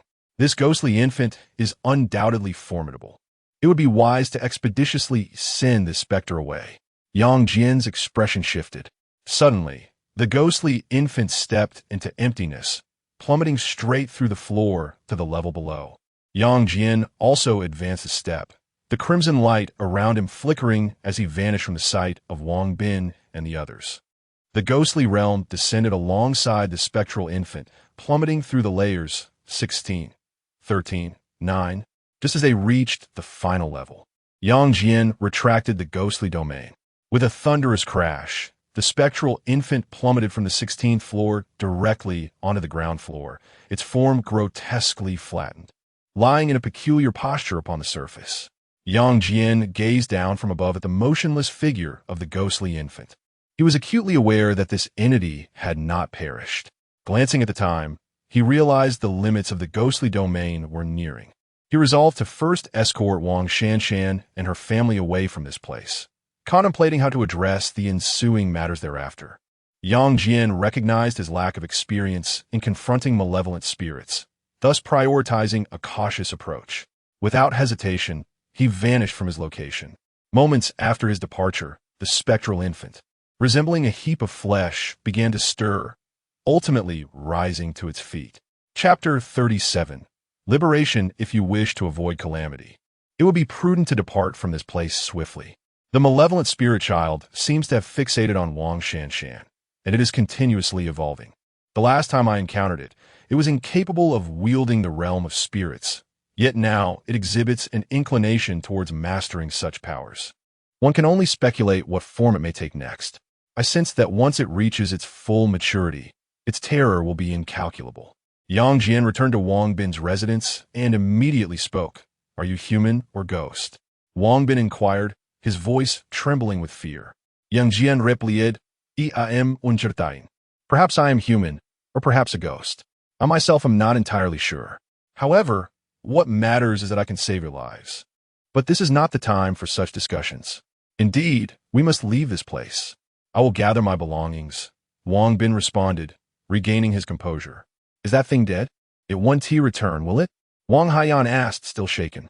Yang Jian replied, It is not dead. The likelihood of its return is quite high. What? Why didn't you eliminate that creature? We invited you specifically to deal with that malevolent entity. Now that you have let it escape, what are we to do? Wang Haiyan exclaimed, her agitation palpable. If you cannot vanquish it, we will not compensate you. How can we trust that you did not release it intentionally? Although Wang Shanshan and I are classmates, personal ties aside, business remains business. Are you insinuating that you intend to default on your payment? Yang Jian gazed at her intently. You wish to obtain money without resolving the matter at hand? Do you think 500,000 is so easy to earn? Wang Haiyan remarked. Yang Jian replied earnestly, Annie, you are mistaken. It is not 500,000, but 1 million. Who said it was 1 million? I distinctly heard my husband mention a price of 500,000. Wang Haiyan countered. Rubbing his temples, Yang Jian settled onto the sofa, expressing, this is truly a headache. I consider myself a principled individual, adhering firmly to what is just. If you wish to engage in a debate, I find myself at a disadvantage. My education is limited, and my experience in society is insufficient to compete with seasoned individuals such as yourselves. Thus, let this journey be a complimentary gesture in honor of Wang Shanshan. He then inquired, by the way, Aunt Wang, what flowers do you prefer? Jasmine, why do you ask? Wang Haiyan responded, Yang Jian continuet. Next time when I visit the gravesite, I will bring some for you. If you encounter that ghostly entity again, you should personally handle it. With your eloquence, you could surely persuade that ghostly infant not to harm you. I take my leave now, hoping you will manage to exit this building safely. With that, he prepared to depart, eager to discern whether Wang Shanshan and Amp, Appo's mother sought wealth or her very life. He had no time to engage in idle banter. Upon seeing Yang Jian's intent to leave, Wang Haiyan's expression shifted dramatically. She quickly forced a smile, saying, Wait, young man, what is this? Can we not discuss this? Please do not be upset. I owe you an apology. Besides, you and Shanshan have shared a bond. Isn't it only right to assist one another? She has been thinking of you these past few days. While it is certainly true that classmates should assist one another, and there is nothing wrong with mutual aid, I recently extended my help to your family. Now, in my state of poverty and despair, should not the aunt consider lending me $1 million as well? It cannot be that I am the only one engaging in goodwill while you conduct business. I offer my kindness, and you seek profit, leaving me, a member of the disadvantaged, to bear the brunt of it all, while the benefits accrue solely to you affluent individuals. Thus, I have grown wiser. Every penny of that $1 million is non-negotiable. Young Jian sat earnestly. His restraint in not displaying anger in public was commendable, maintaining decorum. Wang Haiyan appeared quite embarrassed. She understood all too well that Yang Jian was referring to the incident when she had merely given him 200 yuan to send her daughter Shanshan home. Yang Jian continued, Aunt, let us not engage in false familiarity. Although I am classmates with Wang Shanshan, I have only met you a handful of times. It is best that we maintain a purely transactional relationship.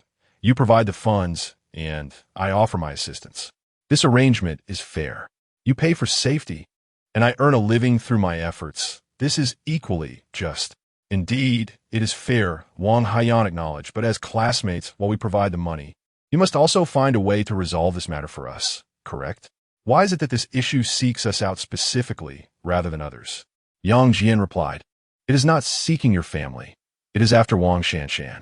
I had intended to mention this back at school, but there were matters even more terrifying than this ghostly infant, so I refrained from elaborating. I believe the cause lies in the 2 handprints on Wang Shanshan and Appo's neck. During her time at school, she was once attacked by a ghostly infant, an incident from which I rescued her. However, it seems that the ghostly infant has fixated on her, leading to further assaults. Of course, this is merely my conjecture, and I shall seek counsel for more concrete answers. Wang Haiyan inquired, Is it resolvable? Payment in advance, and then I shall enlighten you, Yang Jian replied, casting a glance at her. Suddenly, a notification chimed on his phone. The message read, You have received 1 million. At that moment, Wang Bin emerged from the room and said, Classmate, I have already transferred the funds to you. I sincerely hope you will take great care with Shanshan's situation. If you have any further requests, do not hesitate to voice them. We shall accommodate whatever is within our means. Yang Jian responded with a smile. Uncle Wang is indeed straightforward. It is evident you are a successful individual, conducting matters with efficiency and integrity. But how did you acquire my bank account details? I work at a credit company, and out of professional instinct, I captured a document during a previous parent-teacher meeting, Wang Bin explained. No wonder Wang Shanshan and Amp, Appo's seat is surrounded by students from affluent families. Someone like me, of modest means, can only sit at a distance.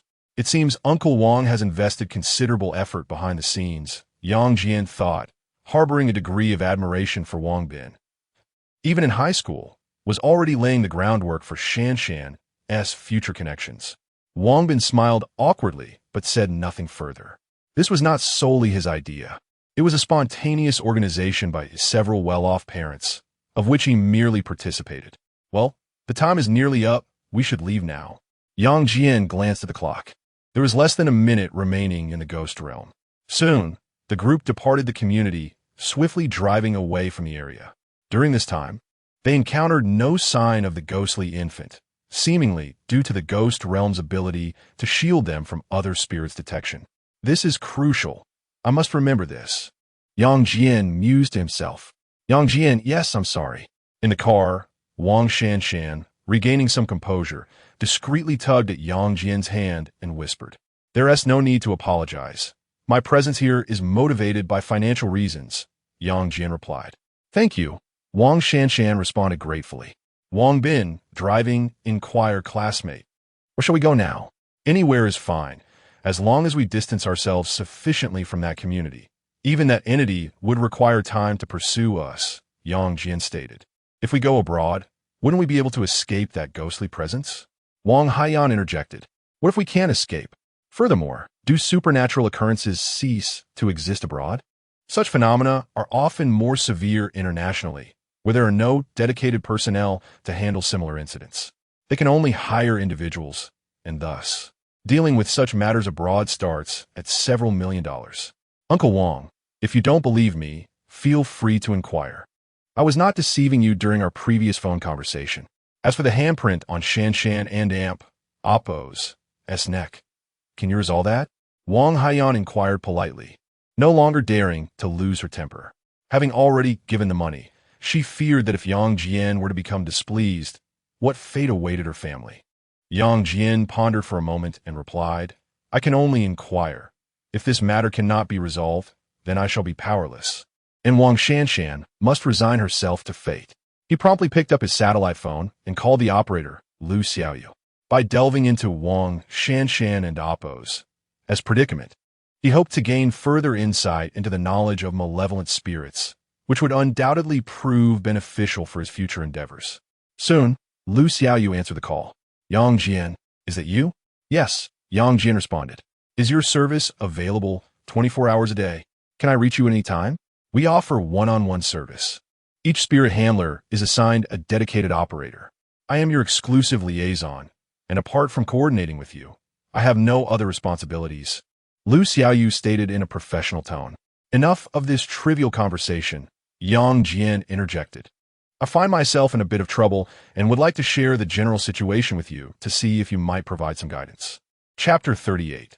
The mark. Just as Lu Xiaoyu intended to set aside her work and retreat to her dormitory for some much-needed rest, she received a phone call from Yang Jian. She immediately recognized the gravity of the situation. Generally, ghost tamers refrain from making satellite calls casually. When such a call is made, it is highly likely that they have encountered a supernatural event or a ghostly presence. At this juncture, the role of the operator becomes exceedingly critical, requiring the collection of intelligence, organization of records, and assessment of threat levels, an essential component in maintaining regional stability.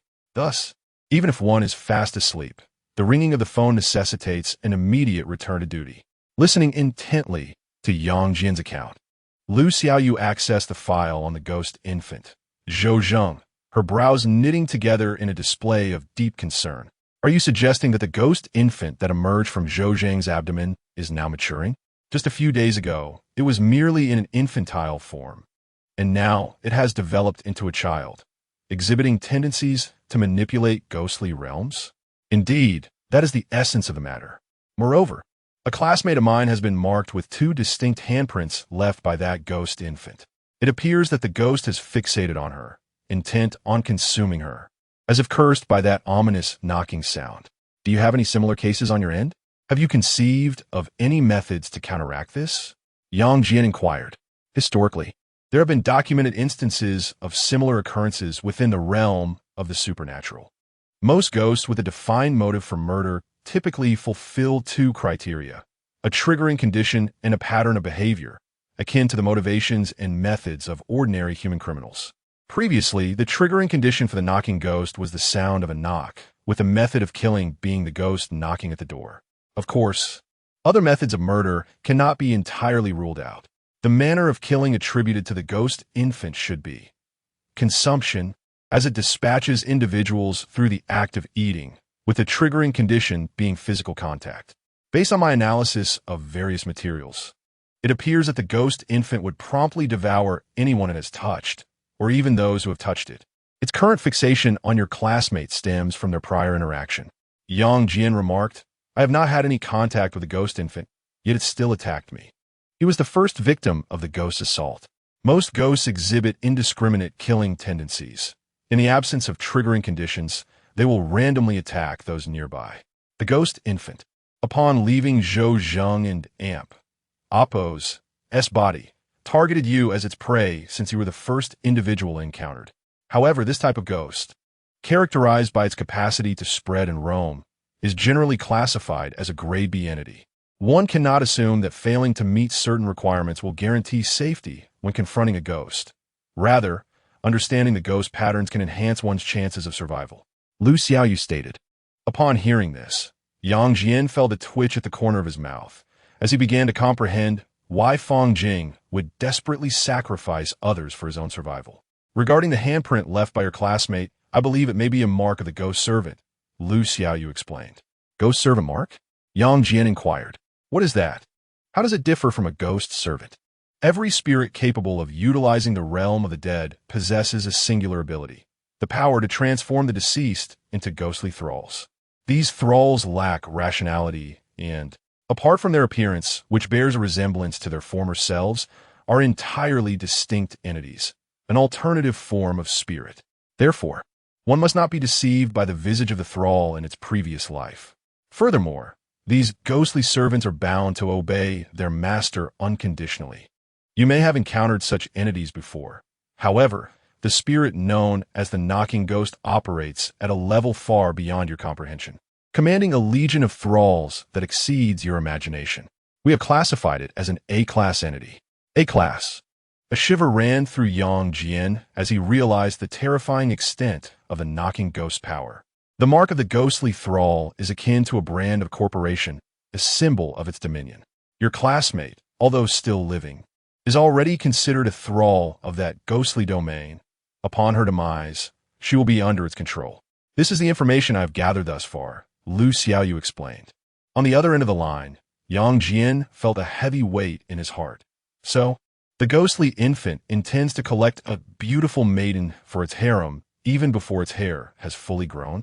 He had assumed it to be a respectable spirit, only to discover it is a lecherous little fiend. As it stands, spirits possess no desires. They see neither beauty nor ugliness. Your classmate, being a female, may have been targeted simply because the ghostly infant had just emerged from Zhou Zheng's womb and, after failing to attack you, chose to prey upon those who appeared weaker. Nothing more. Lu Xiaoyu remarked. Is there any way to eliminate that mark? Yang Jian inquired. Lu Xiaoyu replied. There is no way. But there exists a potentially viable solution that has yet to be explored by any practitioners of ghost control. Why? Yang Jian asked. The demands are excessively high. Lu Xiaoyu remarked. What demands? Lu Xiaoyu continued. The most fundamental requirement is that the spirit tamer must be able to utilize the ghost domain. A professor has speculated that if a ghost can possess a ghost slave, then a spirit tamer should also be able to possess one. By using a ghost slave seal to suppress a malevolent spirit, one could potentially escape the relentless pursuit of such a spirit. Isn't that just nonsense? In the end, the seal remains on the body, Yang Jian countered. Not quite. The malevolent spirit is dead, whereas the spirit tamer is alive. Even if one becomes a ghost slave to the spirit tamer, they will not lose their reason. There lies a fundamental difference between them and ghost slaves. However, should you perish due to the resurrection of a malevolent spirit, your ghost slaves from your lifetime will be claimed by the spirit residing within you. Yang Jian's expression darkened. Spirit tamers are often short-lived. Isn't this merely jumping from one pit of fire into another? It's essentially the same outcome, death. I understand now. Let and Oppos. Let's discuss this further another time, Yang Jian concluded. Wait, hold on. Lu Xiaoyu suddenly recalled something and hastily halted him. Is there anything else? Yang Jian inquired. Lu Xiaoyu replied, I need to establish a file for you, and I hope you can cooperate. It would be best if you could provide details about the spirit within your body, such as its abilities, characteristics, and form. If you do not cooperate, I will not assist you with future tasks. Very well. Yang Jian pondered for a moment and deemed the matter trivial. thus sharing information regarding the spirit's eyes. After Lu Xiaoyu finished recording, she remarked, "We have arranged for your mother through contacts. She has now entered a reputable company and will return to Dachang City from out of town in due time. You need not worry. By the way, how is your father's situation? Could you elaborate?" "My father? He passed away when I was a child. What are you referring to?" Yang Jian inquired, perplexed. Lu Xiaoyu paused for a moment and then said, "Did you not mention previously that your father was right beside you in your rental apartment? I suspect that it was a ghost, urging you to leave that place." "What does that ghost have to do with my father?" Yang Jian replied, "Do you think that ghost is my father? Please, spare me the absurdity." Lu Xiaoyu remained unperturbed, though her brow furrowed. From Yang Jian and Appo's tone, it was evident he was not jesting. The only explanation was, his memories have been altered once again. A ghost capable of distorting human recollections? Yet, he himself remained oblivious. Even a ghost master would be similarly affected, but why had she not been altered?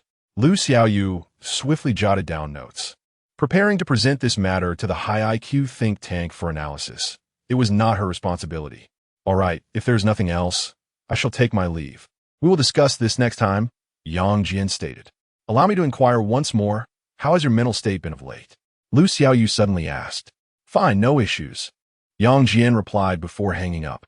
He then turned to Wang Bin and Wang Haiyan in the car and said, "Did you hear that? This is the headquarters of the spirit manipulators, where a telephone operator from the Asian division speaks with authority. She has long been involved in these matters. And now that you are aware of them, I shall not shy away, lest some label me a charlatan or a madman." The Wang family fell into a profound silence.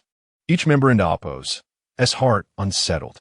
Yang Jian cast another glance at Wang Shanshan, and suddenly his expression tightened. He noticed a faint red mark on her wrist, which resembled an eye, though it was dim, nearly fading away. When did this appear? Yang Jian abruptly grasped Wang Shanshan and Appo's hand. She recoiled slightly and whispered, "It appeared after you grabbed me. This is the ghost's slave mark." Yang Jian was taken aback, recalling that he had indeed seized her wrist while rescuing her. Was it left then? Understanding dawned upon him. He now comprehended why Wang Shanshan had not succumbed to the ghostly infant's torment for several days. It was due to his mark. Yet, as the ghostly infant matured and its power intensified, his mark was on the verge of vanishing. This mark could both save and harm. Yang Jian and Appo's expression fluctuated as he fell into contemplation. However, shortly after he hung up the phone, a new file concerning him appeared in the archives of the headquarters. The first page bore a bold title, Ghost Eye. Yang Jian, not employed. Chapter 39. Change of objectives. I believe you both have a general understanding of the situation. Wang Shanshan and Appo's condition is bound to deteriorate, and from the perspective of an outsider, it will be best for you both to consider having another child, Yang Jian suggested. The vehicle came to a halt in a bustling area of the city. The group disembarked and settled onto a nearby bench to deliberate on the events that had transpired. "How can you say such a thing?" Wang Haiyan retorted, somewhat vexed. "Isn't there's still a way to eliminate that mark?"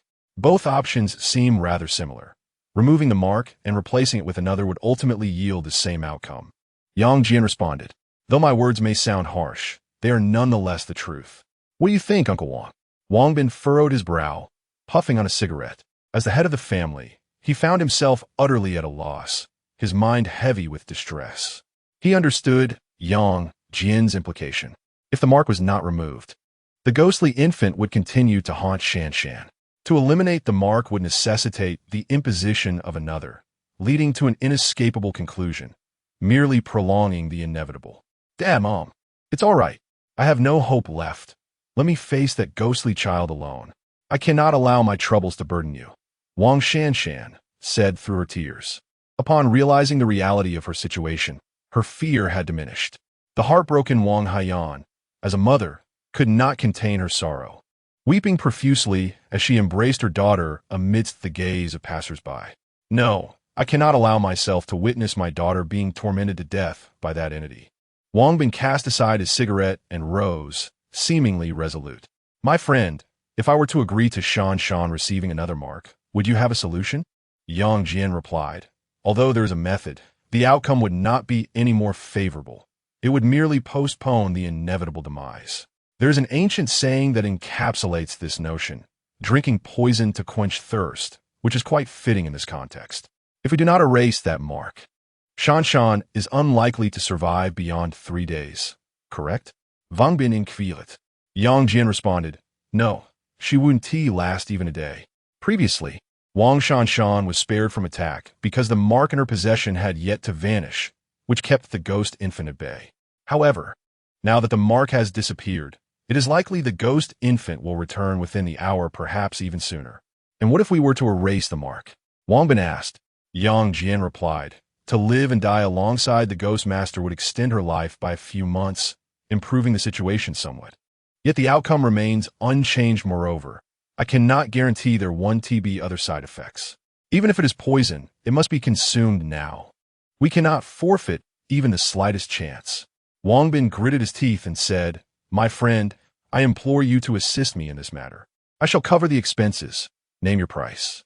Yang Jian observed the scene of Wang Shanshan and her mother, Wang Haiyan, embracing each other in anguish. He spoke. This is neither a supernatural occurrence nor an encounter with malevolent spirits. There is no inherent danger. In light of Uncle Wang and Appo's previous generosity, I shall offer my services free of charge this time. However, should any issues arise with Shanshan thereafter, I cannot guarantee the outcome. Thank you. That suffices. I shall assume full responsibility for any consequences, even if something were to befall Shanshan in the future. I will not hold you accountable, Wang Bin replied. Taking a deep breath, this resolve and fortitude indeed reflected the demeanor of a successful individual, in stark contrast to Wang Haiyan's indecisiveness and meticulous nature. With that settled, let's commence forthwith. I fear that the ghostly infant may already be en route, Yang Jian declared. Wang Shanshan, come here, Wang Bin urged. Wang Shanshan looked up, her eyes swollen and red from tears, gazing at both Wang Bin and Yang Jian. Shanshan, if you have made your decision, extend your hand to me, Yang Jian instructed.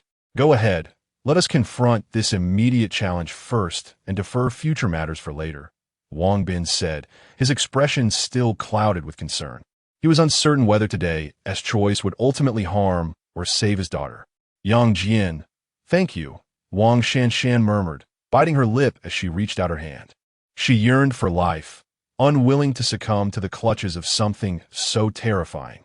After all, we are classmates, and I am being compensated for this, Yang Jian said, gripping her wrist as he had in their school days. Remove that bandage from her neck.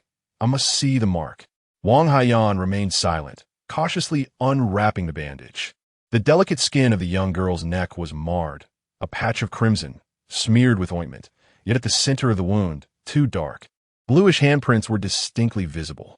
Yang Jian's gaze shifted, recalling his previous actions when he had grasped Wang Shanshan's palm, which had split open to reveal an eye. This eye emanated a faint crimson glow, seeping through his fingers and beginning to infiltrate Wang Shanshan's wrist, precisely at the same spot as before. As the red light penetrated, Yang Jian observed the bluish handprint on her neck gradually fading, diminishing in intensity, actively losing its color. It was effective. Wang Bin and Appo's eyes widened as he witnessed this extraordinary scene unfold. Indeed, it was effective. Yang Jian sensed the presence of the ghostly eye within Wang Shanshan's body, as if a singular eye had transferred into her, yet it was not entirely so. More accurately, a fragment of the malevolent spirit and Appo's power lingered within her. After a brief moment, the two bluish handprints on Wang Shanshan's neck completely vanished. Upon seeing this, Yang Jian finally released his grip. He noticed a distinct ghostly eye imprint on Wang Shanshan and Appo's wrist, resembling a striking tattoo of a red eye, particularly conspicuous and subtly radiating a faint crimson glow. It was gone, truly gone. The handprints had vanished. Shanshan, how do you feel now? Are you all right? Wang Bin and his wife expressed their excitement. Wang Shanshan contemplated for a moment and remarked, it seems that nothing is amiss.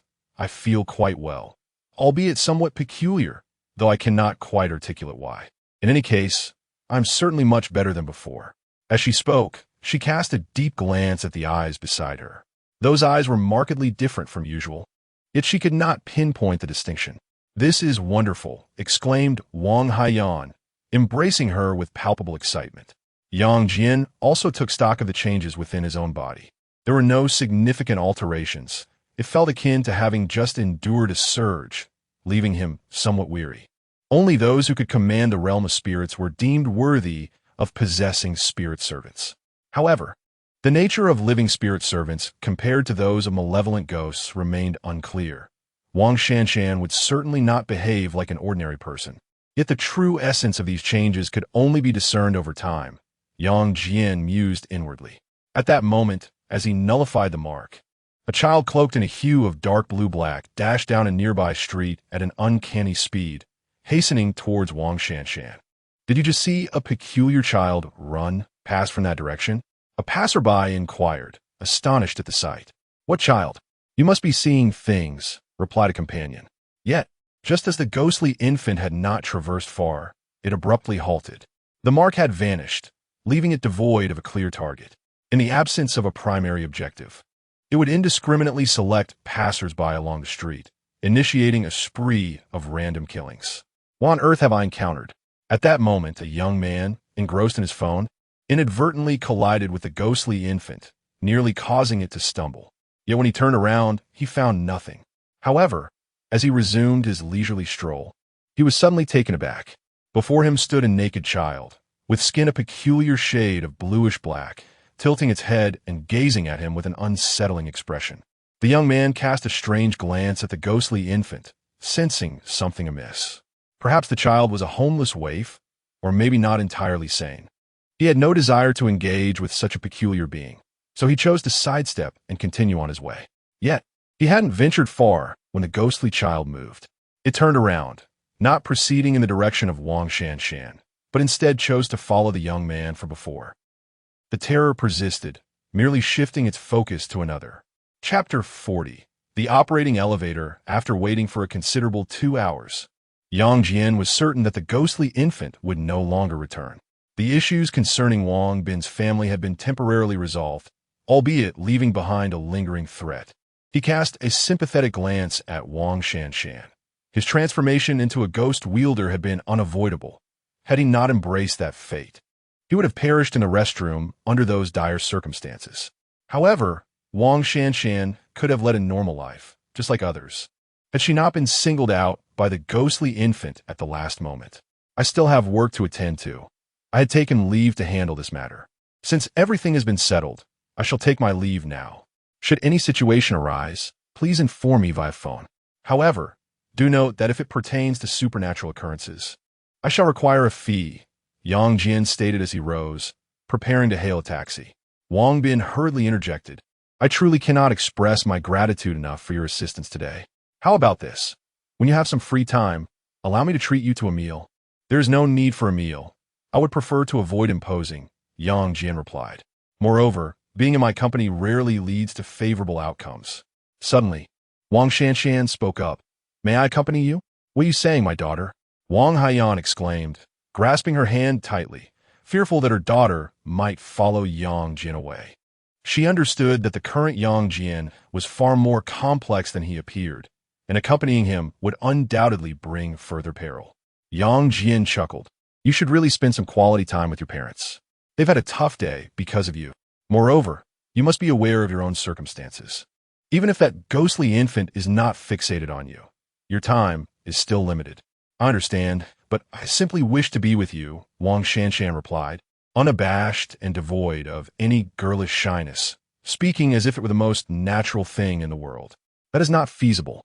You ought to remain with your parents." "That an amp, oppose. That's enough. I must take my leave."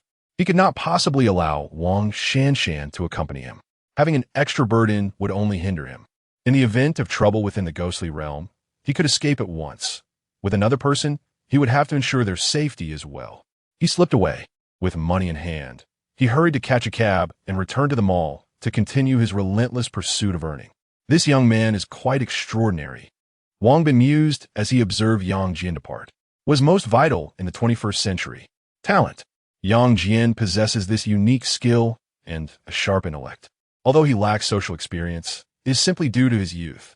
Given a little time to mature, he will undoubtedly become a remarkable figure in the future. If his daughter were to date him, it would indeed be a commendable choice, Wang Bin thought to himself. Yet, this young man seems to harbor little interest in Shan Shan. His daughter is not lacking in attractiveness. Could it be that Yang Jian prefers men? If he were aware of such a notion, he would surely reprimand him for such a narrow-minded perspective. In a state of despair, one hardly finds the inclination to engage in romantic pursuits or contemplate parenthood. Returning to the shopping mall, the only source of light was emanating from the security room. The rest of the establishment lay shrouded in darkness. Upon Yang Jian and Appo's return, another security guard, Lu Chong, was idly engrossed in a game on his mobile phone. Where have you been? How long did you take? You just arrived and already asking for leave?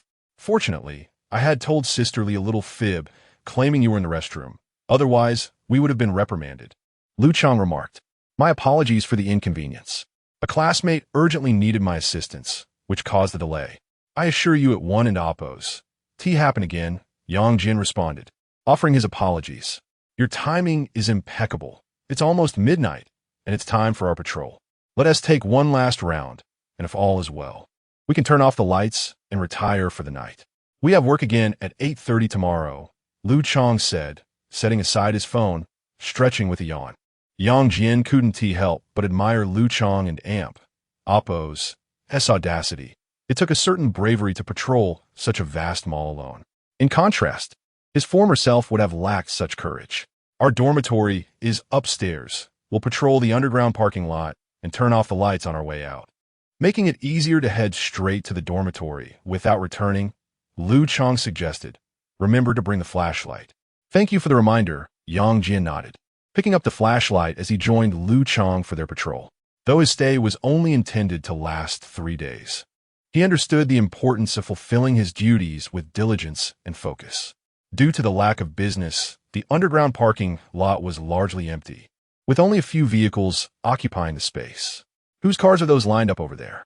Suddenly, Yang Jian pointed to a row of 5 or 6 luxury cars and inquired, are these left by the missing individuals? No, those belong to the boss. He changes cars daily. Who knows how many vehicles he has at home? Lu Chong replied, well, the underground parking lot seems unremarkable. Let us patrol the upper level.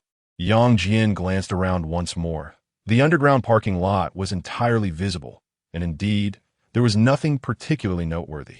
If anything were amiss, it would surely be apparent at first glance. They continued their patrol on the first floor. After illuminating the darkness with their flashlights, they found nothing out of the ordinary.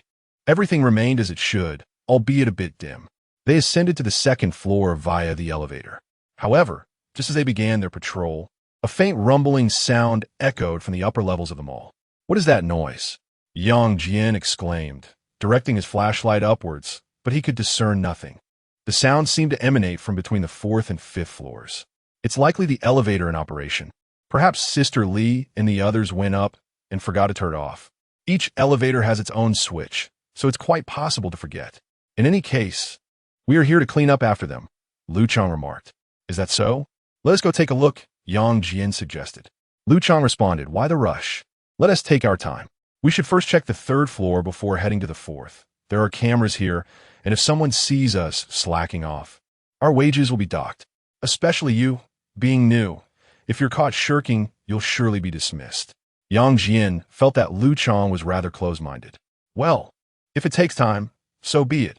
After all, the mall is devoid of patrons, and the situation bears no consequence to us. The two meandered leisurely through the 3rd floor, eventually making their way to the 4th, before finally arriving at the elevator. The mall's elevators are not the conventional kind. They are escalators operating on a track system. See, I told you there's nothing amiss. It was simply the elevator's power that had been left on.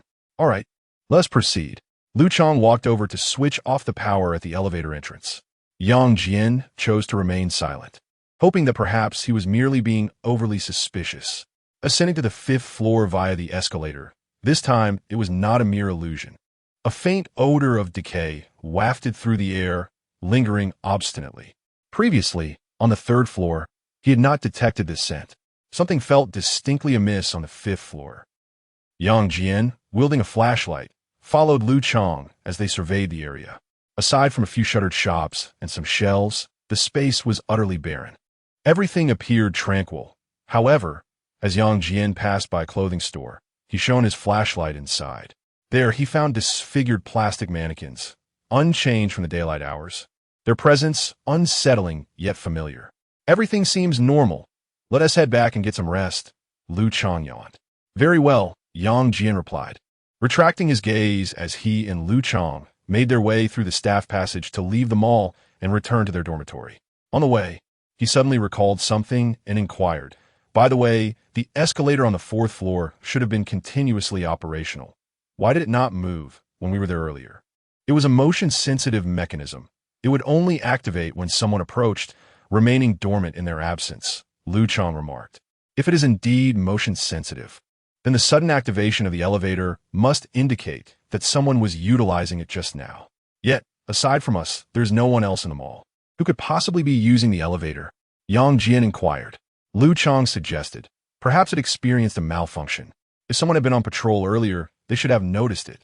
Yang Jian furrowed his brow, contemplating a return to investigate, but deemed it unnecessary, deciding instead to wait until the owner arrived the following day to further examine the issue. As Yang Jian and Lu Chang retired to their dormitory for the night, a faint rumbling echoed once more throughout the mall. The escalator resumed its operation. The elevator connecting the 5th floor to the 4th suddenly illuminated its power indicator and began its slow ascent. After approximately a minute, it came to a halt. However, the elevator from the 4th floor to the 3rd floor then sprang to life. The rumbling continued, but after a brief interval, it too ceased. Following this, the elevator from the 3rd floor to the 2nd floor commenced its operation. Ultimately, after the elevator leading to the 1st floor had functioned for a short while, tranquility returned to the mall once more. Chapter 41. The reappearance of the stench of corpses the following day, Yang Jian awoke early. Ever since he had become a ghost master, he had noticed certain changes within his body, particularly the presence of the ghostly eye. The most apparent alteration was his diminishing need for sleep. However, he found himself devoid of fatigue. Had he truly only slumbered for 6 hours? As Yang Jian washed his face and gazed into the mirror, he did not appear haggard. On the contrary, he emanated an aura of cold detachment that seemed to ward others off, rendering him somewhat unrecognizable even to himself. He cast a glance at the red paper on the back of his hand. After a night had passed, he had not experienced the torment of the ghostly eye awakening. Instead, he had enjoyed a peaceful slumber. Yet, upon closer inspection, he noticed a subtle crack marring the surface of the red paper. Was this paper merely a temporary solution, failing to address the root of the problem? Or perhaps it was simply a fragment, lacking completeness? Yang Jian withdrew his gaze and instinctively rubbed his temples. It appeared that resolving his current state of liminality was far more challenging than he had anticipated. Indeed, in the face of a global catastrophe, supernatural occurrences were rampant across the world. Those who had become ghost masters had yet to devise a means of survival. How could he alone conjure a solution? The red paper and amp, Oppo's ability to suppress the resurrection of malevolent spirits was merely a fortunate coincidence. Wait a moment. Yang Jian suddenly recalled the parchment made of sheepskin. He rummaged through his pocket and retrieved the sheepskin parchment he always carried with him, unfolding it to inspect its contents. On the parchment, a line reads, "Today, I woke quite early, gradually realizing that my body is being influenced by the eyes of the specters. This influence is insidious, as I have noticed a decreasing amount of sleep over the past few days.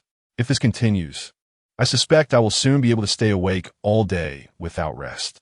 I have heard that ghosts require no sleep. Perhaps this holds some truth. When I received you from Fang Jing, he mentioned that you possess knowledge on how a ghost master survives. I believe he was not deceiving me, so you must possess the crucial clues." Yang Jian gazed intently at the parchment. "If you would share your insights, I would reconsider your existence." The parchment revealed its writing. "I yearn to survive. I have gradually come to understand the anguish of being a ghost master, the oppressive weight of death, the anxiety of vengeful spirits' resurgence, and the transformation within myself.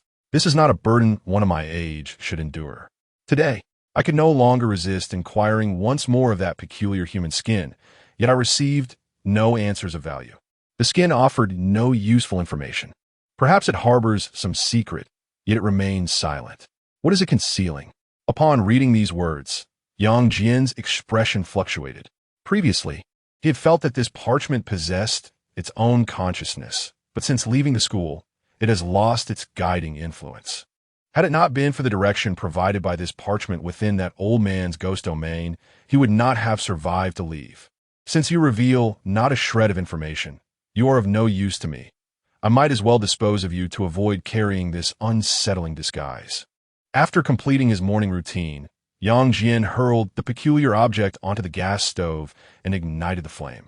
Yet, beneath the blaze of the gas burner, the parchment remained utterly unaffected. The fire could not consume it. Yang Jian, what are you burning? Cooking noodles? Lu Chang inquired, as he detected the scent of gas and rushed from his room. Yang Jian regarded the unscathed parchment with a slight twitch of his lips. I'm not burning anything, merely testing whether the stove is functional. If I were to cook noodles, I have some ham sausages here. Lu Chang replied. So do I. A frown creased Yang Jian's brow as he contemplated that this strange object should indeed be buried in a location where no one could ever discover it. He resolved that if he were to perish, he must ensure that such an enigmatic item was not left behind. Just as he intended to stow the human skin parchment away, a new line of text appeared. I can no longer extract any useful information from this parchment. With future plans in mind, I intend to dispose of it, ensuring it remains unfound by others. Yet, I ponder if I could use this parchment to capture a ghost. Perhaps I might obtain the answers I seek. Capture a ghost? It seems you wish to deceive me into my demise. Yang Jian scoffed at the absurdity of the message, dismissing it as mere nonsense. He tucked the parchment away, planning to bury it in a secluded spot in a couple of days. 2 hours later, the shopping mall opened its doors. Despite being in a state of suspension, Yang Jian and Lu Chang still had their duties to fulfill. At 8:30, they commenced their patrol. By the way, the elevator was closed yesterday, wasn't it? How come it's open now? Standing on the escalator, Yang Jian suddenly recalled that they had turned off the lights and elevator before returning to rest. Logically, the elevator should not be operational at such an early hour. Sisterly possesses the keys to this place. Look, the mall's entrance is already ajar. I've heard that the boss might be returning today. Perhaps Sisterly has made preparations in advance. Why are you so concerned about these matters? Lu Chang inquired, somewhat puzzled. It's nothing, just a casual question, Yang Jian replied. Today, indeed, all the lights in the mall were illuminated, a stark contrast to the usual dimness. After completing a round of patrol, Yang Jian found nothing amiss. Everything appeared normal. Yet, this very normalcy instilled a sense of unease within him. If he could not identify any issue, then it seemed implausible for paranormal occurrences to exist within the mall. Yet, why were there reports of missing persons?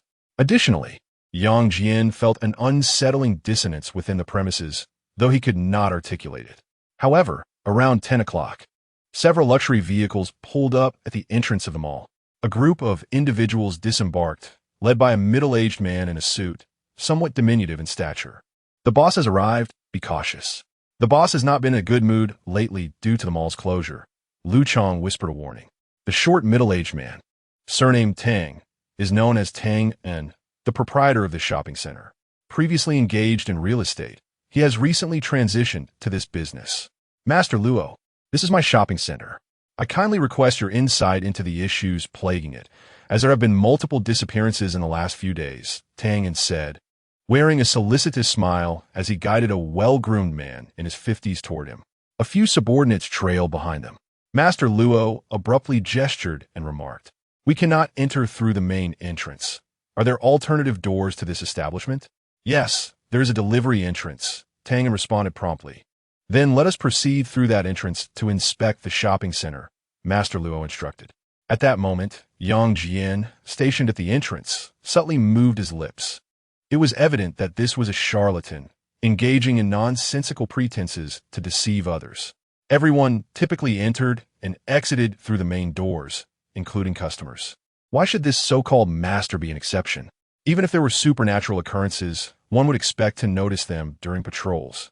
unless Master Luo was also a spirit tamer with superior skills, which seemed improbable given his polished appearance and lively demeanor. Maintain vigilance here. Do not allow anyone else to enter. I shall call for you if needed. Sisterly interjected, hastily approaching before leading several female colleagues to attend to the proprietor. Master Luo entered the shopping mall through a side door, accompanied by Boss Tang, the manager, and Sisterly, along with a group of others. They wandered through the establishment, glancing left and right, before Luo nodded knowingly, displaying an air of comprehension, as if he had unraveled the peculiar occurrences within them all, though it remained unclear what precisely he had discerned. Perhaps he had already concocted a script in his mind. Yang Jian felt little interest. Despite knowing that Master Luo was a charlatan, he refrained from exposing him. If there were truly no supernatural events, the million would merely enrich this trickster, and would not benefit him in any case. However, at that moment, Yang Jian's nose twitched as he caught a whiff of a faint stench of decay. The odor had returned, and this time it seemed much closer as the scent was more pungent than before. He turned to survey the area, yet the mall remained tranquil, with nothing amiss. Chapter 42. Yinli. As long as no supernatural incidents occurred, Yang Jian had no necessity to make an appearance, continuing instead in his role as a humble security guard. After accompanying Master Luo through the shopping mall several times, Boss Tang found himself unable to speak before Master Luo directly remarked, "Boss Tang, your mall indeed harbors significant issues. I sensed something was amiss the moment I arrived." "Master, what exactly is wrong with my mall? Is it something that can be resolved?" Boss Tang inquired cautiously, his demeanor shifting. Master Luo chuckled softly, "Although there are some troubles, you are fortunate to have called upon me. Otherwise, others would not possess the capability to assist you. Your luck is quite favorable, as I can indeed remedy the issues plaguing your establishment. However, I possess two methods. One is symptomatic relief, and the other addresses the root cause. I wonder, which would you prefer? What is the distinction between the two?" Boss Tang asked.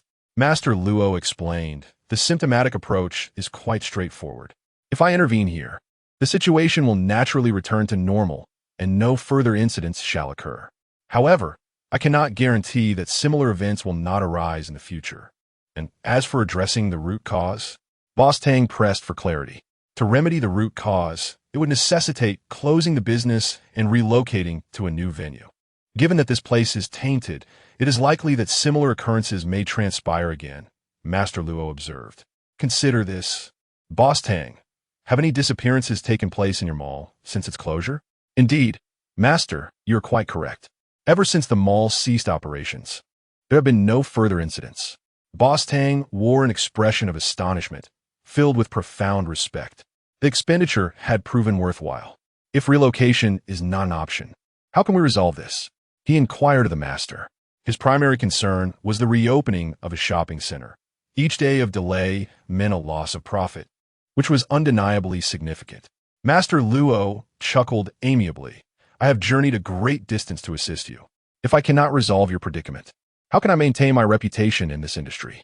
That would be tantamount to undermining my own credibility. However, the fee must be adequate." "Understood, understood. Please rest assured. I will cover all necessary expenses. I implore you for your guidance," Boss Tang asserted with unwavering conviction. Master Luo nodded. "I took a stroll around your shopping center earlier. To address the root of the issue, I recommend sealing the main entrance and creating a new entrance on the south side to serve as the primary door, while leaving the parking lot entrance on the right unchanged. I will provide you with a detailed construction plan later. It would be inconvenient to elaborate further at this moment."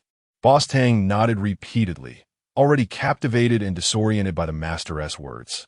Yang Jian listened intently, feeling that the master spoke with remarkable authority, appearing more like a person of genuine skill rather than a charlatan. However, this notion was soon dispelled. Before long, Master Luo's apprentice returned with an array of peculiar items, seemingly prepared to commence work. "Close the main door," Master Luo suddenly commanded his apprentice. "Did you hear me? Close the door at once." A sharply dressed gentleman approached Yang Jian and Lu Chong, sternly commanding, "Hurry up, don't dawdle." He was Manager Li, an associate of the boss, and it was wise not to offend him. Lu Chang offered a brief reminder before promptly beginning to close them all in amp, oppos, estors. Yang Jian maintained a calm demeanor, displaying no anger. He simply turned to assist in securing the entrance. Lock it up. Once locked, it cannot escape, Master Luo added. Lock it. Yang Jian pauset momentarily. Then remarked, if we locked the door, even if there were spirits inside, they would be trapped. But what of the living? How do we escape if need be? Newcomer, what are you mumbling about? Didn't you hear the master? Lock the door. Managerly scolded as he noticed Yang Jian's sluggish movements. Never mind. If anything truly happens, it will ensnare you regardless of whether you lock the door. With a decisive click, he secured the front entrance. However, observing Master Luo and amp, oppos, erratic gestures, Yang Jian's mind involuntarily conjured the BGM of a social dance, and he suddenly found Master Luo remarkably entertaining. Unable to suppress a chuckle, Yang Jian quickly covered his mouth, realizing the inappropriateness of the moment. Who just laughed? Who is it? Master Luo suddenly turned around, glaring. Was it you? You, the security guard. Interrupting my ritual. If something goes awry, will you take responsibility? Yang Jian spoke earnestly. Master, you have misunderstood. I merely sneezed moments ago, and I am a trained security guard, dedicated and responsible. I assure you, I will not laugh in any circumstance. Lu Chang, standing nearby, regarded him with a peculiar expression. When did you, the newcomer, receive such training? He questioned. There will be no next time, Master Luo declared with discontent. Yang Jian could sense Manager Li's piercing gaze, reminiscent of a predator. Yet he chose to disregard it. Soon, Master Luo resumed his ritual, his movements and the rhythm of his head shakes perfectly synchronized. The infectious background music echoed in Yang Jian's mind, prompting him to stifle a chuckle. However, Master Luo seemed to possess an extraordinary sensitivity to even the faintest sounds. Still laughing? I'm leaving, he retorted, his feelings easily bruised, casting aside his belongings in a fit of anger. You need not come to work tomorrow. You are fired. Manager Li interjected, striding over and pointing an accusatory finger at Yang Jian. Do not expect to receive your wages for this month. Yang Jian Mrelis Miled, I apologize. I have done my utmost. Typically, I refrain from laughter unless utterly compelled. Please, do as you wish. I am merely observing. I will depart tomorrow. It matters little whether I receive my pay, having been here only a day. Infuriated and at a loss for how to deal with Yang Jian, Manager Li grumbled. Who hired the security guard? I will hold someone accountable for this.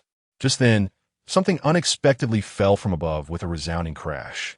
Bang! A thunderous crash reverberated through the air as something heavy fell to the ground. What had plummeted? The crowd gasped in shock. However, as they approached to investigate, they were met with a sight that sent shivers down their spines. The more timid among them let out piercing screams. A corpse, to be precise, a headless, unclothed cadaver, already beginning to decompose, emitting a foul stench. Let us not overreact. It is merely a corpse, likely belonging to someone missing from your mall, one voice remarked. Indeed, this place is haunted. How absurd for the owner to hire a charlatan for profit. If it were truly effective, we wouldn't be encountering individuals like us. A young man, seemingly in his early 20s, clad in a short-sleeved shirt and wearing gloves, slowly descended from the 4th floor via the elevator. Who are you? The security guard, Mr. Tang, asked, his voice tinged with panic. There is no need to call security, just yet. Allow me to introduce myself. I am Yin Li, formerly a plumber, but I have since changed my profession to specialize in handling supernatural occurrences. Mr. Tang, I believe it is time for us to be acquainted, the young man stated, extending his hand with a smile. Yet, despite the pleasant expression, his demeanor was so cold that it deterred any inclination to draw near. Yang Jian, upon hearing his words, felt a tightening in his chest. Could this person also be a ghost master? If that were the case, he might be here to steal business from him. Chapter 43. The vanished corpse. Due to Master Luo's incantations, the entire shopping mall was closed, leaving no escape route unguarded. It was perplexing how the young man named Yin Li appeared in the mall. He had not been seen during previous patrols. Had he been here all along? Was he the individual whose presence had been felt over the past few days?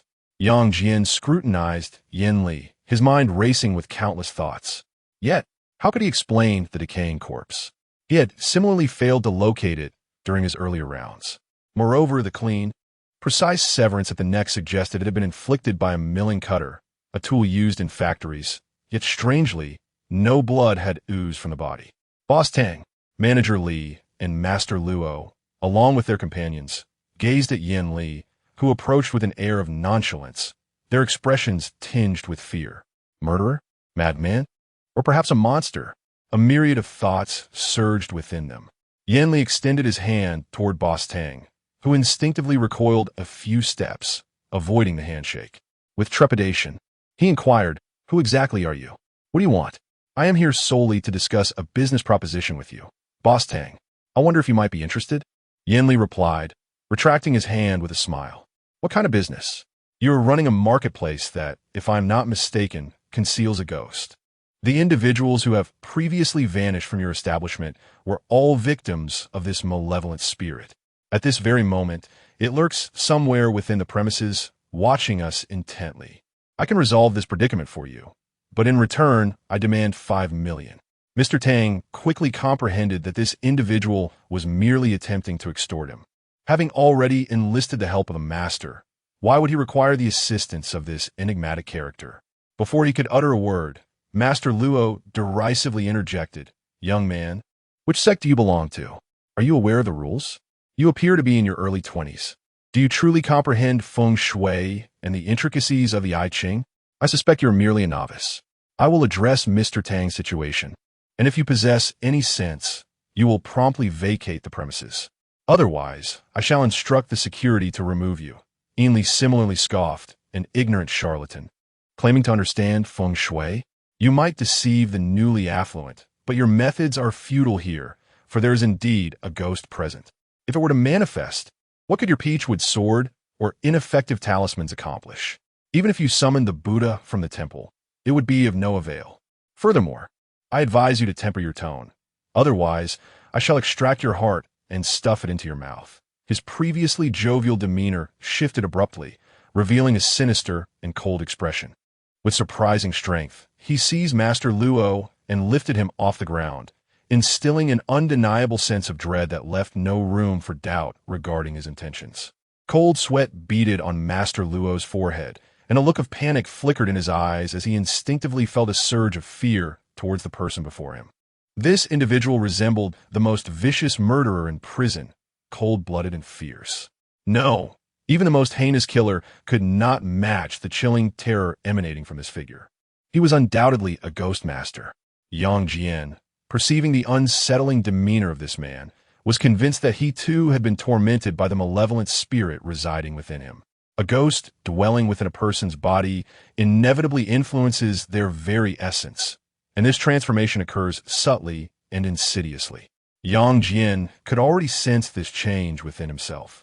"Security, quickly, restrain this man and make him release Master Luo." Manager Li's expression shifted dramatically as he urged urgently. Lu Chong hesitated for a moment, then reluctantly steeled himself to approach. "What is wrong with you, security? Why aren't you coming to help? Do you want to keep your job or not? Hurry up and get over here." Manager Li, upon seeing Yang Jian's inaction and defiance, pointed at him and shouted angrily. Yang Jian replied, "I was dismissed by you earlier, so I'm no longer a security guard at this mall. This uniform will be returned, which means I am no longer under your jurisdiction. You all can handle this matter yourselves, and do refrain from pointing and shouting, for although you are the mall manager, I am still not opposed to delivering a beating if provoked." Damn it, Manager Li and Amp. Oppo's face turned pale with rage. Has being a security guard become so audacious these days? He confronts me right after being dismissed. Boss Tang said, "Young man, I'm the owner of this mall. If you're willing to assist, you can still be a part of the company, and I will even consider giving you a raise. What do you think?" Yang Jian replied nonchalantly, "I believe this job poses certain dangers. It would be wiser to seek alternative employment." Boss Tang felt a pang of disappointment. He did not reproach Yang Jian, but cast a peculiar glance at Manager Li. This manager was rather foolish and had hastily decided to dismiss him. The mall was already struggling to find staff, and just when 2 strong young security guards were available, He chose to flex his authority and let one go. Now, this had led to a standoff, and the remaining guards were unwilling to assist. If he was so adept at reprimanding others, why did he not step up at this critical moment?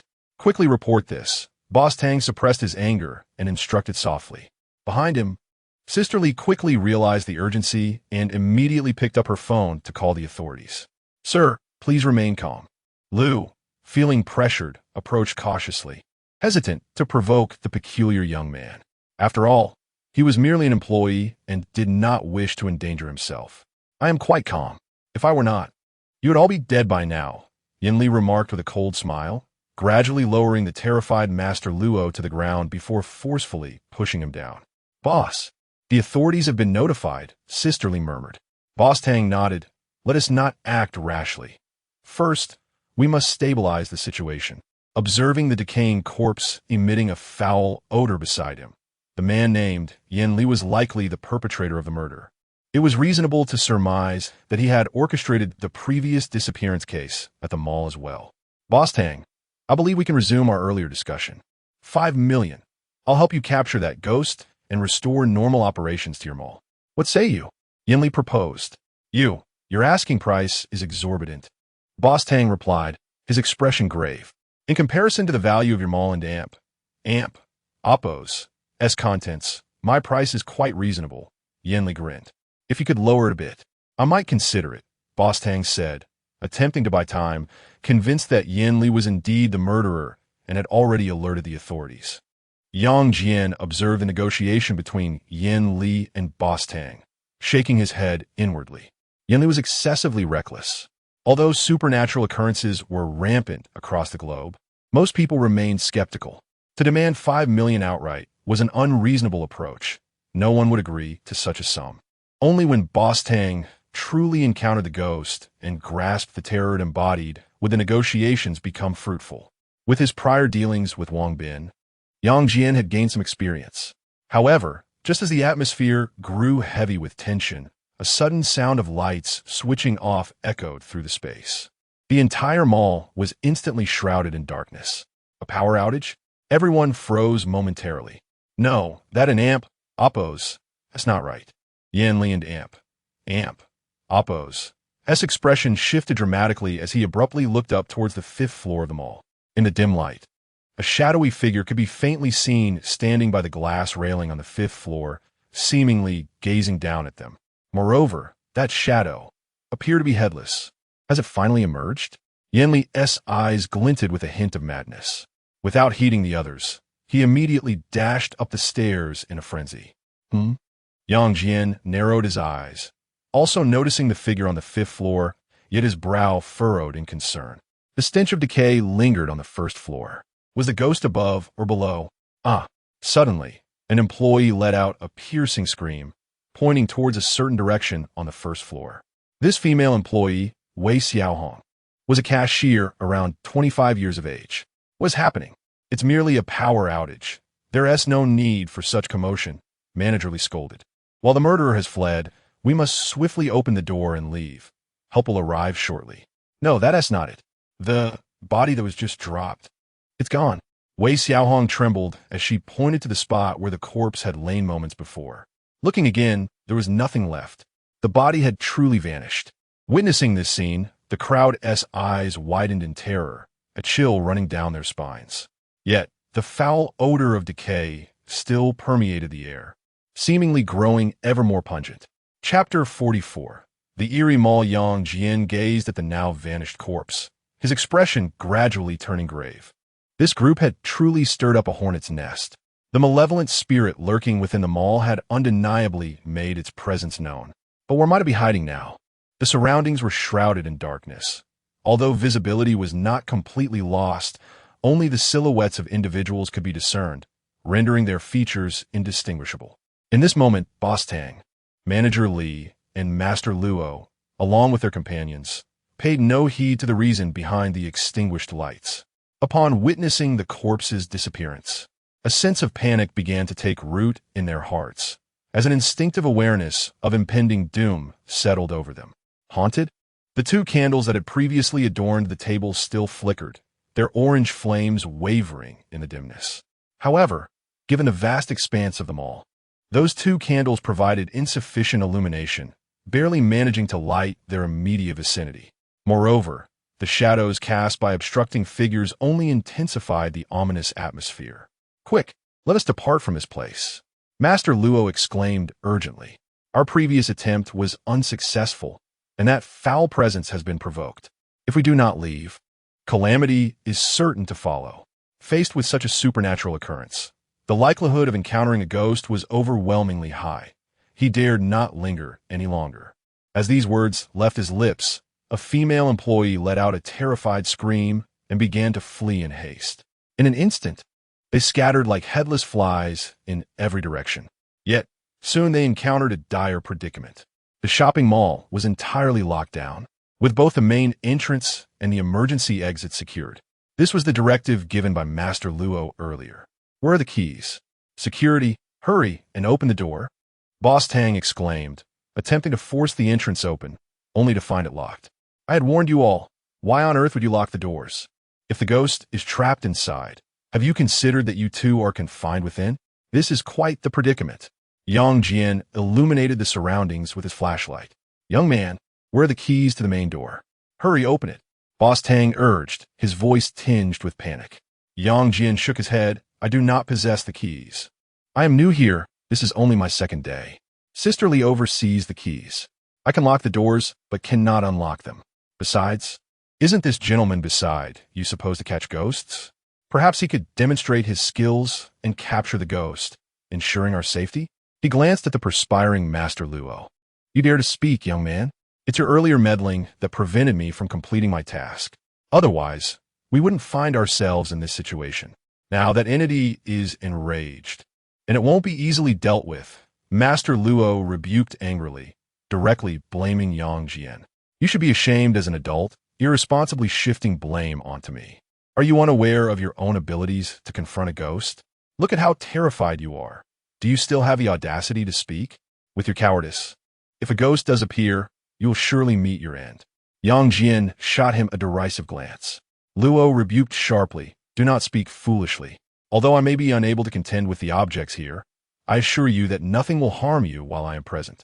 Boss Tang, filled with trust, quickly responded, "I entrust everything to you." No problem," Master Luo replied confidently, displaying his deceptive prowess. Yang Jian shook his head, recognizing that it indeed took a certain skill to manipulate Boss Tang to such an extent. Suddenly, he seemed to hear a sound rolling towards him. As he moved his flashlight to the side, the beam illuminated the ground. Beneath the light, a head rolled into view. The head, with neatly combed hair, belonged to a female employee, seemingly that very cashier, Wei Xiaohong, who had previously screamed about the missing corpse. My heavens! Master Luo's legs turned to jelly, and he collapsed against the wall, sitting on the floor, his trousers dampened in fear. He had lost control. Boss Tang and Manager Li, their eyes wide with terror, shared the same realization. Previously, the mere disappearance of a body had not instilled such dread, but now, witnessing the head of a once-living employee rolling towards them, they comprehended that this was far beyond a simple haunting. The ghost had begun to kill. Yang Jian furrowed his brow deeply. He refrained from utilizing the power of his ghostly eyes. He would not resort to the forces of malevolent spirits unless absolutely necessary, particularly when there were no benefits to be gained. Yet, driven by curiosity, he approached, directing his flashlight towards the severed head of Wei Xiaohong. There was no blood oozing from the neck. He crouched down, examining the head, and upon squeezing it gently, an overwhelming stench of decay assailed his senses. This odor was not that of a recent death. It seemed as though the body had been lifeless for several days. Yet how could the head remain in such a preserved state after so long? It was inconceivable. Just moments ago, she had been alive. How could she have begun to decompose in the blink of an eye? The spirit had not employed its domain, so it was unlikely the body could have deteriorated so swiftly. Yang Jian fell into contemplation. What manner of ghost was this that haunted them all? Lacking sufficient information, he had yet to even lay eyes on the specter. He could not fathom its abilities or patterns of movement. Furthermore, without an agreement in place, He was disinclined to expend his energies to avoid squandering his capabilities. Thus, he stood up and turned to address them. Indeed, a grave situation has arisen. There is truly a ghost within them all. I advise you to flee this place immediately. But the doors are locked. How can we escape? What about Sisterly? Does she not have the keys? Can you assist us in finding her so she can unlock the doors? Manager Lee inquired. Yang Jian gazed at him and said, This mall is so vast. Who knows where Sisterly has fled to? I shan't go searching for her. If anyone should venture forth, it ought to be you. However, out of goodwill, I shall offer a suggestion. Although the first floor is locked, the emergency exit on the 5th floor remains accessible. If you take that route, you can traverse the 5th floor platform and then circumnavigate to exit through another passage. Indeed, how could I have overlooked that? Thank you, young brother, thank you, Manager Lee exclaimed, his spirits soaring as he immediately dashed away. And what of you all? Are you not leaving? Yang Jian inquired, directing his gaze toward Master Luo and Boss Tang, among others. Upon receiving this prompt, the others swiftly reacted. Several employees, gripped by fear, hastened to follow Manager Lee, making their way up the staircase. Thank you so much for your guidance, young brother. I'm truly grateful, Boss Tang expressed, grasping Yang Jian's hand with fervor. Let us not be so familiar. Furthermore, I merely offered a suggestion. Whether you can exit safely remains uncertain. Act swiftly. Do not squander time, Yang Jian remarked calmly, as he wished to observe whether these individuals could lure out the ghost while they fled. Of course, he genuinely needed to visit the restroom at that moment. Boss Tang asked, Young brother, are you not coming along? No, I prefer to visit the restroom first. You may proceed without me, Yang Jian replied. Boss Tang paused, taken aback. Was he really contemplating a restroom break at such a time?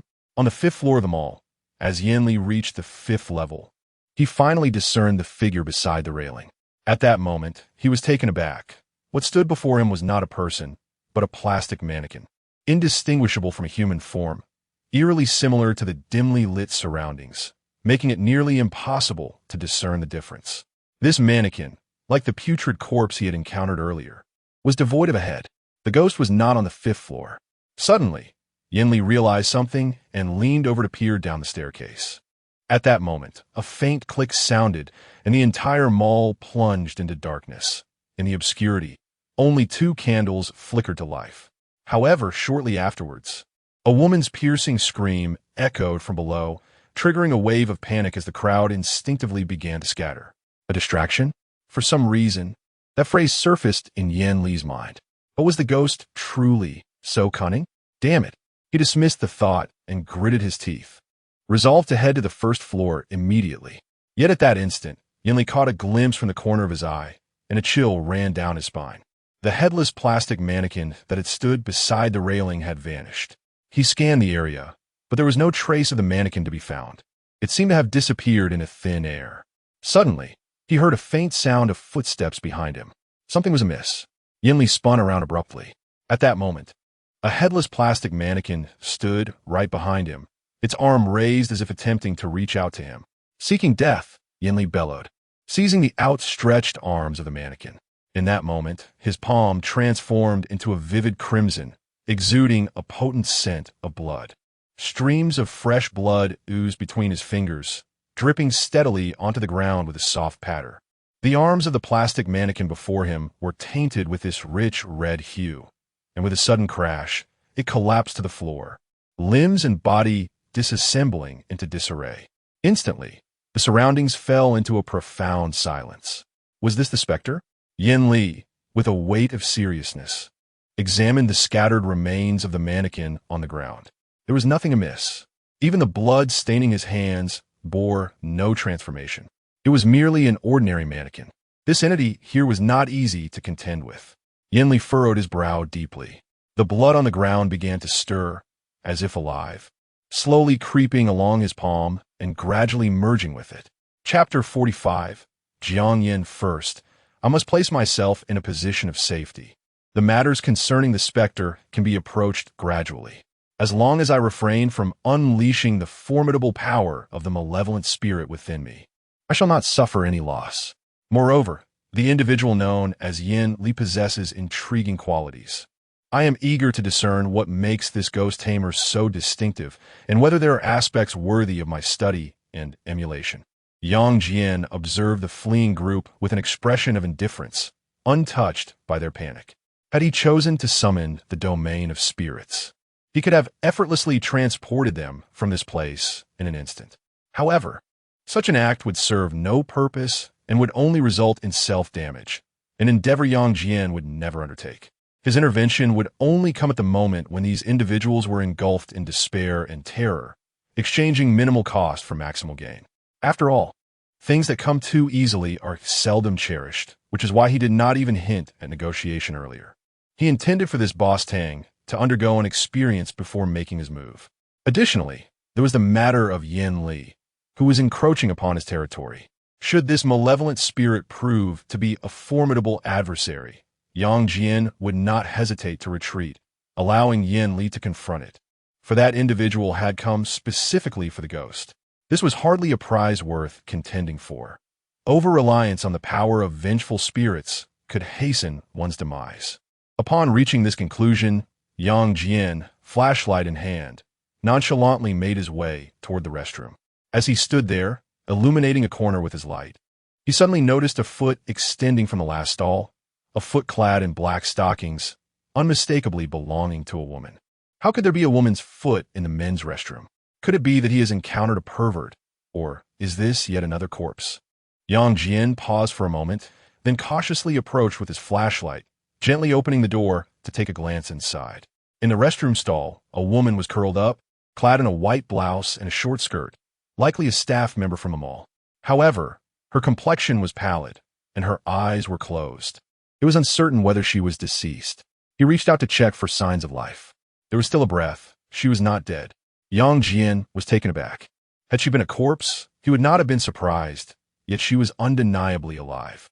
It was worth noting that he had encountered various staff members at the mall over the past couple of days. While he might not have known them all, at least some were familiar. He could be certain that he had never seen this woman before, for she was quite attractive. The female employees at the mall were generally unremarkable, hardly memorable. "Wake up, ma'am, wake up." Yang Jian gently nudged her. Before long, the beauty slowly regained consciousness. But upon opening her eyes and seeing Yang Jian, they widened in sudden fear. She instinctively recoiled, as if she had encountered a ghost, wanting to scream, but he swiftly covered her mouth. "Please don't scream. If you attract the ghost, it will be you who suffers," Yang Jian urged, hastily covering her mouth. "Ah, indeed? Women are truly a source of trouble. Time to make a discreet exit." Seeing that she seemed to regain a semblance of calm, Yang Jian prepared to leave, intending to find another place to linger. "Wait, wait." The woman hastily grasped Yang Jian's hand, raising her head with a hint of fear and unease, and asked, "You are human, right?" "Of course I am human. Otherwise, how could I be standing here conversing with you?" Yang Jian replied, "Are you an employee of the mall?" "I am a mall's accountant, Jiang Yan." "Who are you? And how did you end up here dressed in such attire?" The woman, named Jiang Yan, clung tightly to Yang Jian's hand and inquired. Yang Jian found it somewhat amusing and responded, "I am a newly hired security guard, merely here to use the restroom. How could I possibly be here otherwise? Yet, I must ask, what is a woman like you doing in a men's restroom? I was startled when I saw a foot sticking out earlier. I thought it belonged to a corpse. There are ghosts outside, and I dare not venture out. I've been hiding here for 4 days. Aside from a packet of biscuits, I've only had tap water to drink. I am on the verge of starving. Do you have anything to eat?" Jiang Yan said weakly, revealing that her pallor was due to hunger. "Please wait a moment. Let me see if I can find something to eat," Yang Jian said as he rummaged through his pockets. I don an amp. Amp? Oppos. Do you have any food on me?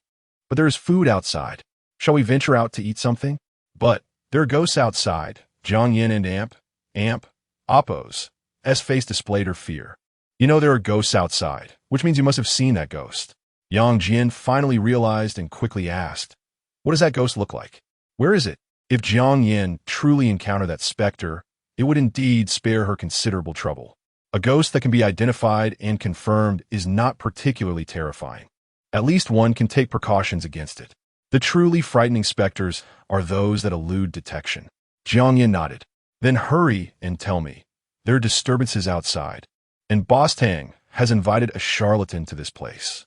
If this matter is not resolved swiftly, my finances will be in jeopardy, Yang Jian urged. Jiang Yin hesitated, stating, "If you provide me with food, I will divulge what I know. I am on the verge of starving." Surprised that she would negotiate, Yang Jian regarded her with a peculiar expression. "However, seeing you in such a pitiable state, I shall fetch you something to eat." He promptly exited the restroom. At that moment, the first floor of the shopping center was devoid of people. Those sounds could be heard emanating from the upper floors, indicating that Boss Tang's group had not yet vacated the premises. After procuring some biscuits, snacks, and water from a shuttered convenience store, Yang Jian returned to the restroom. Upon seeing the food, Jiang Yan's eyes sparkled with anticipation.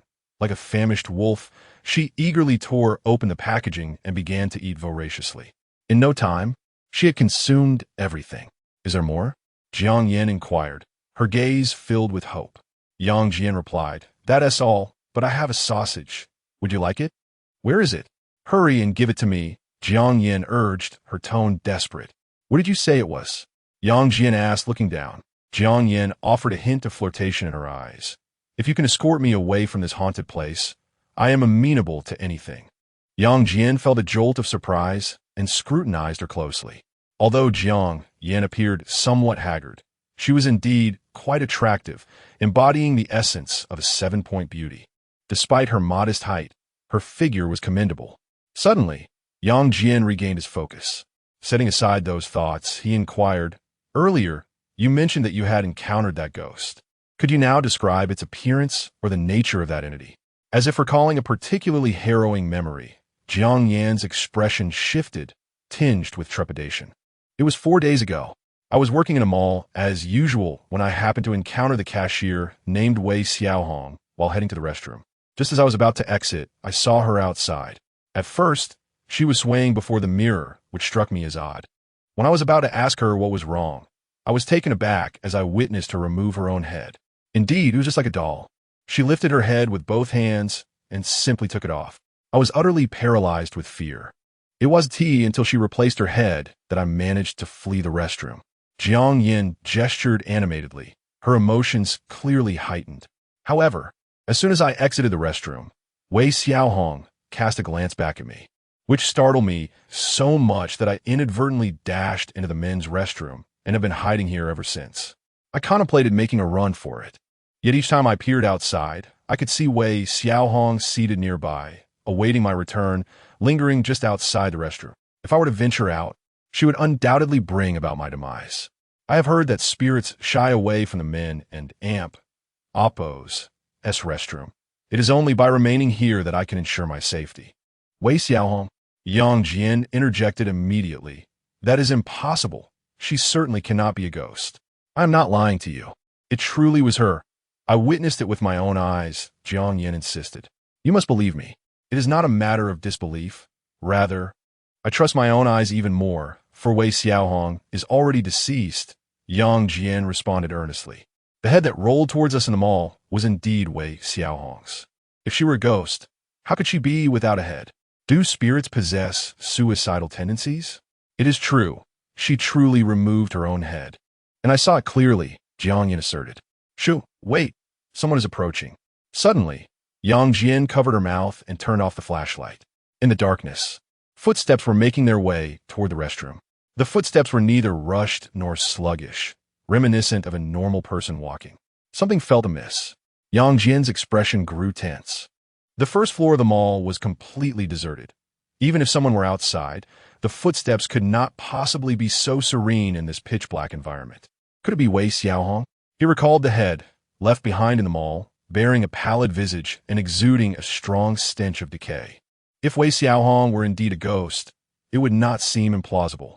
Chapter 46. True Identity. Listening to the approaching footsteps outside the restroom, Yang Jian covered Jiang Yan's mouth, switched off the flashlight, and softly shushed her to remain silent. Jiang Yan proved to be far more astute than the students at school. She immediately grasped the situation and, fearing that Yang Jian's grip was insufficient, placed her hand over her own mouth. Not only did she refrain from uttering a sound, but she even held her breath. With the flashlight extinguished, the restroom was plunged into darkness, enveloped in an unsettling silence. Yet, amidst the obscurity, the footsteps of the intruder resounded with unnerving clarity. Undoubtedly, someone had entered the restroom at a leisurely pace. This individual did not switch on a flashlight, nor did they illuminate their phone, and they remained silent, as if merely another person seeking relief. Yang Jian could sense the presence of the individual outside. Jiang Yin felt it too. Her eyes widened, betraying her fear. Had the footsteps ceased? Yang Jian's expression shifted slightly as he noticed the sound of footsteps had vanished, suggesting that the person who had entered was now standing still. By gauging the proximity of the footsteps, he surmised that the individual was likely positioned beside the first stall in the restroom.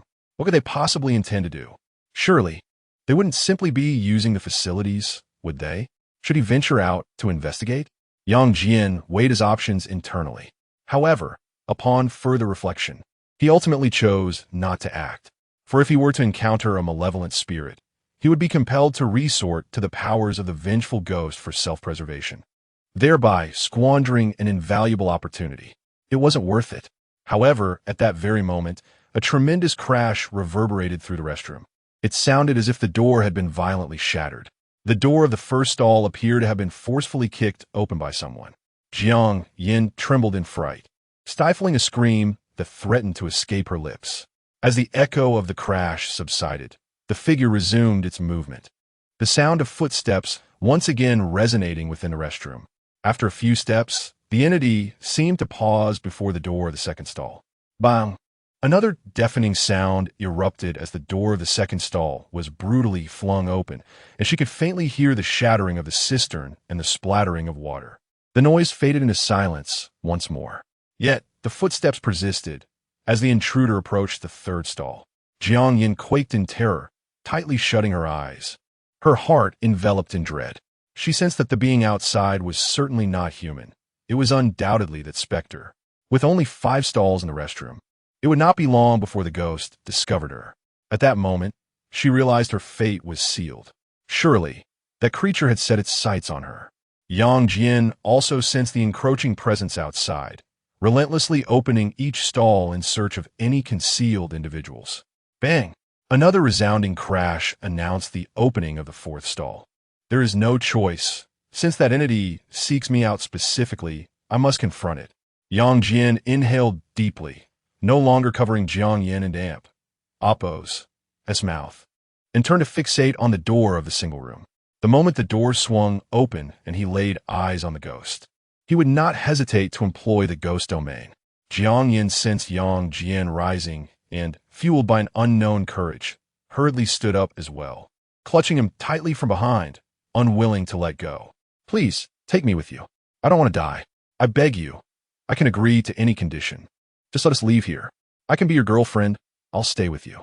Her voice trembled with desperation and pleading, terrified that Yang Jian might abandon her. Be quiet, Yang Jian whispered sharply, suppressing his voice. Okay. Jiang Yin complied, instantly biting her lip tightly, not allowing a sound to escape, her body trembling uncontrollably from fear. At this moment, Yang Jian couldn't help but admire the woman. She seemed acutely aware of his ability to protect her, clinging to him as if he were her last lifeline, willing to voice any proposition. However, he had no time to attend to her now. His expression was grave as he listened intently for any sound from outside. It's here. Suddenly, he felt it. The ghost was drawing near, just beyond the wooden door, mere meters separating them, remarkably close. A faint whiff of decay wafted in, reminiscent of the odor encountered upon my initial arrival at the mall 2 days prior. It was not overpowering, merely a subtle presence. Suddenly, a resounding crash erupted, as if an immense force had violently struck the flimsy wooden door of the room, threatening to shatter it instantaneously. The recoil nearly propelled both Yang Jian and the woman behind him, Jiang Yin, backward until they came to a halt against the wall. Creaking, the wooden door gradually opened a narrow slit. Through this opening, the outside world remained shrouded in impenetrable darkness, obscuring any discernible shapes. Yang Jian sensed the presence of a ghost just beyond the threshold. It was merely the absence of light that rendered it invisible. Had it not entered? It seemed to linger. Yang Jian felt an instinctive urge to activate his ghostly vision, yet he restrained himself. The fact that the ghost had not yet entered to claim a victim suggested that neither he nor Jiang Yin was its primary target, a realization of utmost significance. He fixed his gaze intently upon the encroaching darkness, refraining from any reckless movements. As long as the ghost outside refrained from further action, he would abstain from employing his ghostly sight. Thus, a silent standoff persisted between the living and the spectral entity, separated by the slightly ajar wooden door. Yang Jian remained utterly still and silent while the ghost outside exhibited no signs of movement. Everything seemed frozen in that moment. However, out of an abundance of caution, he slowly extended his hand and gently closed the slightly open wooden door. Outside, silence prevailed, indicating that the specter was neither searching for him nor for Jiang Yin. Just as Yang Jian believed the situation would settle, he felt Jiang Yin behind him, seemingly uncomfortable for being pressed against him. She gently turned halfway. However, in the next moment, a loud bang echoed as the door was violently struck, nearly bursting open. Alarmed, Yang Jian swiftly barricaded the door. At that moment, Jiang Yin, though frightened, demonstrated her resolve by aiding him in bracing the feeble wooden barrier against the forceful onslaught. The impacts intensified, each collision growing in ferocity, with the door nearly yielding several times, only to be forcefully shut again by Yang Jian. In that instant, he could not refrain from invoking the ghostly realm. Yet, something felt amiss. Why had the spirit remained dormant until Jiang Yin shifted? "Do not lean against the door. Turn around," Yang Jian commanded, compelling Jiang Yin to face him. As she did, the commotion outside diminished immediately, soon fading into silence. The tranquility returned, and Yang Jian's eyes sparkled with a glimmer of revelation. He had discerned the conditions under which this ghost claimed its victims. The calm persisted for a considerable time, with the specter outside remaining utterly still, further solidifying Yang Jian's beliefs and hypotheses. Since neither Jiang Yin nor I have fulfilled the murderous criteria set by this specter, and it has not commenced indiscriminate killings, it can be inferred that this ghost poses only a level C threat, a restricted one. As he pondered this, the ghost outside began to stir once more. This time, it was not approaching Yang Jian, but rather gradually retreating towards the restroom. The footsteps grew increasingly distant. The specter outside the room abandoned its pursuit of Yang Jian and Jiang Yin, opting for another target instead. Is it departing? Nevertheless, it is imperative to uncover the true visage of this ghost. Yang Jian's gaze shifted. In that moment, he hurriedly retrieved his mobile phone, activated the camera, and extended it outside the room to capture an image of the direction from which the footsteps receded. Click. The flash illuminated briefly. "What are you doing? What if you attract that thing again?" Jiang Yin exclaimed, startled, as she pinched Yang Jian and spoke in a hushed tone. "I'm merely taking a photograph. I must ascertain the identity of that ghost. You claim Wei Xiaohong is a ghost, yet I encountered her just yesterday. She appeared perfectly alive, nothing like a ghost. If she indeed is a specter, I should be able to capture her likeness. Even a mere hint of her features would suffice." Yang Jian responded with remarkable composure. "This is my concern. You need not interfere. The fact that the ghost did not force its way in signifies that we are not its targets.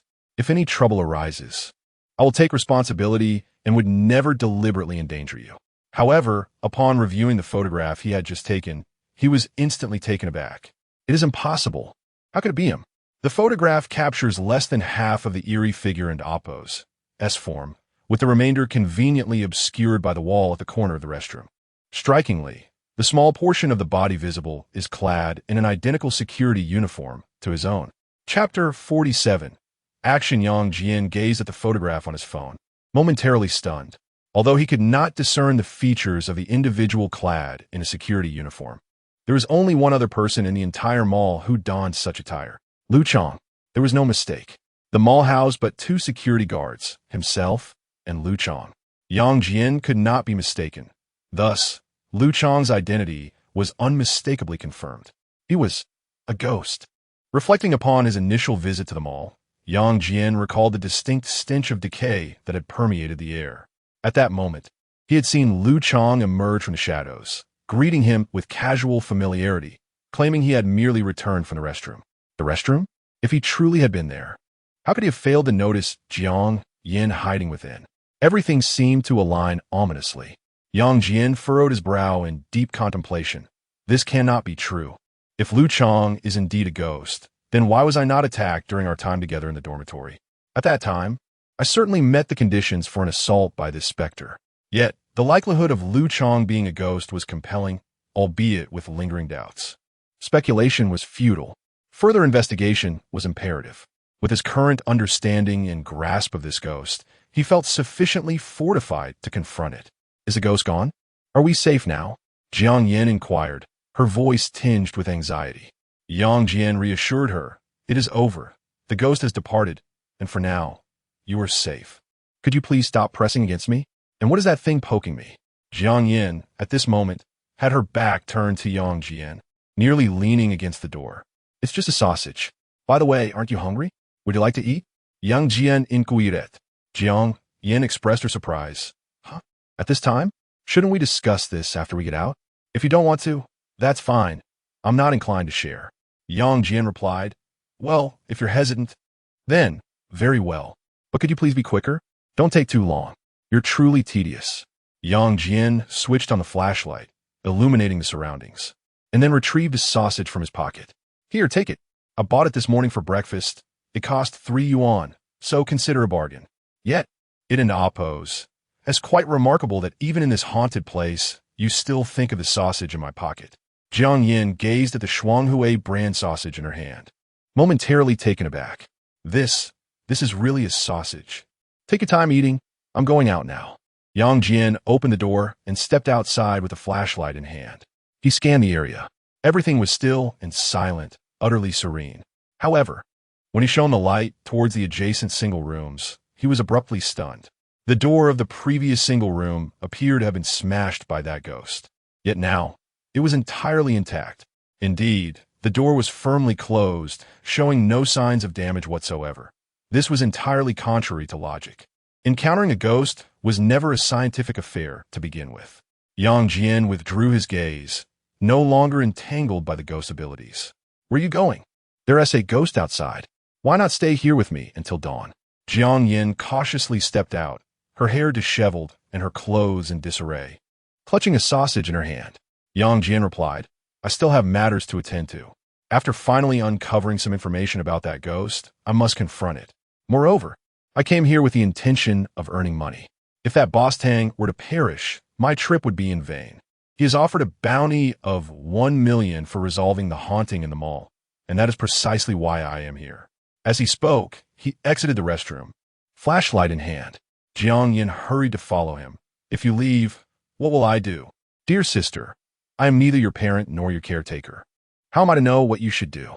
Perhaps you could just remain in the restroom? I will notify you once the situation is resolved, and then you may leave. Yang Jian responded, glancing back at her. No, that won't do. What if the ghost comes while I'm in the restroom? And do you have any means of dealing with it? Jiang Yin asked. Yang Jian replied, I suppose I have a limited plan. Then will you protect me? Jiang Yin implored. Why should I protect someone I do not know? The notion of a hero rescuing a damsel is a tale for heroes, and heroes tend to meet an early demise. Hence, I have no desire to play the hero. I merely wish to attend to my own affairs. Yang Jian arrived at the first floor of the mall, surveying his surroundings. Jiang Yin followed closely, linking her arm with his. Then I shall be your girlfriend. That should suffice, right? Your thoughts are not only beautiful, but also navi. You do not even know my name, yet you wish to be my girlfriend? Once we step outside, who will recognize whom? Are you not simply seeking to have me devote myself to you? Yang Jian gazed at her and remarked. I speak the truth. I shall not waver, Jiang Yin replied. Yang Jian countered, I cannot place my trust in you, and having you as my girlfriend offers me no advantage. It would only complicate matters, potentially putting my life at risk. I have encountered my fair share of unreliable companions. As he spoke, he continued to search for something with his flashlight.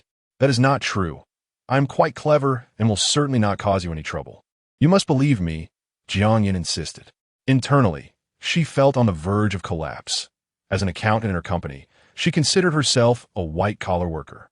Though not exceptionally tall, she possessed slender legs and a generous bosom, and she had attracted considerable attention in the past. Yet now, she found herself pursuing a mere security guard, only to be met with disdain.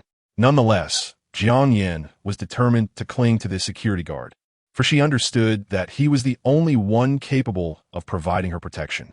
"I've found it," Yang Jian exclaimed as his flashlight illuminated an object. It was a decaying human head, exuding a foul stench. This head belonged to Wei Xiaohong. It had remained here, unmoved, from the beginning until now. Jiang Yin had seen the ghost of Wei Xiaohong, while the spirit I captured previously was Lu Chong. There is no reason for her to lie, nor could I have erred in my capture. The only possibility is that this ghost possesses the ability to alter its identity. Whether it is Wei Xiaohong, Lu Chong, or even that Li Jia, or any other employees, each individual holds the potential to be a specter. Yang Jian furrowed his brow deeply. No, it is imperative to also consider Boss Tang, Manager Li, Master Luo, and their ilk, as they have lingered here for quite some time. To truly ascertain who among them is a ghost, one need only visit a single location, the monitoring room. The occurrences of the past few days must have been captured on surveillance footage. By accessing the recordings in the monitoring room, everything will be elucidated. Jiang Yin, do you know where the monitoring room is? Yang Jian inquired. Yes, in Appos. As on the 5th floor, Jiang Yin replied. Take me there. I assure you, you will leave this place alive. Really? Jiang Yin exclaimed, a hint of surprise in her voice. Indeed, but on the condition that you adhere to my instructions. You must do as I say. If you panic and run about in fear, your demise will not be my responsibility, Yang Jian stated earnestly. I promise to follow your directions, Jiang Yin declared with unwavering conviction. Yang Jian responded, I hope you can keep your word, not for my sake, but for your own. Now come with me to the 5th floor. He raised his gaze upward. Although the upper floor was dimly lit, there remained some illumination, allowing for clearer visibility than below. Yet, there was a profound silence above. One could only wonder about the circumstances surrounding Boss Tang, Master Luo, and the ghost manipulator. Yinli, perhaps I have escaped, or perhaps I have already perished. Yet, I must go and see for myself, if I am truly dead. Then I shall have no reason to linger here any longer. Chapter 48. The surveillance room within an inconspicuous storage room of the shopping mall. Several mobile phone screens illuminated the dim space. The occupants, including Boss Tang, Master Luo, Manager Li, and Sister Li, appeared tense and pale, their faces etched with fear. Among them was a particularly notable figure, Yin Li. At that moment, Yin Li and Appos. His complexion was exceptionally grim as he fixed his gaze upon the door before him, which was smeared with deep crimson blood. The blood, congealed and unyielding, seemed to seep from the door itself, rhythmically dripping onto the floor, forming a growing pool. The unsettling sounds had ceased, suggesting that the malevolent spirit was temporarily unable to breach their sanctuary. Yin Li exhaled a sigh of relief, though his hands, stained with blood, betrayed his unease. Master, it should be safe now, right? Boss Tang inquired, his voice trembling with residual terror. They had initially ascended to the 5th floor without incident, intending to exit via the emergency exit. However, upon their arrival, they discovered that all the doors had been inexplicably locked. In their desperation to escape, they attempted to force the locks open. Yet, as they did so, a chilling event unfolded. A figure collapsed behind them, devoid of a head. The horror of the moment compelled them to abandon their escape and flee in all directions. Fortunately, they encountered Yin Li, who ushered them into the storage room and secured the door, thus sparing them from impending doom. Yet, the situation had not yet settled. Just moments ago, a resounding series of thuds echoed from beyond the door. It seemed as though some entity was attempting to forcefully breach the entrance to the storeroom, even damaging the lock in the process. The sheer strength exhibited was undoubtedly beyond that of an ordinary human. As others observed, blood began to flow from Yin Li's hand. He smeared it upon the door, and only then did the cacophony subside. This state of affairs could not endure for long, and the malevolent spirit outside had already set its sights on us, aware of our presence here, and it would continue its relentless assault. I could sense that the specter was waiting just outside. Yin Li remarked, His predicament mirrored that which Yang Jian had previously encountered. Yet, he remained oblivious to the true nature of this ghostly presence. "So what shall we do now? Am I destined to perish?" Manager Li inquired, a tremor of fear evident in his voice. Yan Li scoffed lightly. "If death is to come, it will not claim you alone. What is there to fear? I have warned you before. One cannot trust charlatans from the underworld, seeking out fortune-tellers to interpret omens or perform rituals. When confronted with true malevolence, they flee faster than anyone else." With that, he cast a glance toward the corner.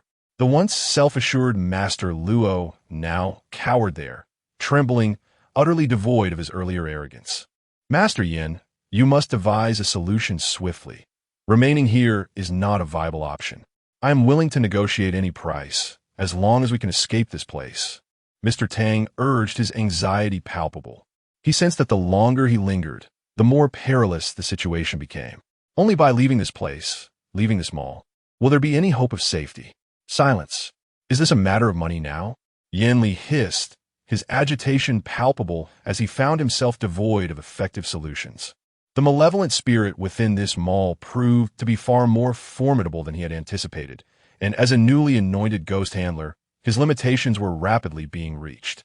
While the group stood in a state of bewilderment, Yang Jian ascended the elevator with a calm demeanor, flashlight in hand, making his way upward. "Aren't you afraid?" Jiang Yan, clutching his sleeve, peered anxiously around, her eyes darting in fear that a ghost might emerge from some shadowy corner. "Of course I'm afraid, but what good does fear do?" Yang Jian replied nonchalantly. "Does fear prevent death? The more terrified you are when encountering a ghost, the more likely you are to meet your demise. Your ability to hide in the restroom for 4 days without being attacked by that spirit was merely a stroke of luck. However, to survive, luck alone is insufficient. One must also take action. Inaction leads only to a dead end."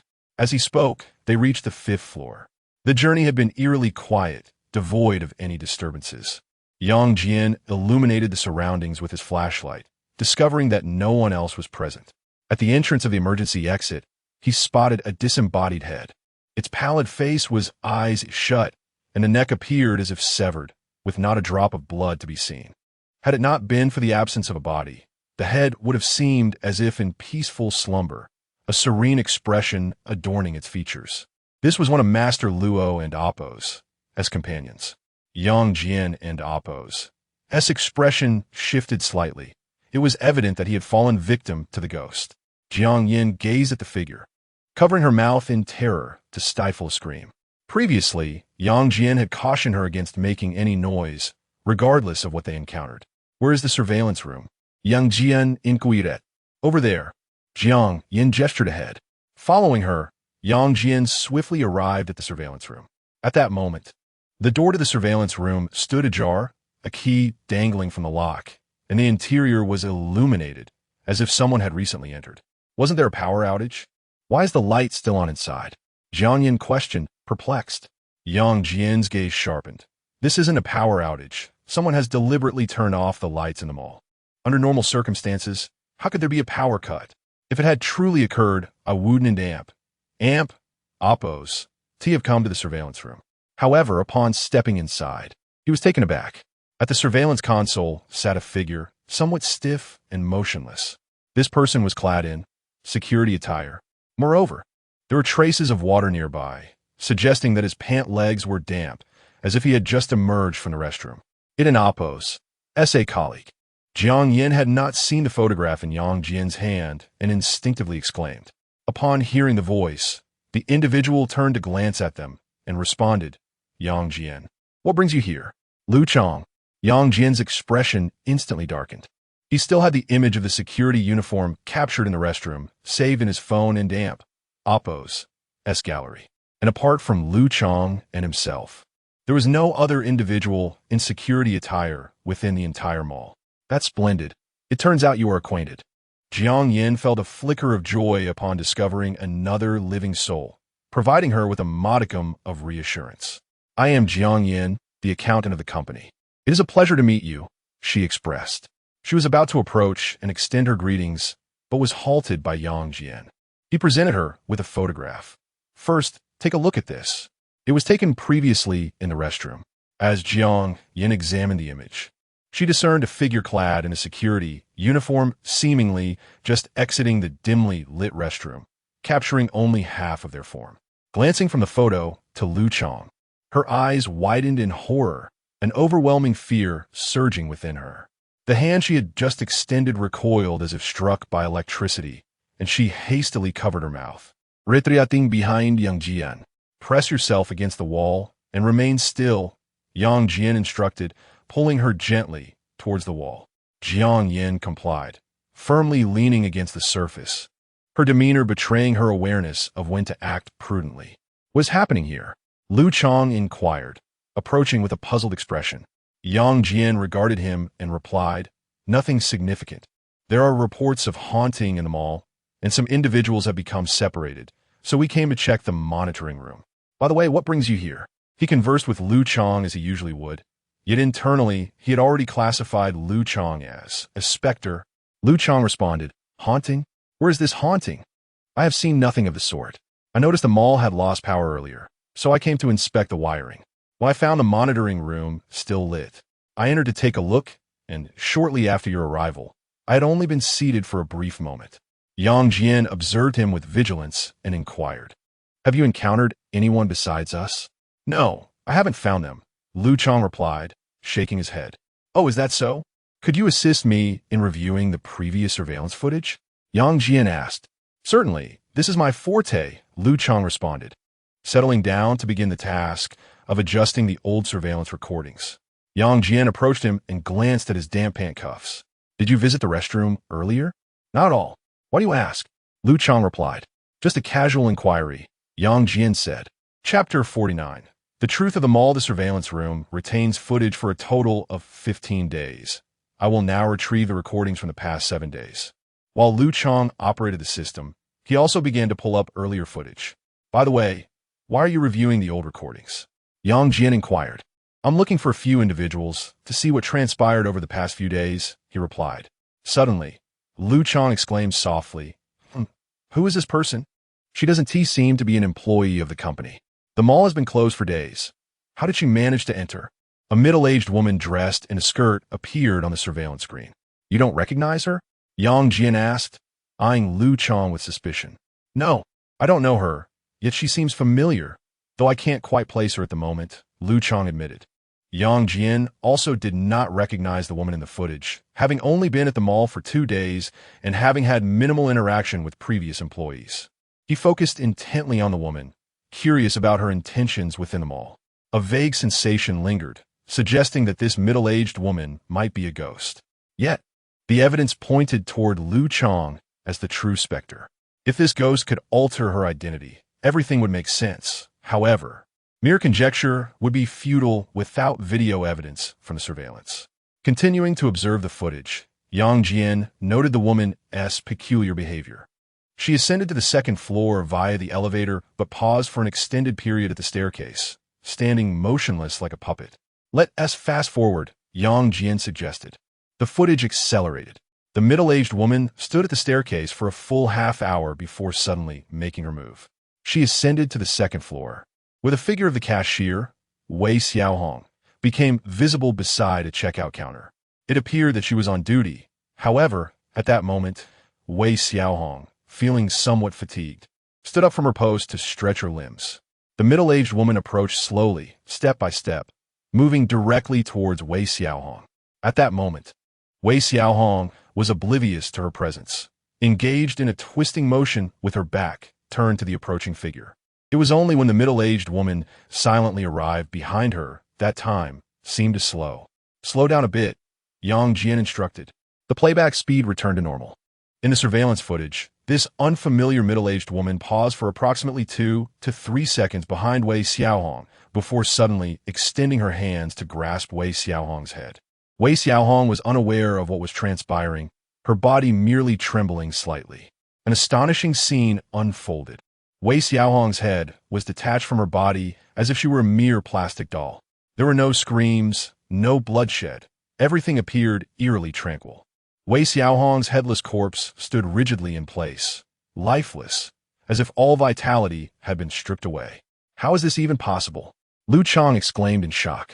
Jiang Yin, peeking at the surveillance footage, was equally startled, covering her mouth to stifle any cries. Meanwhile, Yang Jian maintained his composure, unfazed as he continued to observe the unfolding events on the screen. The unfamiliar middle-aged woman removed Wei Xiaohong's head, only to subsequently detach her own, placing Wei Xiaohong's head atop her own. At that moment, the strange woman transformed into Wei Xiaohong. Shortly thereafter, Wei Xiaohong stirred, casually cradling the head of the unfamiliar woman while departing from the second floor with her own body. The ease with which she maneuvered the corpse was far beyond the capabilities of an ordinary individual. 5 days prior, Wei Xiaohong had become a ghost. Yang Jian and Appo's expression hardened. He now comprehended why Wei Xiaohong and Appo's head was so severely decomposed. If she had indeed swapped heads with a ghost 5 days ago, the timeline aligned perfectly. He continued to observe this version of Wei Xiaohong intently. All right, Lu Chang said, his voice tinged with anxiety. The surveillance footage persisted, and he swiftly retrieved the recording of Wei Xiaohong. In the footage from 4 days ago, Wei Xiaohong appeared as usual at work, greeting others and eating. She exhibited no signs of being a ghost, behaving like an ordinary person, even engaging in light-hearted banter with her colleagues. However, in the afternoon of that day, Sister Li, feeling a bit bored, invited several female co-workers, including Wei Xiaohong, to try on clothes. The 4 of them ascended to a clothing store on the 5th floor. As the store was closed, it was devoid of customers, and all the garments were arranged on the racks for their perusal. At that moment, Sister Li was holding a dress, examining it in front of the mirror to assess its suitability. Wei Xiaohong's actions suddenly became peculiar. She slowly approached Sister Li from behind and reached out her hand toward her head. At that moment, Sister Li unexpectedly turned around, holding a piece of clothing and seemingly speaking to Wei Xiaohong about something. The surveillance footage lacked sound, but that was inconsequential. Yang Jian clearly observed that Wei Xiaohong had halted her movements. At that instant, Sister Li was no longer facing away from her. However, such fortune was short-lived. Sister Li remained oblivious to the fact that Wei Xiaohong had become a ghost, perceiving her merely as an ordinary female colleague. Soon, Sister Li selected another garment and continued to pose in front of the mirror. At this juncture, Wei Xiaohong moved again. Just as the unfamiliar woman had done to her before, Wei Xiaohong reached out from behind and embraced Sister Li's head, accompanied by a sudden rigidity in her body. A bizarre scene unfolded once more. Sister Li's head was removed. No, if Sister Li's head had truly been severed, she could not possibly appear before me again. Yang Jian furrowed his brow, for there is only one ghost. It cannot be both Wei Xiaohong and Sister Li. Yet in the subsequent moment, he found himself puzzled again.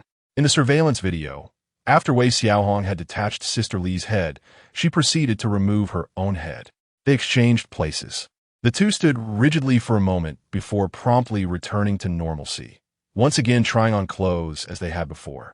Yang Jian and Appo's heart skipped a beat as he realized that the situation was far more complex than he had initially imagined. His gaze swiftly scanned the surveillance footage displayed on the monitor, rapidly searching through the scenes within the shopping mall. Ultimately, he spotted an individual standing at the entrance of a storage room on the 5th floor. This person was turned away from the camera, rendering their features indistinguishable. Bring up the video from this camera, Yang Jian instructed. Lu Chang promptly accessed the surveillance recording. 10 minutes earlier, Boss Tang, Master Luo, Manager Li, and Sister Li, under the guidance of Yan Li, had taken refuge in the storage room. Simultaneously, at the elevator entrance, in front of the emergency exit, and before various shops, individuals with sluggish movements emerged one after another, encircling Yan Li and his companions. Once they had concealed themselves, the encircling figures blocked the entrance to the storage room. After a considerable pause, it was unclear what transpired next, but those individuals gradually dispersed, vanishing into the depths of the 5th floor shopping mall. Witnessing this, Yang Jian felt a shiver run down his spine, inhaling sharply. The threat was not singular, but rather a multitude. The ones who had been replaced were all apparitions, or perhaps puppets controlled by these specters. At that moment, he noticed a slender red line encircling Lu Chang's neck, indicating that he too was among them. Chapter 50. Head Exchange. Lu Chang, have you not noticed anything amiss about yourself? Yang Jian inquired earnestly, fixing his gaze upon him. Upon seeing everything unfold in the surveillance footage, Lu Chang was taken aback. He pondered deeply, yet certain aspects eluded his memory, as if he had experienced a lapse in recollection during particular moments. Typically, he had not paid close attention, and it seemed to him that he had merely been engaged in his work, without partaking in any extraordinary activities. Yang Jian, are you suggesting that, like those individuals in the surveillance video, my head has been swapped? Lu Chang gazed at him in shock, disbelief etched across his features. It appears you are unaware of your own condition. Tell me, where were you when you entered the surveillance room? Yang Jian pressed. I was. Lu Chang began to respond, but hesitated, suddenly perplexed. How had he arrived at the surveillance room? Had he come immediately after the power outage? Yet, what path did he take? Whom did he encounter? And what did he witness along the way? He could not recall. The memories simply escaped him, or perhaps they never existed at all. You should review your surveillance footage. Typically, the mall's cameras possess night vision capabilities. Even if all the external lights are turned off, it should still be clear, Yang Jian suggested. I will look into it. Lu Chang immediately began searching for his surveillance footage. Before long, he found it. The scene reverted to the moment when Master Luo was performing a ritual. All the patrons of the mall were gathered in the lobby on the first floor, observing Master Luo's ceremony. Subsequently, Yang Jian, finding the situation amusing, could not help but interrupt Master Luo's ritual, leading to a brief exchange of sharp words between them. However, Lu Chang, captured in the surveillance footage, appeared to disregard this altercation entirely and left without a second glance. No one seemed to notice the departure of a security guard. Why on earth did I go to the power room? Lu Chang was immediately taken aback upon seeing himself on the monitor. After entering the power room, it was not long before the mall was plunged into darkness. The power had been cut off by none other than Lu Chang himself. Yang Jian remarked, just because you do not recall it does not mean it did not happen. Continue watching. Once the lights of the entire mall extinguished, Lu Chang stood frozen in place, akin to a wooden figure, motionless. Yet, this state of inertia did not persist for long. He soon moved again, turning toward the restroom on the first floor of the mall. Upon witnessing this, Yang Jian connected the dots, realizing that the ghost that had entered the restroom earlier was indeed Lu Chang. It's impossible. This cannot be. Why can't I remember doing such a thing? Lu Chang suddenly sprang to his feet, turning to Yang Jian, his face a canvas of terror. Yang Jian took a cautious step back and stated earnestly, because at the moment you lost your memory, you were no longer human, but rather a ghost, or perhaps replaced by one. The only reason you retain any memory is that your head remains intact, not yet in the stages of decay. In a few days, once your head begins to rot, your memories will vanish entirely. In a strict sense, one could say that you perished several days ago. As you touch your neck, the wound from the exchanged head should still be present. If you were not a ghost, such an injury would be impossible.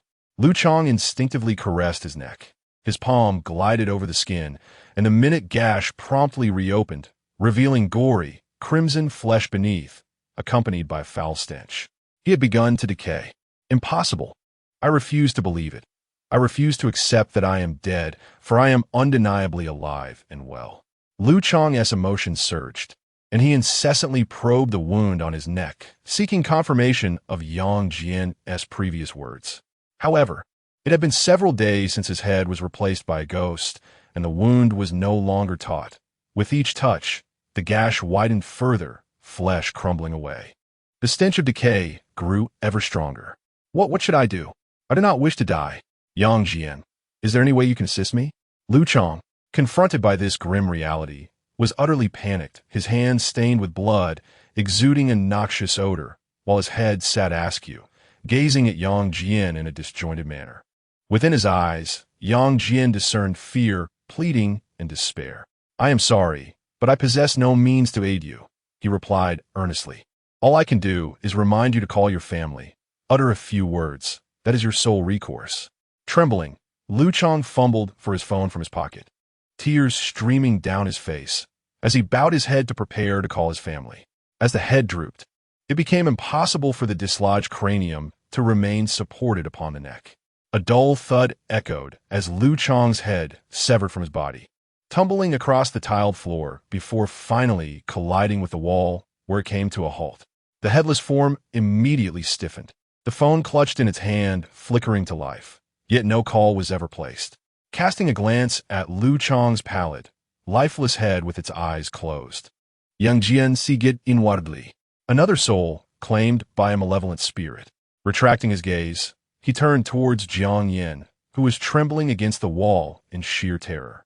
Yang Jian approached her, somewhat roughly grasping her delicate face and pressing her head against the wall.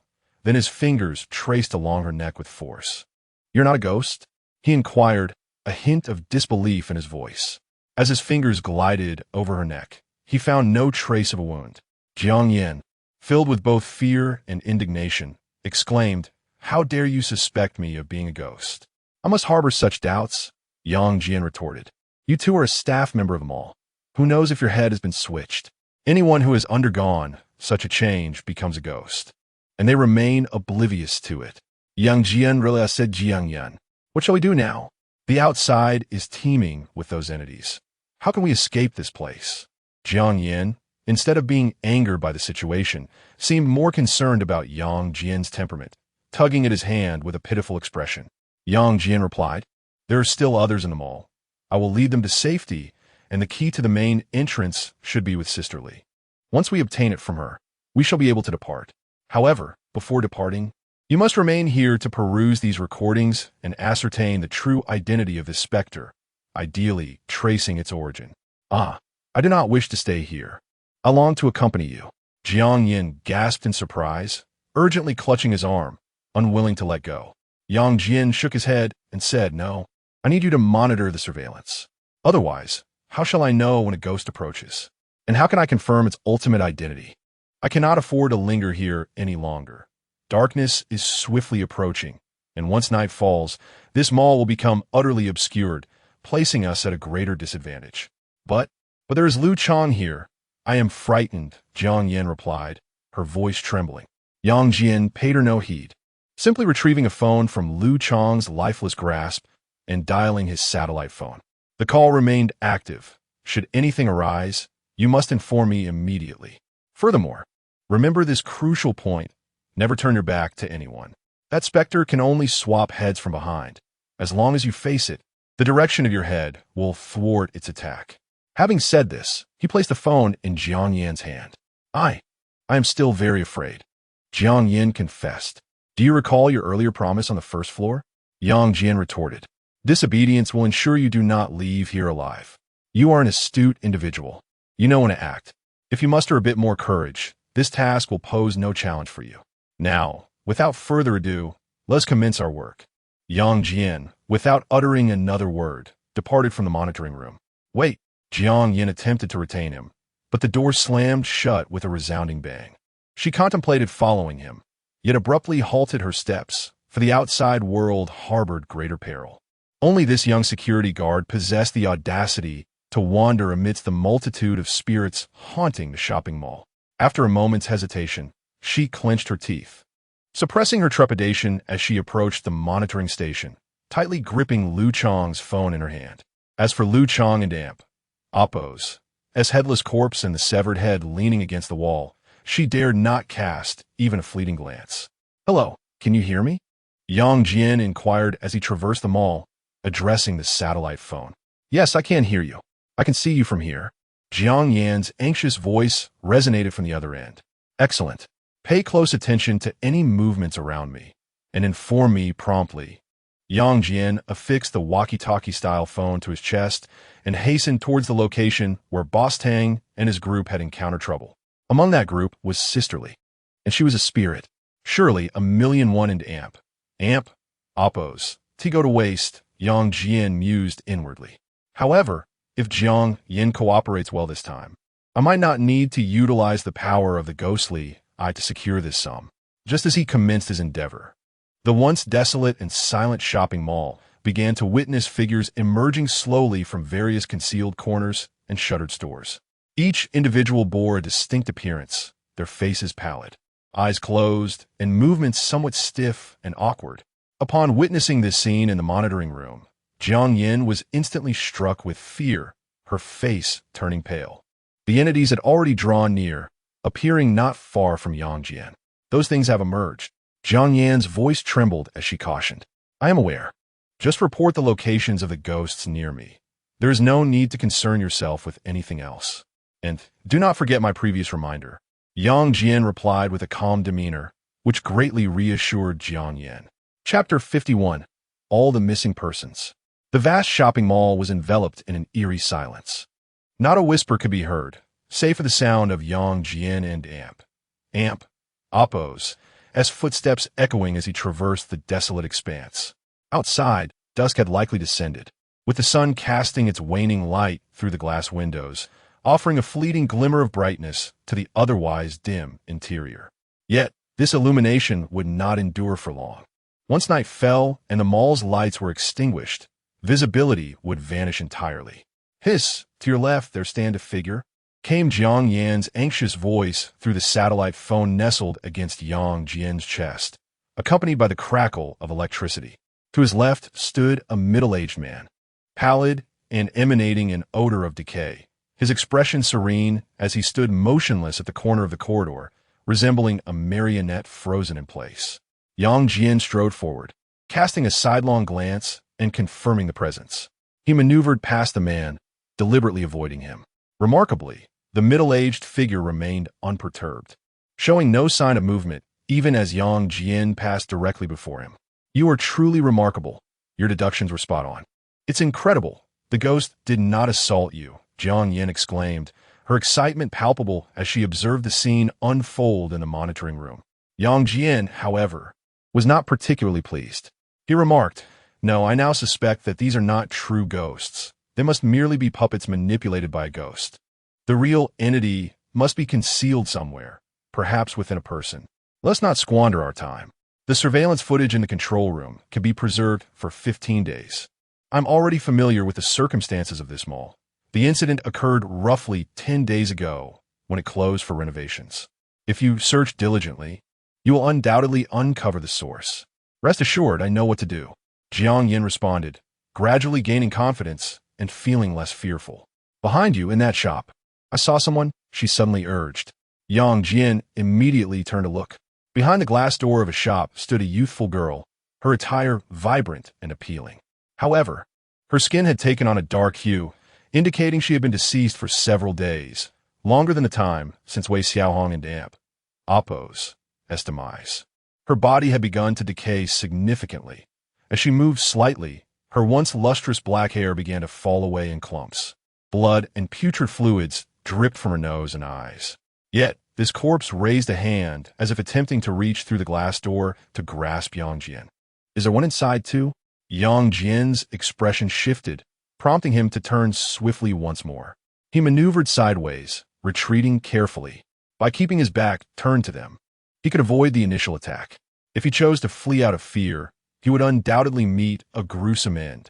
Having discerned the underlying patterns, Yang Jian felt that the specter was not particularly troublesome. Indeed, the three statements made by Zhou Zheng were succinctly insightful.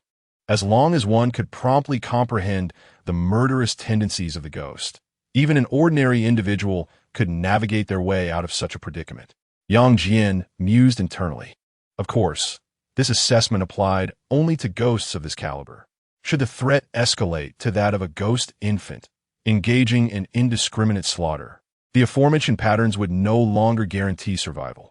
They would merely serve to significantly enhance one's chances of evasion. After evading two phantoms encroaching upon him, Yang Jian quickened his pace. He could hear the incessant approach of footsteps around him, along with the eerie sounds of the elevator's operation. Yang Jian understood that regardless of the direction he faced, phantoms would manifest. It was merely a matter of distance, with those behind him still needing a moment to close the gap. If he delayed too long and became encircled, it would spell certain doom. Naturally, Yang Jian's audacity stemmed from his identity as a ghost master. An ordinary person would undoubtedly refrain from such reckless behavior. The storeroom lay just ahead to the left. Move swiftly as the number of ghosts trailing you has increased, and I have also observed specters continuously ascending from the elevator. Jiang Yin grew increasingly anxious. I am currently monitoring the surveillance footage for you, and I should soon pinpoint the location of the ghost's initial appearance. I'm aware of that, Yang Jian replied with a glance. Indeed, the elevator on the 4th floor was in operation, and amidst the dimness, he faintly discerned 2 figures standing within, making their way to the 5th floor. On the 3rd floor, the sound of the elevator's operation echoed incessantly, while several indistinct figures flitted about in the lower levels. How many individuals had vanished within the shopping mall? A chill coursed through Yang Jin's heart. Upon rough estimation, at least 20 individuals had disappeared, and the number was steadily rising, with more emerging from the mall's numerous corners and floors. The stench of decay in the air grew increasingly pungent. This specter had indeed chosen its haunting grounds wisely, selecting a bustling shopping mall where, under normal business operations, the disappearance of a dozen people over a few days would go unnoticed. In contrast, in less frequented locales, there would hardly be such ample opportunities for a ghost to claim so many lives. The deceased had transformed into his current predicament. Exercising caution, he began to run towards the storage room. At that moment, just outside the storage room, a man with a pallid visage, devoid of color, stood rigidly. Though he bore the face of a man in his 30s, his body was that of a woman, clad in a long dress and adorned with coffee-colored high heels. It was evident that his head had been switched. The man numbly pounded on the door, each strike resonating like a heavy hammer, threatening to shatter the door. His arms were a gruesome sight, bloodied and mangled, with large patches of flesh peeling away, exposing bone in a grotesquely contorted manner. Indeed, the human body is no match for the hardness of a door. Yet, none of this could deter his unwavering resolve to breach the door. Those concealed in the storage room, upon witnessing the door tremble and threaten to yield, were seized by a cold sweat, their bodies quaking in fear. It's coming again. Yanli, you must devise a plan quickly. The door is about to open, and that creature remains outside. It truly has not departed. Manager Lee exclaimed, terror-stricken. 5 million. I will give you 5 million, if only you can escort me away from this place. Boss Tang, equally terrified, hastily extended a trembling finger to declare his offer. While money held significance, the value of one's life eclipsed it entirely. At that moment, Yin Li's countenance darkened considerably. He glanced at his hands, bloodied and soaked through his gloves, crimson liquid seeping relentlessly outward. The pooling blood on the ground could no longer be reclaimed. I cannot employ this ability any longer, or I shall meet a swifter demise. He inhaled deeply. At this juncture, the blood upon the door had ceased to flow, for his hand was no longer pressed against it. Bang! Bang! The resounding echoes from the door reverberated once more, the frame shaking, as dust cascaded from above. The force was intensifying. As they huddled together in fear, in an inconspicuous corner, the ever-silent Sister Lee, who had not uttered a single scream or word, gradually stood up. She closed her eyes, her face devoid of color, and her body twisted in a strange manner, turning to face a group of people who had their backs to her. Slowly, she extended her hands. However, at that moment, a loud crash echoed from outside, as something fell to the ground with a resounding thud. Yang Jian's voice rang out from beyond. Hey, those inside, are you still alive? If you're not dead, open the door. I have a way to get you out of here. What? There's still people outside? At that instant, Yin Li was the most shocked. He could hardly believe the voice he heard. With so many ghosts in this mall, it was impossible for any living person to exist. And if there were, they should have already perished. Yes, it's that little security guard's voice. Quickly, open the door and see if he truly has a way to leave this place. Boss Tang recalled Yang Jian's voice immediately. No, don't open the door. Who knows if the one speaking outside is human or a ghost? Manager Li exclaimed in terror. This reminder sent a chill through Yin Li, and he immediately became serious. Indeed, there was no evidence to confirm that the little security guard outside was human. What if this were a trap? Yang Jian had only managed to toss the person at the supply room door down to the 5th floor. Though they wouldn't die from the fall, it would take some time for them to come back up, providing a temporary respite from the immediate crisis. However, upon overhearing the conversation among the individuals in the storage room, his expression darkened. Indeed, it matters not if you choose to remain hidden. I have already reviewed the surveillance footage. One among you, Sister Lee, is a specter. I wonder if she has commenced her actions. Should she have, you shall all perish within these confines. Thus, I implore you to make a decision swiftly. At this proclamation, a chill of dread swept through all present in the storage room. What? Sister Lee is a ghost? In a nearly instinctive reaction, they all turned to look behind them. Yet, in the next moment, they beheld Sister Lee standing, though her head was inexplicably absent. A chorus of terrified screams erupted from the storage room. Outside, Yang Jian could not help but cover his ears. The shrieks were so piercing that it was a pity they were not used for a high-pitched aria. In an instant, the door to the storage room was flung open with a resounding crash. A throng of individuals tumbled out in a frantic escape, tears and snot streaming down their faces, some even having soiled themselves in fear. Hurry, run. Help. I do not wish to die. Yang Jian cautioned. It is fine to scream, but do not scatter aimlessly. The spirits outside are even more numerous. Run swiftly, and you shall meet a swift demise. Boss Tang, Manager Li, and Master Luo, along with their companions, fled a short distance before collapsing in terror. Unbeknownst to them, the corridors of the 5th floor had become densely populated with people, with individuals crowding in every direction. One by one, these individuals bore ashen faces, their eyes shut tight, emanating a nauseating stench of decay. With stiffened strides, they relentlessly approached, obstructing every possible path. They were all the missing persons from a mall, and today they had all returned. Chapter 52.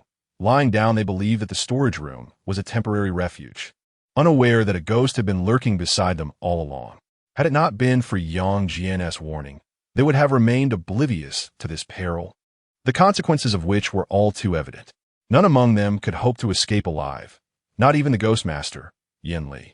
While the Ghost Master wielded formidable power over malevolent spirits, he was not invincible. Recklessly employing such powers would only hasten his demise. At that moment, Yang Jian observed a young man named Yin Li. His complexion was far from healthy, bearing the pallor and weakness indicative of severe blood loss. Yet, what intrigued Yang Jian even more was the nature of the ghost concealed within Yin Li's body. How close was he to his limits? And how long until the vengeful spirit would awaken? Are you human?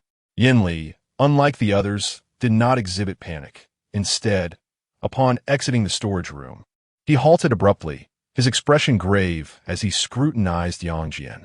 He remained uncertain whether this young security guard was indeed human or a ghost. Yang Jian replied, I suppose I can be considered human. I recall you mentioning your name is Yin Li. Are you a ghost master? Yin Li's eyes narrowed slightly. You too? I am a member of the Ghost Master headquarters, Yang Jian stated, contemplating how to bolster his credibility without revealing that he was merely a student. Such a revelation would undermine his standing, especially since the operator, Lu Xiaoyu, had expressed interest in recruiting him into the headquarters. Ghost Master headquarters? Yin Li scrutinized Yang Jian once more. Seeing him donning a security uniform gave him a certain credibility, and upon noticing the satellite positioning device emblematic of the Ghost Handler headquarters hanging from his chest, he became convinced. It was said that the headquarters was severely understaffed, with fewer than one supervisor assigned to each city across the nation. The previous supervisor in Dachang City was Zhou Zheng. What is your name? I am Yang Jian. And by the way, Zhou Zheng has passed away. He sacrificed himself during the recent incident at the university a few days ago, Yang Jian calmly replied. Yin Li responded. I see. Thank you for clarifying the situation earlier. May I inquire how you managed to withstand so many ghostly assaults? Even as a ghost handler, one must be quite passive in such circumstances. Initially, I believed that the missing persons in the mall were merely the result of a Class C ghost. It appears I have gravely underestimated the situation. Had I known, I would not have pursued this money. A look of regret crossed his face as he lamented his actions. What abilities do you possess that have allowed you to survive for so long against these malevolent spirits? Yang Jian refrained from revealing his own capabilities and instead posed a question to him. Yin Li, however, did not conceal his own truth. Lowering his gaze to his blood-stained hands, he said, People in this line of work call me Ghost Blood, Yin Li. My hands are tainted with ghost blood.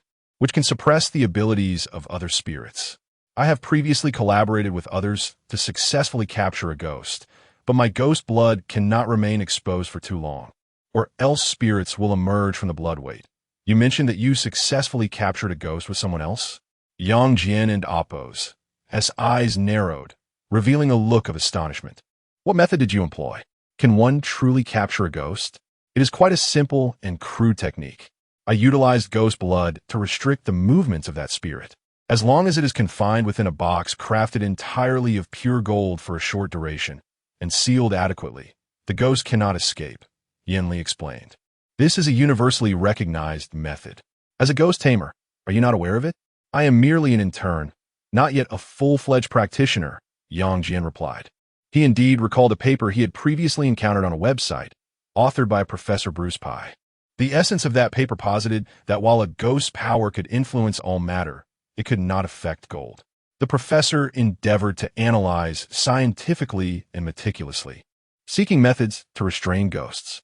If the paper held any merit, it suggested that a box or vessel made of gold could indeed confine and capture a ghost.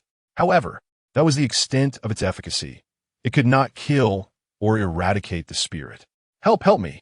A terrified cry suddenly interrupted their conversation.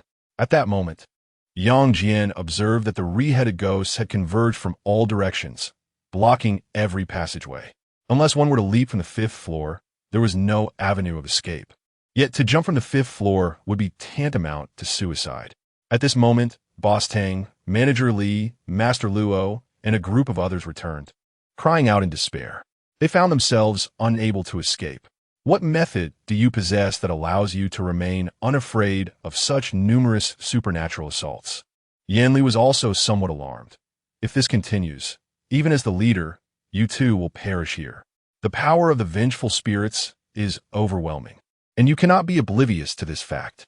Of course, I am aware, Yang Jian replied calmly. You must have already exhausted a considerable amount of your own spirit energy, as evidenced by the ghostly blood on your hands that you can scarcely control. Your limits must be nearing. Have you prepared your coffin in advance? I understand what you were saying, but at times, survival necessitates such measures. Yanli gritted his teeth in response. Indeed, there are moments when one has no choice. However, when confronting spirits, your primary concern should not solely be your own spectral power, as this will only hasten your demise. I, on the other hand, rely on my intellect. Only when that fails do I resort to the power of the spirits. But now is not the time for idle conversation. I cannot allow this boss to perish so easily. Yang Jian pointed to his own head, revealing a fleeting smile. With that, he strode toward a nearby cluster of ghosts. Yin Li's expression shifted dramatically. Even he would hesitate to confront so many spirits simultaneously. How could this young ghost master possess such audacity? Observing the others besieged by the apparitions, he no longer considered aiding them, but rather contemplated his own escape. After all, money is not worth sacrificing one's life. Suddenly, Yanli saw Yang Jin approach and tripped them with his foot. Amidst a series of strange cries, 3 or 4 individuals found themselves tripped and thrown to the ground. Are you saving lives or endangering them? Yanli stood inadaze. If you wish to survive, lie still on the ground and do not move. By doing so, these apparitions will not assault you, and you will have a chance to escape. If you run about aimlessly, your demise will only come swifter. Yan Jian grasped the collar of Boss Tang, issuing a stern warning. At that moment, Boss Tang was paralyzed with fear as a throng of phantoms approached ominously. With no alternatives left, he tightly shut his eyes, choosing to trust Yan Jian's words, and lay motionless on the ground. Lying on the ground meant his back was eternally turned to the earth, thereby perfectly evading any attack from the surrounding spirits. Those who wish to live should follow suit. Lie down and remain still, Yan Jian urged. Yet, while some complied, a greater number dismissed Yan Jian's counsel as nonsense, believing that lying down equated to waiting for death. In their panic, they turned and fled, desperately seeking an escape. Hey, that's the 5th floor. Don't jump. You'll die, Yan Jian shouted at one individual. At that moment, a colleague of Master Luo, terrified and bewildered, cried out and directly vaulted over the railing, plunging from a 5th floor. A true warrior, Yin Jian sighed inwardly. Had he not jumped, he might have had a chance at survival, but now his fate is sealed. The jumper was doomed, and those who fled fared little better. Soon, the escaping individuals discovered that their paths were entirely blocked. The phantoms from all directions drew ever closer, encircling them completely. A scream erupted amidst the gathering of specters. As 6 or 7 putrid arms reached out, the cries abruptly ceased. Several living heads were forcefully severed from their bodies. One ghost removed its own head and placed it upon the shoulders of a few individuals, subsequently donning their heads in exchange. Thus, new apparitions were born. Yet, following this grim spectacle, tranquility reigned once more. All the specters stood still. The remaining survivors lay upon the ground, seemingly untouched, all miraculously alive. How could this be? Yin Li, astonished, also reclined. Yet he gazed at Yang Jian as if he were witnessing a ghost. Yang Jian, however, did not lie down. He merely stood there, leaning against the railing, facing no specter directly. See, I didn't deceive you, did I? Yang Jian spoke. Congratulations on your survival. If you don't mind, let us settle the payment for my services. I must inform you in advance, my fees are quite steep. Why would he risk everything to rescue these loathsome, wealthy individuals? Naturally, it was all for profit. Did they truly believe that Yang Jian held any affection for them? Chapter 53. The Shameful Escape in the Dimly Lit Shopping Mall. An eerie silence enveloped the space. The hum of the elevators had ceased, and the once resounding footsteps from all directions had faded into oblivion. Even the cries for help had been silenced. Yet, the stillness of the mall was far from desolate. A foul stench permeated every inch of the area, as pale-faced figures, their bodies beginning to decay, stood on the 5th floor, blocking the passageway and preventing anyone from passing through. These individuals should have long been deceased, yet moments before, they had emerged from the shadows of the mall, as if they were phantoms rather than mere mortals. At this moment, Mr. Tang was taut with fear, his eyes shut tight, unwilling to confront the horrifying scene before him. He fervently recited prayers, hoping for divine protection, wishing that these apparitions would spare him. He resolved that upon his escape, he would offer abundant incense and prayers to the deities. After a while, Mr. Tang realized that the surrounding stillness persisted, and he was still alive, unharmed. His survival was not merely the result of his fervent prayers, but rather the intervention of Yang Jian. Mr. Tang, cease your charade of feigning death and open your eyes. Do not dismiss my earlier words as mere noise. Your safety is only temporary. It remains uncertain whether you will be able to leave this place.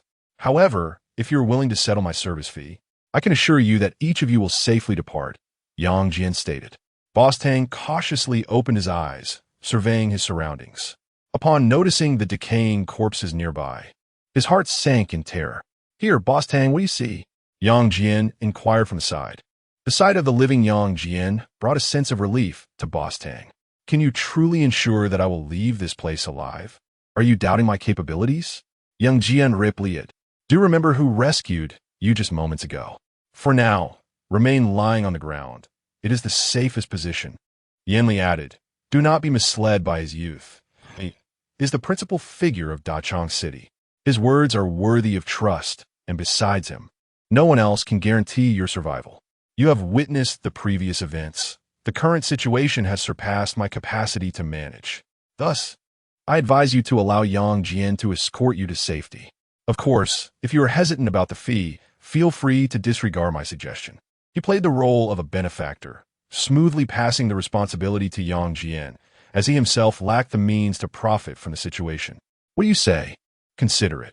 I shall not afford you much time, at most 10 minutes before I depart from this place.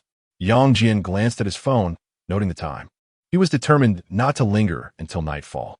Once darkness enveloped the area, visibility would vanish entirely, akin to entering a realm of spirits, thereby multiplying the dangers. Boss Tang cautiously inquired, then, how much do you charge for your services, my friend? Would 5 million suffice? Regardless, the money given to Yan Li is inevitable. Offering it to this young man seems somewhat preferable, as it at least establishes a connection and fosters friendship, especially since he is the head of Dachang City and holds a position of significance. Although parting with 5 million is quite painful, it pales in comparison to the value of one in amp, Oppos, life. Very well, 5 million it shall be. Yang Jian and amp, Oppos, eyes glimmered with realization. Indeed, it is prudent to instill a sense of trepidation in this Boss Tang. Only then can the price be appropriately elevated. Had he approached Boss Tang directly with this matter earlier, it would have been met with disbelief, and the price would not have increased. However, it is imperative to pay first before proceeding with any arrangements. This is my modus operandi.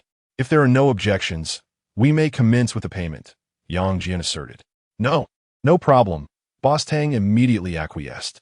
For someone of his stature, a proprietor of such a substantial commercial enterprise, 5 million is indeed an amount he can readily procure. Yes, you do not feign silence. Manager Li, I am addressing you. Boss Tang is offering 5 million for his safe departure. How much are you willing to contribute? Do not presume that I will escort you out without compensation. Should you be unable to pay, I shall leave you here. Yang Jian continued. Manager Li's countenance shifted dramatically. He gazed at Yang Jian with a hint of desperation. I cannot produce 5 million. I only have 500,000. How could a mere manager possess such a sum? From your eyes, I perceive deceit. However, I consider myself a benevolent individual. You may have uttered a few harsh words towards me, yet how could I possibly harbor resentment against you, right? Therefore, I kindly ask you to access your online banking. If your balance is below 500,000, I shall accept that amount.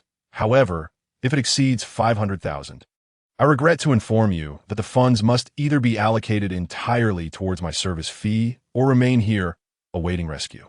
I pride myself on conducting business with fairness. Rest assured, I will not make things difficult for you, nor harbor any grudges or vendettas. Manager, you can be at ease.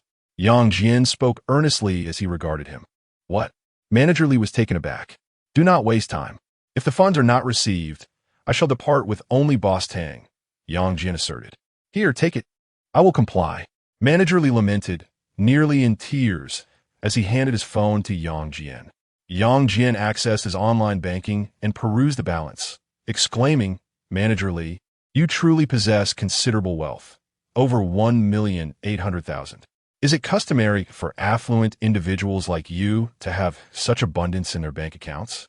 My humble self finds this hard to comprehend. However, it is now mine, so please proceed with the transfer. He returned the phone to Manager Li. A swindler. This man is a swindler, raising prices at will. It is nothing short of extortion, Manager Li thought to himself, wishing to chastise the security guard, but feeling too intimidated to voice his grievances. Yet refusing was not an option. It appeared that after all the dubious dealings he had engaged in within the marketplace, this small security guard would now reap the benefits. Money could be earned again, but once life is lost, nothing remains. Ultimately, he acquiesced and paid the sum. After receiving the payment, Yang Jian turned his gaze towards Master Luo, a flicker of gratitude in his demeanor as he approached. Grasping the trembling hand of the master, he remarked, Master, today I owe you a great deal. Your ingenious idea of sealing the doors was truly remarkable. Not only did it lead to the demise of several of your own disciples, but also claimed the lives of numerous staff members at the mall.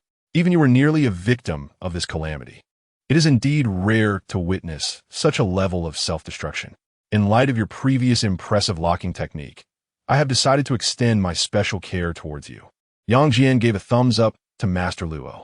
Had it not been for his ritual of locking the doors, none of these tragic events would have transpired, and everyone could have safely escaped without such loss of life.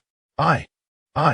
Master Luo's expression was peculiar, a blend of fear and anger. After a prolonged moment of hesitation, he reluctantly spoke, I have only a little over 3 million with me. That is all I possess. The rest is secured in my home safe. I will give it all to you, but you must help me leave this place. I admit my previous actions were wrong, and I apologize. Will that suffice? Master, what are you saying?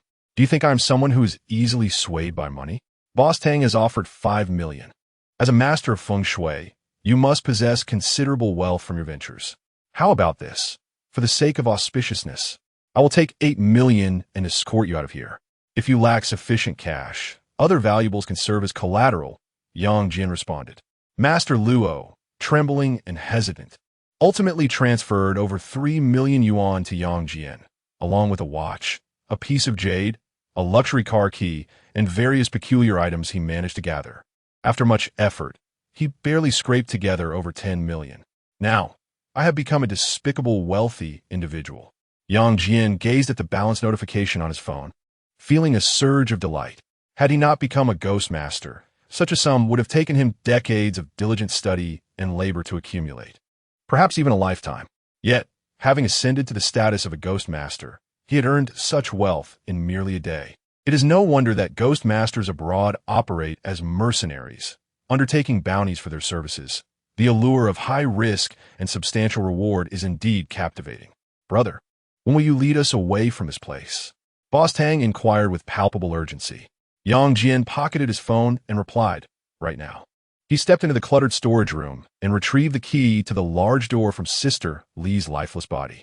Follow me, but remember what I said earlier. No standing up, keep your backs to the ground. How can we move while lying on our backs? Manager Li questioned. Yang Jin explained. Have you ever seen a caterpillar? It's similar, just inverted, akin to swimming on your back. Quite simple. What? You expect a group of grown men to push ourselves along like children? You must be jesting. Why is it that you can walk upright without issue? Manager Li retorted. Vexed. Yang Jin responded. I am the one in charge and possess the ability to confront malevolent spirits. Do you? If you find this maneuver humiliating, that is of no concern to me. Should you choose to stand and meet your demise, I shall not bear the responsibility. Manager Li fell silent for a moment, his feet swiftly pushing against the ground, gliding along like a caterpillar. Is that so? Yes, precisely. Your movements are impeccable, gliding both swiftly and steadily. Splendid indeed. Yang Jin nodded in agreement. Chapter 54. Sliding out of the mall at this moment, an unusual scene unfolded within the mall. A group of accomplished adults lay sprawled on the ground, propelling themselves backward like a caterpillar, their faces occasionally betraying an odd sense of delight. It truly works. Those apparitions seem oblivious to our presence. Standing still, exclaimed Mr. Tang, brimming with excitement. They had already glided from the 5th floor to the 4th, having traversed the most perilous area. If all went well, they would soon escape this place. Manager Li, how are you sliding so swiftly? You've already reached the 3rd floor. Mr. Tang remarked in astonishment. Manager Li continued to glide backward, responding, I wasn't accustomed to it before, but now that I've adapted, I believe I can slide even faster. Perhaps your technique lacks precision. Boss, observe my movements. Aren't they both fluid and effortless? Wait for me. Don't leave me behind. Master Luo urged anxiously, his slightly corpulent figure making his progress appear rather sluggish, trailing at the rear. Yang Jin followed behind, unable to suppress laughter at the sight of the group mimicking caterpillars as they slid down from the 5th floor. At that moment, no one dared to chastise him for his mirth. For without Yang Jin and Oppo's ingenious method, their escape would have been far from seamless, despite the somewhat embarrassing nature of the act for adults. Hey, Jiang Yin, how is the situation on your end? Yang Jin inquired into the intercom. I am doing well here. I have swiftly located the previous surveillance footage and will soon ascertain the true whereabouts of that ghost. It seems the apparition first manifested on the 5th floor, where the initial victim met their fate. Jiang Yin spoke with a hint of anxiety. Why has everyone left? You want to abandon me here, will you? Yang Jin replied. I will escort these useless teammates away and return to fetch you. Do not worry. As long as you remain calm and do not wander off, you will be safe. Keep the line open, and should you encounter any danger, call for me immediately. All right, understood. Jiang Yin, fearful that Yang Jin might forsake her, felt a slight sense of relief upon hearing his words. At this moment, dusk was settling in. Several vehicles related to the investigation were parked outside the mall, and a cordon had been established, marking off a perimeter. The entire area was sealed off. How was the situation at the mall? Inquired Lu Jiaming, the captain responsible for the case, his expression weary as he surveyed the now-closed establishment. One of the officers reported, Captain Liu, we receive a report indicating the presence of a murderer here, possibly linked to the previous missing persons case at the mall. However, According to a nearby shop owner, about an hour ago, the mall's owner, Tang Yin, summoned a feng shui master to assess the premises and perform rituals, deliberately sealing off the entire mall. The current situation inside remains unknown. Lu Jiaming responded, "If this is indeed the work of a criminal, then we must act swiftly, prepare to unlock and breach the door to rescue any trapped individuals." "Yes, Captain." Immediately, personnel outside commenced their actions, employing tools to forcibly unlock the entrance of the shopping mall. In no time, the lock was compromised and the door swung open. As the door creaked ajar, a putrid stench of decay assaulted the senses, overwhelming those nearby to the brink of retching. Lu, the team leader, grimaced slightly. Having dealt with numerous cases over the years and encountered many corpses, he recognized that odor instantaneously. It was the stench of death. "Be cautious. Let us refrain from entering just yet," Lu advised, sensing that the case of the missing persons connected to this mall was far more intricate than it appeared. Previously, their investigations had been hampered by a lack of evidence, necessitating the mall's temporary closure. However, not long after, those outside the mall were momentarily taken aback. Within the dim confines of the establishment, a man clad in a suit lay on the ground, his face alight with fervent joy, swiftly sliding toward the exit like a caterpillar. What was this peculiar behavior? No, he was not alone. Behind him were the mall's owner, Tang Yin, along with the feng shui master and several surviving employees, all appearing to engage in an unbroken chain, sliding down the staircase in a synchronized manner, their legs propelling them with remarkable vigor, as if choreographed with precision. "Do not approach. Let them exit the mall safely before we attempt to rescue them. Everyone, be vigilant for any unforeseen developments," Lu instructed. Upon witnessing the mall's entrance flung open, Manager Li was overwhelmed to find a throng of investigators outside, akin to a savior's arrival, nearly brought to tears with excitement. His movements quickened, outpacing even the swiftest of pedestrians. At long last, he had emerged from that terrifying mall alive. How splendid it was! He had not succumbed to death, but had triumphed over adversity. Manager Li felt an exhilaration and joy he had never before experienced in his life. "Team Lu, what on earth is happening?" someone exclaimed, taken aback by the scene. Team Lu, with a complex expression, replied, "I'm not entirely sure. Let us ascertain the situation first. Please, don't pull me up. I can still slide. I want to glide a little further before standing." Manager Li insisted stubbornly, refusing to rise until he had slid beyond the caution line. As he observed others successfully escape, Yang Jian realized his mission had been accomplished. The funds had been secured. "Yang Jian, now that the mall situation is resolved, with your capabilities, if we were to collaborate, our chances of capturing that ghost would be significantly enhanced. What do you say?" As soon as Yan Li slid out of the mall, he promptly stood up and proposed. "Collaborate in capturing a ghost?" Yang Jian responded, "Isn't living well enough? Why pursue a ghost? My primary objective for coming here was indeed to capture a ghost. I had previously estimated the one haunting this mall to be merely of limited threat level. Its terror rating is not particularly high. If we succeed in capturing it..." Yan Li interjected, "But my abilities are limited alone. With your assistance, the odds would greatly improve. What are the advantages?" Yang Jian spoke softly. "In the underground market, a captured ghost is worth at least 100 million. Major corporations, large consortiums, and even various government departments secretly engage in such acquisitions. If the ghost level is high, the price will escalate further. We, as ghost controllers, do not have much time left to live, and you are well aware of this. If this deal succeeds, even in death, there will be ample funds left for my family." Yang Jian shook his head. "Wealth is infinite, and I see no reason to risk capturing a ghost for that 100 million. Besides, I have already earned enough today, sufficient for my family's needs. Moreover, capturing a ghost inevitably involves the utilization of malevolent forces, and you understand what that entails. I believe you have already exerted enough of that power today. A repeat might lead to your ghost escaping."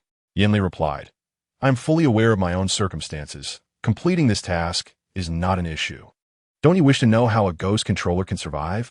Are you content to do nothing and await death?" The notion of survival pierced Yang Jian's heart. Capturing a ghost, aside from monetary gain, can also yield invaluable intelligence. In fact, methods for ghost controllers to survive have already been researched. In Dachang City, someone has succeeded, living for over half a year without incident, during which they frequently employed the power of malevolent spirits, seemingly discovering a way to master the revival of evil ghosts. Yanli hesitated for a moment before divulging this information. Without divulging this detail, it seems unlikely that one could sway Yang Jian. Really? A flicker of intrigue stirred within Yang Jian, and indeed, he felt a twinge of desire. He recalled the words inscribed upon that human skin. The method to control malevolent spirits would be unveiled in 3 months. Yet, given his current predicament, the chance of surviving for 3 months appeared bleak. Thus, he must acquire the knowledge to master these malevolent entities in advance. He could not afford to wait for the revelation in 3 months, nor even for a mere month. Yang Jian was not willing to gamble his life on the uncertainties of the future. Who could predict what lay ahead? The words on that human skin were hardly trustworthy. Consider this carefully. While that ghost remains undisturbed within the confines of this mall, it is imperative to make a swift decision. Once the ghost departs, locating another spirit that is both comprehensible in its patterns and not excessively terrifying would prove to be a formidable challenge. Yanli insisted. Give me a moment to ponder. Yang Jian replied, neither acquiescing nor refusing, as he weighed his options. However, as he contemplated, Manager Li approached with several investigators in tow. It's this little security guard. He extorted and blackmailed me in the mall. I have the transaction records on my phone. All the evidence is there. Manager Li seethed, pointing an accusatory finger at Yang Jian, reporting the previous transaction incident. This young man, we kindly request your cooperation in investigating a case. One of the investigators stated in a businesslike manner. Yang Jian glanced back at Manager Li. Are you little worm, attempting to stir up trouble? Chapter 55. Please begin your performance, Yan Li. Let's set aside our previous conversation. I must first handle this matter, Yang Jian stated. Yan Li cast a sympathetic glance at Manager Li. This misguided individual dared to provoke Yang Jian, seemingly unaware of his identity as a ghost master. In this era, offending anyone is ill-advised, especially those who command malevolent spirits. Such individuals can easily sway to extremes.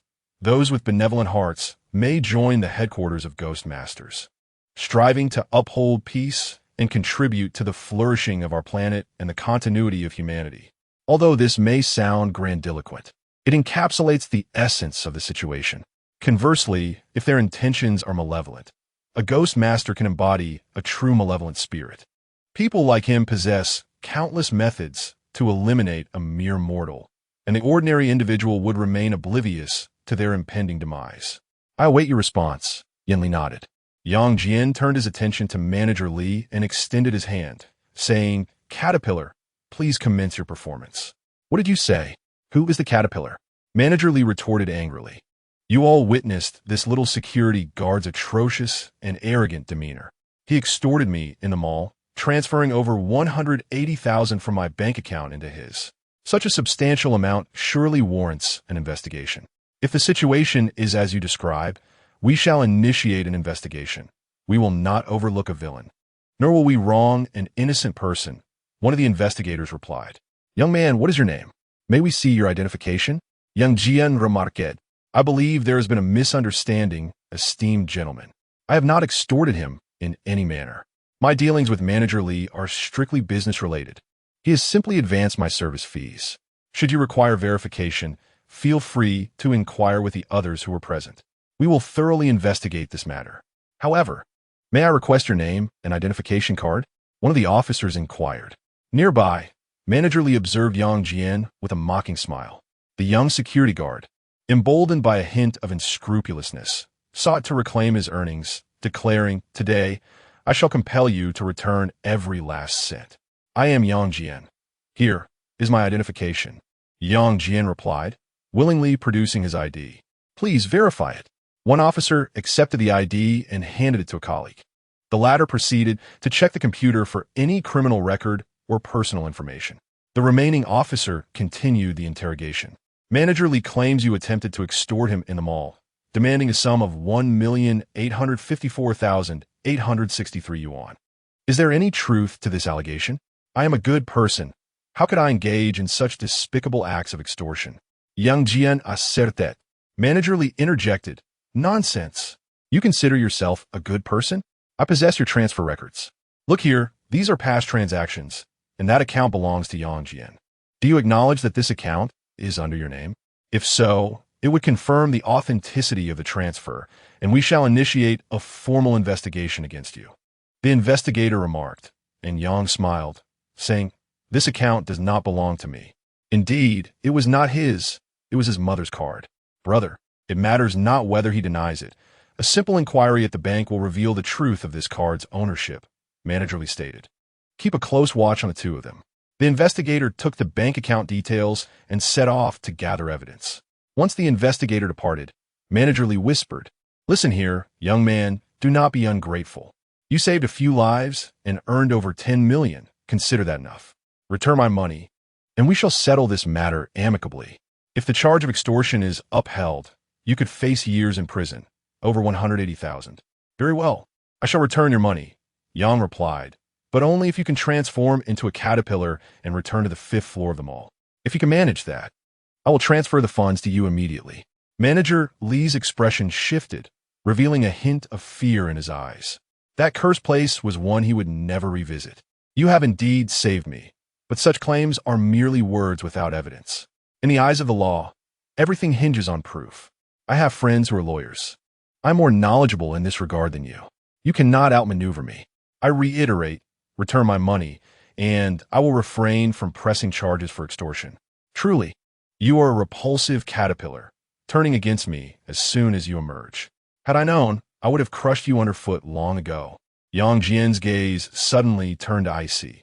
While I am currently disinclined to deal with you, it would be wise for you to withdraw while you still can. If you persist in this entanglement. He then leaned closer to Manager Lee and whispered, I will not mind enlightening you on what a true malevolent spirit truly is. A shiver ran through Manager Lee's heart. However, reassured by the presence of many protectors around him, he boldly retorted, Am I supposed to fear you? If you possess any capability, then reveal it. It is you who lacks discernment. At that moment, on the other side, a member of the investigation team called out, Team Leader Liu, come take a look at this. Team Leader Liu approached, asking, What is the matter? The investigator pointed to the notebook screen and said, Look at this individual's file. It's quite peculiar. Indeed, the computer screen displayed Yang Jian's file. It contained no personal information, only a note indicating that the file was classified and that his access was insufficient for further inquiry. Even our team's access can't retrieve it? Team leader Liu paused momentarily, then, with a grave expression, remarked, Hand me the identification card. I will inquire with the higher authorities. As he spoke, he picked up the phone and dialed a number.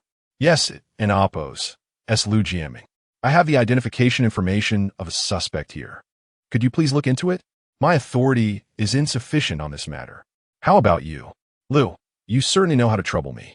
The level is quite high. Not only do I lack the clearance to access it here, but even at a higher level, it would still be beyond our reach.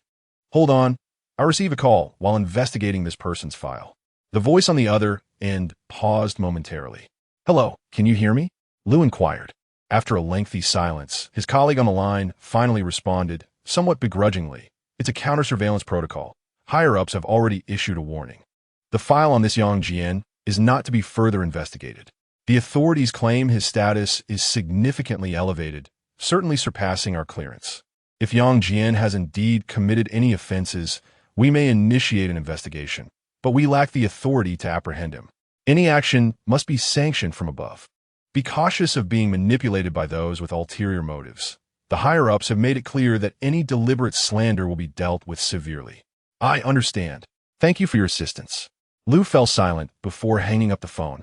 He cast a glance at Yang Jian, who appeared to be merely 18 years old. Regardless of his capabilities, it was implausible to attain such a rank at such a tender age. People like Zhou Zheng? Liu began to comprehend. Only such individuals would be treated with special consideration by various nations. I will handle the case concerning Yang Jian. You all may attend to other matters, Liu declared. Chapter 56. The Source. Captain Liu approached, holding Yang Jian's identification card. Captain Liu, what is the situation? I did not misinterpret, did I? This young security guard is indeed suspected of extortion. I recommend you detain him immediately. Thereafter, I will engage a lawyer to gather evidence. Above all, I must seek justice for myself, Manager Li asserted, as if he were truly the victim.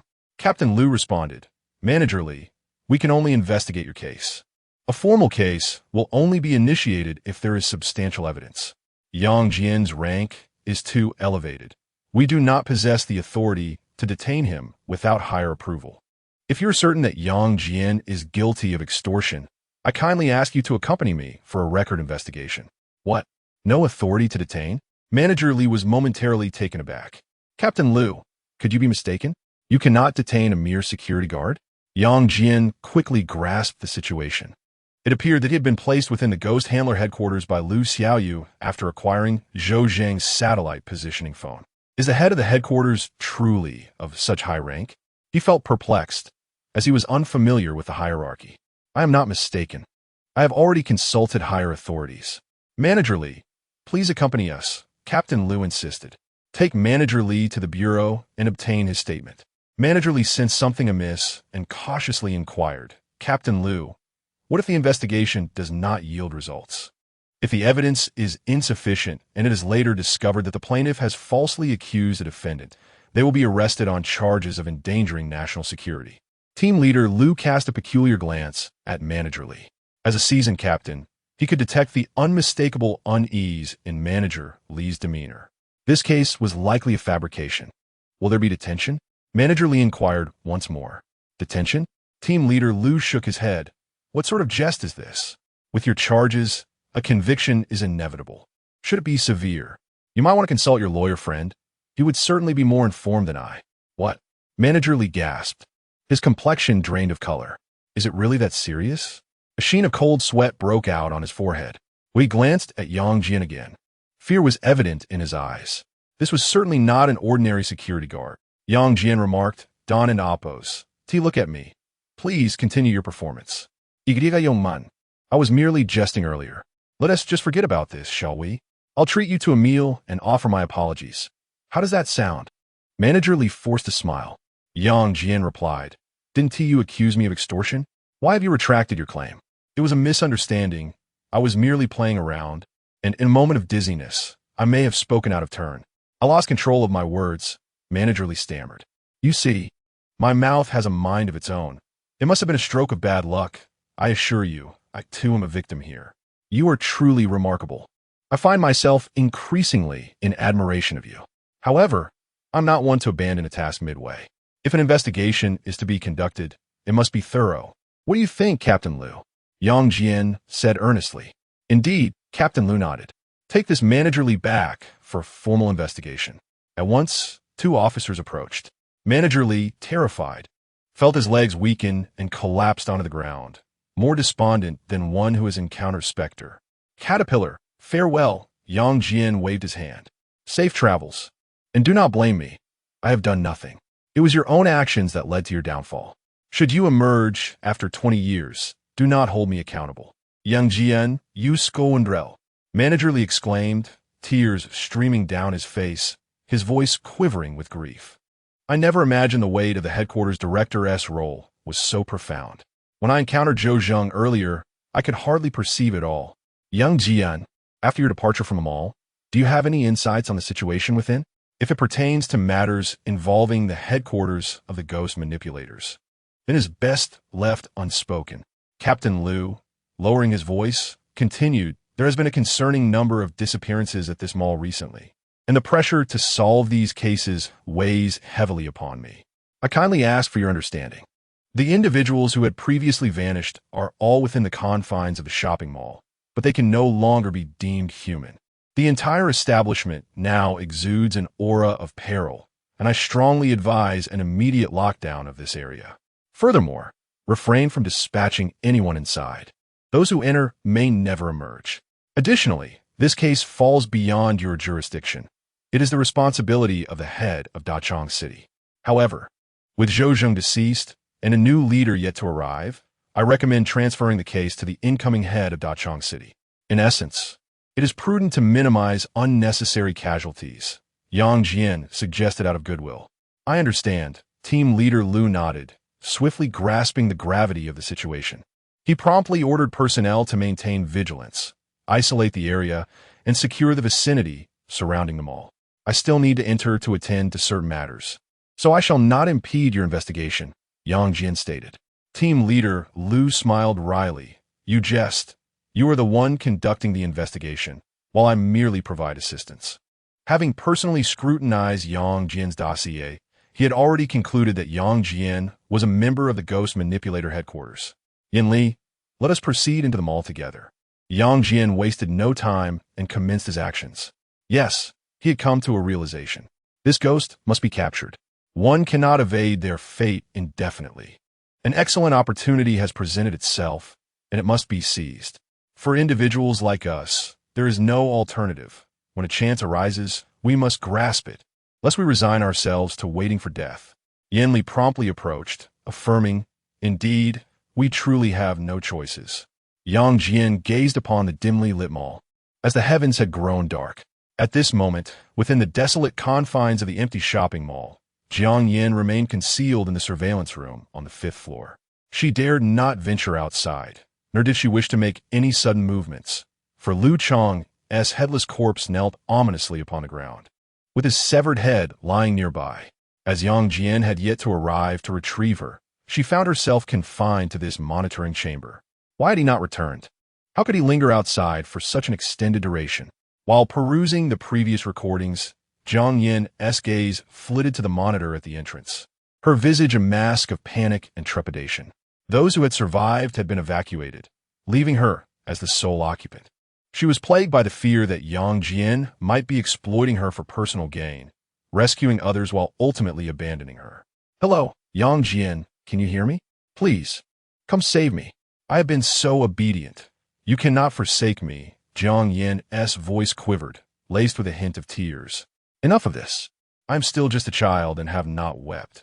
Yet here you are, an adult, crying and fussing over a trivial matter. Physically mature, perhaps, but your mind remains far from it, came Yang Jian's voice from the other end of the line. Have you found it? The true identity of that ghost? I am on my way to pick you up, he added. Upon hearing Yang Jian's words, Jiang Yin's tears transformed into a radiant smile, an overwhelming sense of relief washing over her. I have not discovered the ghost's true identity, but I did observe that the initial footage reveals something unusual. It emanated from a clothing store on the 5th floor. The recording took place at night, and while the store had closed for business, at an unknown moment, one of its doors slowly creaked open. In the video, no person is visible, only a hazy silhouette. This shadow emerges, seemingly pausing before a mirror, after which the surrounding mannequins inexplicably topple to the ground. The figure approaches, disassembling the limbs and torso from the heap of mannequins, piecing them together. However, the assembled mannequin is either uneven in leg length or has a disproportionately small torso, perpetually failing to satisfy the shadow's elusive standards. For over 2 hours, the mannequins in the store were dismantled. Finally, a mannequin was constructed, towering an impressive 2 meters. Yet its small body, long legs, and elongated arms appeared grotesquely mismatched. Moreover, this mannequin was devoid of a head. Yet, the footage reveals the shadow ultimately merging with a lifeless figure, which then stirred into motion. It removed the heads from other mannequins, attempting to place them upon its neck. But feeling ill-fitting, they fell to the ground. The headless mannequin continued its futile quest, trying on various heads as time slipped away, and before long, dawn broke. The store owner began to arrive, ready to open for business.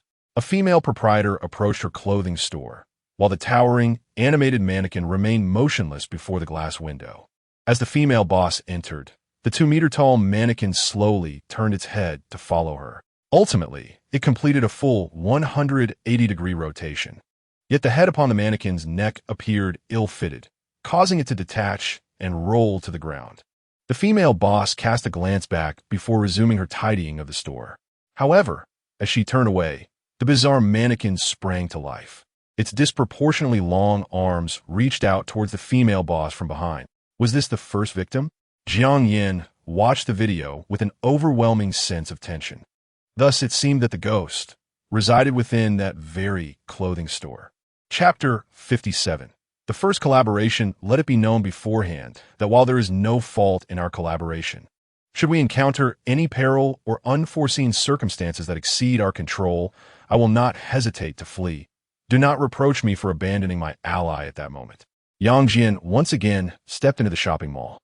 Yanli remarked, "This is quite natural. Our partnership is aimed at capturing this ghost. If matters become unmanageable, it is only prudent for us to prioritize our own survival. The nature of the ghost is rather unique. Even the most seasoned ghost tamers cannot guarantee success in apprehending a restricted-level spirit. The classification of malevolent spirits is inherently misleading.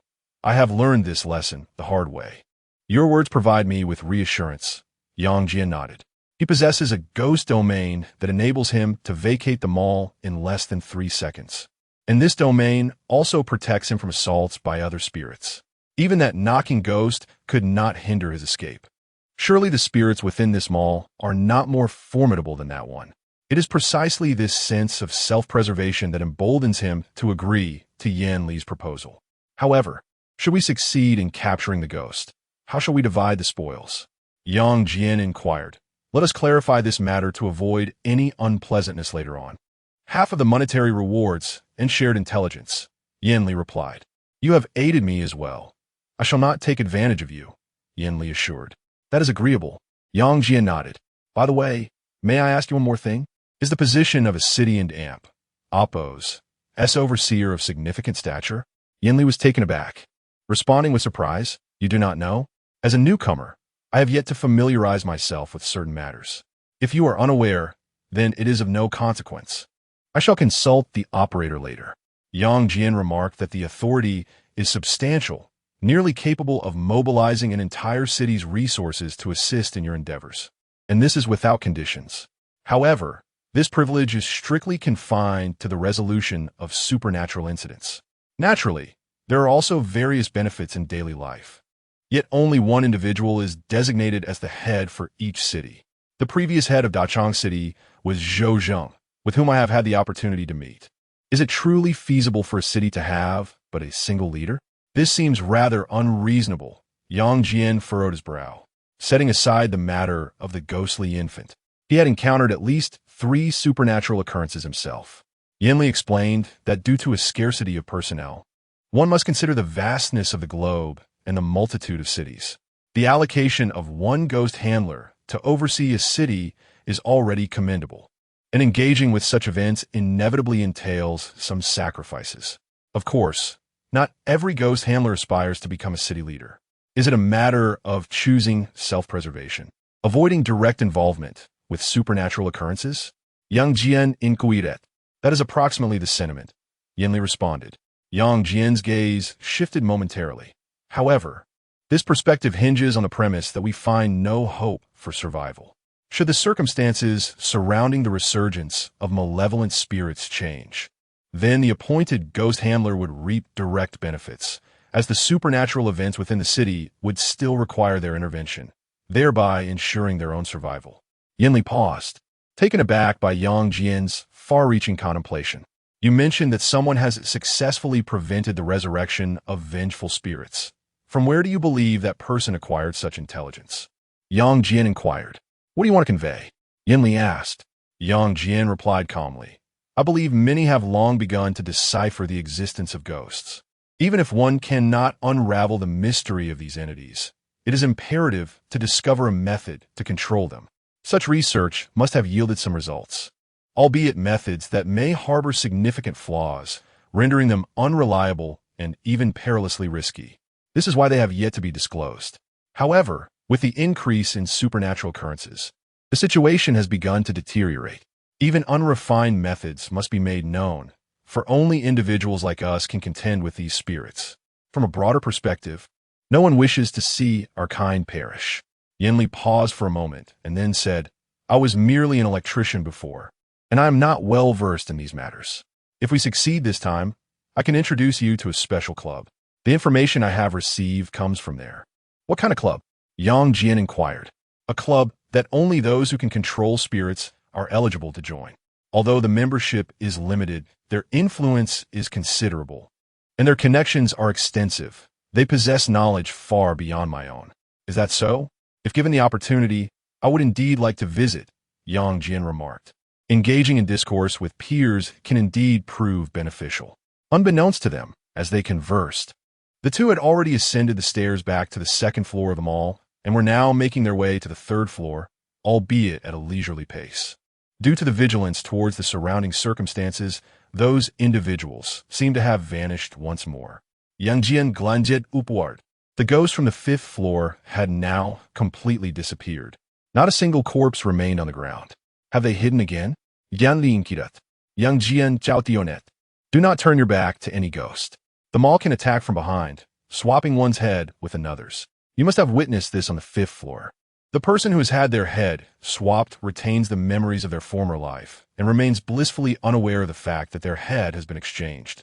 Yet, should they desire, they can transform into a ghost at any moment. Did you discover this pattern long ago? Why did you not warn me earlier? Insisting that I follow them outside? Yan Li expressed her astonishment.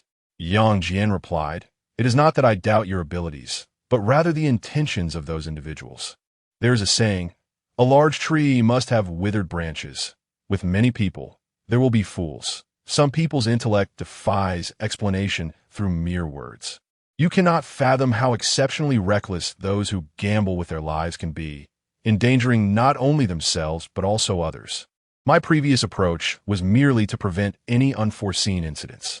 Allowing them to act like caterpillars is not a poor decision. As you have observed, they glide swiftly and steadily across the ground, content in their antics." Yan Li remained speechless for a moment. "All right, I concede that your strategy was indeed correct. That's good. Hey, is Sister Jiang there? If alive, please respond. If deceased, I shall collect your remains." Yang Jian suddenly addressed the satellite positioning phone. Jiang Yan's voice, tinged with anxiety and urgency, echoed, "I'm not dead yet. I saw you come in. Hurry and rescue me. Just now, I witnessed Lu Chang's corpse move. I have a feeling that something is amiss. What about the ghost? Where did it first appear?" Yang Jian inquired. "I reviewed the surveillance footage.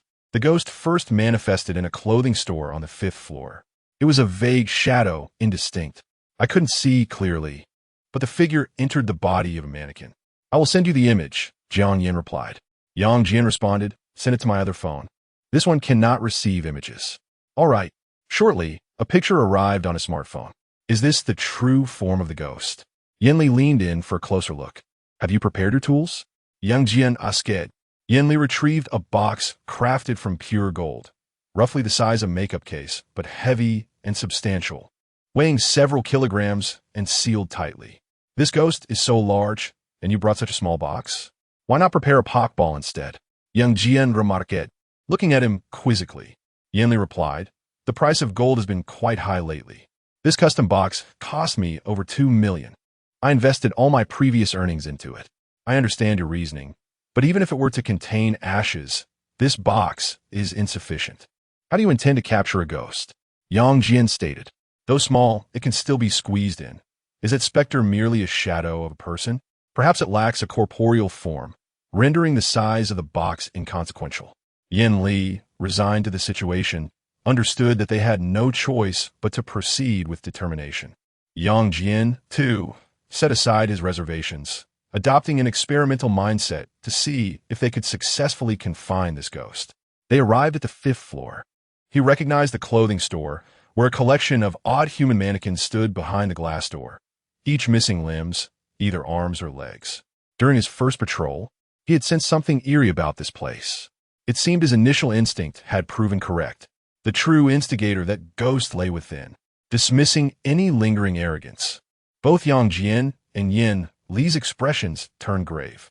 The store before them was shrouded in darkness. The door was not locked. A simple pull would grant them entry. Yet, the thought of confronting a genuine ghost lurking inside sent cold sweat trickling down Yang Jian's palms. Strictly speaking, this was his first formal encounter with a ghost. The previous incident with the ghost infant hardly counted. It had merely involved passively rescuing others and fleeing without significant pressure. This time, however, the stakes were different. They were taking the initiative. Just as Yang Jian and Yin Li prepared to advance, an unsettling spectacle unfolded. The heavy glass door of the clothing store, seemingly unmoved by any breeze, began to open slowly. Yang Jian was taken aback. Did this ghost somehow sense their approach? Chapter 58. Influx after you. Yang Jian said, gazing at Yin Li. No, brother, you should go first, Yin Li replied. I am but 18, still young, and it is more fitting for me to address you as brother. Besides, I can only be considered a temporary worker at best, so you should take the lead.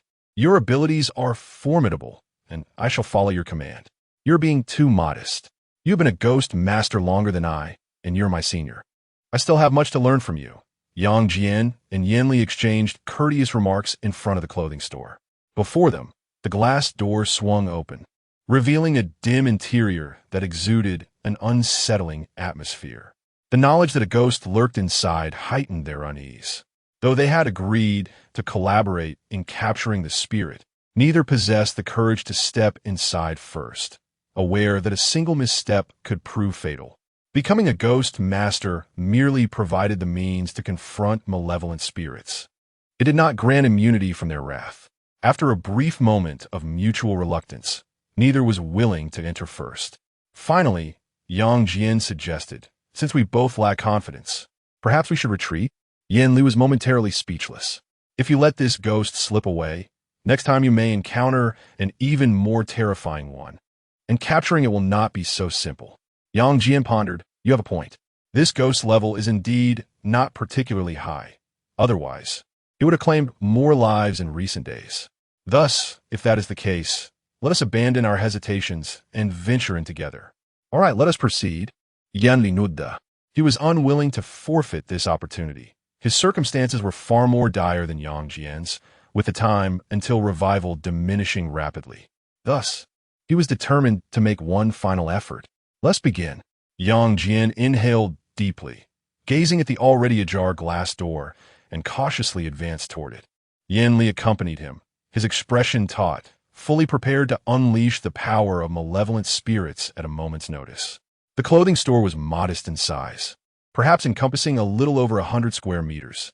Due to the presence of lifelike mannequins and the clutter of merchandise, it appeared somewhat chaotic and cramped. The ghost resides within that human mannequin. You've seen the image. We must locate it and confront it together, Yang Jian urged in a hushed tone.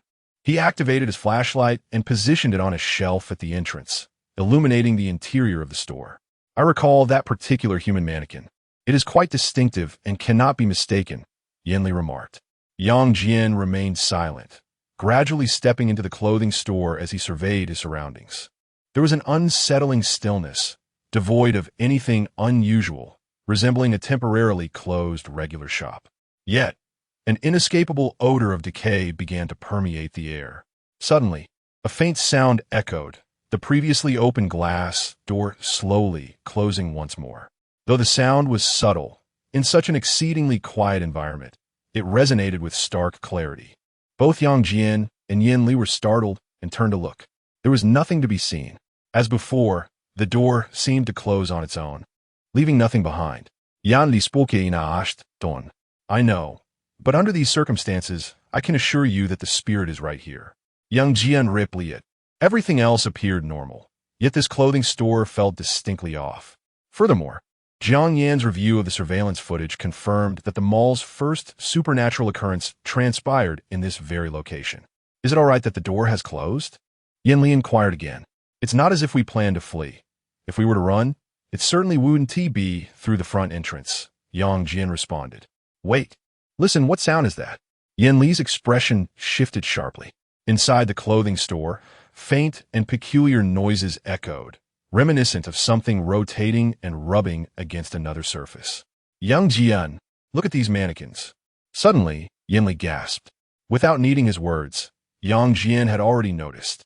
The mannequins, which had been carelessly arranged, began to slowly turn their heads. Not just one, but every single mannequin in the shop at that moment began to rotate its head, mechanically facing Yang Jian and Yin Li, their artificial eyes revealing an eerie semblance, as if conveying a terrifying message. I've set my sights on you. Do not turn your backs to them, warned Yang Jian. Be cautious, lest your head be severed. He observed a legless mannequin suddenly lift its head towards him, its false hands abruptly moving, reaching out towards him. The other mannequin figures have also begun to exhibit movements, their physical actions seemingly becoming increasingly frequent. It is as if the specter is awakening. However, as Yang Jian and Yin Li swiftly adjusted their positions, ensuring that their backs were not exposed to any of the human-like mannequins, the commotion among the mannequins gradually subsided. Could even these artificial figures be manipulated by the ghost? Yin Li expressed a slight surprise, tinged with anxiety. Yang Jian responded. It appears that everything which has had its head swapped by the ghost can be controlled, yet I remain uncertain about the nature of this ghost's existence. Whether it be the mannequin or the previously decapitated corpses, none of these are truly ghosts. The real specter lurks in shadows. To capture it, we must force this ghost to reveal itself. Is there any method to accomplish this?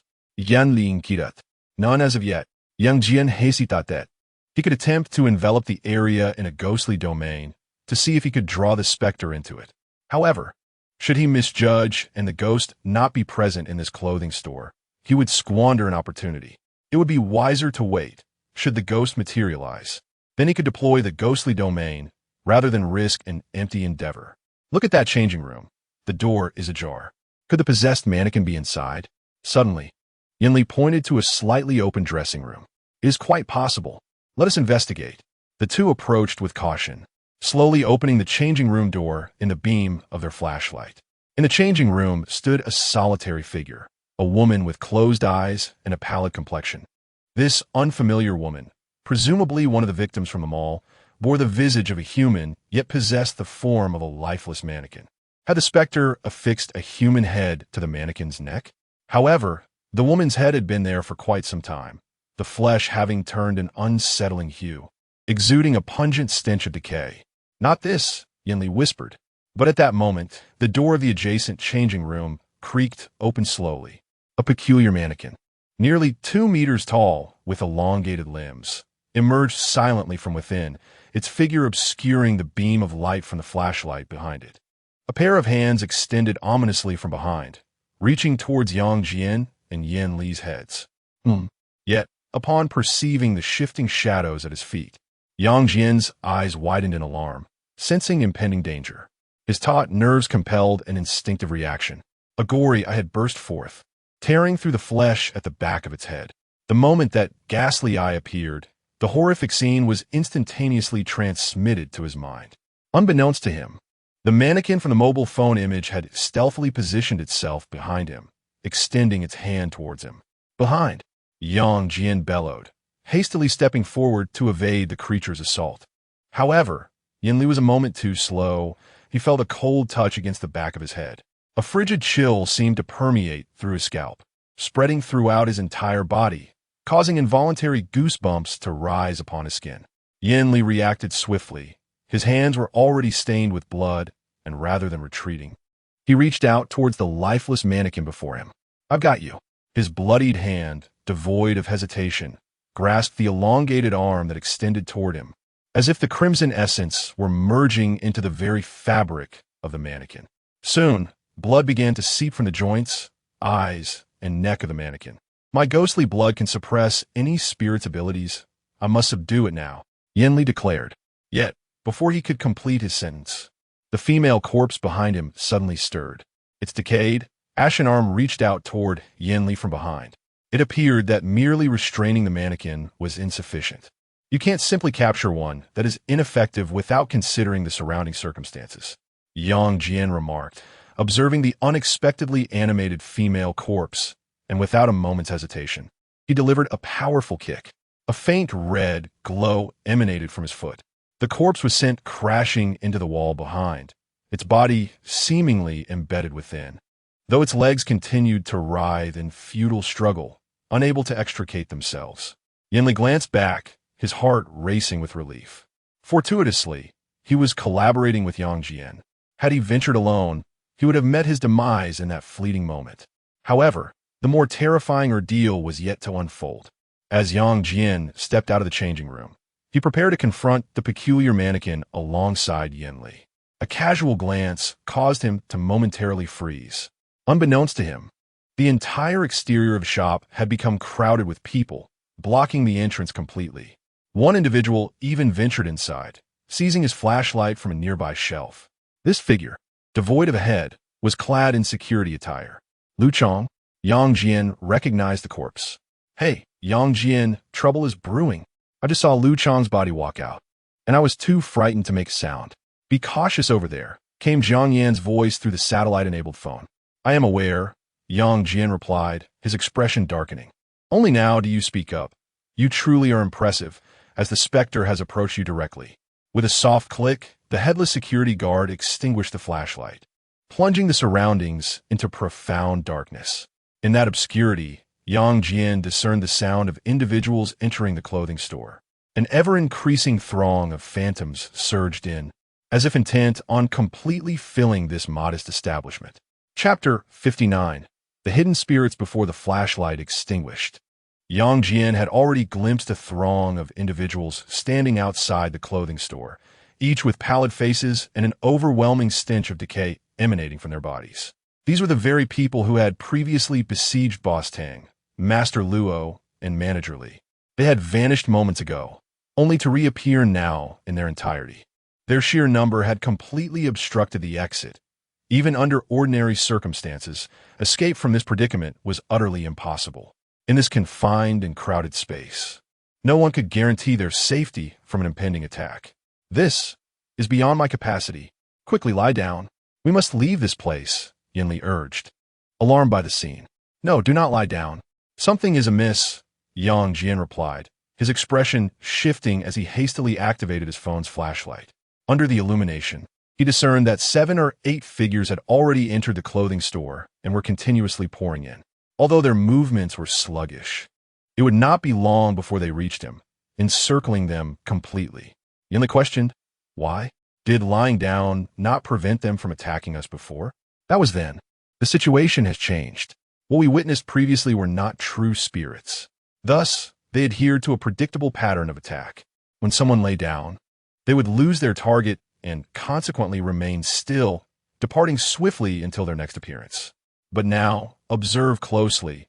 We are not turned away from them, yet these specters still approach. What do you think this signifies? What do you wish to convey?" A sheen of perspiration glistened on Yin Li's forehead. Yang Jian's gaze swept across the crowd.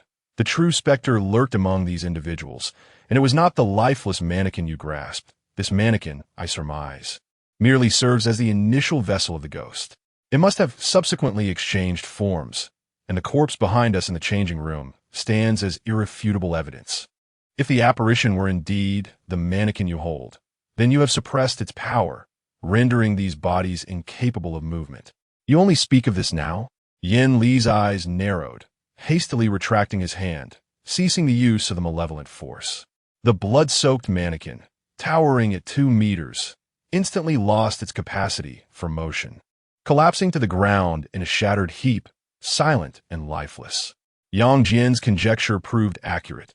This peculiar mannequin was, in fact, not a genuine ghost.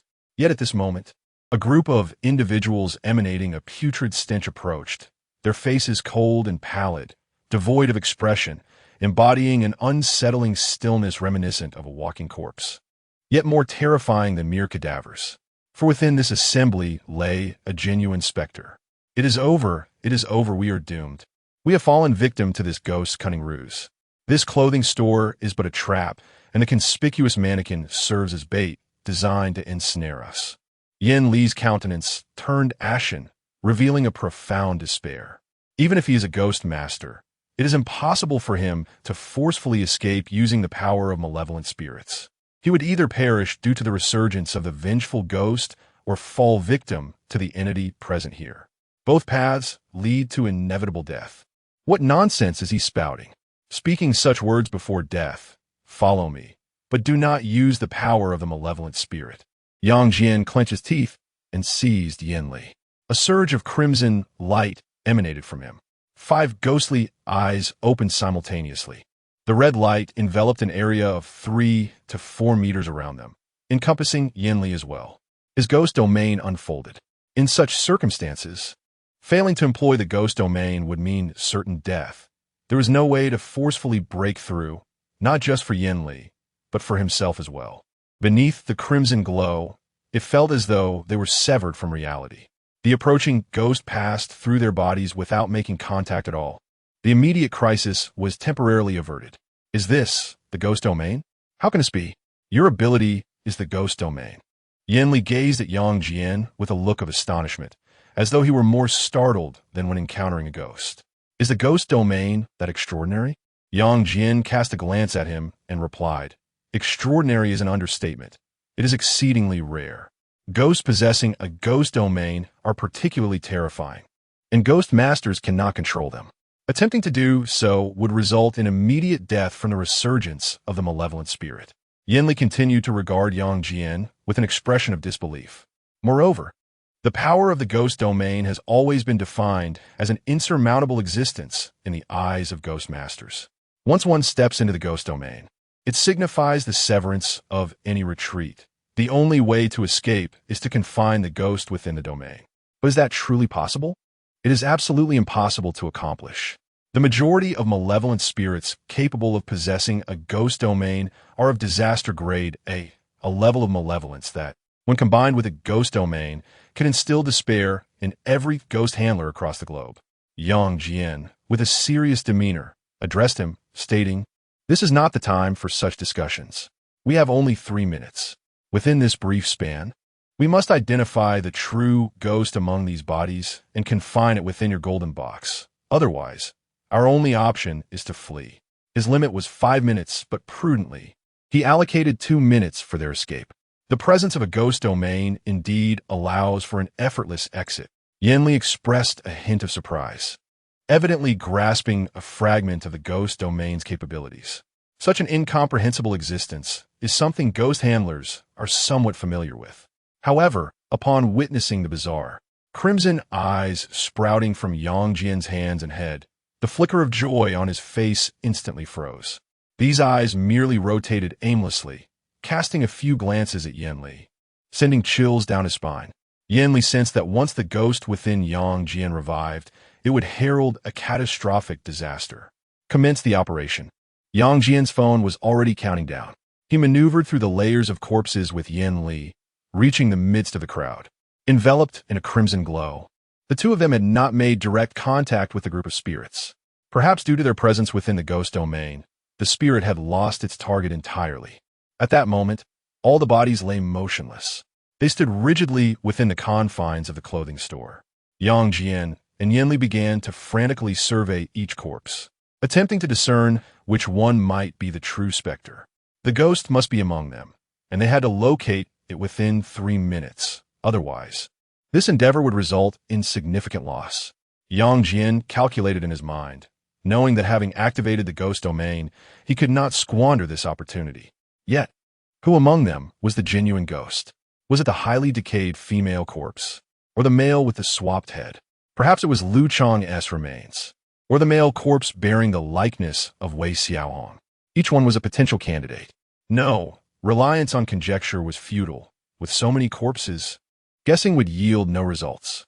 Yin Li's frequent use of the malevolent spirit's power had been excessive, and should he attempt to wield his abilities, he would surely succumb to the resurgence of the vengeful spirit.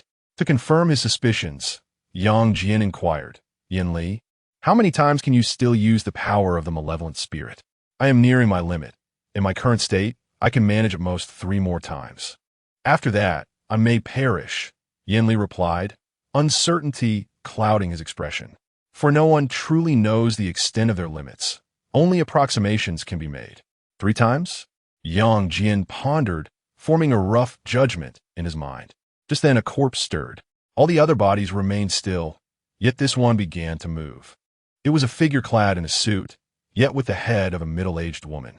She perhaps refrained from attacking them due to Yang Jian and Appo's as presence in the realm of spirits, beginning to turn away in preparation to leave. "It must be her," Yin Li exclaimed urgently. "Let us see." Yang Jian retracted the crimson light, allowing him to depart from the ghostly domain. Gritting his teeth, Yin Li seized hold of the corpse. Vivid red blood overflowed from his gloves, continuously merging with the lifeless body. Blood streamed from the corpse's eyes, neck, and mouth, ceaselessly pouring forth. She became still, seemingly constrained. Had it succeeded? Yang Jian watched anxiously. Chapter 60.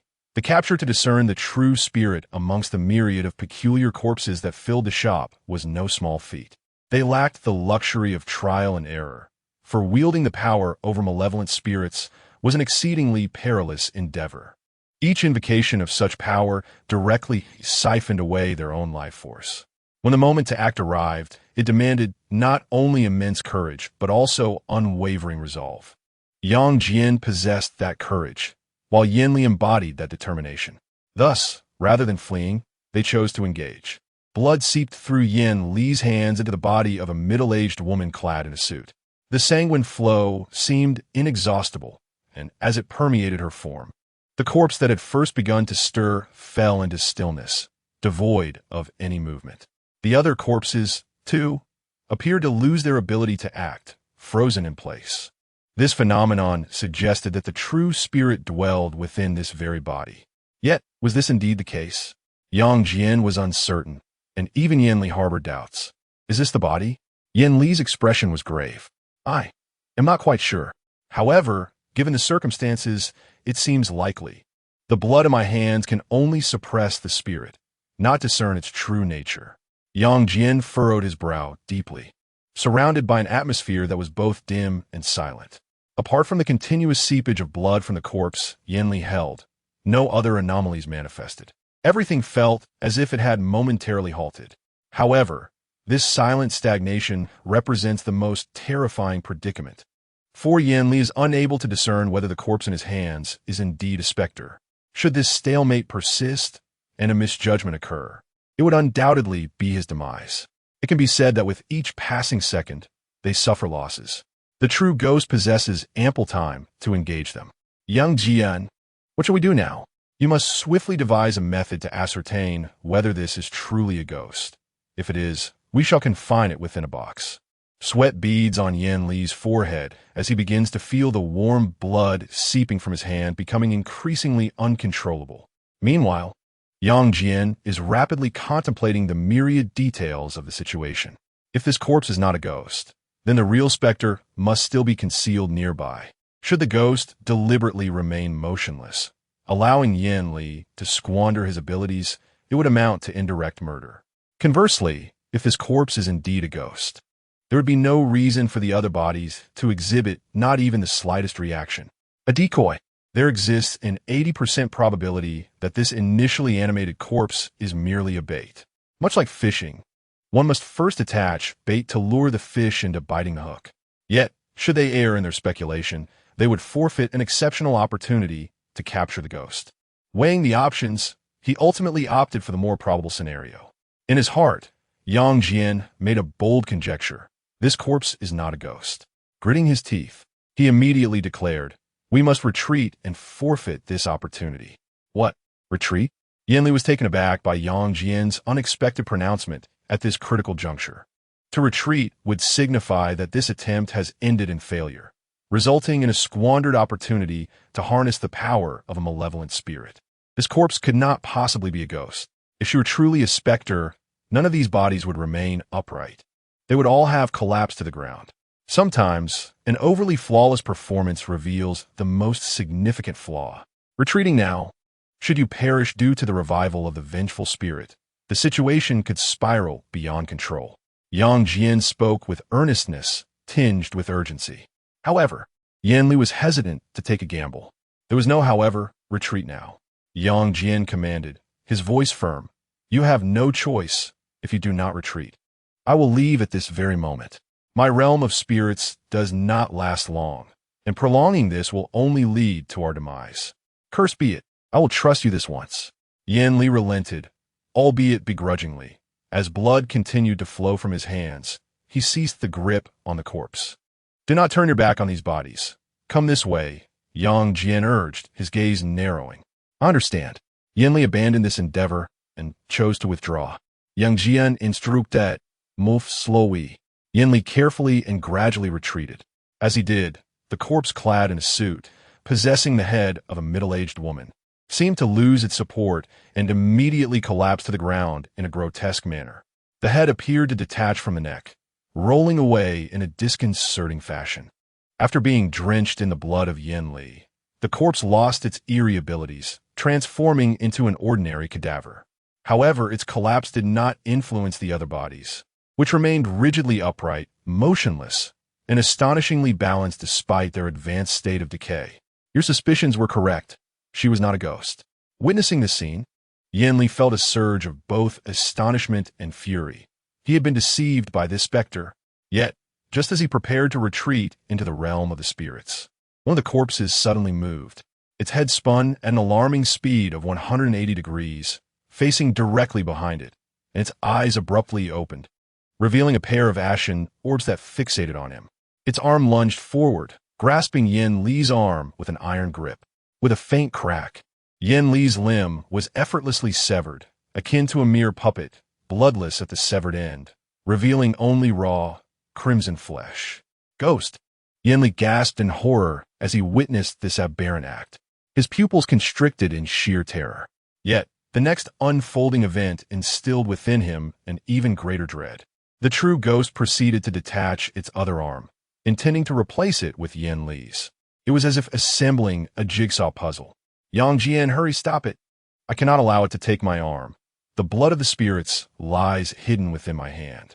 Should it succeed, the consequences would be unimaginable. Yen Li shouted desperately, his entire body trembling in fear. The previous conjecture proved to be correct. This is a trap. Both myself and Yang Jian are mere prey to this specter, whose aim is to acquire a superior corporeal vessel. As human corpses decay and soon become worthless, this ghost incessantly seeks to exchange bodies and heads. In contrast, the body of a ghost master is fundamentally different, for it harbors the true essence of a ghost. Once a ghost manages to dominate another ghost, the level of terror escalates exponentially for the ghost. Is impervious to death. Before Yen Li could finish his words, a flash of red light seemed to dart past before him.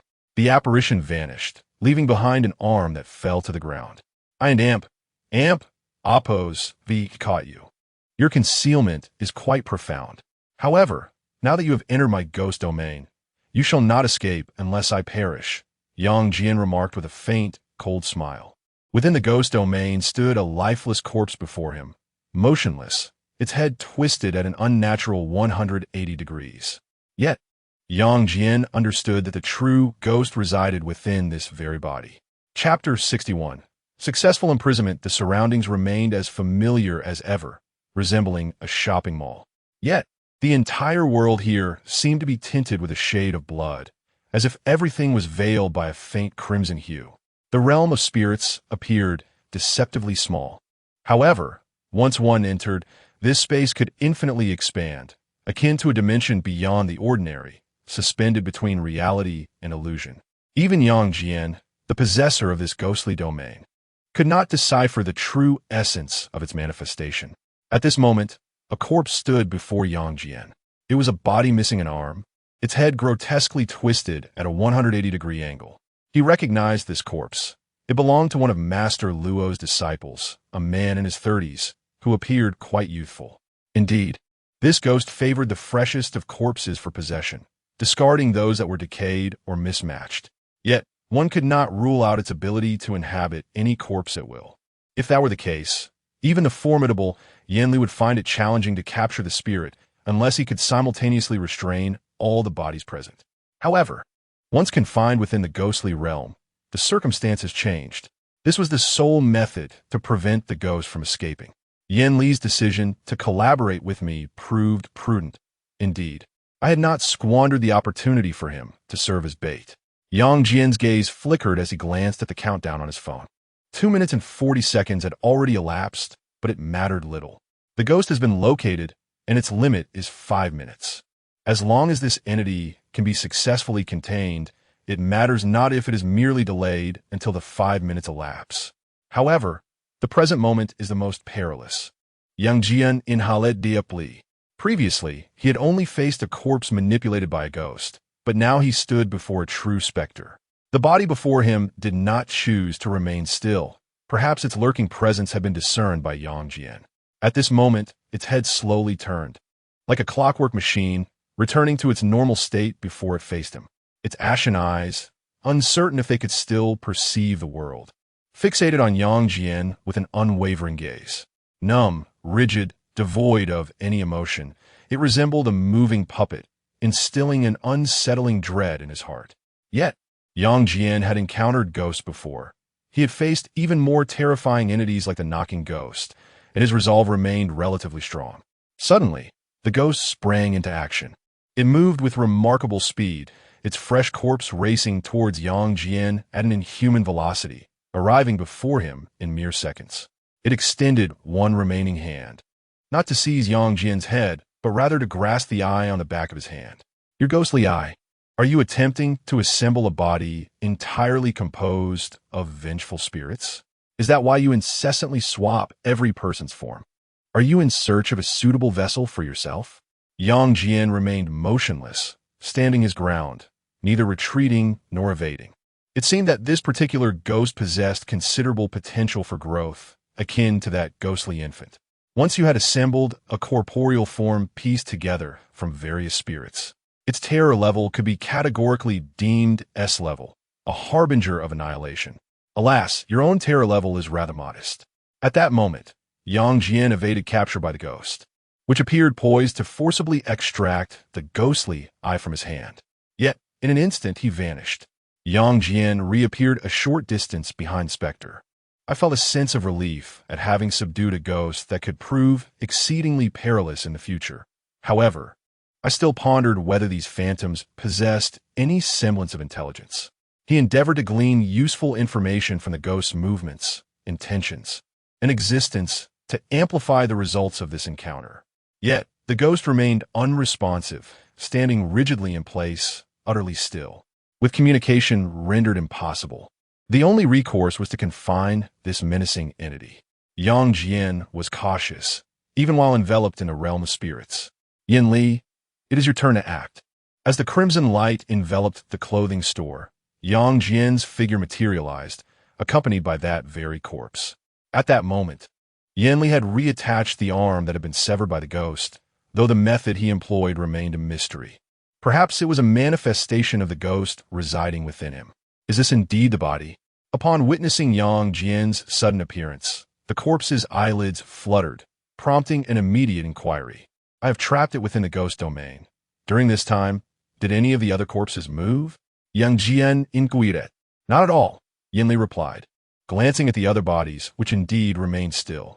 Yet, I wish to confirm once more, should I err again, you are well aware of my predicament.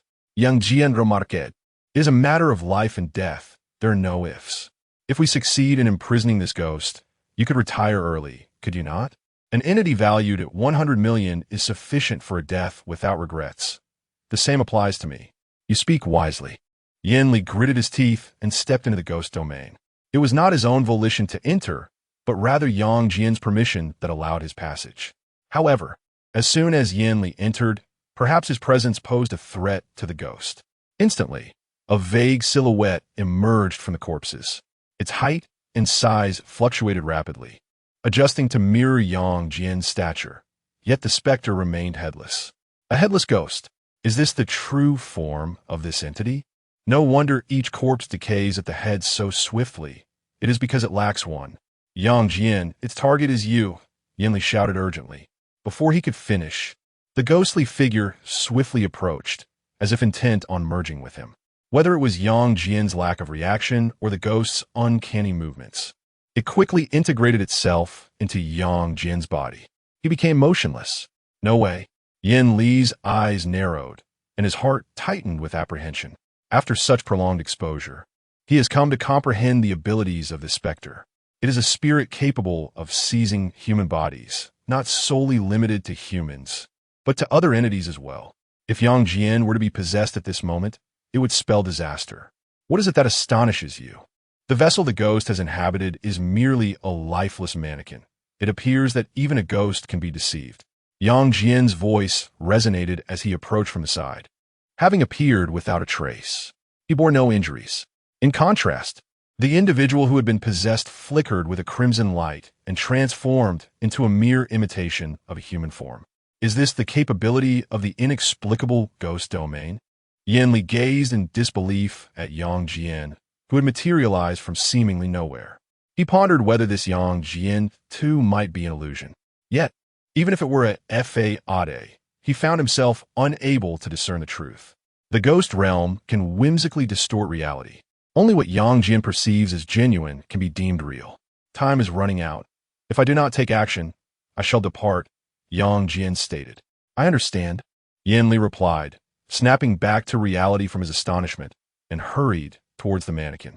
After just a single step, he found himself before the lifeless figure. The distance can be bridged? Yanli, disregarding his doubts about the ghost domain, grasped the mannequin. Blood seeped from his gloved hands, rapidly merging with the figure. Thud, thud, thud. As the ghostly essence that can restrain other spirits came into contact with this true specter, the corpses within the clothing store began to collapse one after another. The head and body of the corpse were severed, resembling a meticulously arranged set of blocks that had just been toppled. It seems effective. Congratulations. You have captured a genuine ghost. Your abilities are formidable. At the very least, I can confine it but not restrain it completely, Yang Jian remarked after a glance. Yanli offered a wry smile, saying, Do not jest. Your unfathomable ghost domain is truly terrifying. Unless I physically grasp the spirit, my efforts are futile. Should my attempt to confine it fail, I would have no chance of escape. However, if we were to collaborate, capturing a ghost would become remarkably easier. He cast another glance at Yang Jian. Indeed, their powers seemed to complement each other. Yet, Yanli could not shake off a sense of regret. For his limits were nearing, and his time was running short. Had he encountered Yang Jian sooner, perhaps the circumstances would have been more favorable. That said, Yang Jian had only recently transitioned from being a student to a ghost wielder, not having much experience. Let's postpone idle chatter for later. It has nearly been 4 minutes. I trust you do not wish for my demise at the hands of a vengeful spirit. Hurry and confine it, Yang Jian urged. Just a moment longer. It won an amp. Amp? Oppos. TB instantaneous, Yanli replied. Upon hearing this, Yang Jian could only bide his time. Approximately 10 seconds later, the ghostly blood that Yanli had infused was sufficiently abundant, causing the fake plastic model to begin melting slowly. Indeed, it was no illusion. The ghostly blood seeped from every joint of the imitation figure, gradually enveloping it, and soon it began to dissolve. The specter entwined within seemed to melt away as well. Blood flowed profusely, forming a pool that influenced the surrounding ghostly realm. At that moment, Yanli crouched down again, placing his hand upon the sanguine accumulation. It seemed as though the blood was being drawn back into his body. The crimson liquid swiftly diminished, leaving behind only a small puddle. Yet within that pool of blood, the silhouette of a headless figure struggled. It reached out, twisting its form in an attempt to escape the confines of the sanguine mass. However, it was in vain. The blood acted like a shackle, binding it tightly. Now all was ready. Yanli retrieved a heavy box, crafted from gold. Though modest in size, it was more than adequate to contain the small pool of blood.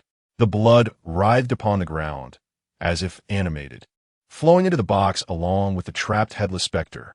With a decisive click, the box sealed shut, perfectly aligned. Yet, feeling a sense of unease, Yanli took out golden aluminum foil, wrapping it meticulously in several layers, leaving no gaps whatsoever. This initial sealing was merely a precaution. Melting the gold foil to completely weld the opening shut would ensure that the spirit could never escape. Any remaining crevice could potentially allow the ghost to break free, a lesson learned from the misfortunes of previous ghost tamers. Once all was completed, he finally exhaled in relief. Was this the way to gain knowledge? Yang Jian observed intently, already committing these steps to memory. Merely using gold was insufficient. It required a complete sealing without any openings. Now that the ghost had been successfully contained, what were your next intentions? If you don and amp, Oppos, T-Mind, I shall temporarily take custody of this box. What do you think? He then spoke slowly. Chapter 62. A pleasant collaboration with the spirit successfully imprisoned. The partnership between Yang Jian and Yin Li has reached its conclusion. The time has come for each to pursue their own interests. There exists but a single box, and Yang Jian sees no reason to allow Yin Li to retain possession of it. Once outside, who among them truly knows the other? In this day and age, those in debt hold the power. What do you mean by that, Yang Jian? Do you think I would hoard this for myself? Yin Li raised an eyebrow, fixing his gaze upon Yang Jian. For now, I will keep this item in my custody. I will soon spread word of the club, and buyers will undoubtedly come forth. When the time is right, we shall conduct the transaction together, splitting the proceeds evenly and sharing information. I assure you, I will not take advantage of you, nor will I allow you to suffer loss. Yang Jian replied, if that is the case, why not entrust it to me? You can reach out to the buyers, and when they are secured, I will present myself with the item. Are you concerned I might abscond with it? Then there is nothing further to discuss, Yin Li declared, taken aback that this young man, having just resolved the supernatural incident, was already broaching matters of profit. If you cannot provide me with assurance, I see no reason to continue this dialogue. Yang Jian responded earnestly, your lack of trust in me mirrors my own doubts regarding you. Enough. It was I who personally confined that spirit. Yin Li retorted with authority. I saved you twice, Yang Jian stated calmly. Yin Li felt a surge of anger. How can you still speak of saving me? Just now, you clearly used me as bait to lure that ghost out. You could not discern which among these corpses was the ghost. Otherwise, you could have allowed me to enter the ghost domain in an instant, rather than slowly retreating. Do you realize that your actions nearly cost me my life? Yang Jian fixed his gaze upon him. You were destined to be the bait. Otherwise, this capture would undoubtedly fail. I acted with the greater good in mind. If not, how could you stand here debating with me? Furthermore, had I been the ghost domain, I could have saved you in a mere second. I possess the confidence to ensure your survival. But do you possess the same assurance for me? What if I insist on taking this box with me? Yin Li replied coldly, adamant that he could not relinquish this hard-earned treasure to Yang Jian. Are you certain that the box in your possession is authentic? Yang Jian's eyes narrowed slightly. Do you comprehend the ghost domain? Yin Li's eyelids twitched, and he instinctively glanced at the object in his hand. To his astonishment, the golden box had transformed into a decaying human head. Almost reflexively, he flung the head away. When did you switch it? Yin Li exclaimed, both shocked and furious. Can you guess? Yang Jian remarked, in the realm of spirits. Only that which I deem real holds truth. Otherwise, everything you perceive may well be an illusion. So, what do you consider to be real? That which your eyes behold? That which your hands touch? Or that which your nose scents? When all of this is but a fade, one might come to realize that this world itself is an illusion. A most intriguing ability, indeed. It is impossible. Your ghostly domain should not wield the power to influence gold, a fact universally acknowledged by all ghost tamers. Yin Li gritted his teeth and replied. Yang Jian responded, I may not affect gold, but can I not influence your sight? Do you genuinely believe that what you discarded moments ago was indeed a human head? Could it be otherwise? A shiver ran through Yin Li as he hastily retrieved the head he had tossed aside not far away. Can you ascertain that this head you now grasp is the very one you previously discarded? Yang Jian continued, a faint smile gracing his lips. After our task is concluded, if you refuse to trust me, I too am unable to place my faith in you. The box cannot be divided in twain. While your contributions are significant, mine are not to be dismissed. It was I who first discerned the pattern of this spirit and located it. As he spoke, a golden box mysteriously appeared in his hand, precisely the one Yin Li had previously employed to confine the headless ghost. If Yang Jian possessed the box, then what lay in Yin Li's grasp was indeed a genuine human head. How infuriating! Yin Li silently cursed under his breath. He hastily discarded the severed head he had just picked up.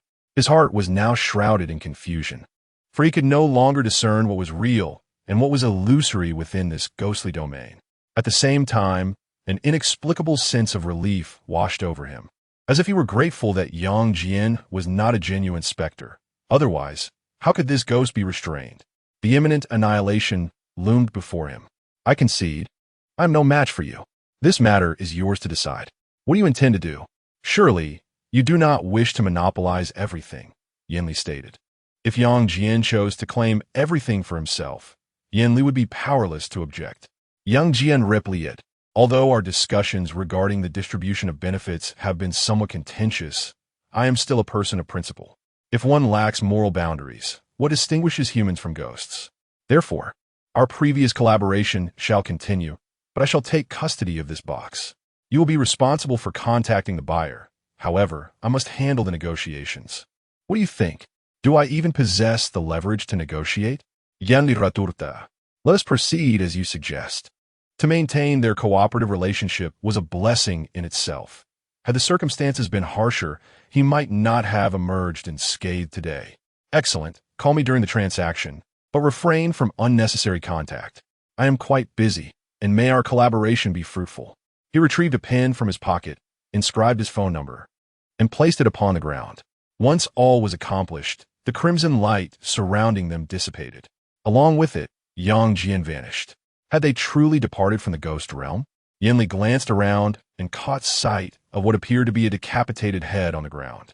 Upon closer inspection, it was merely a packet of instant noodles, the flavor he despised the most.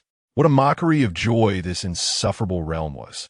Yanli clenched his fists tightly, overwhelmed by a sense of powerlessness. Why was it that, despite being a ghost master, Yang Jian was so fortunate to possess such a terrifying ability? It seemed profoundly unjust. Fortune? If Yang Jian were privy to his thoughts, he would surely find it amusing. This kind of luck was something he would rather forego. Had it not been for his emergence as a ghost master and the warnings from the human skin paper, that encounter would have resulted in total annihilation, leaving no survivors. Could Yanli have endured? Yang Jian did not immediately depart from the shopping mall. There was someone he had not forgotten. Jiang Yan. Sister Jiang Yan. Are you still alive? There was silence on the phone. Yang Jian materialized in the surveillance room. The time in his ghost realm was still in effect. At that moment, Jiang Yan was curled up in a corner, clutching a phone that had long been disconnected due to lack of payment, her head buried as she sobbed softly. She had reached a state of despair, believing that both Yang Jian and Yanli had perished inside the clothing store after entering and never emerging. The circumstances within the ghost realm were beyond the reach of surveillance cameras. Jiang Yan's heart was in turmoil. If Yang Jian were dead, what would become of her? The malevolent spirit still lurked outside, and if she were to step out, certain death awaited her. However, as Yang Jian's voice resonated, her sobbing abruptly ceased, and she quickly lifted her head. Upon the sight of Yang Jian before her, she was immediately overwhelmed with excitement, springing to her feet and rushing forward. I thought you were dead.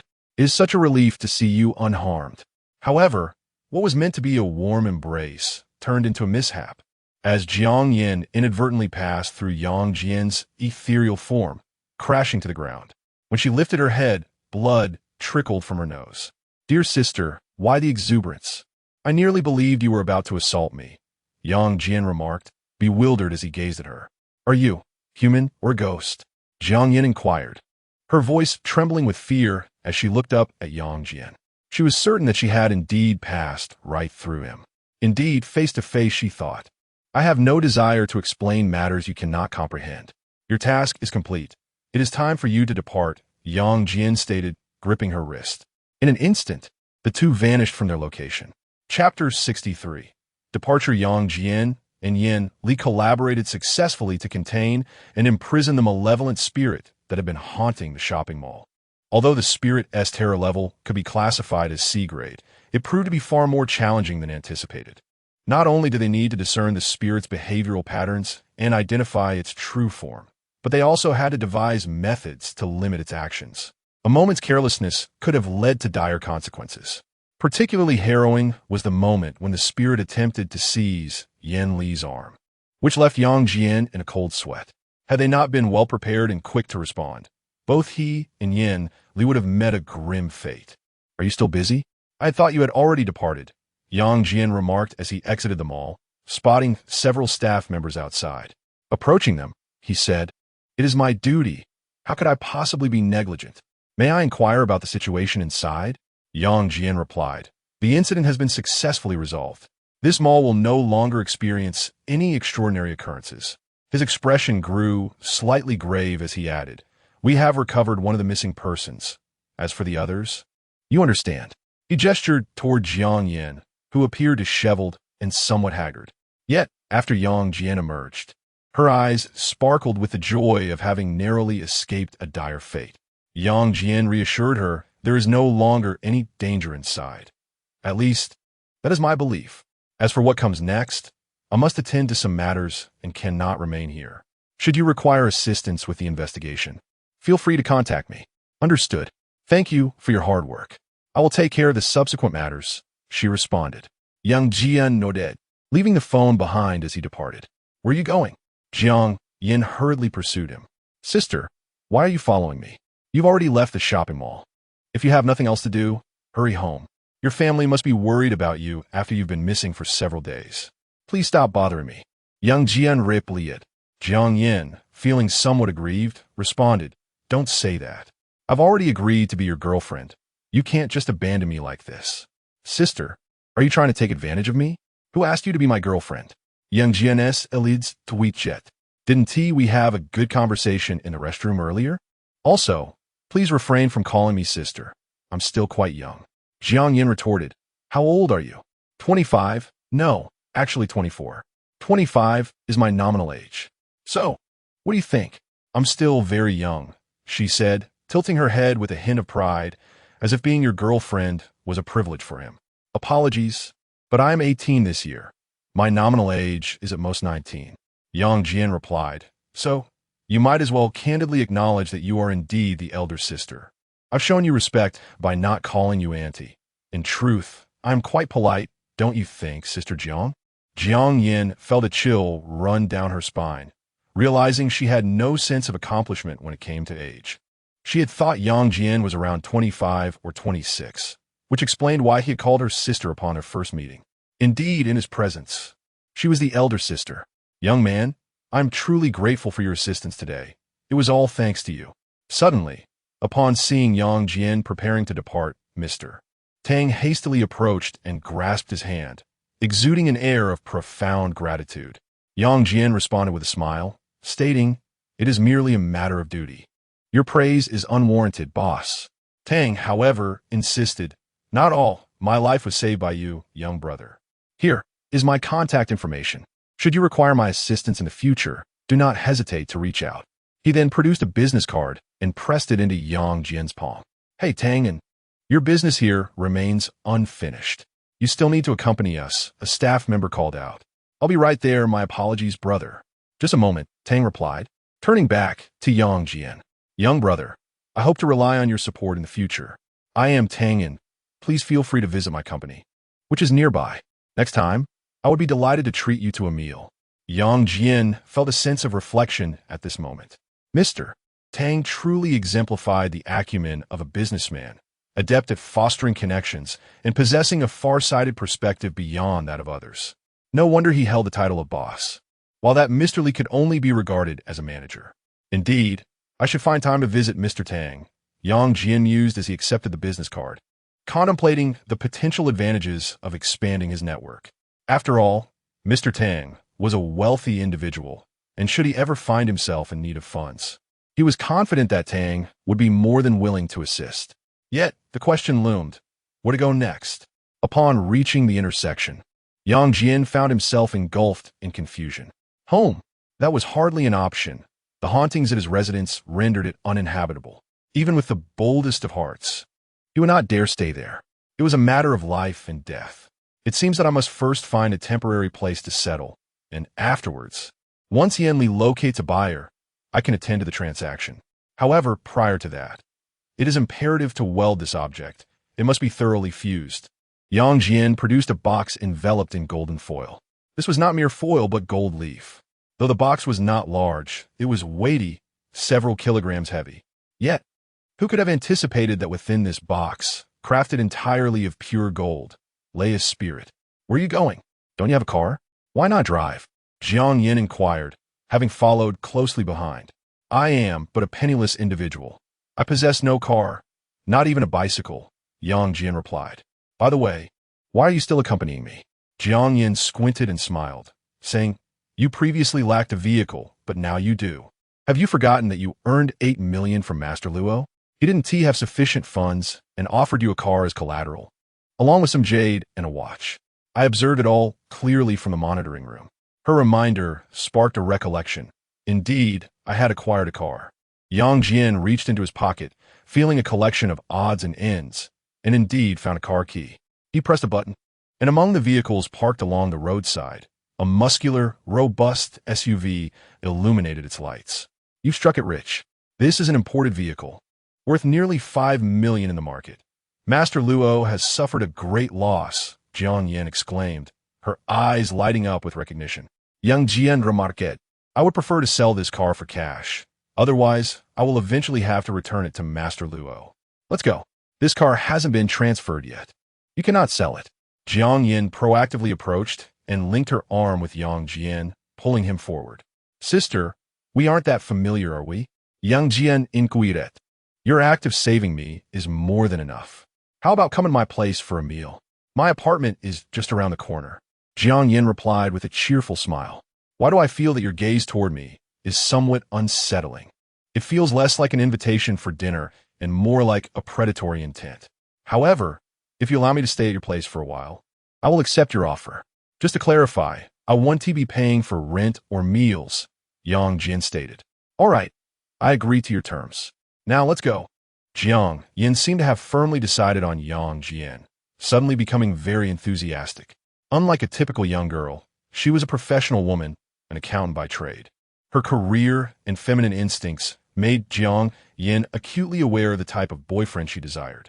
Following the recent supernatural incident, she felt that securing a connection with Yang Jian was essential for her future. Otherwise, should another supernatural event arise, she doubted her chances of survival. The world had irrevocably changed. Jiang Yin tightly clutched Yang Jian's arm, convinced that after spending some time together, he would inevitably develop feelings for her. Soon, Yang Jian was driving a muscular SUV down the road. In the passenger seat, Jiang Yin leaned against the window, a slight smile gracing her lips. Through the glass, she observed Yang Jian at the wheel. Although he was younger, she thought to herself, what difference does that make?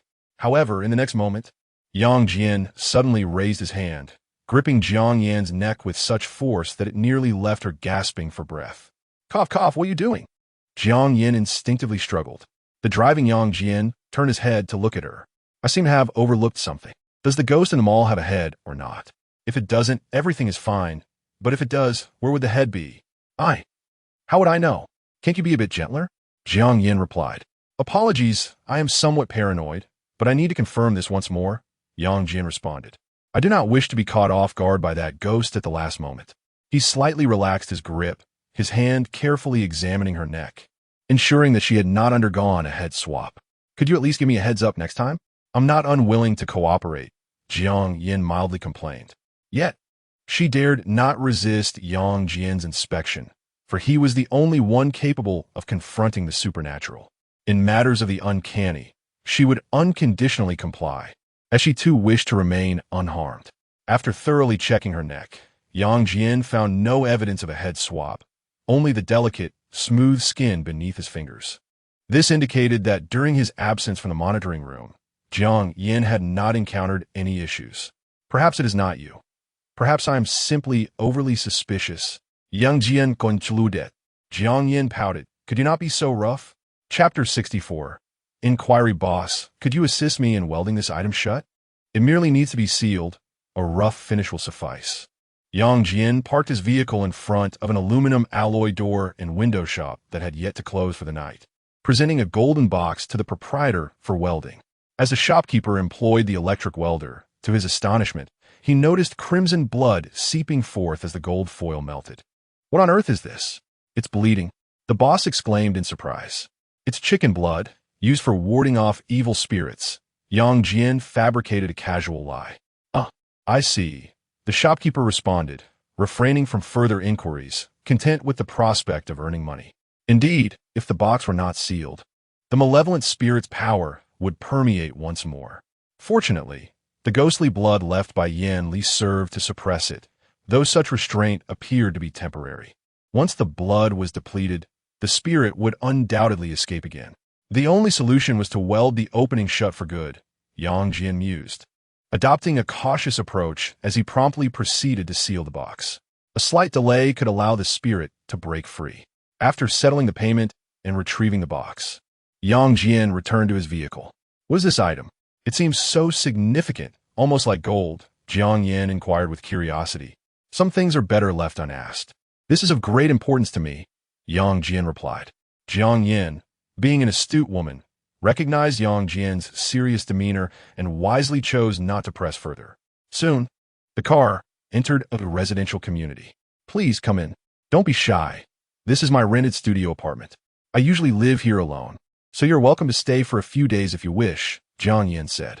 I wanted Oppos to be here for too long. I will be leaving in a few days. Also, my matters are confidential. Sharing them would not be beneficial for you, Yang Jian replied earnestly. He was primarily concerned that Jiang Yin might leak information about the golden box, which was currently the most valuable item in his possession. I'm going to take a shower. You can manage things yourself, Yang Jian added. Jiang Yin was taken aback. Shouldn't that be my line? She thought. Could I borrow your car for a moment? I need to go buy some things. I haven't had dinner yet. Sure, take it. I'm feeling a bit hungry myself. Just bring me back some fried rice, Yang Jian replied. All right, take your time in the shower. I and Oppos. I'll be back soon, Jiang Yin said with a playful smile, taking the car keys and stepping outside. As Yang Jian watched her leave, he reflected that having her around for a while might not be such a bad thing after all. He had already confirmed that she was not a ghost. Having someone to share his living space with afforded him some peace of mind. Naturally, as an unspoken exchange, he felt responsible for Jiang Yan's safety, at least during the time they cohabited. Indeed, if gold possesses the ability to subdue malevolent spirits, then the demand for this precious metal among nations would undoubtedly rise, leading to a continuous surge in its price. Previously, you only seemed to have mentioned the swift increase in gold prices lately. I currently have over 10 million in cash, and in the absence of immediate needs, I might consider venturing into gold trading. Not aiming for a windfall, but even a profit of 1 or 2 million would be satisfactory. Perhaps I should consult Jiang Yin later. As an accountant, she should have a grasp of financial matters. While bathing, Yang Jian gazed at the gold box, which had been sealed shut, contemplating the next steps and strategies. Yin Li's contact with potential buyers would require some time. Yet he had previously alluded to a club accessible only to those who could command spirits, an inquiry worth pursuing. However, it seems that matters at the headquarters of the spirit controllers are more intricate than I had anticipated. Consequently, aside from prioritizing the methods to restrain the resurgence of malevolent spirits, the second objective is to affirm my stance and identity. Should I aspire to be a liberated spirit controller and join that enigmatic club, or willingly accept recruitment to become a city overseer? Yang Jian Oppos S. Gazishifted. This decision is indeed pivotal, yet the specific choice hinges on the risks and benefits involved. Only by comprehending the situation and making comparative analyses can one arrive at a sound conclusion. After a moment's reflection, he dialed the headquarters of the spirit controllers. The operator, as before, was Lu Xiaoyu. Hello, is this Yang Jian? Lu Xiaoyu's voice was somewhat unsteady, as if she were occupied with food. It's me, Yang Jian replied. Today, I have received your action report. The team in Dachang City mentioned that you encountered a supernatural incident at the foreign shopping mall. How was the situation? Lu Xiaoyu remarked while perusing the report. Has a new spirit emerged? Yang Jian replied. Your intelligence is quite prompt. I received the news in less than 2 hours. I have yet to join the headquarters, so what insight can I offer? I have already resolved that supernatural event, so you need not worry. The purpose of this call is primarily to understand what kind of existence the city leader truly embodies. Lu Xiaoyu pondered for a moment and said, as far as I know, ghost tamers are primarily responsible for managing supernatural incidents within city. Is that all? You must be inquiring about the compensation. Lu Xiaoyu continued. The remuneration for leaders varies by region. For instance, at our headquarters, in addition to salary, there are allowances. A single supernatural incident yields 1 million. Initially, it was 200,000, and 1 million is the current subsidy standard. Furthermore, there is a discretionary allocation of 100 kilograms of gold. If one successfully apprehends and contains a spirit, besides earning a merit point, the headquarters will reward 10 million and increase the gold allotment. As for free housing and family support, those are matters handled locally, so I won't elaborate. What about the information aspect? Yang Jian remarked. Malevolent spirits are manifesting globally. Do not tell me that various nations have not engaged in research and analysis of their existence. This matter remains in the experimental stage, and I am uncertain. However, it is assured that once any research findings emerge, you will be among the first to be informed. Yang contemplatet.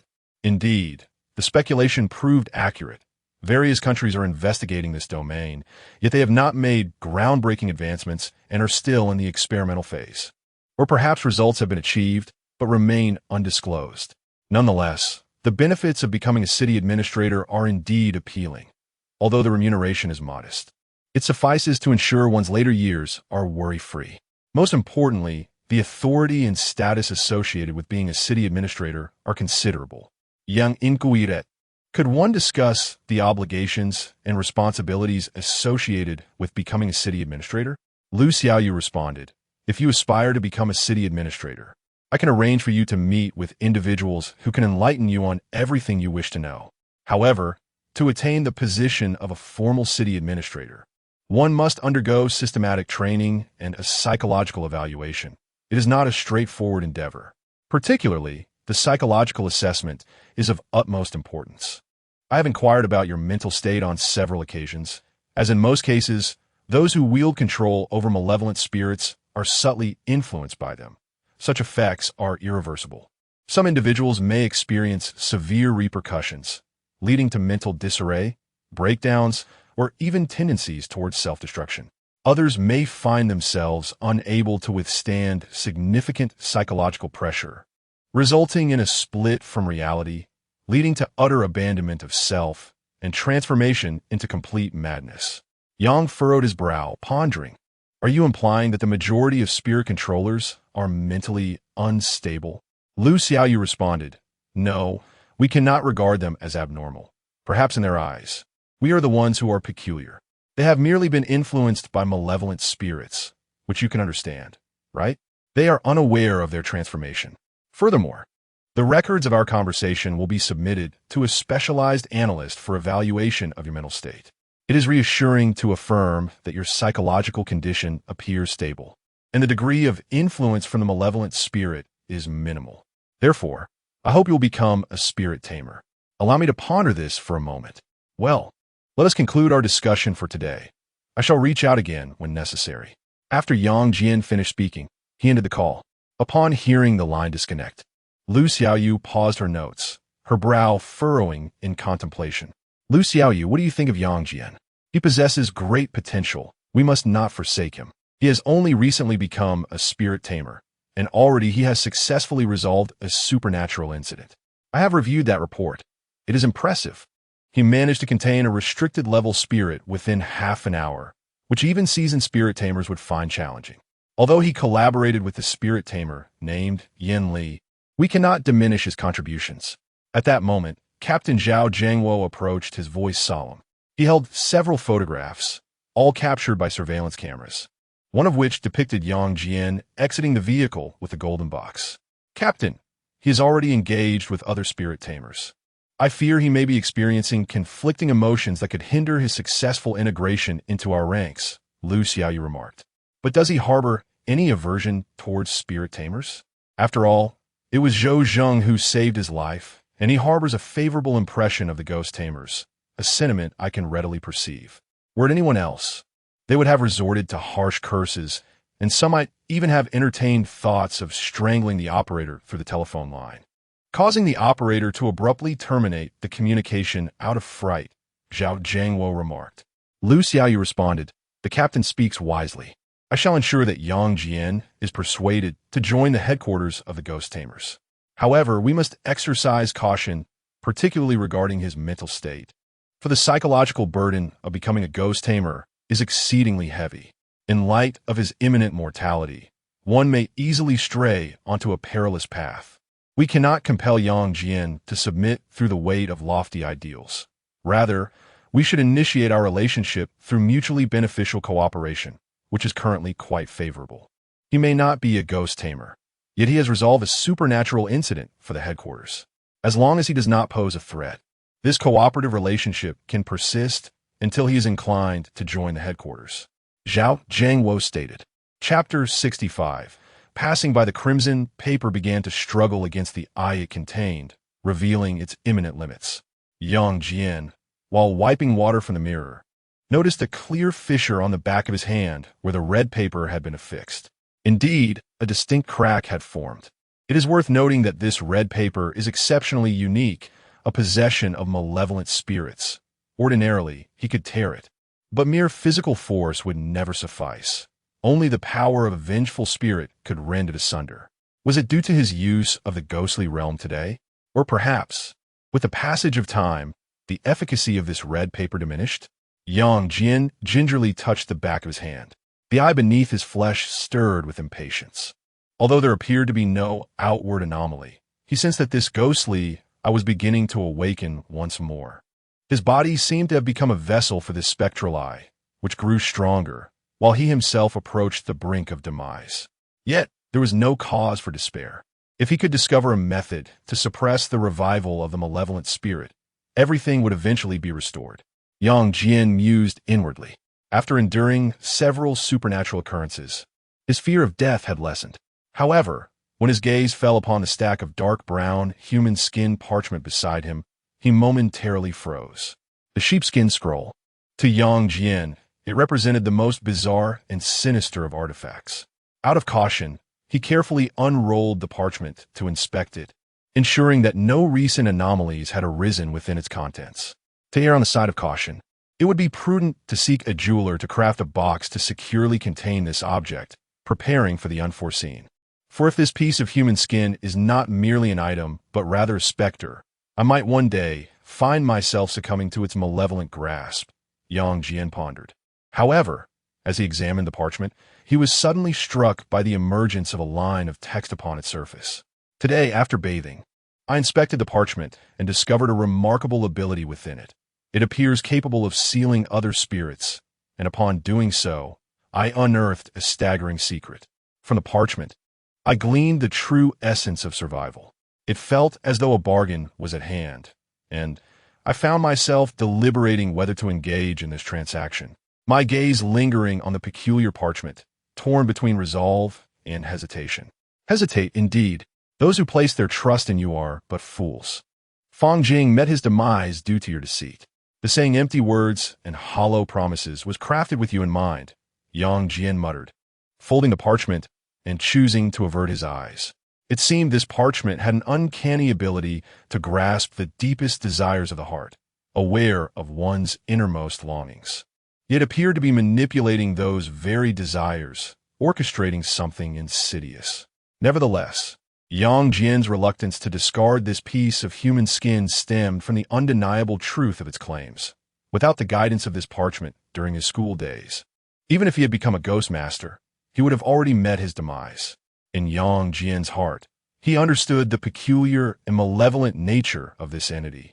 Yet he could not help but cling to the notion of preserving his life, seizing any slender opportunity for survival. It was akin to a drowning man grasping at a straw, an instinct difficult to relinquish. I'm back. Yang Jian, are you still here? As Yang Jian emerged from the bathroom, the door swung open to reveal Jiang Yin, who entered breathlessly, burdened by a large package.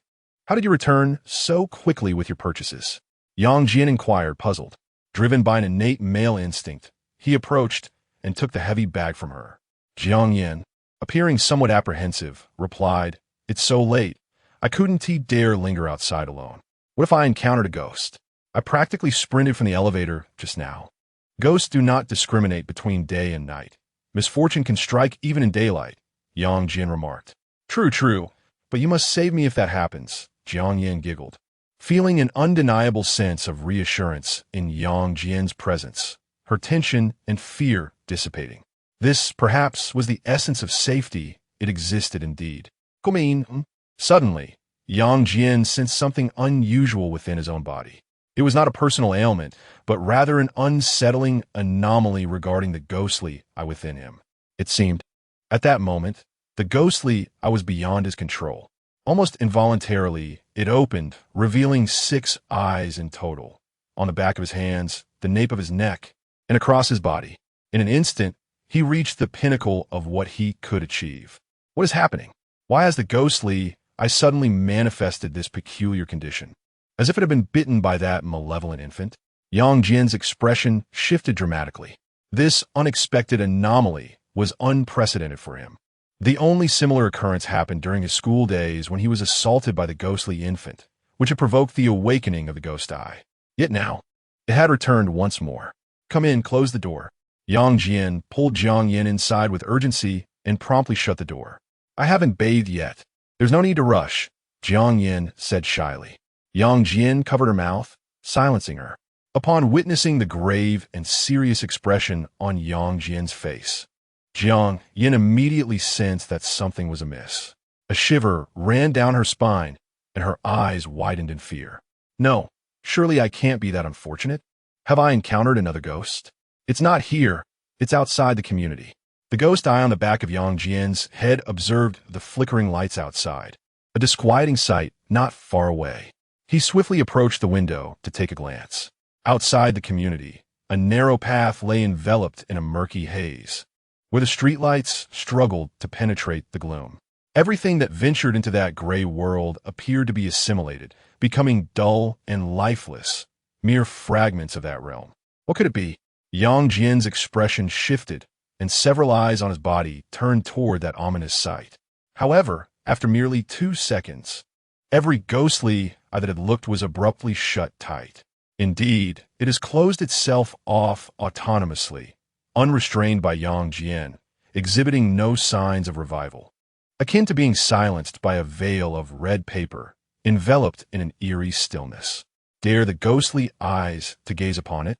A chill coursed through his heart. However, with the naked eye, Yang Jian could ascertain that the dim, nebulous realm before him was likely a ghost domain. Yet the extent of its coverage seemed rather excessive. Stretching from the west to the south, it unfolded as an almost boundless expanse of gray, resembling a harrowing divide that cleaved the entire city asunder. Should this domain belong to a specter, the terror it embodies is beyond estimation. To classify its level, it would surely be at least S, a cataclysmic grade. Fortunately, luck favored him, as the ghost domain merely traversed the middle of the road, leaving the residential area untouched. The ghostly eyes had likely sensed the commotion in advance. Observing this, Yang Jian felt no fear, but rather a sense of relief. Had the ghost domain traversed through this building, he would have likely met an untimely demise that very night. What has happened? Is another ghost making its appearance? Jiang Yin dared not exhale, cautiously approaching and whispering her inquiry. "It bears no relation to us. It is merely a passing specter, and it shall depart swiftly." Yang Jian noted that the ghost domain began to dissipate, the murky world gradually clarifying before him. Due to his understanding of the realm of spirits, he was aware that the ghost had already departed.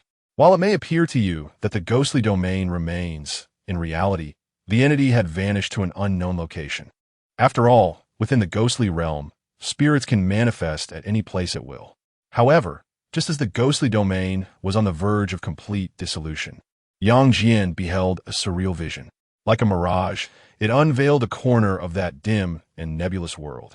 A flickering candlelight danced within the grayish expanse, emanating an eerie green flame. Beneath the white candle stood a golden candlestick, crafted not in ancient style, but in a modern European design, possibly made within the very month.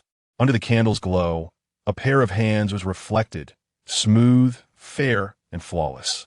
These hands were pierced by the far end of the candlestick, yet no blood flowed.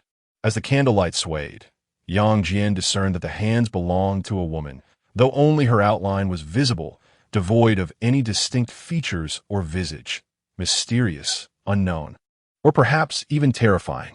Ultimately, the vision faded and the ghostly realm vanished. Gold is employed for sealing spirits, and those hands, that woman, had the ghost tamer encountered this entity? Yet it seemed the outcome was one of failure. Such a formidable spirit could not be subdued by a lone ghost tamer. It required a collaborative effort. Nevertheless, this spirit had not been contained, implying that the ghost tamers had met their demise. Yang Jian inhaled softly. Who orchestrated such an audacious operation? It takes a considerable amount of bravado to dare to capture a spirit of this caliber. Chapter 66. I want to live, has it departed? Yang Jian stood by the window for an extended period. Only after the ashen realm of spirits had completely vanished did his taut body finally relax. Fortunately, it was merely a fleeting encounter. Otherwise, he would have had no choice but to flee. Such a formidable spirit could bring about death to anyone who dared to confront it. However, from the previous circumstances, it appeared that this specter, while not contained or imprisoned, had indeed been somewhat restrained. Otherwise, those hands would not have been deliberately crossed through. It must be that the Ghost Master had discerned the method by which this spirit claimed lives. By employing a candlestick forged from gold, they had presumably nailed the spirit's hands together, thereby limiting its certain capabilities. Yet, what was the nature of the candles affixed to that candlestick? Yang Jian furrowed his brow. The candles and the candlestick were a singular construct, both man-made, and furthermore, they were aflame. Seemingly, they served to suppress the spirit? Or perhaps they acted as a beacon, guiding the specter towards a specific direction? It seems that the world of Ghost Masters harbors numerous secrets. I even suspect that they have begun to uncover effective methods for combating spirits. Is it that my own rank is insufficient to grasp this knowledge? Or is it a deliberate technological embargo imposed by various nations? Even amidst such a global calamity, must humanity still engage in conflict and enmity with one another? Yang Jian pondered for a while. He concluded that to survive, he must resolutely avoid becoming a dissolute Ghost Master. The path of strictness is erroneous. To survive, one must endeavor to ascend, elevating one's identity, status, and even power. Only through such efforts can one unveil more secrets and acquire greater knowledge. He refused to remain in ignorance, awaiting his demise. With this thought, Yang Jian cast his gaze upon the human skin parchment, weighed down by the golden box on the table. It seemed to harbor all the secrets, yet revealing such critical information would demand a hefty price. This object would not divulge important messages lightly. After a moment of contemplation, Yang Jian discerned his next course of action. He glanced at Jiang Yin and remarked, "Please refrain from regarding me with that mournful expression of an orphan. A mere ghost passed by outside moments ago. There is nothing to fret over now. Did you bring my fried rice? I still need to rest after eating." "In the bag," Jiang Yin replied, her voice tinged with nervousness. "Thank you." Yang Jian continued as if nothing had transpired, consuming his meal with an insatiable appetite. His fortitude had surpassed that of the ordinary. He felt that even if a heap of corpses lay before him, he would still find the appetite to eat. Was this a form of abnormality? Observing Yang Jian devour his food with gusto, Jiang Yin realized she was indeed unharmed, which allowed her to exhale softly in relief. She then whispered, "I shall take a shower now. If anything occurs, remember to rush in and save me. I am quite obedient. Rest assured, if anything were to happen, I shall cover your cremation expenses." Yang Jian continued to eat. Yang Jian dared not promise to rescue her. If he encountered a ghost of an excessively terrifying caliber, he would be the first to flee without a backward glance. At most, out of respect for their acquaintance. He might return after the ghost had departed to collect the remains. "It's all right. Everything will be fine. I will surely survive," Jiang Yin murmured to herself, splashing water on her face as she bathed, motivating herself. Having emerged from such a horrifying maul, what could possibly intimidate her now? She had faced ghosts before, and with Yang Jian by her side, fear was but a distant thought. He could confront such entities, and though he remained silent, her faith in him was unwavering. However, she first needed to become his girlfriend. Only then would he shield her, or at the very least, a mistress would suffice. Though this plan seemed devised, the thought of executing it made Jiang Yin and Appo's cheeks flush with embarrassment. The idea of enticing an 18-year-old youth felt like skirting the edge of propriety. Fortunately, being a woman alleviated some of that discomfort. If the roles were reversed, the situation would indeed be far more daunting. After her shower, Jiang Yin stood before the mirror, drying her hair and tidying up her appearance. The reflection revealed a complexion of porcelain and blush, her exquisite features adorned with a hint of playful allure. The curves concealed beneath her towel could ignite desire in any man. As a beauty pursued by many since her university days, Jiang Yin possessed a commendable confidence in her looks and figure. Yet, she was a woman of intellect, not easily swayed by the fleeting romances of her college years. To her, love and marriage were mere investments in the grand scheme of life. To extract the utmost benefits, there is nothing more profitable than investing in a promising stock. At this moment, Yang Jian is the most suitable man for me. I've emerged. Were you waiting eagerly? With a hint of allure in her voice. Jiang Yin stepped out of the bathroom, her cheeks slightly flushed. However, no one responded to her within the room. A touch of confusion crossed her mind as she approached. Noticing the empty food container on the table, glancing upstairs, she discovered that Yang Jian had already reclined on the bed. He didn't even wait for me.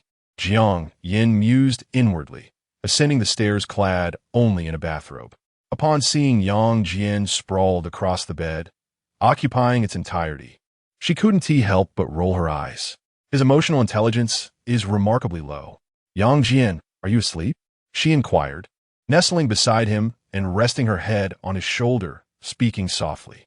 No, Yang Jian replied, opening his eyes. I knew you weren't asleep. How long have you been waiting for me? Are you hungry now? Not at the moment. I've already eaten, Yang Jian responded. Jiang Yin wrapped her arms around his neck, saying, what is so great about that meal? Haven't you heard the saying that beauty is a feast for the eyes? Please don't move. I'm feeling a bit unwell, Yang Jian said, cold sweat beading on his forehead. The side effects of controlling the malevolent spirits were resurfacing. His body began to weaken, rendered immobile on the bed, while he could feel the restless stirring of the ghostly eye hidden within him. What seems to be troubling you? Would you mind if I took a look? Jiang Yin, exuding an irresistible allure, leaned in and planted a kiss on Yang Jian's cheek. Does that make you feel a bit better? She inquired. However, no sooner had she completed the gesture than a fissure appeared on Yang Jian's face, revealing a crimson eye that gazed at her with an unsettling intensity. Jiang Yin gasped, nearly leaping from the bed. I told you not to move. Yang Jian replied calmly. I'm unable to control the spirit within me. If it desires to harm you, I am powerless to intervene. Why is this happening? Jiang Yin stammered, covering her mouth in shock. Yang Jian explained, the reason I can confront malevolent spirits is that I have become one myself. Do you believe that individuals like us can negotiate with vengeful spirits through intellect or bravery? Or do you think there truly exist extraordinary powers or mystical arts in this world? Gaining the strength of a malevolent spirit comes at a cost, and this is merely one of them. It is unwise for you to remain too close to me. My intention in coming here is simply to take refuge for a few days. Once my affairs are concluded, I shall depart and will not interfere with your life or work. Jiang Yin and Amp, Oppos, S expression shifted, realization dawning upon her regarding Yang Jian and Amp, Oppos, S true nature. Then, will you still assist me in the future? After a prolonged moment of hesitation, she contemplated leaving but remained rooted to the bed. Yang Jian responded, no, I possess neither the right nor the obligation to save you. No, not just you, others too. That incident at the mall was merely a stroke of luck for you, as I happened to be there to resolve a supernatural matter for profit. Yet I do not wish to perish. I long to live well. Jiang Yin cautiously nestled into Yang Jian and Amp, Oppos, S embrace. Ghosts will still appear in the future, right? Yes, supernatural events will proliferate. Yang Jian did not conceal the truth. Soon, it is likely that the entire world will be aware, though presently, the majority remain oblivious. No one knows when their demise will come. It could be heralded by a phone call, a knock at the door, or perhaps in the stillness of slumber. If I were to sleep beside you, would you assist me? Jiang Yin dared not raise her gaze to meet his eye. No, Yang Jian replied deceitfully. Then what must I do for you to help me? You must prove your worth to me, assisting in certain matters, aiding me in my endeavors, much like when you monitor surveillance footage for me in a shopping mall. In return, I shall protect you from death. It is a fair exchange. Yang Jian slightly turned his head to regard her. Meaningless rescues will only bring about one's own demise.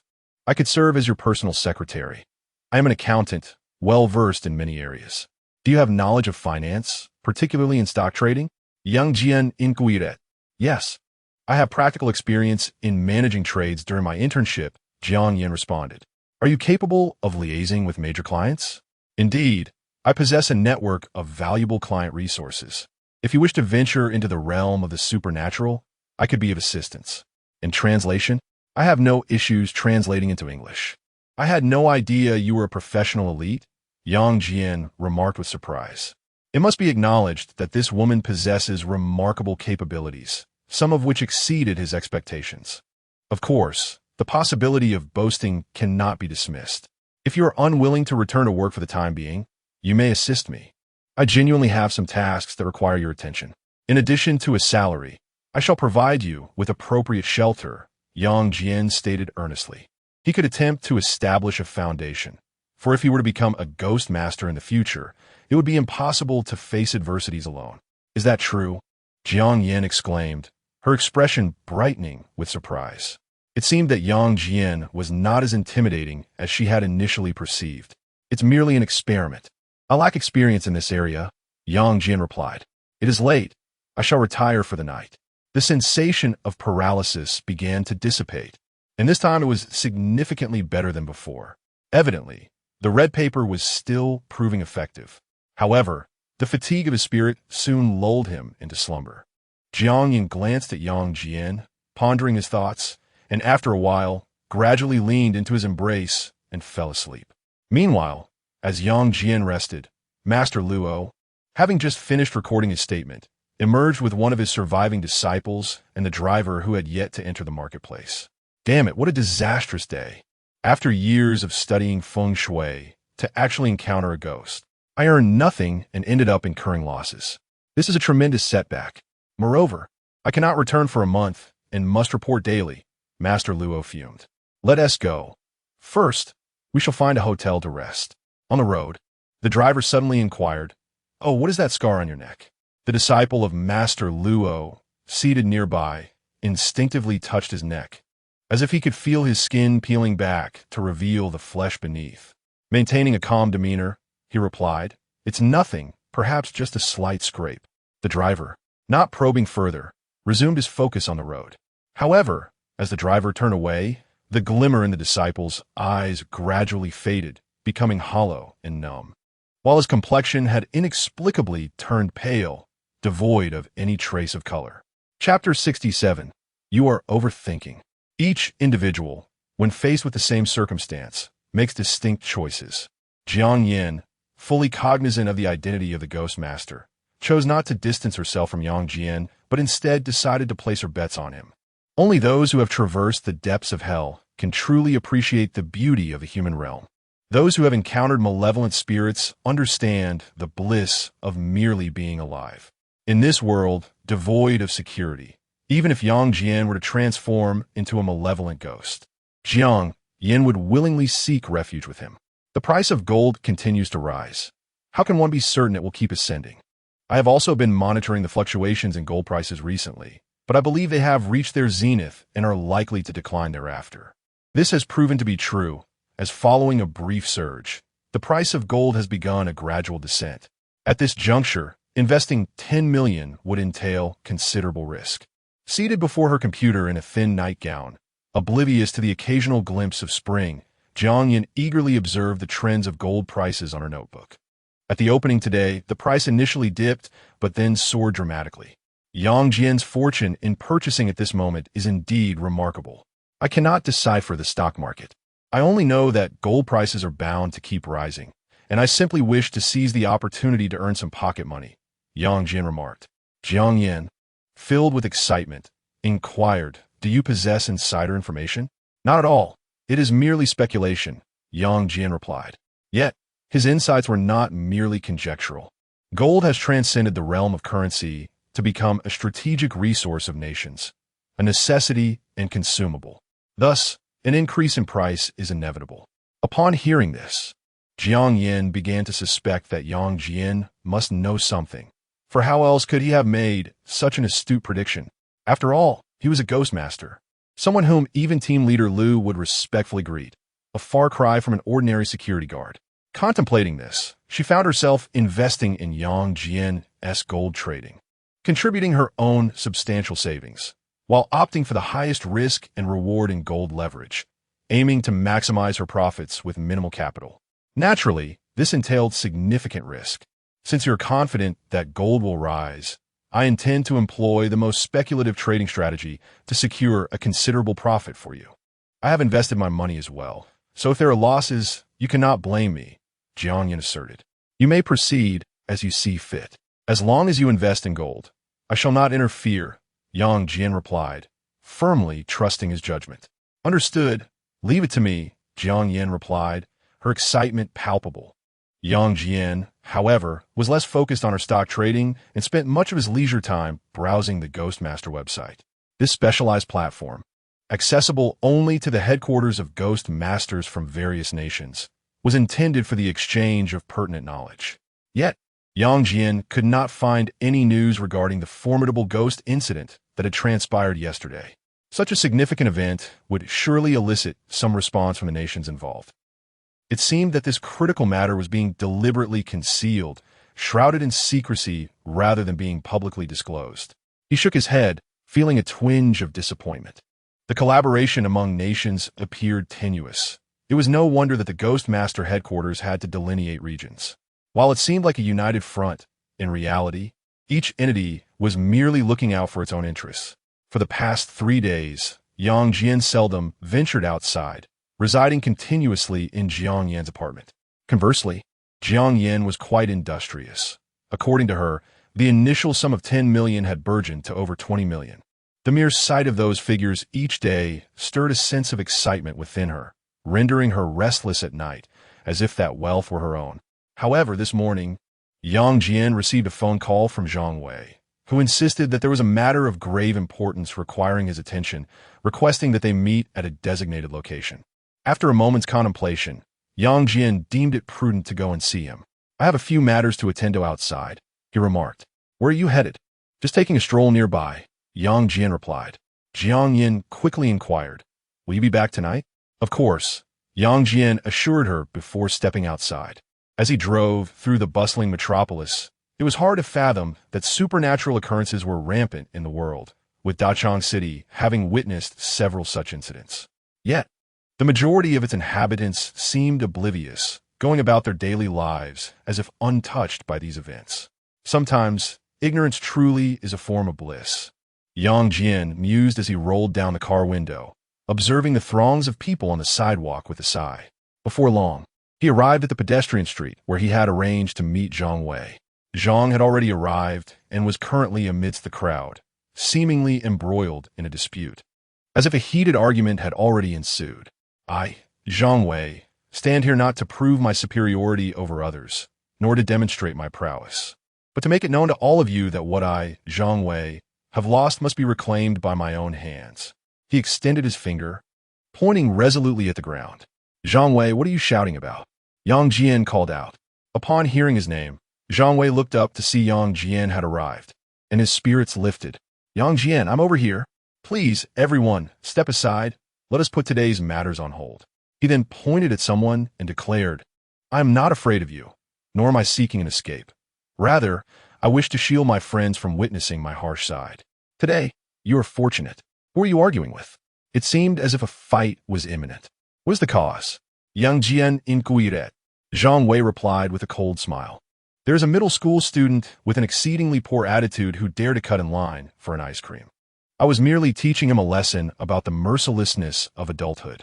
Let us not dwell on that any longer. Come, let us sit at that CAF. I have matters to discuss with you, Zhang Wei suggested. After they settled into the CAF, he asked, what have you been busy with lately? Are you still working at that mall? I visited yesterday and heard about a murder case that has led to a complete lockdown. The owner's name is apparently Tang, correct? How do you know so much? Yang Jian responded, astonished. Zhang Wei remarked, that shopping mall was constructed by my father. I previously inquired about it with him. Now, please be honest with me. Is it truly haunted? Yang Jian responded, you are quite astute. Indeed, it is haunted. Zhang Wei exclaimed, I knew it. Typically, places that are inexplicably sealed off are 9 times out of 10 haunted. The same was true for my school, that neighborhood, and now this mall. I feel as though this earth has become uninhabitable. If there were an opportunity to emigrate to Mars, I will be the first to sign up. Zhang Wei shuddered in surprise. However, there are no longer any issues, matters that have been resolved. By the way, what did you summon me for? Yang Jian inquiret. Zhang Wei replied. Actually, I had intended to consult you about something. What is it? Yang Jian asked. Zhang Wei furrowed his brow deeply, revealing the complexity of the situation. In a hushed tone, he shared, just last night, while I was playing a game on my computer, an eerie incident occurred. I suspect it may be related to hauntings, likely possessing a curse similar to those stories on your forum. Could you elaborate? Yang Jian requested. It must have been during the final circle. I was among the last players standing. The upper right corner displayed that no one was left. Yet I mysteriously met my demise, with the screen indicating a failure to win the game. If it had happened only once, it might be explainable, but it occurred 3 times consecutively. Do you think there might be a ghost playing the game? After sensing something amiss, I was so frightened that I couldn't sleep all night. Now my eyelids are nearly too heavy to keep open, which is why I thought to buy an ice cream to invigorate myself. Zhang Wei inquired with a grave expression. Yang Jian replied earnestly. I believe you have not encountered a ghost, but rather a glitch. Is that so? Zhang Wei exclaimed in astonishment, gazing at Yang Jian. Could not be a ghost? Yang Jian responded, You are overthinking it. There is absolutely no possibility of that. It is indeed a glitch. You have been eliminated by it 3 times. So that is the case. I thought I had encountered a ghost. Zhang Wei fell into a profound silence. Chapter 68. Yang Li's message. Yang Jian regarded Zhang Wei with an expression of incredulity. To be vanquished in a game by technology and to suspect one had encountered a ghost, resulting in a sleepless night. How remarkable you are. You summoned me primarily for this matter? Yang Jian inquiret. Zhang Wei scratched his head and replied, There are other matters as well. Since the conclusion of the school incident, we were fortunate to survive, weren't we? Indeed, that is correct. What of it? Have others encountered any misfortunes? Yang Jian asked. The situation with Wang Shanshan had only recently reached a resolution. Should anything further befall the others, it would truly be the height of misfortune. It's not exactly a misfortune. Zhao Lei suggested we find an opportunity to gather. Several classmates have been significantly affected by this incident and plan to transfer to another school, likely outside of this city. Zhang Wei explained. Transferring away from Dachang City? Yang Jian pondered momentarily, recognizing the rationale behind it. Given the severity of the haunting incidents at the university, it is understandable that the survivors would lack the courage to remain in this city. However, would departing Dachang City truly alleviate their plight? Not necessarily. Supernatural occurrences are not confined to specific locales, but are, in fact, global phenomena. Perhaps relocating might spare them from further misfortune. Yang Jian mused. He refrained from elaborating on the underlying reasons, for he too was uncertain whether leaving Dachang City would be preferable to staying. However, I do not intend to continue my studies. My grades are mediocre, and even if I were to persist, gaining admission to a university seems unlikely. Zhang Wei remarked. Yang Jian then inquired, What do you plan to do? Naturally, I shall embark on the unremarkable path of working in my father's construction company. Recently, the residential projects in the suburbs of Dachang City are still under construction, and I am preparing to labor at the site. By the way, would you consider moving there as well? Although it is somewhat remote, the transport is quite convenient. It takes merely about 15 minutes to reach the city center from there. I could arrange for my father to provide you with an apartment. Zhang Wei stated with rare seriousness. Yang Jian pondered for a moment and replied, I shall find time to visit your construction site. If necessary, I will contemplate purchasing a residence there.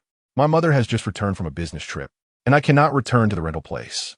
Now that I have some funds, I can consider finding a stable place to reside. Even though supernatural events are increasingly prevalent, life must go on. I cannot simply wait idly for fate to take its course. Then it is settled. I shall reserve a few premium apartments for you. Zhang Wei said with palpable excitement. Should Yang Jian decide to move there, he too would promptly relocate. Thank you, Yang Jian responded. Zhang Wei added, What is there to thank me for? It is merely a small favor. By the way, have you eaten before coming here? Shall we go for lunch together? Just as Yang Jian was about to agree, one of his phones buzzed. A message appeared on the screen. We are being watched. Safeguard the box. It was from Yen Li. Yang Jian and Oppos His expression instantly turned serious, and he replied with a text. What is happening? I am not entirely certain. All I know is that some individuals were hired with the intention of seizing that box. The news of our previous encounter with a ghost was leaked, possibly by someone affiliated with the club, or perhaps by certain grassroots organizations. This realm is rather intricate and fraught with depth. My exposure to such matters is limited, rendering me unable to discern the truth. Do they truly dare to covet the belongings of a ghost tamer? Have they lost their senses? Yang Jian replied with another text message. Yin Li responded, stating that they are well aware of my capabilities and should have surmised that my limits are nearing, as my abilities against malevolent spirits hold little sway over humans. Thus, those individuals exhibit no hesitation. However, they likely remain oblivious to your information, as your affiliation with the Ghost Tamer headquarters ensures that no one can access your records. Yang Jian pondered for a moment and inquired, Do you require assistance? I do not need it at present, but I fear that someone may have already made their way towards you. If you are able to resolve matters smoothly on your end, it would be prudent to extend your aid to me. Should I perish, this transaction will remain unfulfilled, as the buyer has already made contact. Yin Li sent another text. Simultaneously, an additional message arrived containing a coordinate location. The situation is far more complex than anticipated. Yang Jian gazed at the message on his phone, furrowing his brow. A transaction that appeared ostensibly normal has attracted the attention of various individuals and forces, escalating to the point of direct confrontation. It is utterly deranged. These people show blatant disregard for ghost tamers, revealing their audacity. Yang Jian felt a profound discomfort within, yet he soon found himself understanding the circumstances. The vast majority of humanity's fervent obsessions can be distilled into two primary pursuits: power and wealth. The spectral presence within the box is undoubtedly a lure for profit. The value of a single spirit far exceeds 100 million. Otherwise, individuals would not dare confront the spirit tamers. The term spirit tamer is a euphemism for those who control malevolent entities. In more candid terms, they're simply ghosts. Yang Jian, what troubles you? Your complexion appears rather pallid. If there is something amiss, do share. Perhaps I can be of assistance, inquired Zhang Wei. Yang Jian shook his head and replied, A troubling matter has arisen that requires my attention. There and amp, oppose. There's no need for me to dine. I shall take my leave. Please notify me when the next gathering occurs. If circumstances permit, I shall undoubtedly attend. With that, he rose to depart. However, scarcely had he stood when he beheld 6 or 7 imposing men clad in suits storming into the CAF. Their demeanor aggressive as they began to usher patrons out and shut the door. Their movements were fluid and practiced, culminating in the affixing of a temporarily closed sign on the entrance. Yang Jian, you must flee. These individuals are here to trouble you, likely for purposes of kidnapping or extortion. Your identity as a wealthy heir has been exposed. This is perilous. Yang Jian suddenly exclaimed, his voice ringing loudly. Huh? Zhang Wei was momentarily taken aback, unable to process the gravity of Yang Jian's words, which struck him as peculiar. In the next instant, several individuals surged toward them. Oh no, call the authorities and save me. I must make my escape.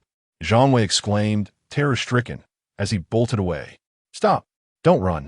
A person pointed at Zhang Wei. However, the leading middle-aged man glanced over and said, No need to pay him any mind. He is not Yang Jian. You are. Spare me these petty tricks, for I possess information about you. After speaking, he tossed several photographs onto the table. They were taken outside a shopping mall, featuring him, Yin Li, Jiang Yin, and team leader Liu, among others. Who are you? Yang Jian inquired, setting his phone aside to take a look. The middle-aged man settled into a chair and introduced himself. I am Wu Feng, a business manager at a certain company. Here is my business card. It is a pleasure to meet you. Yang Jian accepted the card and glanced at it. Apart from a name and a phone number, it contained no further information, seemingly designed to obscure his identity. Have you come to see me for something? Although Yang Jian was well aware of their intentions, he feigned ignorance. Wu Feng surveyed the CAF, noting that his subordinates had secured the place, clearing out all unrelated personnel, including waitstaff. Only then did he speak first. Allow me to congratulate you on becoming a new ghost master in Dachang City. It is hard to believe you were previously a high school senior. You are quite special, a rare talent. Would you consider joining my company? I can offer you a monthly salary of 100,000. Sounds good, but I would require an advance of 3 months' salary first. Yang Jian replied with a nod. What? This time, Wu Feng was taken aback. His words merely served to probe the character of Yang Jian, assessing his understanding of ghost tamers and his own intellect and maturity. He was not genuinely seeking to recruit him. What? You wish for me to join your company with such a lavish salary, yet you hesitate to advance my wages? It is evident that you are nothing but a fraud, Yang Jian remarked disdainfully. Wu Feng chuckled. If you're truly willing to work for my company, I shall advance you a year's salary. If one could indeed entice a ghost tamer with such a sum, it would be a most advantageous arrangement. Could it be that Yang Jian had never encountered wealth before? Was he truly so easily swayed by mere hundreds of thousands? It seems he is nothing more than a student lacking in worldly experience. Chapter 69. Deceived once again upon encountering this group of individuals. Yang Jian had no intention of retreating. He opted to engage with them, for he ought not to fear trouble. Rather, trouble should fear him. A salary of 1.2 million per year is indeed a considerable sum, one that even senior executives in typical enterprises might not attain. Yang Jian's eyes gleamed with excitement. Let's settle this. Transfer the funds, and I shall promptly join your company. Wu Feng, observing his exhilaration, could not help but regard him as a novice just embarking on his career. That is agreeable, but prior to your joining, there is one more matter to attend to. This box, are you familiar with it? He then produced a photograph, revealing a golden box of the same design as the one belonging to Yan Li. This item was originally in Yan Li's possession. He was supposed to hand it over to you upon exiting the mall. Our company is actively seeking this object. If you can procure it, I am willing to offer a premium of 10 million for its acquisition. I pride myself on conducting business with integrity, and I shall be candid with you. This item is crafted from gold and is valued at over 2.4 million. Offering you 10 million leaves you with a substantial profit. What do you think? Yang Jian replied, indeed. This item was entrusted to me by Yan Li for safekeeping for a few days, but it is now missing. Missing? How could that be? Wu Feng immediately inquired. It was surrendered. Yang Jian remarked, I heard that I could exchange for a different city official position, as it is a formal institution. Without hesitation, I offer myself for it. Some even praised my noble character, which delighted me for a couple of days. Wu Feng, upon hearing this, nearly choked on his indignation. You are indeed charmingly naive. This item is sought after at a premium worldwide, with nations clamoring for it, and you willingly surrendered it? You deceive me. You lack honesty. Wu Feng retorted, maintaining his composure as he fixed his gaze upon him. I am not deceiving you. Look, this is the document issued from above. In a few days, I might have to participate in some evaluation or assessment. Yang Jian responded, producing a satellite positioning mobile phone. The ghost handler's satellite positioning phone? Wu Feng recognized it instantly, only to be consumed by a surge of frustration. Could it be that the confined spirit has truly been surrendered by you? Why did you give it up? How could you bear to do so? Do you not comprehend what resides within? You were involved in that incident at the mall. Yan Li could not have withheld the truth from you. Wu Feng expressed his irritation. The absence of information left him entirely in the dark regarding Yang Jian. Knowing only that he was a senior high school student who had recently become a ghost handler, a complete novice. Meanwhile, Yang Jian was keenly aware of this and pretended to be oblivious, seeking to extract some valuable information. I am aware that it is a spirit, one that Yan Li and I captured together. It is exceedingly dangerous. You cannot fathom how many lives were lost in that mall incident. Such a perilous entity should undoubtedly be entrusted to headquarters for management. I cannot afford to carry it around, Yang Jian explained. By the way, what do you intend to do with that ghost? Is it of any use? Wu Feng replied, its utility is significant. Successful experiments have already been confirmed. As soon as the words left his lips, he abruptly ceased speaking.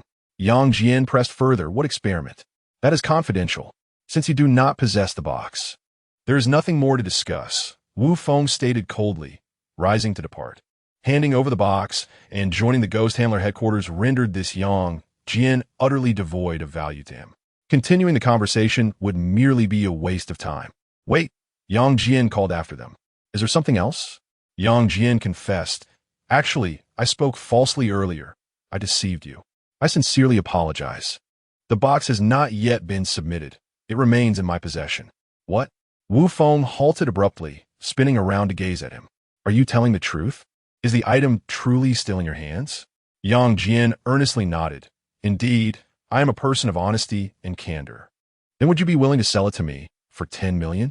Wu Feng resumed his seat, continuing with their earlier conversation. If you submit it, you will receive not a single cent, and the position of city supervisor is hardly enviable. You have encountered malevolent spirit incidents before. Do you have the confidence to survive each time you confront such occurrences? This is a profession fraught with peril. You are still youthful, and there are pleasures you have yet to experience. The notion of risking life and blood is merely a fade. Tangible benefits are what truly matter. Hand over the box, and you shall not be shortchanged. I must first receive the payment before I can relinquish the item, Yang Jian stated. Agreed, but I must first inspect the goods, Wu Feng replied, signaling to the group behind him. There was no genuine transaction, nor a sum of 10 million. Their intention was simply to seize the item by force. After all, this was their livelihood, engaging in a venture devoid of risk. Yang Jian shook his head. No, that will not do. You previously mentioned advancing me a year's salary and promised me 10 million, yet I have not seen a single penny. I find it difficult to trust your words. Without seeing the money, I will not produce the item. Do not be so ungrateful, one of the bystanders snarled. Wu Feng turned back and proposed, how about this? I will advance you a year's salary, and then you can show me the box. Once we confirm the contents are as promised, we can proceed with the transaction. What do you think? If necessary, he did not wish to engage in a physical altercation with a spirit medium. The nature of the entity within Yang Jian remained uncertain. It could be as harmless as Yin Li's spirit or potentially troublesome. However, there are always risks in gambling, and if a small sum could resolve the matter, he would be amenable to it. That works for me. Please transfer the funds. Here is my bank account information. As soon as I receive the payment, I will retrieve the item. Yang Jian retrieved his phone from beneath the table. Wu Feng pondered for a moment, glancing at Yang Jian, who appeared innocent and excited, seemingly lost in a reverie about how to spend that 10 million. All right, I will transfer it to you now, Wu Feng said, proceeding to make the transaction directly through his phone. Shortly after, a notification chimed on Yang Jian's device, indicating a deposit of 100 yuan. Why is it only 100? Did you make a mistake? Wu Feng checked the balance on Yang Jian's phone and confirmed that he was indeed dealing with a financially struggling student who had only recently become a ghost handler and lacked experience. Apologies, I accidentally clicked the wrong amount. Consider this 100 as a treat for you. He then corrected the transaction, which now reflected the proper sum of 120,000. It has arrived. This is wonderful. Thank you so much, Yang Jian exclaimed, grasping Wu Feng's hand with enthusiasm. You're welcome. Now, can you take me to fetch that box? Wu Feng inquired. Yang Jian nodded in affirmation. Of course, follow me. He promptly led the group out of the CAF and down the street. Is it far? We have a car that can take you there, Wu Feng suggested, observing Yang Jian walking ahead, his brow furrowing as he sensed something amiss. My car is parked over here. Perhaps you could drive around and wait for me? Yang Jian turned to address them. No need, Wu Feng replied, unwilling to let Yang Jian slip from his sight. However, as they continued onward, he increasingly sensed the strangeness of the situation. The number of pedestrians dwindled until eventually the entire sidewalk was deserted. Wait a moment, Wu Feng called out anxiously, glancing around the deserted street, his expression shifting dramatically. At this moment, Yang Jian turned back, grinning as he said, only just realizing it? My sincerest apologies. I deceived you all. While we were conversing, I had already reported to the authorities. Don't move. Raise your hands and lie down on the ground. In the next instant, figures emerged from the surrounding shops, led by team leader Liu. This was no ordinary supernatural incident. It was a case involving injury, with all personnel armed. You little rascal. Wu Feng and Oppo's eyes widened in fury, nearly charging at Yang Jian to deliver a beating. Infuriated, he thought, want to hit someone? Come, strike here. Yang Jian gestured to his own forehead. Damn it. Wu Feng swore vehemently. This rascal was indeed shameless. Not only had he swindled him out of money, but he had also orchestrated this situation. Such brazen individuals still existed in this world. Despite his anger, he dared not act recklessly. Yang Jian chuckled coldly. To deal with people like you, I need not even resort to the powers of malevolent spirits. However, you should be grateful to be apprehended. Had you dared to engage with me, I would have made you regret ever being born. With that, he paid no heed to the fierce gazes directed at him. He approached Liu and stated, Team Leader Liu, these individuals are part of a gang, attempting to kidnap and assault me, and I suspect they are armed with weapons of mass destruction. Please exercise caution. Liu respectfully saluted and then said, Rest assured, I will not let a single one of these criminals escape. That's good to hear. I appreciate your assistance here. I have some matters to attend to, Yang Jian replied. How severe is the accusation of assaulting a ghost master? One could discern the gravity from the fate of that manager Li. He touched the eye on the back of his hand, yet Yang Jian felt no trace of the awakening restlessness. His heart was considerably at ease. Whenever possible, he would rely on his intellect rather than the powers of this ghostly eye. This approach would, to some extent, delay the resurrection. Alas, he lamented not securing that 10 million. Otherwise, it would have been a substantial profit this time. Thus, they were not merely seeking trouble. They were, in fact, a harbinger of wealth, a benevolent presence. In his heart, Yang Jian silently commended that Wu Feng. Chapter 70. Is someone talking about me? A piercing scream echoed from a residence within a certain neighborhood. Although the front door was firmly shut, the interior was filled with individuals, each clad in tailored suits, exhibiting a robust and imposing demeanor. Ghost tamers? I have encountered numerous entities that are neither human nor ghost. Yin Li, you are not the most unfortunate among us. While I may lack the courage and capability to confront spirits, I possess ample experience in dealing with humans. A somewhat aloof young man, wielding a baton, regarded Yin Li, who was bound by chains and pinned to the ground with nails. I shall inquire once more. Where is the ghost you captured in the shopping mall? Is it in the possession of someone named Yang Jian? I do not know, and I will not divulge. If you possess the ability, then take the ghost residing within my body, Yin Li retorted, lying on the ground, his body drenched in blood. However, his strength was insufficient, rendering him powerless against his captors. The chains and nails were specially crafted, forged from a blend of steel and gold. Though somewhat hastily made, they were more than adequate to restrain a ghost tamer like Yin Li. What utility does the ghost within you hold? What I seek is that particular item. Your silence matters not. I've already dispatched individuals to Yang Jin's location. Once I ascertain that the item is in his possession, your fate is sealed. However, given your disposition, it is improbable that you would entrust such a precious object to a mere novice, even if he is also a ghost tamer. The indifferent youth, named Hao Shaowen, was in charge of this operation. Once I die, that ghost will come out, and you won't fare any better. Yin Li gritted his teeth. Hao Shaowen retorted with a cold smirk. What does that concern me? By then, I shall have fled, leaving those ghost tamers at headquarters to clean up the mess. Do you think I fear you just because you succumb to a vengeful spirit? A ghost is a ghost, and you are you. The two are not the same. Your attempts to intimidate me are futile. I thrive on this.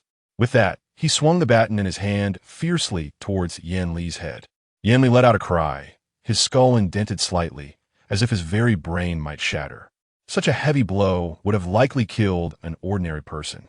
Yet Yin Li merely endured the pain, screaming, showing no sign of death approaching. How resilient you are. No matter how much I strike, you refuse to perish. But this is all you are capable of, Hao Shaowen continued, delivering several brutal blows to Yin Li's arms and legs. The sounds of cracking bones echoed as Yin Li's body was battered, his flesh torn, yet blood did not flow. No matter how much you beat me, it's futile. I won't survive for long anyway. You will never obtain that box, he said, his face bloodied, lifting his head with a grim smile. Hao Shaowen raised an eyebrow at this. So, you truly entrusted that item to the novice named Yang Jian? A new ghost tamer, utterly clueless, you are quite trusting. Despite his firm resolve during the interrogation, Yin Li had begun to piece together the situation. The item ought not to be in Yin Li's possession. Otherwise, he would not exhibit such audacity. Contact Wu Feng and inform him that the item is in the hands of someone named Yang Jian. As per our usual protocol, should negotiations falter, we shall resort to abducting his family. That young fool will likely yield after a mere scare. Do not be deceived by his status as a ghost master. If necessary, we may even send him a few severed fingers from his family. There is no need to fear these ghost masters. They are but fleeting spirits. If retaliation is truly a concern, we can simply lay low for a few months. Hao Shaowen remarked casually. Of course, his notion of negotiation was, in fact, tantamount to coercion. Anyone aware of the item's value would never acquiesce, let alone the subsequent threats of kidnapping. Very well, boss. I shall call Wu Feng immediately, one of his subordinates promptly replied. At that moment, Yanli let out a grim chuckle. What is amusing you? Hao Shaowen coldly jabbed his baton into Yan Li's mouth. Do you wish to part with your tongue? I find it amusing that you have misplaced your target. You have surmised that the box is with Yang Jian, yet you remain oblivious to the reason it is in his possession. Yanli managed through his pain. It is not by my choice that the item resides with him. Quite simply, I am unable to reclaim it. Yanli, what are you implying? Hao Shaowen inquired. I wish to convey that while Yang Jian may be a novice, he is far more formidable than I. Should you endeavor to seize the item from him, you will undoubtedly come to regret it. Is that so? I am keen to test just what capabilities that young fool possesses. Hao Shaowen let out a cold smile, although he harbored a certain apprehension toward the spirit controllers. He was not afraid. These individuals were ephemeral beings, hesitant to wield the powers of their malevolent spirits lightly. Overindulgence would lead to their demise as the spirits revived. Moreover, the might of these spirits could not affect gold. As long as a few items were crafted from gold to ensnare the spirit controllers, they would find themselves trapped, unable to escape. Boss, I cannot reach Wu Feng, remarked one of his subordinates, lowering his phone with an expression of surprise. Cannot reach him? Hao Shaowen furrowed his brow. Try calling the others, Xiao Mao, Lu Xiao. Give them a ring. It is improbable that not a single one is reachable. Boss, we've tried everyone, and none are available. The others also made attempts, but without exception, there was no answer from any of them. Cease the calls. They must have encountered misfortune, Yanli said, panting and grinning.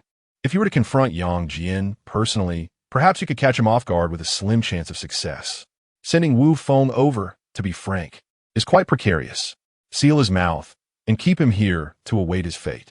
Hao Shaowen's expression darkened. We're going to Wu Feng. He had underestimated the young upstart, believing him to be easily managed, thus focusing his attention on Yanli. To his surprise, while the situation here was resolved effortlessly, complications arose elsewhere.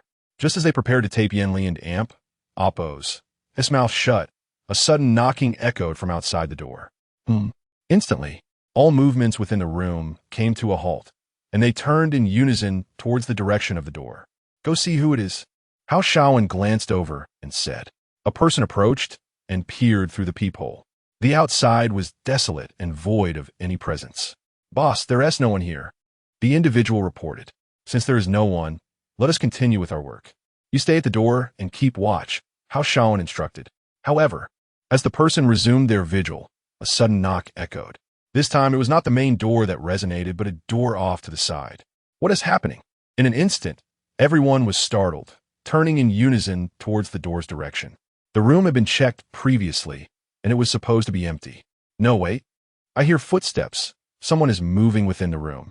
Boss, the situation seems rather dire. Could it be that we are unfortunate enough to encounter a ghost? Upon hearing the term ghost, everyone felt their hearts constrict in unison.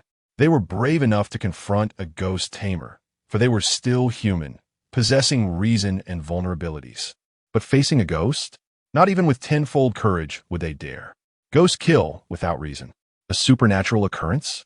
Was it truly their misfortune to experience such an improbable event today? Hao Shaowen's expression darkened immediately. He gestured for everyone to leave. Forget about Yan Li for now. Let him remain here to confront the ghost. We can escape safely. Do not panic. Yes, yes, boss.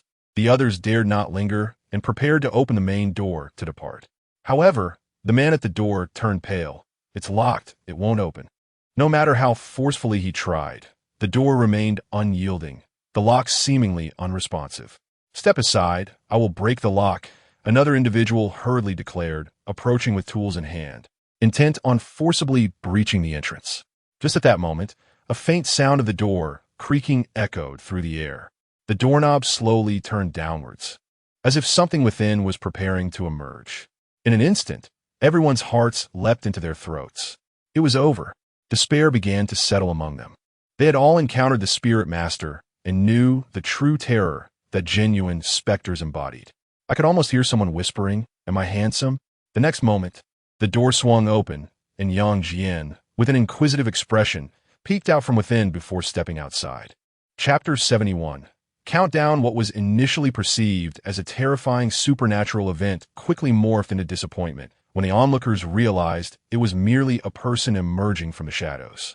The expressions on their faces resembled that of someone who had just swallowed a fly. "I can see your disillusionment.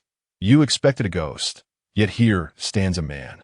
Yang Jian stepped out from the room, a faint smile gracing his features. "Who are you?" Hao Shaowen inquired, his countenance darkening slightly as he posed the question. He remained vigilant, for it was evident that anyone emerging from that room held some significance, especially considering that only Yin Li had been present in the entire rental unit prior to this moment. Yang Jian surveyed the scene before him and spoke. "Earlier, I overheard someone attempting to abduct my family, using threats of extortion and robbery against me. I trust one have not misheard. Yes, I am addressing you, the tallest among you." His gaze landed squarely on Hao Shaowen. "I'm asking you a question, boy. Do not feign ignorance," Hao Shaowen retorted, signaling to those beside him. Instantly, two burly men approached Yang Jian with menacing expressions, seemingly poised for confrontation. Strangely enough, an unusual occurrence transpired. These two adult men appeared oblivious to Yang Jian's presence, brushing past him as they continued into the room. I find myself intrigued, knowing full well that this world is rife with supernatural occurrences haunted by vengeful spirits, and even inhabited by those who straddle the line between the living and the dead. Why would anyone dare to provoke individuals like us? My friend, might you elucidate this matter? Yang Jian deftly closed the door behind him. The two adult men vanished silently from the room, leaving no trace of their presence. "HM, I believe I have seen your photograph. You're the newcomer, Yang Jian, are you not?" Suddenly, this Hao Shaowen recalled the information from the dossier. The visage before him unmistakably belonged to the new ghost handler who had previously encountered Yin Li. Yang Jian remarked, "Only now do you remember? Your memory is indeed rather poor. But let us return to the previous inquiry. Why engage in such actions? Is it not obvious? It is, of course, for money." Hao Shaowen retorted with a cold smirk. Before the world was aware of supernatural events, people would commit robbery and murder for money. What more can be said now? Do you have any idea how lucrative our line of work is? It's not just you ghost handlers. Even if a genuine spirit were to appear, as long as the payment is sufficient, we would dare to confront it. $1 million for your life might be a trifling sum, but 10 million could easily persuade someone to take their own life. There are countless individuals in this world willing to succumb to the allure of wealth. You, young man, are still in your senior year of high school, are you not? The harsh realities of society are beyond your imagination. Most ordinary people will never come face to face with the shadows that lurk in this world. So do not blame me for my ruthlessness. Blame Yin Li for lacking the capacity to safeguard such immense profits. Of course, you lack that capability as well. Your decision to approach me today is the height of folly. Yang Jian furrowed his brow as he gazed at Yin Li, who was pinned to the ground, bloodied and battered. To be frank, an unsettling sensation stirred within him, particularly as these individuals had turned their attention towards him. "Are you provoking me?" He withdrew his gaze, noticing a fissure appear on the back of his hand, revealing a crimson eye beneath. "This is not a provocation, but rather a statement of fact directed towards you. Young man, today, that box shall be mine. Otherwise, neither of you shall leave this place." Hao Shaowen retrieved a baton from his waist, flicked it with a casual motion, causing it to extend. "Crafted from gold?" Yang Jian glanced at it. Hao Shaowen remarked, "It is specifically designed to deal with you ghost tamers. Only in this manner can we inflict pain upon your inhuman and ghostly ilk." Gold is simply impervious to the powers of malevolent spirits. But to believe that it can entirely subdue ghost tamers is rather naive, don't you think? Yang Jian chuckled. Do you truly believe that subduing Yin Li will suffice to quell the rest? What do you take ghost tamers for? It appears that the one who fails to grasp the harsh realities of this world is not me, but you. You dare not confront supernatural events for profit. Yet you rely on sheer numbers and despicable tactics to rob and extort those who have managed to control malevolent spirits. You are, quite frankly, inferior to beasts. How Shaowen sneered. We operate in this line of work. Do you expect us to have conscience? How Navi, let us act. We shall subdue this fellow first. His words were merely a stalling tactic, as those behind him were already preparing in secrecy. As the sound faded, almost every individual found themselves in possession of an exquisite hand crossbow. Simultaneously, all the crossbows released specially crafted arrows, each tethered to a golden thread. This golden thread was remarkable, possessing exceptional resilience along with the qualities of gold. Upon impact, it could ensnare and immobilize even a malevolent spirit. Originally developed as a tactical approach by foreign special forces to combat vengeful spirits, it was later discovered that this technique proved particularly effective against spirit manipulators, while having minimal effect on the spirits themselves. Consequently, this method was adopted by such individuals. Whoosh! An arrow sped forth, piercing Yang Jin's body. The barbed arrow embedded itself in his flesh, causing the attached golden thread to tauten immediately. A total of 6 or 7 arrows were lodged in him, all straining under tension, and Yang Jian collapsed to the ground in an instant. With such meager prowess, he dared to approach. It was a reckless endeavor. How Shaowen approached with a stern expression, wielding a baton that struck the back of Yang Jian's head with astonishing force, leaving no room for mercy. The impact shattered his skull, blood gushing forth incessantly, and after a brief convulsion, he breathed his last. Is he dead? How Shaowen paused momentarily. How could someone with such formidable resilience succumb to a single blow? No, this is not Yang Jian. Then his eyes shifted, and he beheld the lifeless form of one of his subordinates, who had vanished upon entering the room. When did this transpire? Clapping his hands, Yang Jian sat down on the sofa, exclaiming with a smile, "Marvelous, truly marvelous. That recent display was seamless. First, you feigned to buy time for your subordinates to prepare, and then struck decisively to subdue. You are indeed a seasoned professional, and I have witnessed firsthand how you deal with spirit manipulators. Yes, I shall remember this. I will be more cautious in the future." How Shaowen's countenance darkened considerably. The capabilities of Yang Jian's malevolent spirit appeared rather formidable. Was it an illusion? Could it alter one's perception? Or perhaps it could find a substitute? The information was far too scant to draw any conclusions. I do not wish to disclose anything to you. My time is limited. You have 3 minutes, merely 3 minutes. I have several questions to pose. And should your answers satisfy me, you may live. Answer poorly, and, regrettably, you may also live, but it will be in the depths of hell. Moreover, do not attempt to stall for time. Once the time is up, I shall automatically decide your fate. Yang Jian's expression turned grave. He had witnessed the ruthless nature of these individuals. In less than 10 seconds, they had taken a life. Had he found himself in such a predicament without prior preparation, he too would have perished. It was no wonder that Yanli had fallen into the hands of these people. His ghostly blood had significant shortcomings. It was formidable against malevolent spirits, yet against humans, it seemed rather ineffectual. However, this world is not solely about dealing with phantoms. It also involves interactions with humanity.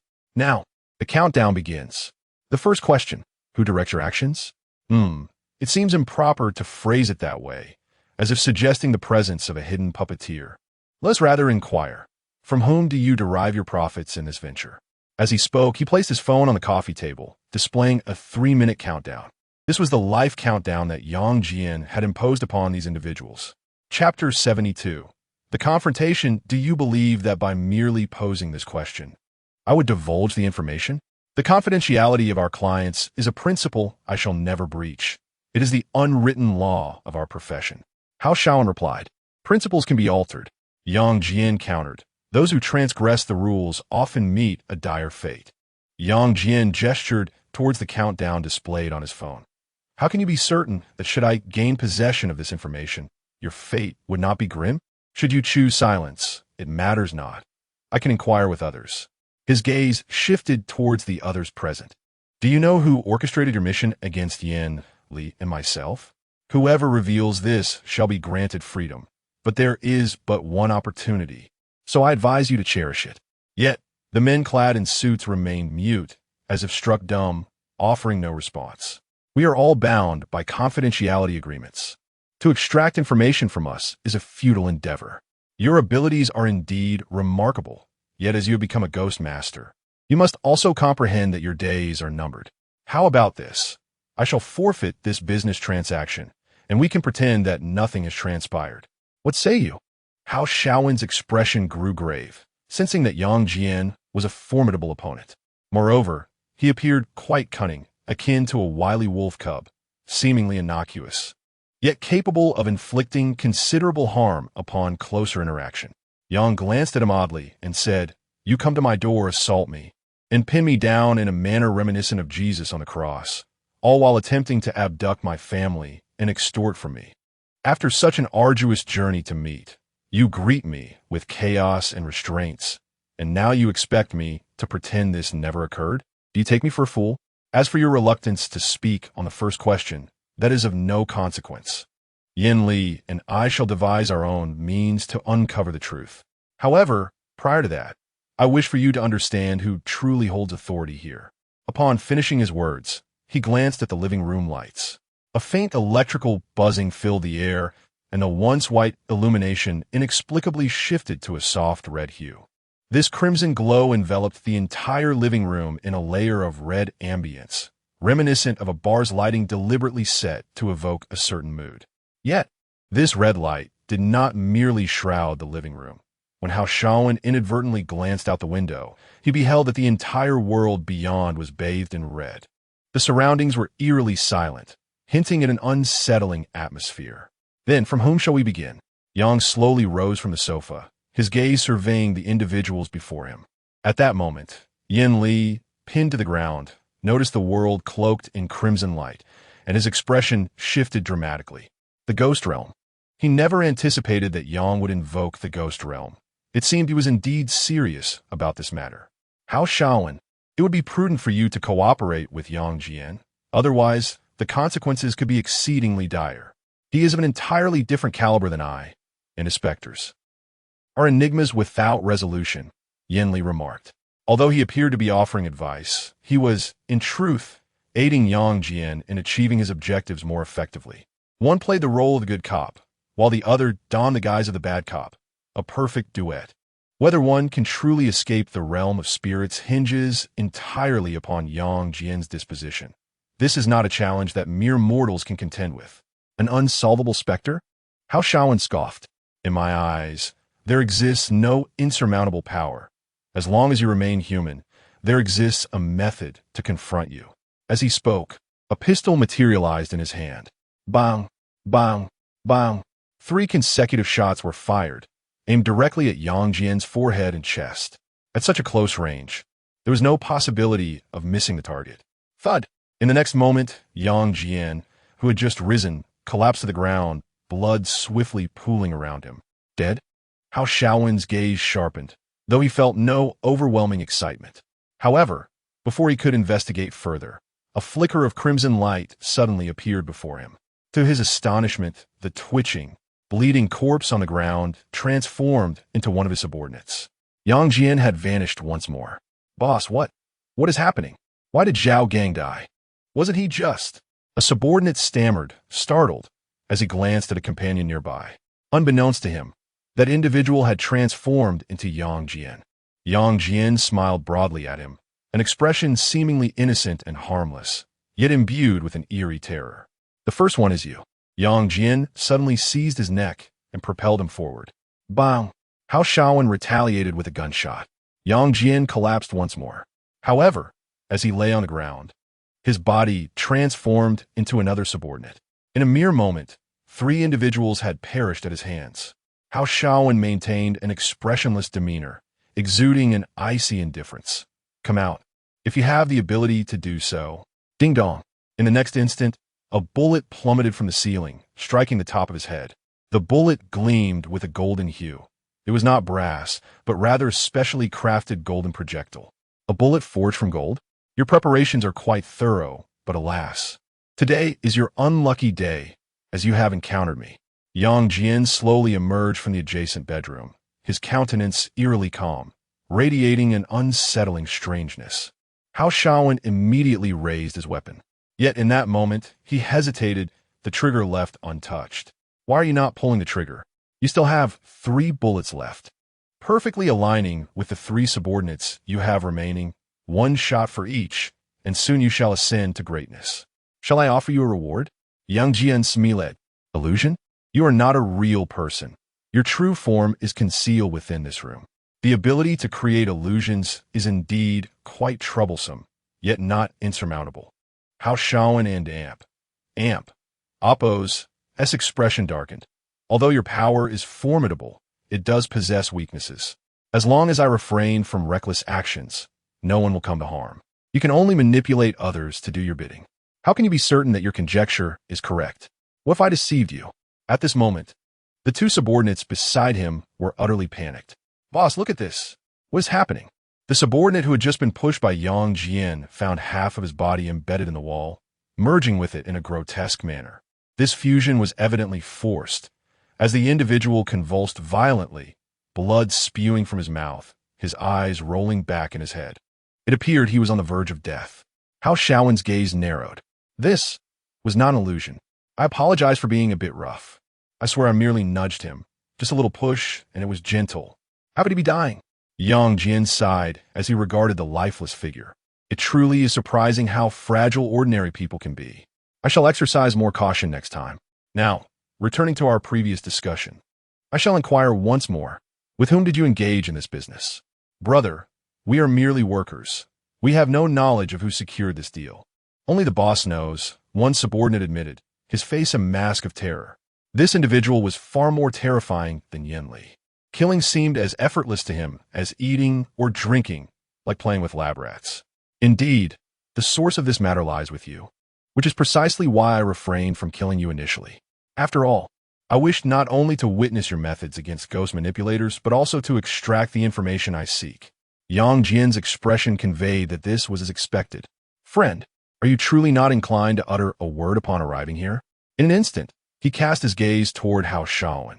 Even if you choose to remain silent, do not forget that aside from you, Wu Feng is also privy to this matter. I did not inquire earlier due to the urgency of my arrival. But should you wish to embrace death, I shall not squander my time, for you are indeed occupied, hurrying to the next life. Although Hao Shaowen is known for his ruthless disposition, the present situation has rendered him somewhat trapped in a precarious position. The capabilities of Yang Jian are undeniably formidable, leaving one with a sense of helplessness. Perhaps he ought to retract his previous statements. In contrast to a human, Yang Jian's actions resemble those of a specter, impossible to predict, impossible to decipher, and impossible to confront. I am merely tasked with the assignment. We do not concern ourselves with who hires us. However, I can inform you that the employer is associated with Yen Li's club, and the information was provided by that individual, Hao Shaowen said, taking a deep breath. If I do not divulge any information to him, I fear I may not leave this place today. A club? Upon hearing this, Yen Li was momentarily taken aback. Yang Jian narrowed his eyes. The individuals from the club are all spirit tamers, which suggests that someone has set their sights on Yen Li. No, while the majority of the club members are indeed spirit tamers, there are also several prominent local tycoons among them. They occasionally hire spirit tamers at a premium to resolve supernatural incidents, or even employ them as bodyguards. However, those who can afford such fees and possess an interest in the supernatural are few and far between, Hao Shaowen replied. How much can you earn from completing this task? Hao Shaowen remarked. 50 million gold coins is indeed a considerable sum. Yang Jian felt a flicker of unease. The price for a single ghost typically reached 100 million. Yet the offer to employ Hao Shaowen was an astonishing 50 million gold coins. When converted, the price disparity exceeded threefold. It appeared that Yin Li had been significantly undervalued. Perhaps there were intermediaries at play. What was that experiment? A method to prevent ghost tamers from succumbing to the resurgence of malevolent spirits. Yang Jian continuet. You have 1 minute left? No, merely 40 seconds. Whoever among you 3 answers shall depart. Remember, I am in command now. You have no choices. The time in his ghost domain was also nearing its end. It was time to resolve this matter once and for all. Chapter 73. The means to survive inquiring about the source and uncovering the puppeteer behind the scenes was merely a secondary concern. For Yang Jian, the foremost priority was to discover a method to sustain his life and evade the resurgence of malevolent spirits. However, while exerting pressure on Hao Shaowen, he refrained from posing any questions initially. It was only when these individuals comprehended the dreadfulness of a ghost controller that they would relent, willingly divulging the information he sought. As for the means to prevent the revival of malevolent spirits, Hao Shaowen appeared momentarily taken aback by the inquiry, before suddenly breaking into laughter. Indeed, there exists such a method, though it is unclear from which country it first emerged. It is said to have originated from a fortuitous event where a ghost controller, perhaps favored by the heavens, miraculously survived for an entire year, without falling prey to the resurgence of malevolent spirits. Survived for a year?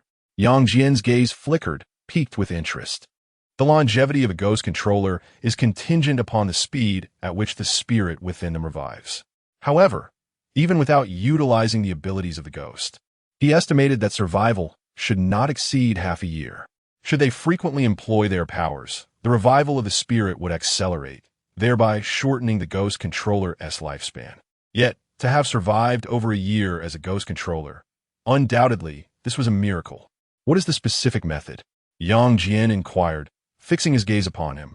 You would not wish to know, came the retort. Hao Shaowen remarked with a hint of mockery. That is but a rare exception. Perhaps only 1 out of 1,000 ghost tamers may achieve such a feat. Such methods are nearly inadvisable, and individuals of your ilk are doomed to a short existence. After all, you ought to have perished long ago. It is the malevolent spirit within you that prolongs your life. Whether it is advisable or not is not for you to decide, but rather for me. There are still 20 seconds remaining. Yang Jian glanced at the countdown timer on his phone. You yearn to survive, do you not? Hao Shaowen suddenly revealed a cold smirk. Then allow us to exit this place first. Once we are safe, I shall willingly disclose this information to you. You have no room for negotiation. Only 10 seconds remain. Yang Jian stated earnestly, you possess but 2 choices, to speak or to remain silent. As for our escape, that is contingent upon me. Boss, you must tell him. This man is a lunatic, utterly abnormal. Look at him. He has caused the deaths of so many without a flicker of remorse. He is likely on the brink of revival himself.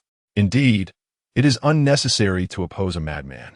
Simply relay the information to him, and we shall depart from here, never to engage in this business again. Before Hao Shaowen could respond, his 2 subordinates hurriedly urged him. Their hearts raced as they gazed at the countdown on the coffee table. This man was unlike Yin Li. His spirit was extraordinary. I do not trust your words. I will only speak once I am safe. That is my condition. Otherwise, we may as well perish together. Hao Shaowen's expression turned somewhat sinister as he unexpectedly produced a weapon from his person. Yang Jian glanced over and remarked, you all possess quite an extensive network, acquiring even these perilous items. But do you truly believe this will be of any benefit to me? How can one ascertain without a trial? You are indeed a formidable individual. Even if I were to divulge my thoughts, it may not guarantee my survival. It is better to take a chance, Hao Shaowen replied. Your threats hold no weight with me. Do not forget, you are not the only one privy to this information. That Wu Feng has already been imprisoned, and I could just as easily inquire with him, he added. Upon hearing this, Hao Shaowen felt a surge of despondency. He had nearly overlooked the fact that the leverage in Yang Jian's hands extended beyond himself. Wu Feng had fallen into his grasp, and questioning him would yield the answers he sought. That inept fool, unable to accomplish a task, has instead brought me this significant trouble, Hao Shaowen thought, cursing his unfortunate ally in silence. Yet, this moment did not seem appropriate for reproach. Without much hesitation, he conceded, "Very well, I shall speak. I will only share what I know. Whether you choose to believe it is beyond my concern." "That is understood," Yang Jian responded. "As far as I am aware, the demise of a ghost master at the hands of vengeful spirits' resurgence is an outcome that is, without exception, unavoidable. At least from the intelligence I have gathered. Not a single instance has deviated from this. However, there exists an extreme method to prolong one's existence." "Please continue." Hao Shaowen paused for a moment and remarked, "Some have concluded that only a ghost can contend with another ghost. Thus, there was a madman who, facing imminent death from the resurgence of a malevolent spirit, attempted something unprecedented: to allow a second ghost to inhabit his body, to control two ghosts simultaneously." Yang Jian raised an eyebrow. "That would certainly lead to a swifter demise." "Indeed, theoretically, that is correct," Hao Shaowen acknowledged. "Yet, there exists another potential outcome. The two spirits might counterbalance each other, creating a delicate equilibrium. This equilibrium could ultimately result in a significant delay in the revival of the malevolent spirit." Hao Shaowen spoke earnestly. Yang Jian chucked softly. "One intriguing and reckless endeavor, seeking survival in the face of death. It is indeed the realm of madmen to engage in such actions, yet that individual succeeded." "Yes, he succeeded, but to my knowledge, this remains an isolated incident. Subsequently, ghost tamers across various nations have attempted similar experiments, all without exception leading to failure, often with dire consequences," Hao Shaowen continued. "Thus, that man's success has been deemed an anomaly, and nations are well aware of this method. Yet they have strictly prohibited its dissemination. It remains highly classified." "Highly classified?" Yang Jian mused. "It appears they fear that should ghost tamers learn of this method, they would recklessly pursue it, resulting in a drastic reduction in their numbers and ultimately jeopardizing national stability." Yang Jian's thoughts crystallized as he grasped the rationale behind the government's efforts to suppress this information. Given that ghost tamers are already facing death, they would naturally be inclined to take such risks, but the price of such recklessness is premature demise. The losses are substantial and detrimental to the greater scheme. Naturally, a blockade must ensue. How one speculates is your concern. I merely imparted this method to you. Yet, even with this knowledge, would you dare to attempt it?" Hao Shaowen remarked. "It is worthy of contemplation," Yang Jian mused. "This method may appear deceptively simple, yet its execution is fraught with peril. Which ghost master would willingly permit a second spirit to inhabit their body? Should the outcome deviate from expectations, with two spirits at odds, the result is invariably fatal. Nevertheless, this method could serve as a desperate endeavor in the face of imminent demise. Victory affords a reprieve, while defeat consigns one to toil in the depths of despair. I have conveyed all that I wish to say. May I take my leave now?" Hao Shaowen inquired. Suddenly, Yang Jian cast a glance at the mobile phone on the table and stood, declaring, "I am a person of my word. What is destined to happen will transpire. Although you have divulged everything I sought to know, logically, I should permit your departure. Regrettably, your time has elapsed." He pointed to the countdown timer on the table, which had already reached 0. "Therefore, I kindly request that the three of you embark on your journey together. By the way, I must ask, what you're holding is truly is it not? Why cannot be a surprise egg?" Upon hearing this, Hao Shaowen's eyes narrowed in alarm. He glanced at the object in his hand, and to his astonishment, it had indeed transformed into a surprise egg. Yang Jian, Hao Shaowen, both astonished and enraged, brandished his baton, preparing to charge at this insufferable individual. From beginning to end, this impudent lad had been toying with himself. The moment he stepped into the living room, everyone present was akin to fish trapped in a net, with no escape in sight. Yang Jian's lengthy discourse was merely a ruse to extract information. He had no intention of letting them go. "Farewell." With a smile, Yang Jian waved his hand. The crimson light in the living room flickered gently, and in an instant, the surroundings transformed. The lifeless bodies on the floor vanished, the person embedded in the wall disappeared, and even the two living subordinates were nowhere to be found. Not even the rushing Wen Hao was visible. Only a golden baton lay abandoned on the ground. Yet, the living room remained unchanged. However, The shadows of those individuals had entirely dissipated. Apart from a few lingering items, it was as though everyone had vanished in a thin air, no longer belonging to this world. Chapter 74. Revenge. Is everything settled? Lying on the ground, Yinli gazed at the vanishing figures of Hao Shaowen and his companions, casting a suspicious glance at Yang Jian. For heaven's sake, spare us your commentary. You are utterly inept. As a ghost master, being pinned to the ground and ruthlessly beaten by such individuals is utterly humiliating. Yang Jian, seated comfortably on the sofa, savored a Kinder Egg with a small plastic spoon. By the way, it's chocolate-flavored. Would you like some? He extended the spoon towards Yinli. Could you perhaps release me first? Yinli implored. Just a moment. Allow the entity within me to settle before we proceed. I cannot ascertain whether contact with your blood would provoke it, Yang Jian replied, his eyes closed, though he appeared to relish the treat. He sensed the eyes within him writhing, a peculiar force stirring. This sensation, it was the revival of a vengeful spirit. The efficacy of the red paper had diminished significantly. Unless he could seize another piece of that cursed paper from the ghost's grasp, hope seemed bleak. However, locating a concealed spirit in an urban area posed an immense challenge. It was uncertain whether that spirit still lingered in Dachang City. Yang Jian glanced at the red paper, which had completely torn apart. It lay discarded on the ground, rendered utterly useless, ultimately disintegrating into mere ashes. The newspaper merely serves as a medium.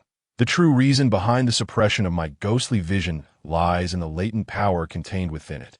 However, the residual energy is far too feeble, resulting in its complete ineffectiveness after several attempts at suppression. Yang Jian's gaze shifted slightly. It appears that what Hao Shaowen articulated holds truth. Indeed, one ghost can restrain another. Much like Yin Li's ability to contain that headless specter, albeit with an indeterminate variable lurking within. As he pondered, a sudden, excruciating pain pierced through his chest, as if his heart were being torn apart, penetrating deep into his very marrow. Something forcefully rent open a gash upon his torso, from which a crimson eye emerged. This marked the emergence of the seventh eye upon his body.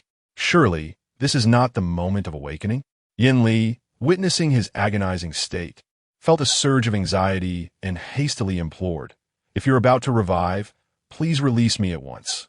I have no desire to confront the ghost that resides within you." At this moment, beads of cold sweat trickled down Yang Jian's forehead as he gasped, "I'm not on the brink of death. Yet I have breached the limits I'd set. Consequently, I estimate that the duration until my revival has significantly diminished, likely within a month. The ghost capable of generating a ghost domain is indeed formidable. How many times has he utilized the ghost domain? I can count them on my fingers. Yet in those few instances, the suppression of the red paper faltered, and the eye emerged. Henceforth, the pace of this revival shall accelerate exponentially. Apologies. If it were not for my blunder, this situation would not have escalated so severely, Yin Li expressed with a hint of remorse. It was because I compelled Yang Jian to utilize his abilities once more. What a jest! Is this truly your fault? Whether I come here or employ my abilities is ultimately my decision. As an adult, one must bear their own responsibilities. Yang Jian shook himself and rose to his feet. He picked up the baton from the ground and pried the nail from Yin Li's hand. Moreover, if I do not seek trouble, trouble will inevitably seek me. It is prudent to first deal with this Hao Shaowen and his entourage to avert further complications. Otherwise, when they threaten my family, the situation would only deteriorate further. Since it appears that death is inevitable, I might as well take a bold gamble. After extracting the final nail, Yin Li regained his freedom. What do you intend to do? Yin Li stood up, blood seeping from his body, yet the previous wounds were rapidly healing. Yang Jian cast a glance. Recognizing this as Yin Li's unique ability derived from the cursed blood, no wonder how Shaowen's numerous attempts failed to end his life. I shall pay a visit to your club and make a few phone calls. Suddenly, Yang Jian placed a mobile phone upon the table, Hao Shaowen's phone. Moreover, I have no intention of sparing anyone from the contact list on this phone. I shall leave no adversary unscathed, ensuring that none may pose a threat to my family in the future. As the ancients wisely stated, one must uproot the weeds entirely. Not only shall I eradicate the roots, but I shall also unearth the very soil that nurtured them. Those who find themselves on such a person's contact list are likely to be individuals entrenched in this profession, even if a few innocents are caught in the crossfire. It matters not. Yang Jian's demeanor grew increasingly frigid, his eyes emanating a faint crimson glow. Better to mistakenly slay than to let any of these pests escape. If they remain, it is our families who will bear the brunt of the consequences. Yanli expressed his astonishment. How is this even feasible? In our current state, who knows how many more times we can harness the power of the vengeful spirits? He could discern that Yang Jian had become further ensnared by the influence of these malevolent beings. Yet, he did not oppose such a brutal approach, for it was Hao Shaowen who had instigated this conflict, and the mastermind had yet to meet his end. However, while the plan was sound, its execution posed significant challenges. There exists a stratagem known as killing with a borrowed knife. Yang Jian replied, I am acquainted with a ghost, rather terrifying in nature. I intend to dispatch this specter to eliminate those on the contact list. Should they manage to evade this ghost's onslaught, then it shall be deemed their good fortune. Do you possess an understanding of this ghost and amp, Oppos, as behavioral patterns? Yanli inquired. To some extent, yes, Yang Jian responded. Yanli inhaled sharply, gazing at him in disbelief. He had not anticipated that Yang Jian harbored such a formidable secret. Possessing a ghost domain was already daunting enough. Yet he could also employ other spirits to carry out his bidding. However, the phone is password protected and locked. As Yang Jian attempted to access the device, he realized he would need the password. What an amp! Amp, Oppos, has to be done. Yang Jian responded, no need to worry. I happen to know the owner of a mobile phone shop who should be able to crack this. I will handle this matter. You focus on contacting the buyers. Wait a moment. Do you truly intend to sell this ghost? Yanli interjecta. Previously, Hao Shaowen mentioned that mastering 2 ghosts could potentially extend the revival time. This headless ghost was not easy to capture. Why not keep it to experiment? Suddenly, Yang Jian remarked, I had considered this long ago. I do not intend to sell it for real. My plan is to sell a counterfeit. This is not merely for profit, but rather to seize the opportunity to engage with certain inaccessible phenomena. Hao Shaowen's method is vague, lacking specific details.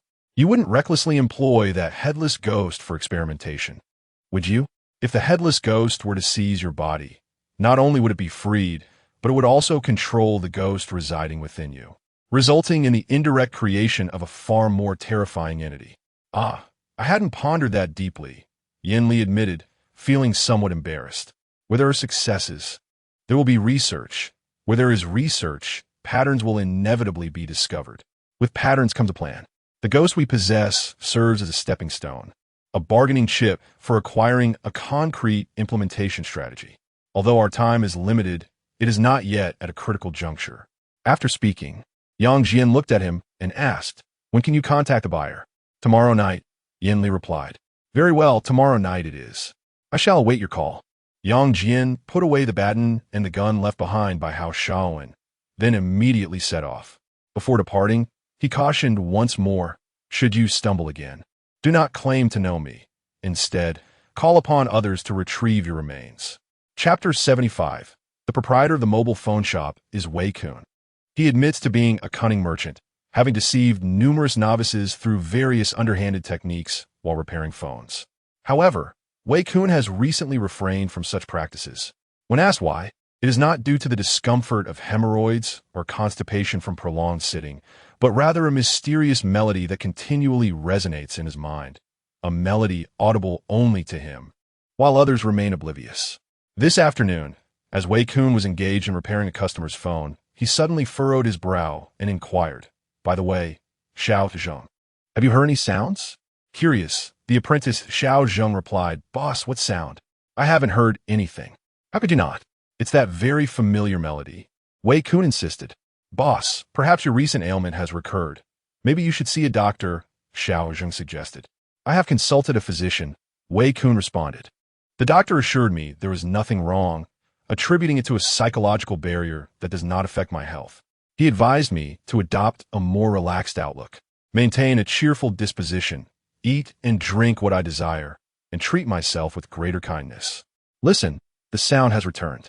With his eyes closed, Wei Kun concentrated intently, softly humming, dong dong, dong dong, perhaps this is the melody. I hear nothing at all, Xiao Zhang said, still looking bewildered. As night fell and the air grew cool, a figure approached, humming a tune. Wei Kun exclaimed, listen, the melody is becoming increasingly distinct. The boss, someone is singing. A customer has arrived, Xiao Zhang remarked. Boss, are you listening to music? Yang Jian suddenly seated himself at the counter, placing a mobile phone down, upon which a song titled Cool Cool was playing. Yes, this is the melody, precisely right. How did you know? Wei Kun inquired, his curiosity piqued. Upon opening his eyes and seeing Yang Jian, he was instantly taken aback, rising in astonishment and retreating in a flurry. Greetings, it is wonderful to see you again. Yang Jian smiled. Wei Kun fell to his knees with a quivering voice. Brother, I was wrong. You're not at fault, Yang Jian replied. No, I was wrong. I am guilty. You're not guilty, Yang Jian insisted. I am a scoundrel, Wei Kun lamented. No, I'm the scoundrel, Yang Jian countered. I should not have harmed you, and I am now in repentance. No, I am the scoundrel. You were right to teach me a lesson. Very well. Since you say so, I shall not argue with you. Indeed, you are a scoundrel, Yang Jian stated. Yang Jian continued. I'm not here to cause you trouble. Our previous collaboration was quite pleasant, and I trust this one will be equally so. I possess a mobile phone. Could you assist me in unlocking it? I only require the contact list within. He produced a phone left by Hao Shaowen. Hurry, take it away. The phone, take everything. Just do not harm me. Upon seeing him pull out his mobile phone, Wei Kun was startled and hurriedly waved his hands, hastily declining. It appeared that the previous incident had left a profound impact on him. Can this password be deciphered within an hour? Yang Jian inquired. The apprentice, Xiao Zhang, replied. It depends on the phone model. Is it this one? Yang Jian tossed the phone to him. This phone is encrypted, but I can extract data from its storage. However, I will need to disassemble it, which might render the phone unusable, Xiao Zhang explained. Yang Jian responded. That's inconsequential. The phone itself isn't important. I only require the contacts within. How long will it take? About half an hour, Xiao Zhang replied. Yang Jian thought that, Alrig, if you can complete it in half an hour, I will reward you with 1,000 yuan. No problem, Xiao Zhang affirmed. Boss, don't hide. I have something to ask you. Yang Jian tapped on the counter. What is it, big brother? Wei Kun responded cautiously. Yang Jian inquired. Is there a way to dial a number without hearing the other line ring? Wei Kun nervously replied. You can transmit the phone number to a computer, dial from there, and then operate it remotely. Excellent idea. As expected from a professional. It seems I found the right person. Do you have a computer here? May I borrow it? Yang Jian asked. Wei Kun dared not refuse, saying, I have a computer at home. I can upload the data from here to my home computer and assist you with remote operation. Let us proceed with that plan then. By the way, is anyone at home? Yang Jian further inquired. No, there is no one else. The rented apartment is solely occupied by me, Wei Kun remarked. That's good, he added. Not long after, the phone was hacked, and the contact list appeared on the computer screen beside the young Zhang. Boss, shall we upload it? Yes, of course, Wei Kun replied, uncertain of Yang Jian's intentions, but unwilling to refuse. Such individuals, regardless of their peculiar demands, should be acquiesced to, satisfying them to secure their departure. You don't mind if I handle this, do you? Yang Jian entered the shop. Not at all.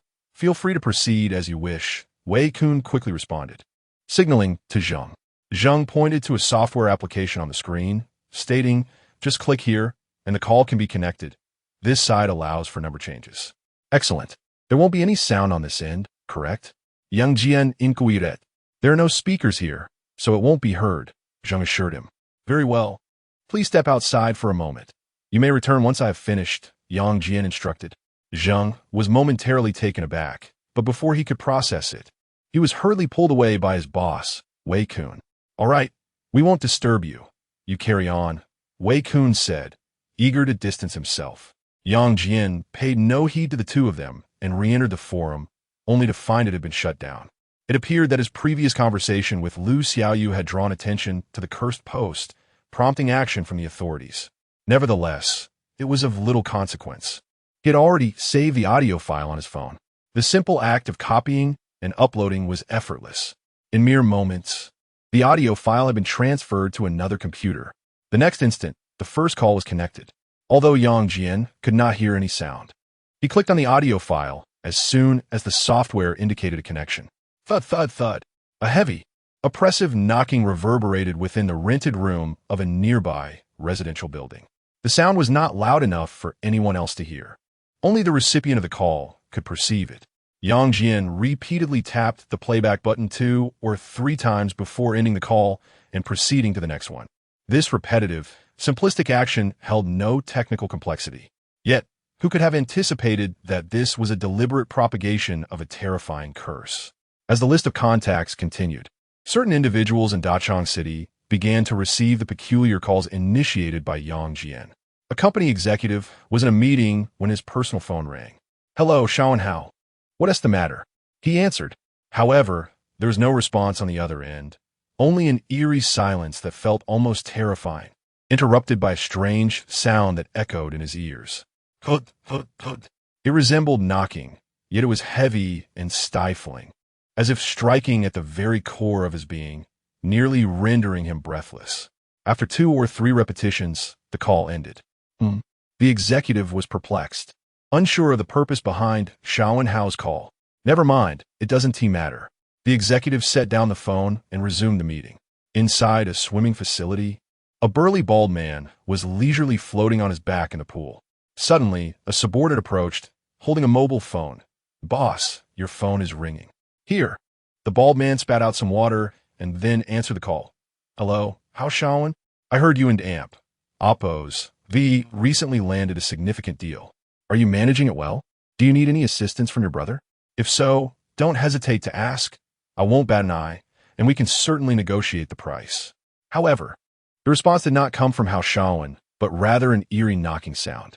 The bald man paused momentarily, sensing something amiss. He swiftly ended the call and instructed, "Dispose of the phone and refrain from using it again. Meanwhile, investigate whether Hao Shaowen is still alive." "Understood, boss," his subordinate replied. The bald man furrowed his brow, becoming increasingly serious. Despite his caution, the knocking persisted. An invisible curse had already begun to envelop him. This man-made, directed transmission was beyond anyone's defense. Meanwhile, within a luxurious villa, a wealthy young man had just finished a round of golf and was sitting down for a drink. His phone rang beside him. "Is this Hao Shaowen?"